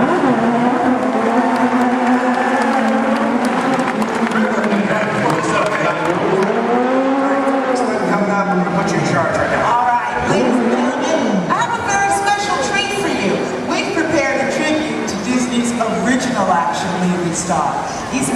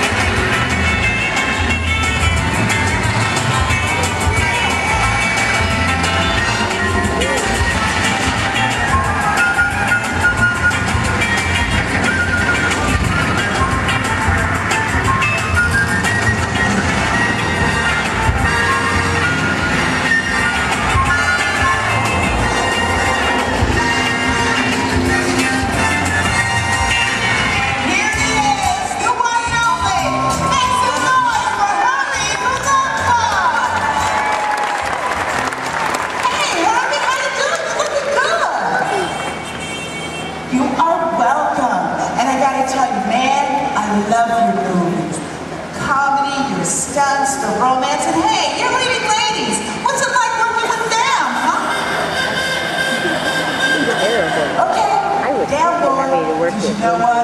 I think we understand. Now look, we gotta finish setting up for the next sequence, so hey, why don't you head over and let everybody get a good look at you. Getting on up and go. Yo, put your hands together for Herb and the Love Bug.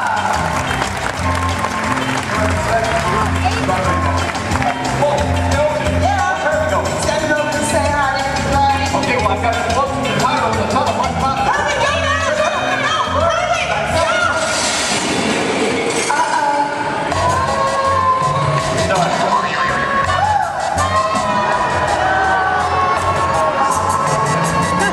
Let's do this. Let's get ready for stage 2 loading. Let's take it with Eduardo. Olja. Yes. We get on the camera truck. We're going to say goodbye to, where's Herbie? He had to split. Where's this one? Let me get on the camera truck. Go ahead and set this scene up for everybody, okay? Okay, cool. Now, ladies and gentlemen, this is another segment of our chase. The hero's still being pursued, but it is getting harder for him to maneuver. Our marketplace is now a whole lot smaller thanks to the addition of the big trucks and the market carts. So the questions now become, how's our hero going to spin or go backwards? Where's he going to go? And what's he going to do? Let's find out. Got them all set up for you. All right, good. Turn down. Everybody set. Yes, good. Logan, driver's ready? Oh, yeah. That's good. Slater, please. Rolling blockades, sequence A, take one more. All right, guys, here we go. One more countdown. In 3, 2, 1. Action.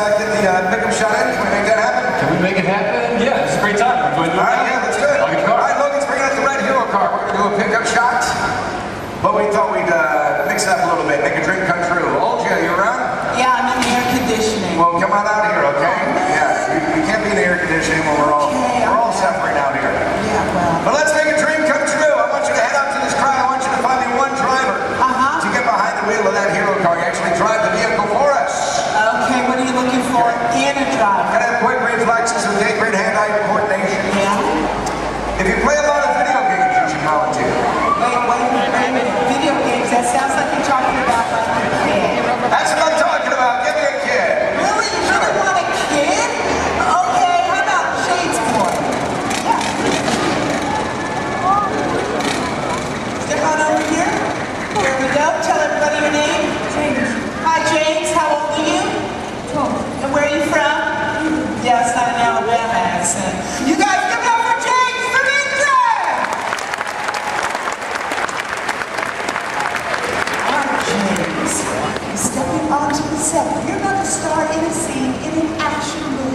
Is that cool? Yeah, high five to that. Awesome. All right, look right up here at this big screen. I'm going to show you a part of the film. Then I'll tell you what you'll do for us. Okay? 6 for stealing, Lord. All right, our hero's on foot. He's in trouble. He literally calls for his car. Look at this. Using a remote in his watch. Car gets to him on its own. Hero makes his escape. I need a longer shot of the car. You're going to drive it for us, and there it is. You know what's so special about that car? Well, it's a full-size remote-controlled vehicle. That's right. You drive it with this remote here in my hands, guys. Let's take a look inside. I'll show you the hardware on this vehicle. The hardware, I should say. There you go.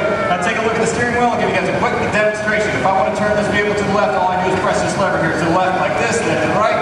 There you go. Right in the center.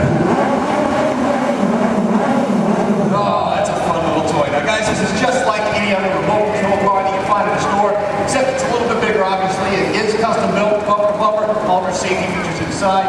The great advantage of having a remote car out here on set is that we can operate safely from a distance, especially when this even requires explosion. Pyrotechnics, we've got to keep everybody away, of course. So there you go. All right, beautiful. Have you ever driven a remote control car before? Yeah. Just keep in mind that this is a $100,000 vehicle.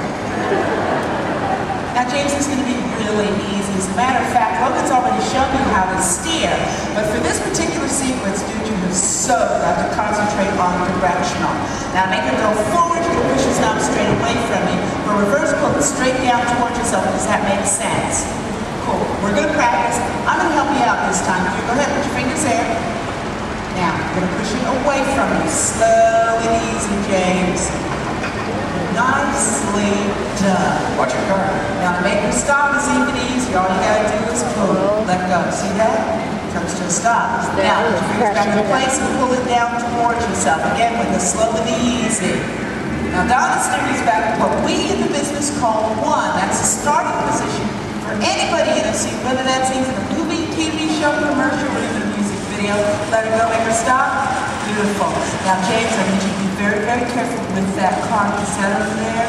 Dude, that's your entire college career, man. Roll film. Let's go faster, okay? Take this, move it all the way up. Ready? Go ahead. Action, straight. Punch it. Nice, James. First, okay, let go. Pull it down. Pull it down and hold it. Next one is touch it red. Forward. Take it forward. All right, stop track. Stop.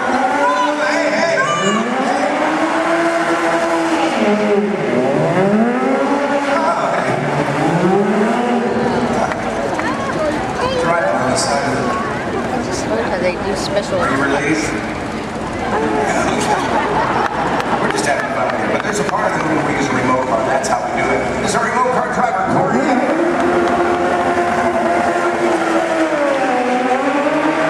Actually driving the vehicle, but you were the star of the scene. And to commemorate this moment, I have for you lights, motors, action, extreme stunt show, honorary driver, man. Can't get this been anywhere in the world except for starring in the role you just did. That's how exclusive this is. All yours.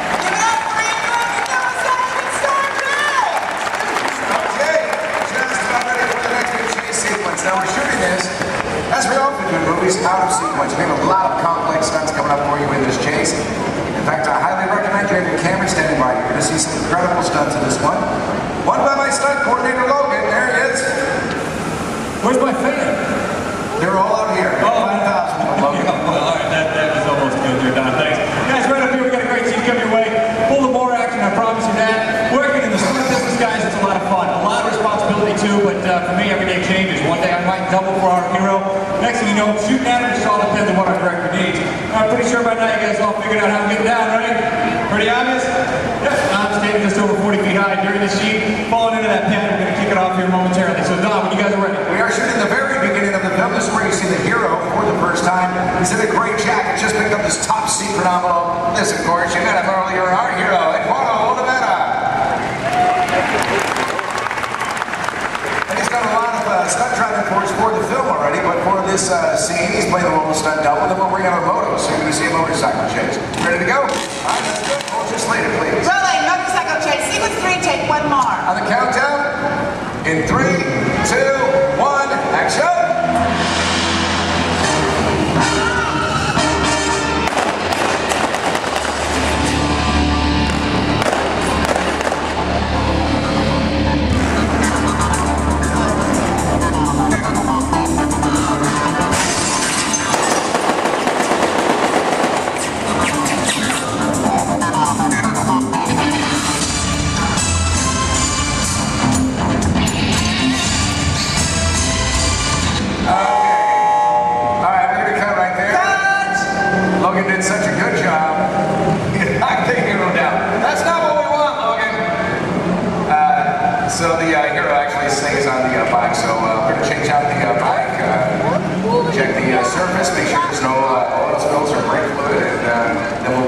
this scene probably right from the top again, okay?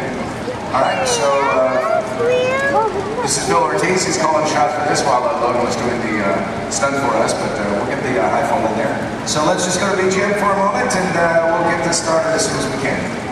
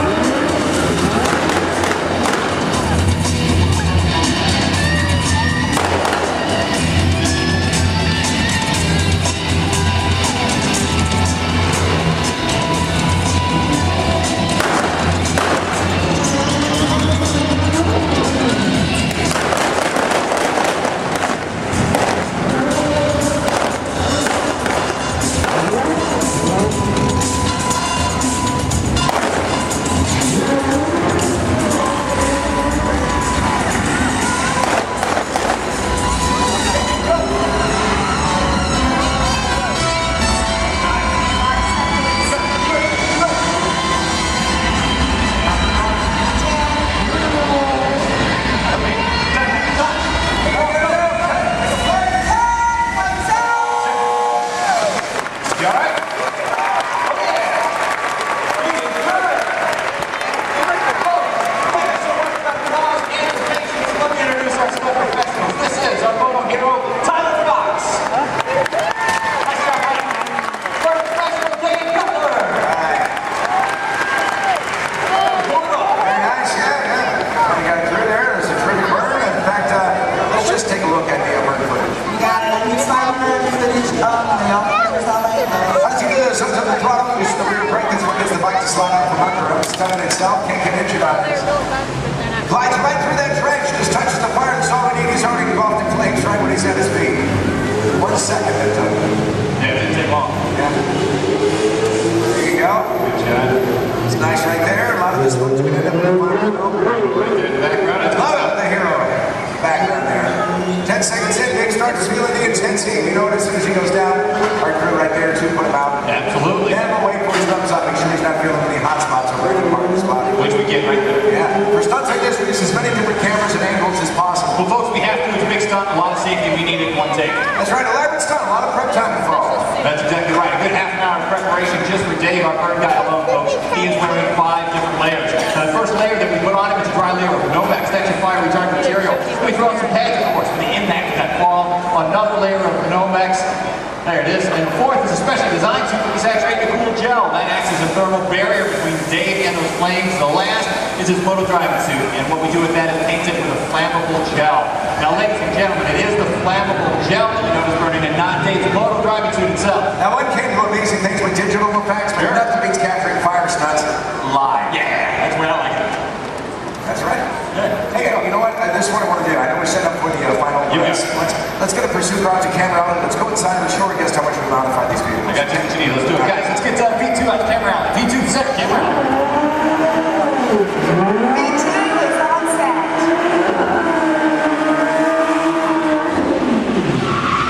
There you go. Right there. That's terrific. Slow it down, boy. Hey, there you go. Folks, how would you like this guy to be your valet? Put your hands together for Mr. Nick Keeley. Hey,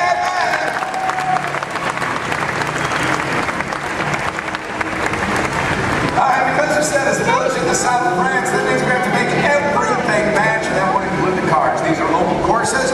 We have them shipped directly to us from Europe, and then we literally gutted them out. We modified them to suit every need that we have. Yeah, absolutely. Which basically included losing a lot of weight on these cars. We wanted to make them lighter. We rebuilt these cars from the ground up. Let me show you how we reinforced that interior. We did it by installing this rally car crash cage that is fused throughout the entire vehicle there. We also took out the motors that these cars came with. We replaced them, of course. Right behind the driver, folks, that's a 1300cc motorcycle engine. These cars were balanced out and modified. They're designed specifically for these stunts. Ernie, let's go on the side here for a second. Now, executing these maneuvers and pulling off these stunts that our cars do, it requires a lot of complex timing, using your clutch, your gas, and your emergency brake. These cars here, that e-brake releases the moment a driver lets it go. The cars we drive every day, it locks in position until we release it manually ourselves. These guys are pulling off all these maneuvers and they have to keep going. So that's why we leave it released. Something else a bit different, the gear shift. Second, third, fourth gear just requires a little push forward. It's called the bump shift in our business. If you want reverse, you just turn the handle on top and you've got 4 gears of reverse at your command, just like that. And we are ready. Final shot. Thanks a lot, Nick. All right, let's do it.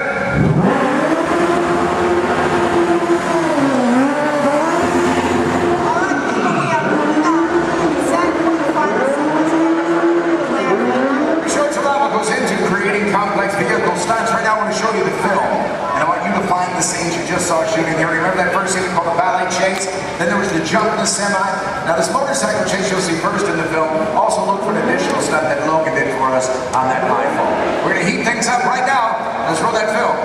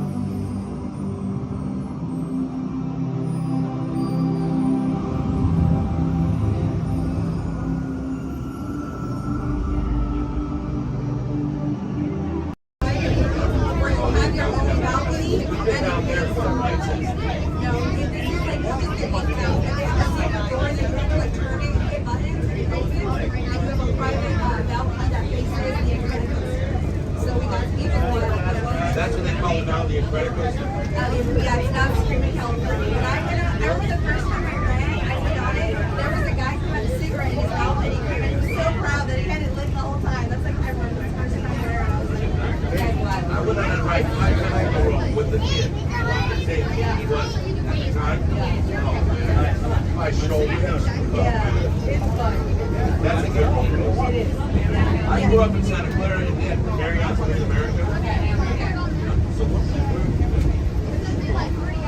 California after that. He's from Redondo, and I am we're like 30 days. And we just moved here before getting ready. Working for a while now. The tiger, it's crab, it's fish. So when we got Florida, I was like, You're gonna enjoy it. I have. We played hooky lots of times. But you never able to smart. This is our second time coming. We just got our pass. We got our pass maybe a month ago. That's how we've been here like 6 times already. But it's fine. How fast is that? Recently had a lot of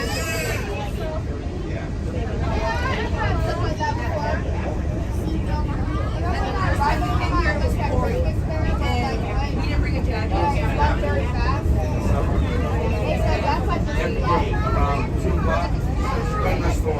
We live in Apollo, so that's any country you want, literally. You'll have to. So you'll be like, pretty soon it'll be like Italy, France, Moscow. Yeah, but that's the rate in order.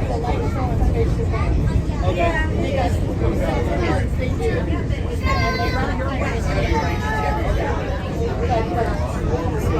I like it better than I must pay cheaper too. The building is here right here, though. Moana. That's Moana? The one that's water. That's super.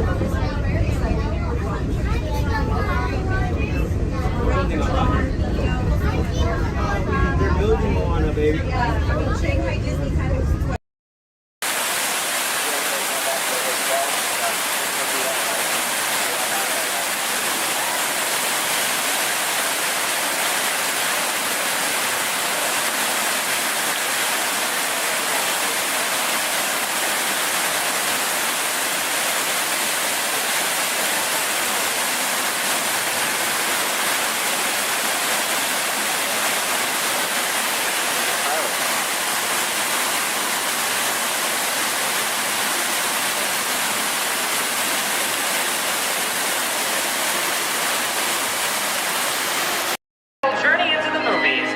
Perfect job for me because I love movies. So is everybody ready? Great, because it's showtime. Ready when you are, CB.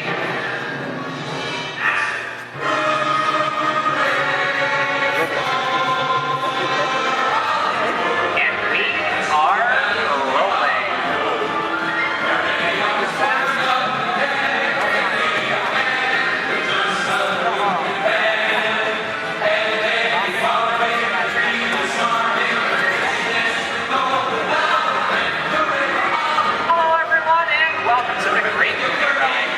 My name is Michael, and I'll be taking you from this Hollywood soundstage right into some of the greatest movies of all time, all on one tour. And just between you and me, this is no ordinary tour, because the Great Movie Ride brings these movies to life and puts you right in the middle of the action.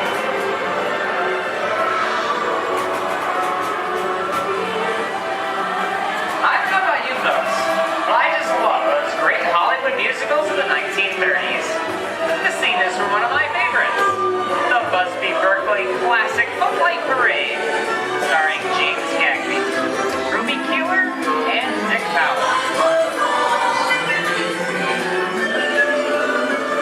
In 1952, Gene Kelly was singing in the rain with Debbie Reynolds and Donald O'Connor. Did you know that Gene Kelly co-directed this movie?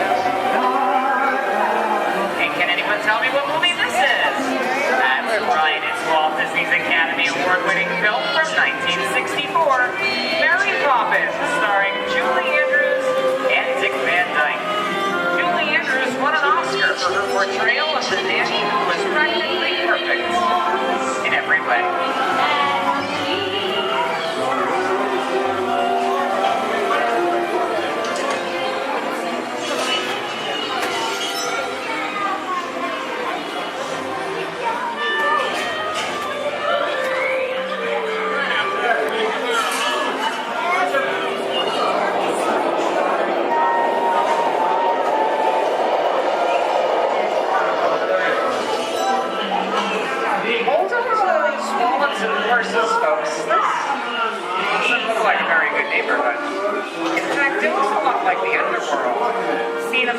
classic gangster films as The Public Enemy, starring one of my favorite tough guys, James Cagney. Even though Cagney is best known as one of the greatest gangsters, he won his only Oscar for his role as the song and dance man George M. Cohan in Yankee Doodle Dandy. I'm telling you, a very nice time. George comes around, he's going to leave you some beer. You're going to take it. And you're going to kick in with the dog. And if you don't, you're going to drop by here and kick your teeth out, squat your time. You mean? Somebody's coming. Get down. There isn't. Yeah, just a bunch of rubbernecked tourists. Sorry for the delay, folks. I don't want to run a red light, even if it is just a movie. You talking to me? You talking to me? No, sweetheart. Talking to the dame with the funny-looking outfit over there. Yeah, I'm talking to you. I'm not supposed to leave my vehicle. I said get over here. Okay, Mugsy, whatever you say. Hey. How'd you know my name anyway? I've seen this movie before. You're making a big mistake here, Mugsy. I can't slug out in the middle of a movie. I'll go for some artwork.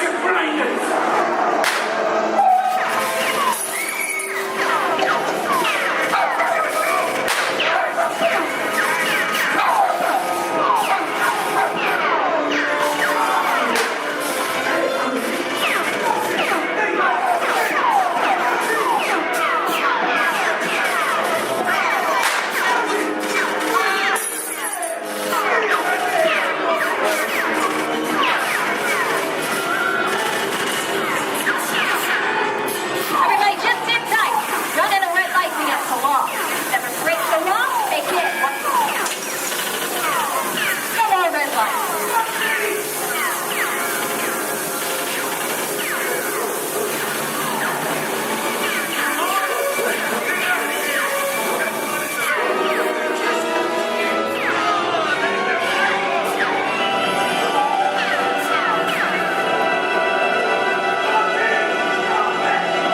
Sorry, boys, I'm making my getaway.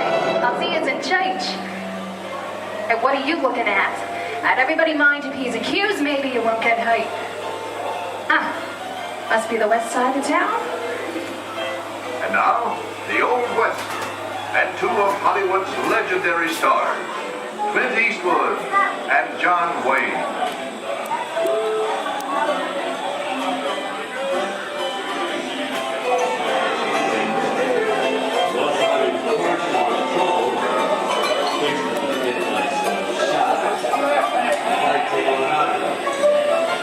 Go right ahead. Long time ago, I made a rule. Let people do what they want. Sleepy little bug, ain't it? That's a mighty tough territory you're heading into, Pilgrim. I think about turning back. That is, one of my opinions. I reckon you ought to. Now that we're in the clear, this is the perfect time for me to collect up all your valuables. We'll start with the jewelry, then There it is. It's the bank robber. Don't let him get away. Look out, you're important this neighborhood, copper. Drop your gun. You're under arrest. Nuts. It's nuts to this. Get out of here. Get yourself up. Well, look at it this way. I can't get any wood.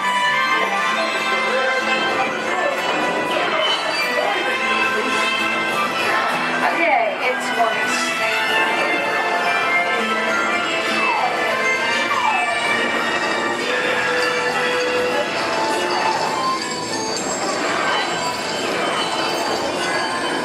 I don't know about you guys, but this is kind of creepy. What is this? This is Alien. You are with Sigourney Weaver aboard the spaceship Nostromo. Something has gone wrong. One by one, the crew has vanished. And somewhere in the ship, a terrifying creature waits to claim its next victim. Look, pal, I ain't no victim. Warning. Remain in your vehicle. The area you are entering is extremely dangerous. Proceed with caution.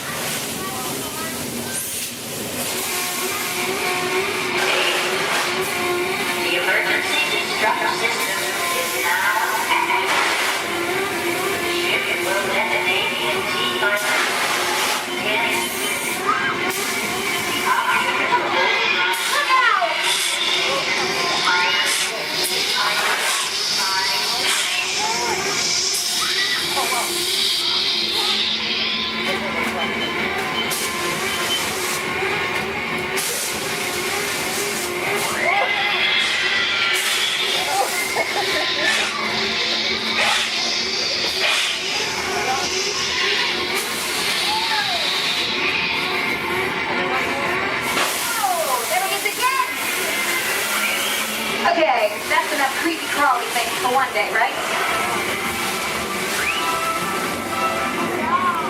Wrong. Here in Raiders of the Lost Ark, amid 1,000 deadly snakes, Indiana Jones unearths a great treasure. Will Harrison Ford escape with his discovery? And what will be your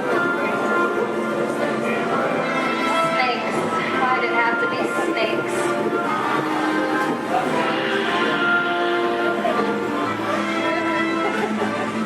dust of 3,000 years lies undisturbed in this ancient burial chamber. And on the chest, the great stone god, a priceless jewel. Wow. Get a load of that chunk of ice. Time for me to get back to work. And don't nobody move on, go get the goods. I don't think they notice a few extra bodies around here. You know what I mean? But the jewel is guarded by a curse. And those who dare defy that curse must pay with their lives.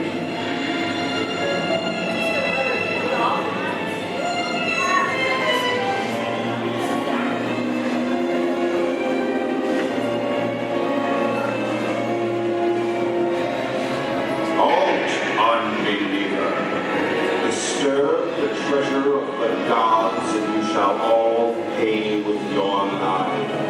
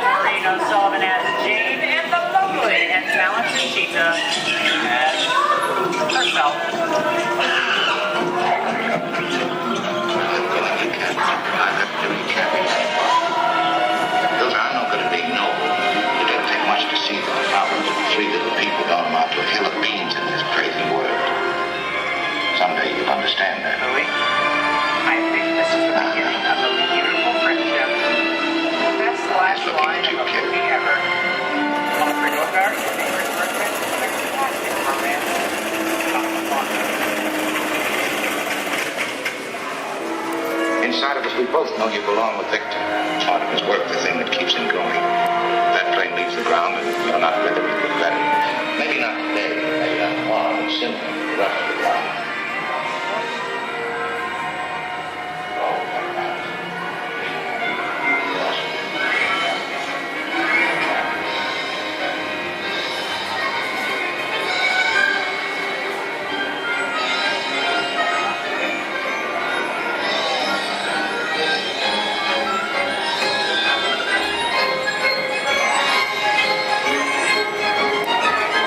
Here's one of my favorite movie stars, Mickey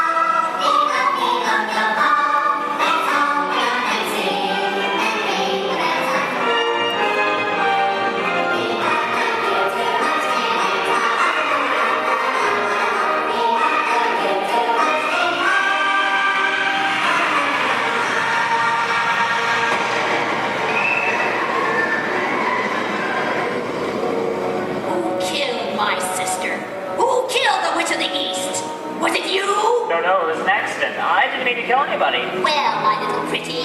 I can cause accidents too. Oh, rubbish. You have no power here. Be gone before somebody drops a house on you, too. Very well. I'll bide my time. But just try to stay out of my way. Just try. I'll get you, my pretty. And your little dog, too.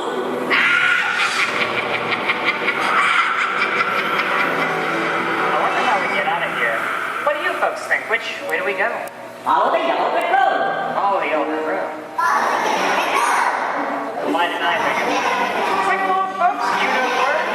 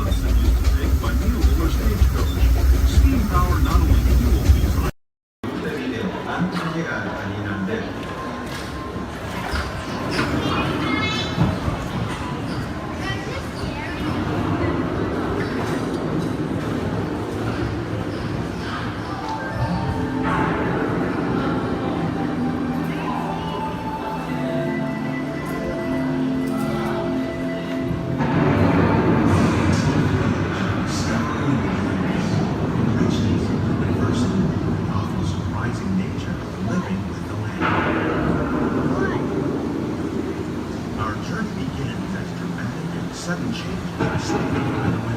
Actions are simple, climate and destructive to us, and to nature, contemplating in the cycle of life.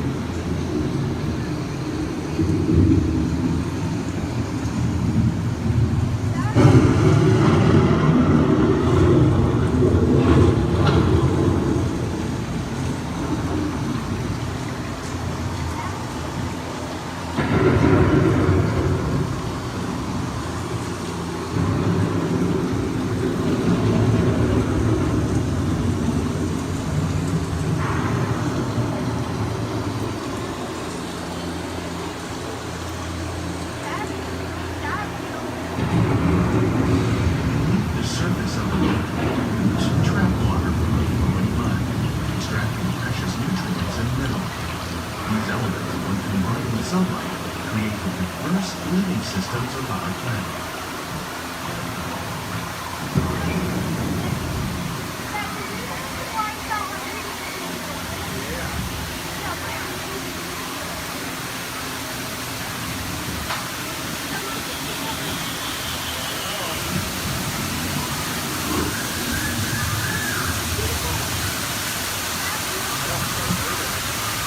One of those living systems is the rainforest, home to the most amazing concentration of life on our planet.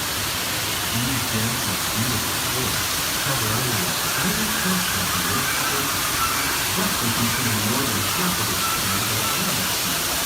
Rainforests are also extremely rich in surrounding living systems, providing us with oxygen, fuel, medicine, and other forms essential to our lives.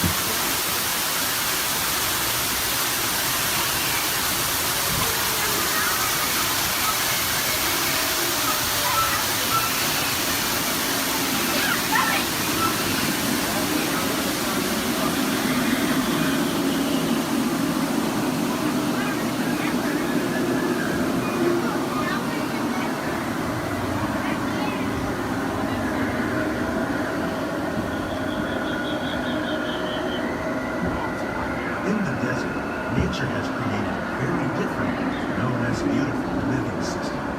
And while this arid landscape may seem lifeless, it is very much alive.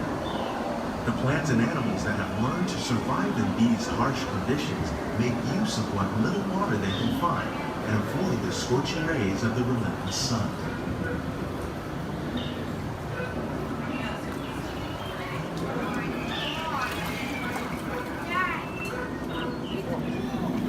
The American prairie once appeared as desolate as the desert, but over time, rainwater and nutrients gradually penetrated the hard surface of this land. Even the hooves of the mighty buffalo helped create the rich soil that one day become home to the American farm.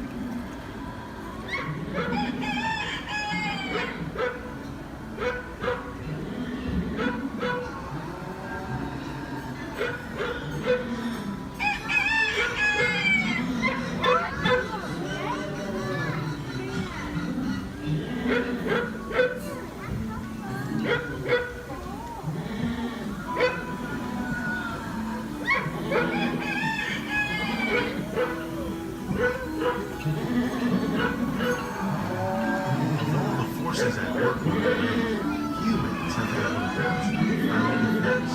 The need to produce food for a growing world led to the enormous use and sometimes overuse of the land. In our search for more efficient ways to grow food, we often fail to realize the impact of our methods.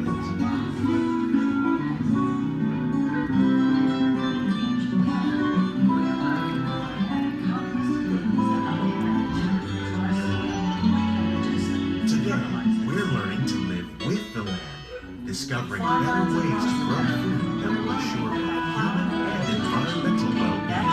Fertilizers, we can enrich the soil without the use of chemicals. In Saudi Arabia and Mexico, we're learning to produce food on desert seacoasts by developing and planting crops that thrive on saltwater.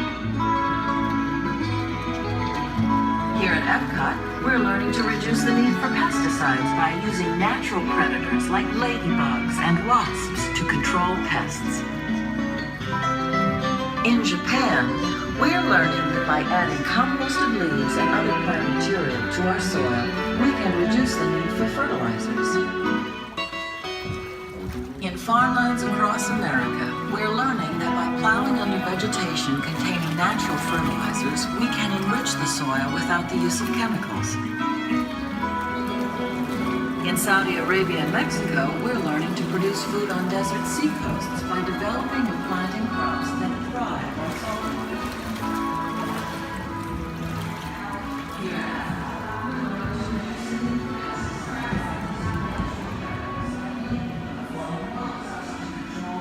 How will we meet tomorrow's growing needs for food production, yet still respect the needs of the land? Some of the answers are being discovered just ahead. To help us maintain these carefully controlled ecosystems, and for your safety, please remain seated in your boat at all times.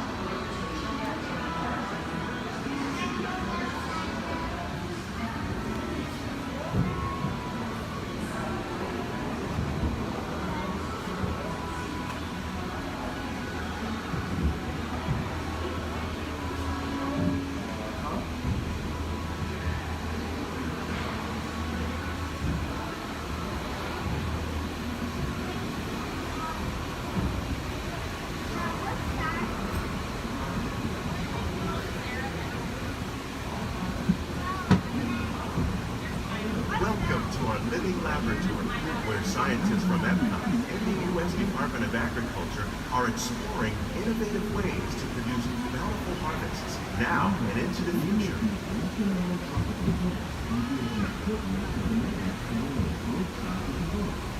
The tropics are home to the greatest diversity of plants on the planet.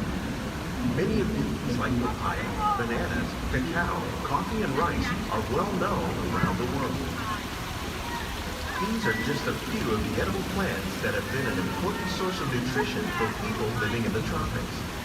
Many are rich in vitamins and minerals, while others are well adapted to growing in less than ideal conditions. Some, like the water lily, thrive in wet, swampy areas and waterways. All parts of this plant, even the flower petals, are edible. The starchy root of the plant has long been used to make flour for baking. One day, many of these lesser-known tropical plants may be as important as the bananas growing on both sides of the boat. More than 28 million tons of bananas are eaten annually, making it the most popular fruit in the world.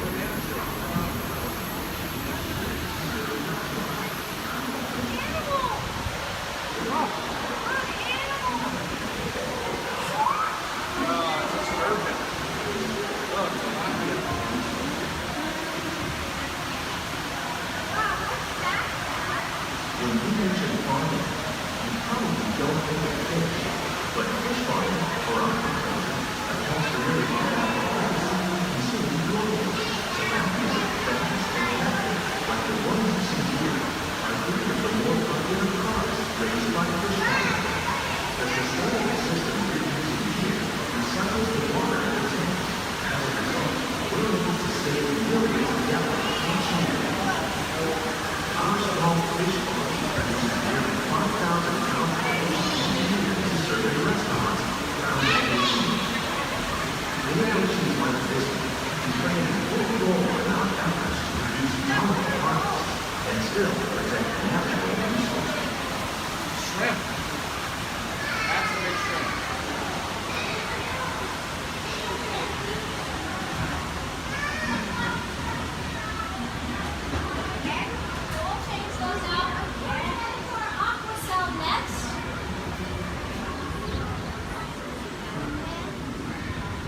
Sunflowers.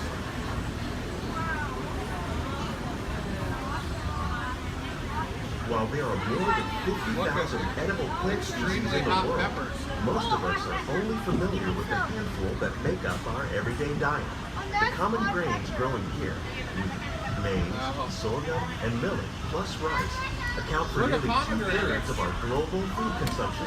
Learning how to increase yields of these staples is an important goal of research around the world. Blue agave. A monkey puzzle tree.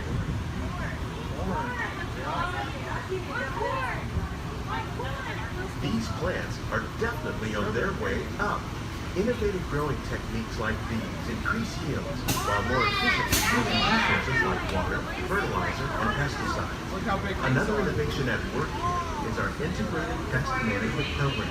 By populating our greenhouses with beneficial insects that prey on harmful pests like aphids and flies, we are significantly reducing our reliance on conventional pesticides. We're growing these crops using our nutrient film system. This technique precisely controls and recycles water and nutrients. With it, we can produce over 27,000 heads of lettuce a year in this one small area. Look at the cucumbers.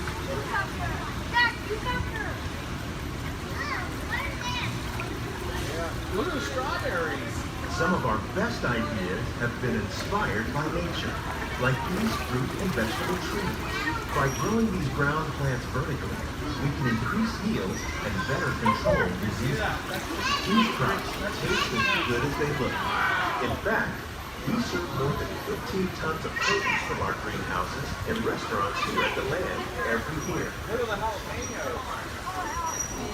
That's a great idea.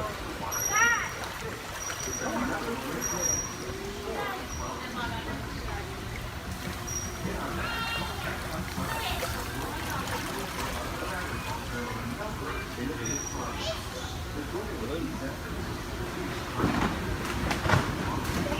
future of agriculture may include innovative ideas like this vertical growing system. Plants grown in this way use a fraction of the space required by traditional growing methods. That saves water and increases production. The aquaponics system on your left combines hydroponics with aquaculture. The fish provide a natural source of fertilizer for the plants, and the plants help keep the water clean for the fish. It's another great way to produce more while using less.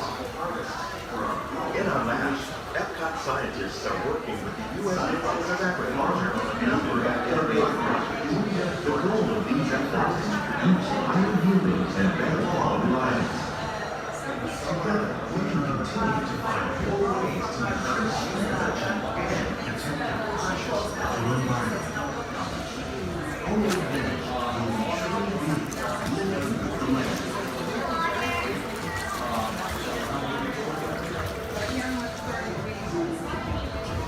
On behalf of Walt, these greenhouses represent just a fraction of the work being done worldwide to produce healthy harvests for our growing populations. Scientists, farmers, and even backyard gardeners are doing their part to improve the quantity and quality of foods that we all rely upon. Together, we can continue to find more ways to increase food production and protect our precious natural environment. Only then will we truly be living with the land.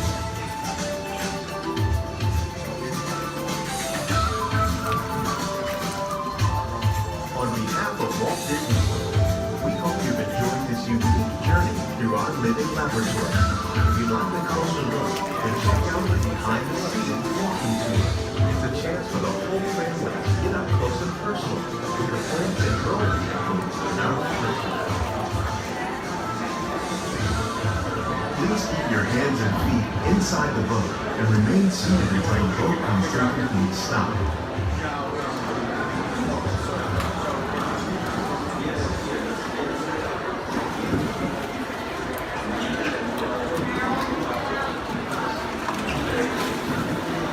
Oh my god, you look just like her. I know if you see her, I'm like, yeah, and then move on.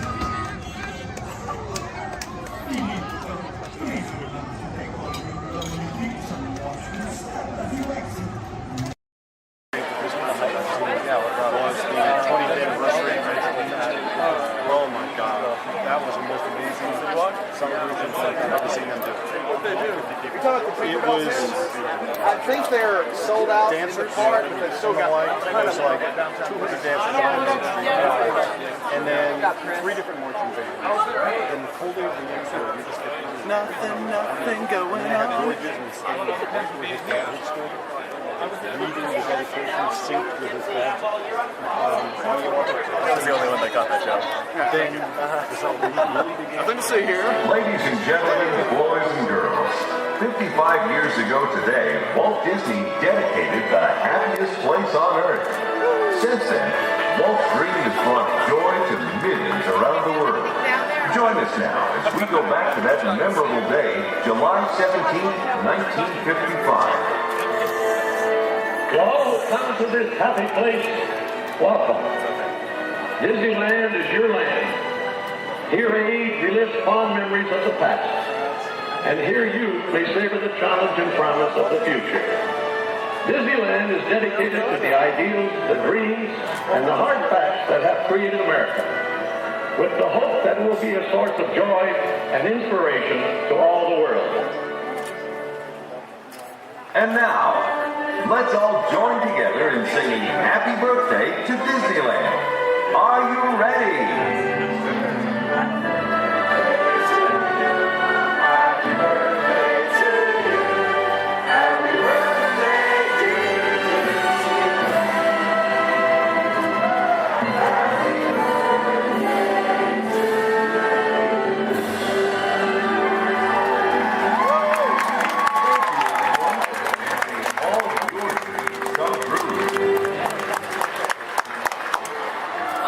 That's it. All right. Everyone go home. Oh, dancing.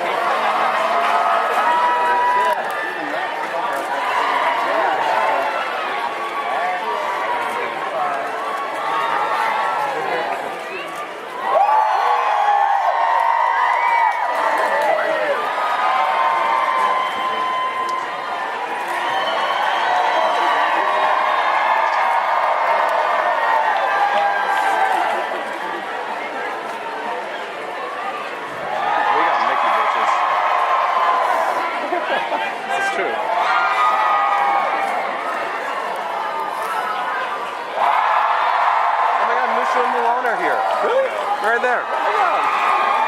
Behind the light post. They keep doing this like cool like. Oh, Pluto. We should go say hi to Pluto.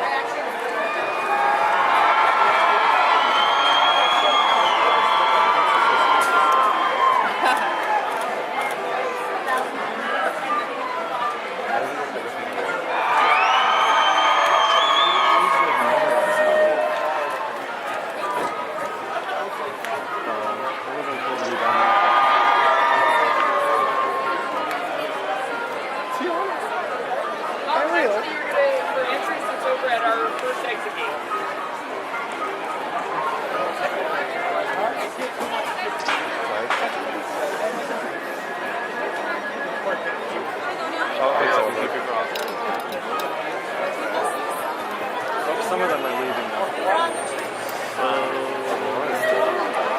It's over. Everyone go home.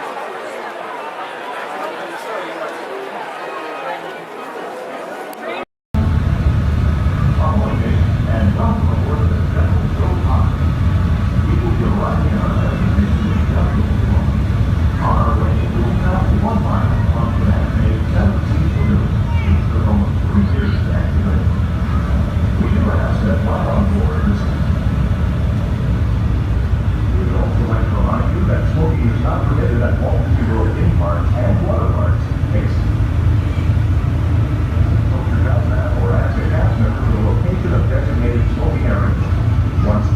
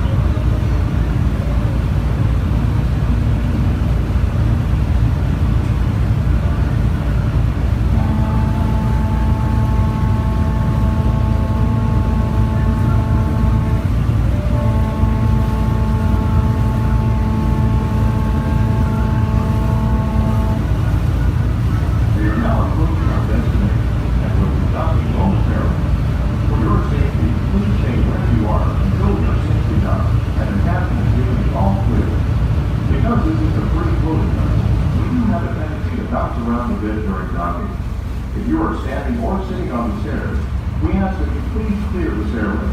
Everyone else, please remain where you are until we've completed our docking. Once again, please clear the stairway. You'll be given an all clear when it is safe to travel stairs and go ashore. Por favor, manténganse alejados de las escaleras.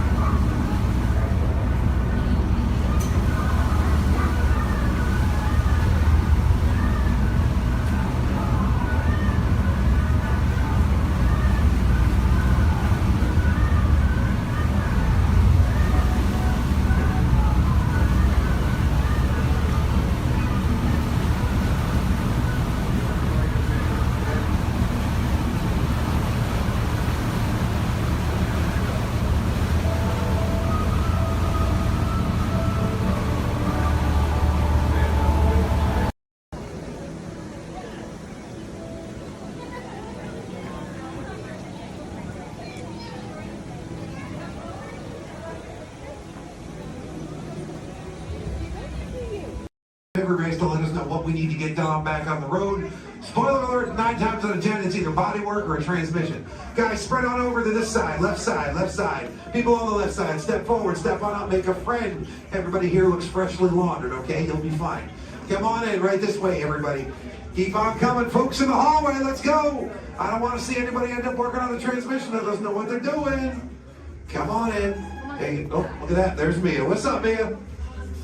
Hey, Pat, I see our party goers have arrived. Yeah, they're still coming in, but say hey, everybody. Hey, I'm Mia, Dom's sister. Well, another race just wrapped, and it looks like my brother with another car for his collection. Anybody surprised? Honestly, I don't know why anybody challenges him. Mia. Well, we're meeting up at Sullivan's Garage for the after party, and while Tej works on your rides, you guys enjoy the break room. My brother calls this the family room. Oh, here we go. Dom says he doesn't have friends, he has Family.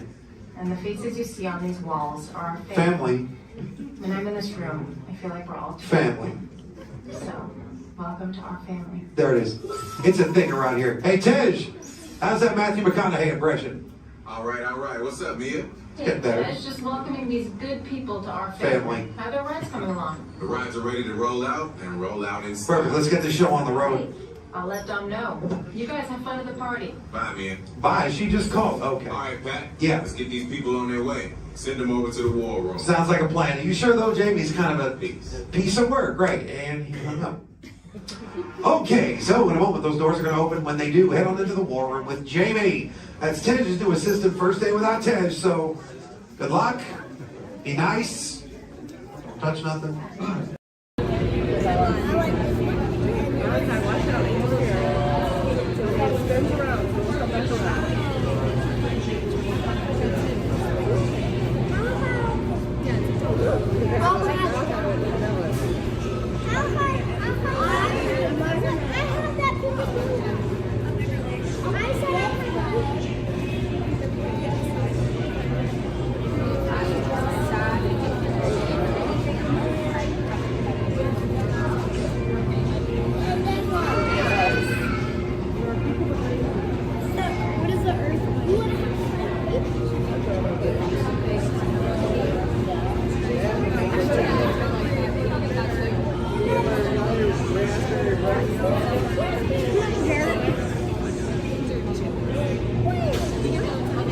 Where's the apple fritter?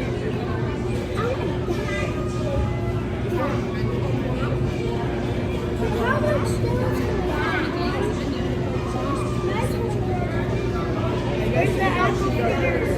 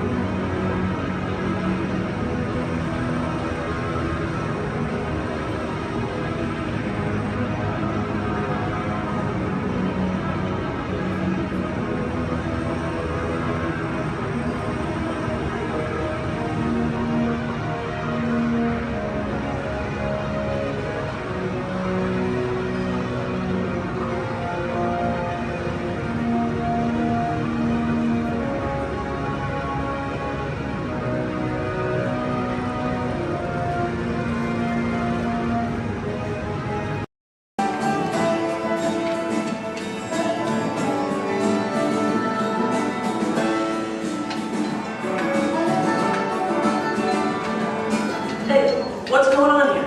Where are we? Oh, look, we're on the wrong side of the screen. Oh, yeah, wow. Hey, look! Bunny rabbit. Get off. Come on, let's go. Oh, hi, there you are. Hello, I'm Rosie. And I'm Colin. And we've got 5 or 6 hours of vacation slides to show you. No, you don't, actually. We're here to tell you all about sourdough bread. We are?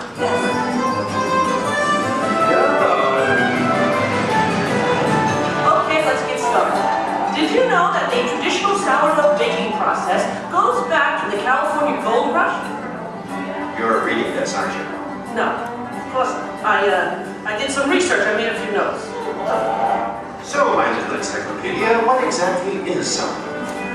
Well, it's a type of bread that doesn't use yeast as a leavening agent. These miners had agents? I don't think so. Look at them now. Isn't it nice to see the guys helping with the dishes? Now, Colin, did you know to make sourdough bread you need a chunk of what's called starter or mother dough? Wouldn't you need mother dough and father dough? No, just mother dough. These guys here used to carry a chunk of it with them in their bedroll to keep it warm. Well, that's an image I'll carry with me through supper time. Well, we're not talking five-star restaurant here, we're talking grub. They would take the dough, put it on a stick, and cook it over the campfire. Isn't it true they used to strain their coffee grounds through a sock? They hope so. Oh, I love these guys. The Jefferson haircut. No. This is the Bodine family. And this is Isidore Bodine. He's the one who perfected the sourdough starter. Tastes perfected to me. Yeah. By the way, did you know they are still using the same sourdough starter that Isidore mixed here 150 years ago? Excuse me? Must have made an awful lot of it. You see, you have to save a little bit of the starter dough to mix with the next day's batch of flour and water to keep the fermentation process going. Hey, did you know that the strain of bacteria found in mother dough is Lactobacillus San Francisco? How did you know that? Internet. Hey, can we watch them bake something? Oddly enough, that's what we're here for. Great. You people go on ahead. I'm going to meet you in there. Colin, you stay here and make sure there are no stragglers, okay? Okay. All right, just for kind of a red line to my right. Good. They're on their way, Rosie. Okay, bye. I'll see you soon.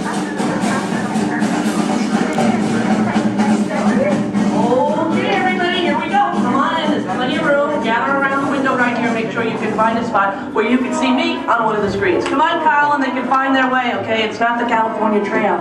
We lost a couple to coyotes along the way. Oh, that's so sad. Oh, well, what do you do? Yeah. This is the bakery. That should be obvious to everyone. Even to... What's that? Oh, I have one for you. Is that me? Look at you. Okay, I'm ready to start baking. What do we do first? Okay. First you get a hunk of the mother dough and mix it with flour, add a little salt and water, and that's it. Voila, the entire list of ingredients. Right. Here's some dough. Let's bake it. Oh, not so fast. From start to finish, it takes bakers about 72 hours to make a loaf of sourdough bread. 72 hours? Yeah. Yeah, what's your hurry? Relax, and all the roses. Okay, so what's next? Well, you know, bakers actually think of dough as a living thing. So after it's been beaten up and kneaded by the mixer, it needs to sort of relax and calm down. Seems pretty relaxed to me. In fact, almost catatonic. Right. I internalize all my tension. Well, what happens then? Well, then we drop it into that funnel over there, above the divider. The divider cuts it into nice, even pieces. So for this, it has to be relaxed? Yeah. Okay, fine. Oh, what happens then when it goes down that conveyor belt? Well, it goes into the rounder. Do you know what the rounder does? Oh, makes it into squares? No.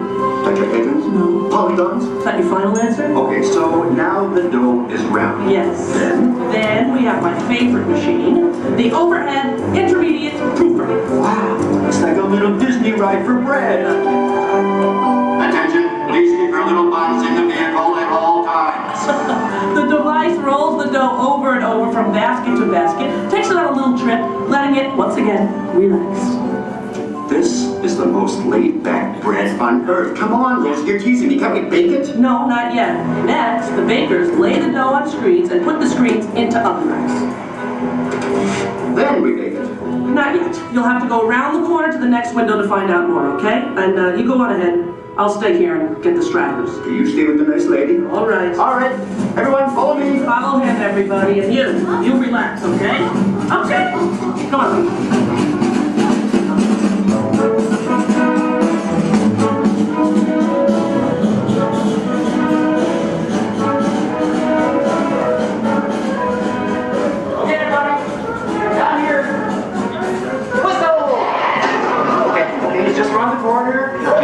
Out along this window. All right. Everyone, can you see me? Oh, nice shirt. All right. All right. Okay. Well, this, I guess, is the oven. If not, I'm having some incredible hot flashes. Slap some garlic butter on me and I'm ready to go. Hey, Colin. Okay, where were we? We were getting ready to bake some bread. No, we weren't. What, are you trying to confuse me? Let me think. I remember the racks of dough. The racks of dough are taken upstairs to a refrigerated fermentation room. Refrigerated? Yes. Look, I know a thing or two about baking bread. Well, actually I don't, but I'm pretty sure you have to have heat to bake something, right? Sounds right to me. For a technical question like that, I'm gonna have to call in an expert. I'd like you to meet my friend, Tony, the baker. Tony! Hi! Are you enjoying your visit? Oh, we're having a great time, we really are. But I'm afraid I have reached my limit of baking knowledge. Tony, call it here. Give us the lowdown. Don't you think we've coddled this dough long enough? Isn't it time to turn up the heat on this baby? Well, no. The dough needs time to ferment in a refrigerated, climate-controlled room. Now that gives the bread a better flavor, texture, and color. It takes about 13 to 16 hours. You know, I like a man who can cook. Then what happens? In the proof box, the dough is slowly brought up to about 95 degrees, 90% humidity. Why not just take it to Florida? All right, so it's baking now, right? Because it's rising. No, it's still fermenting. The dough triples in size now due to the expansion of trapped gases. Hey, listen, we all have trapped gas occasionally. Well, now the bread is scored, so it won't split with its base. Oh, so now I'm almost afraid to ask.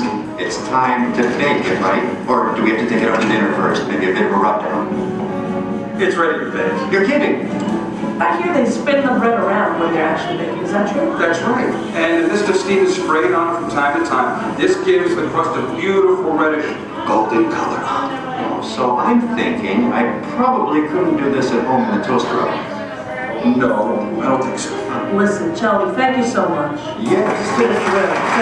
You were superb. I feel enlightened, enriched, fermented. My pleasure. Bye. Bye. You know what? I'm going to spray you down because I think you could use some of that golden Okay, just a little on the, that's enough. All right, the hair, you know what, deep frizzy. Ladies and gentlemen, the moment you've been waiting for, a masterpiece of the baker's art. What are you doing? Hey, what are you? Waiting for that. That's not yours. Tony gave it to me. Look right at me. He didn't look at you, that was ours to share, Colin. No, it's mine. It's all mine. One piece, please. One little piece? A tiny piece? I'm telling Mickey. All right, here. Yeah, you see? Here, don't tell Goofy I owe money. You do? Well, don't even ask. I don't even want to get into that. Goodbye, everybody. Have a great time here. Bye. I'm going to go eat. Sharon.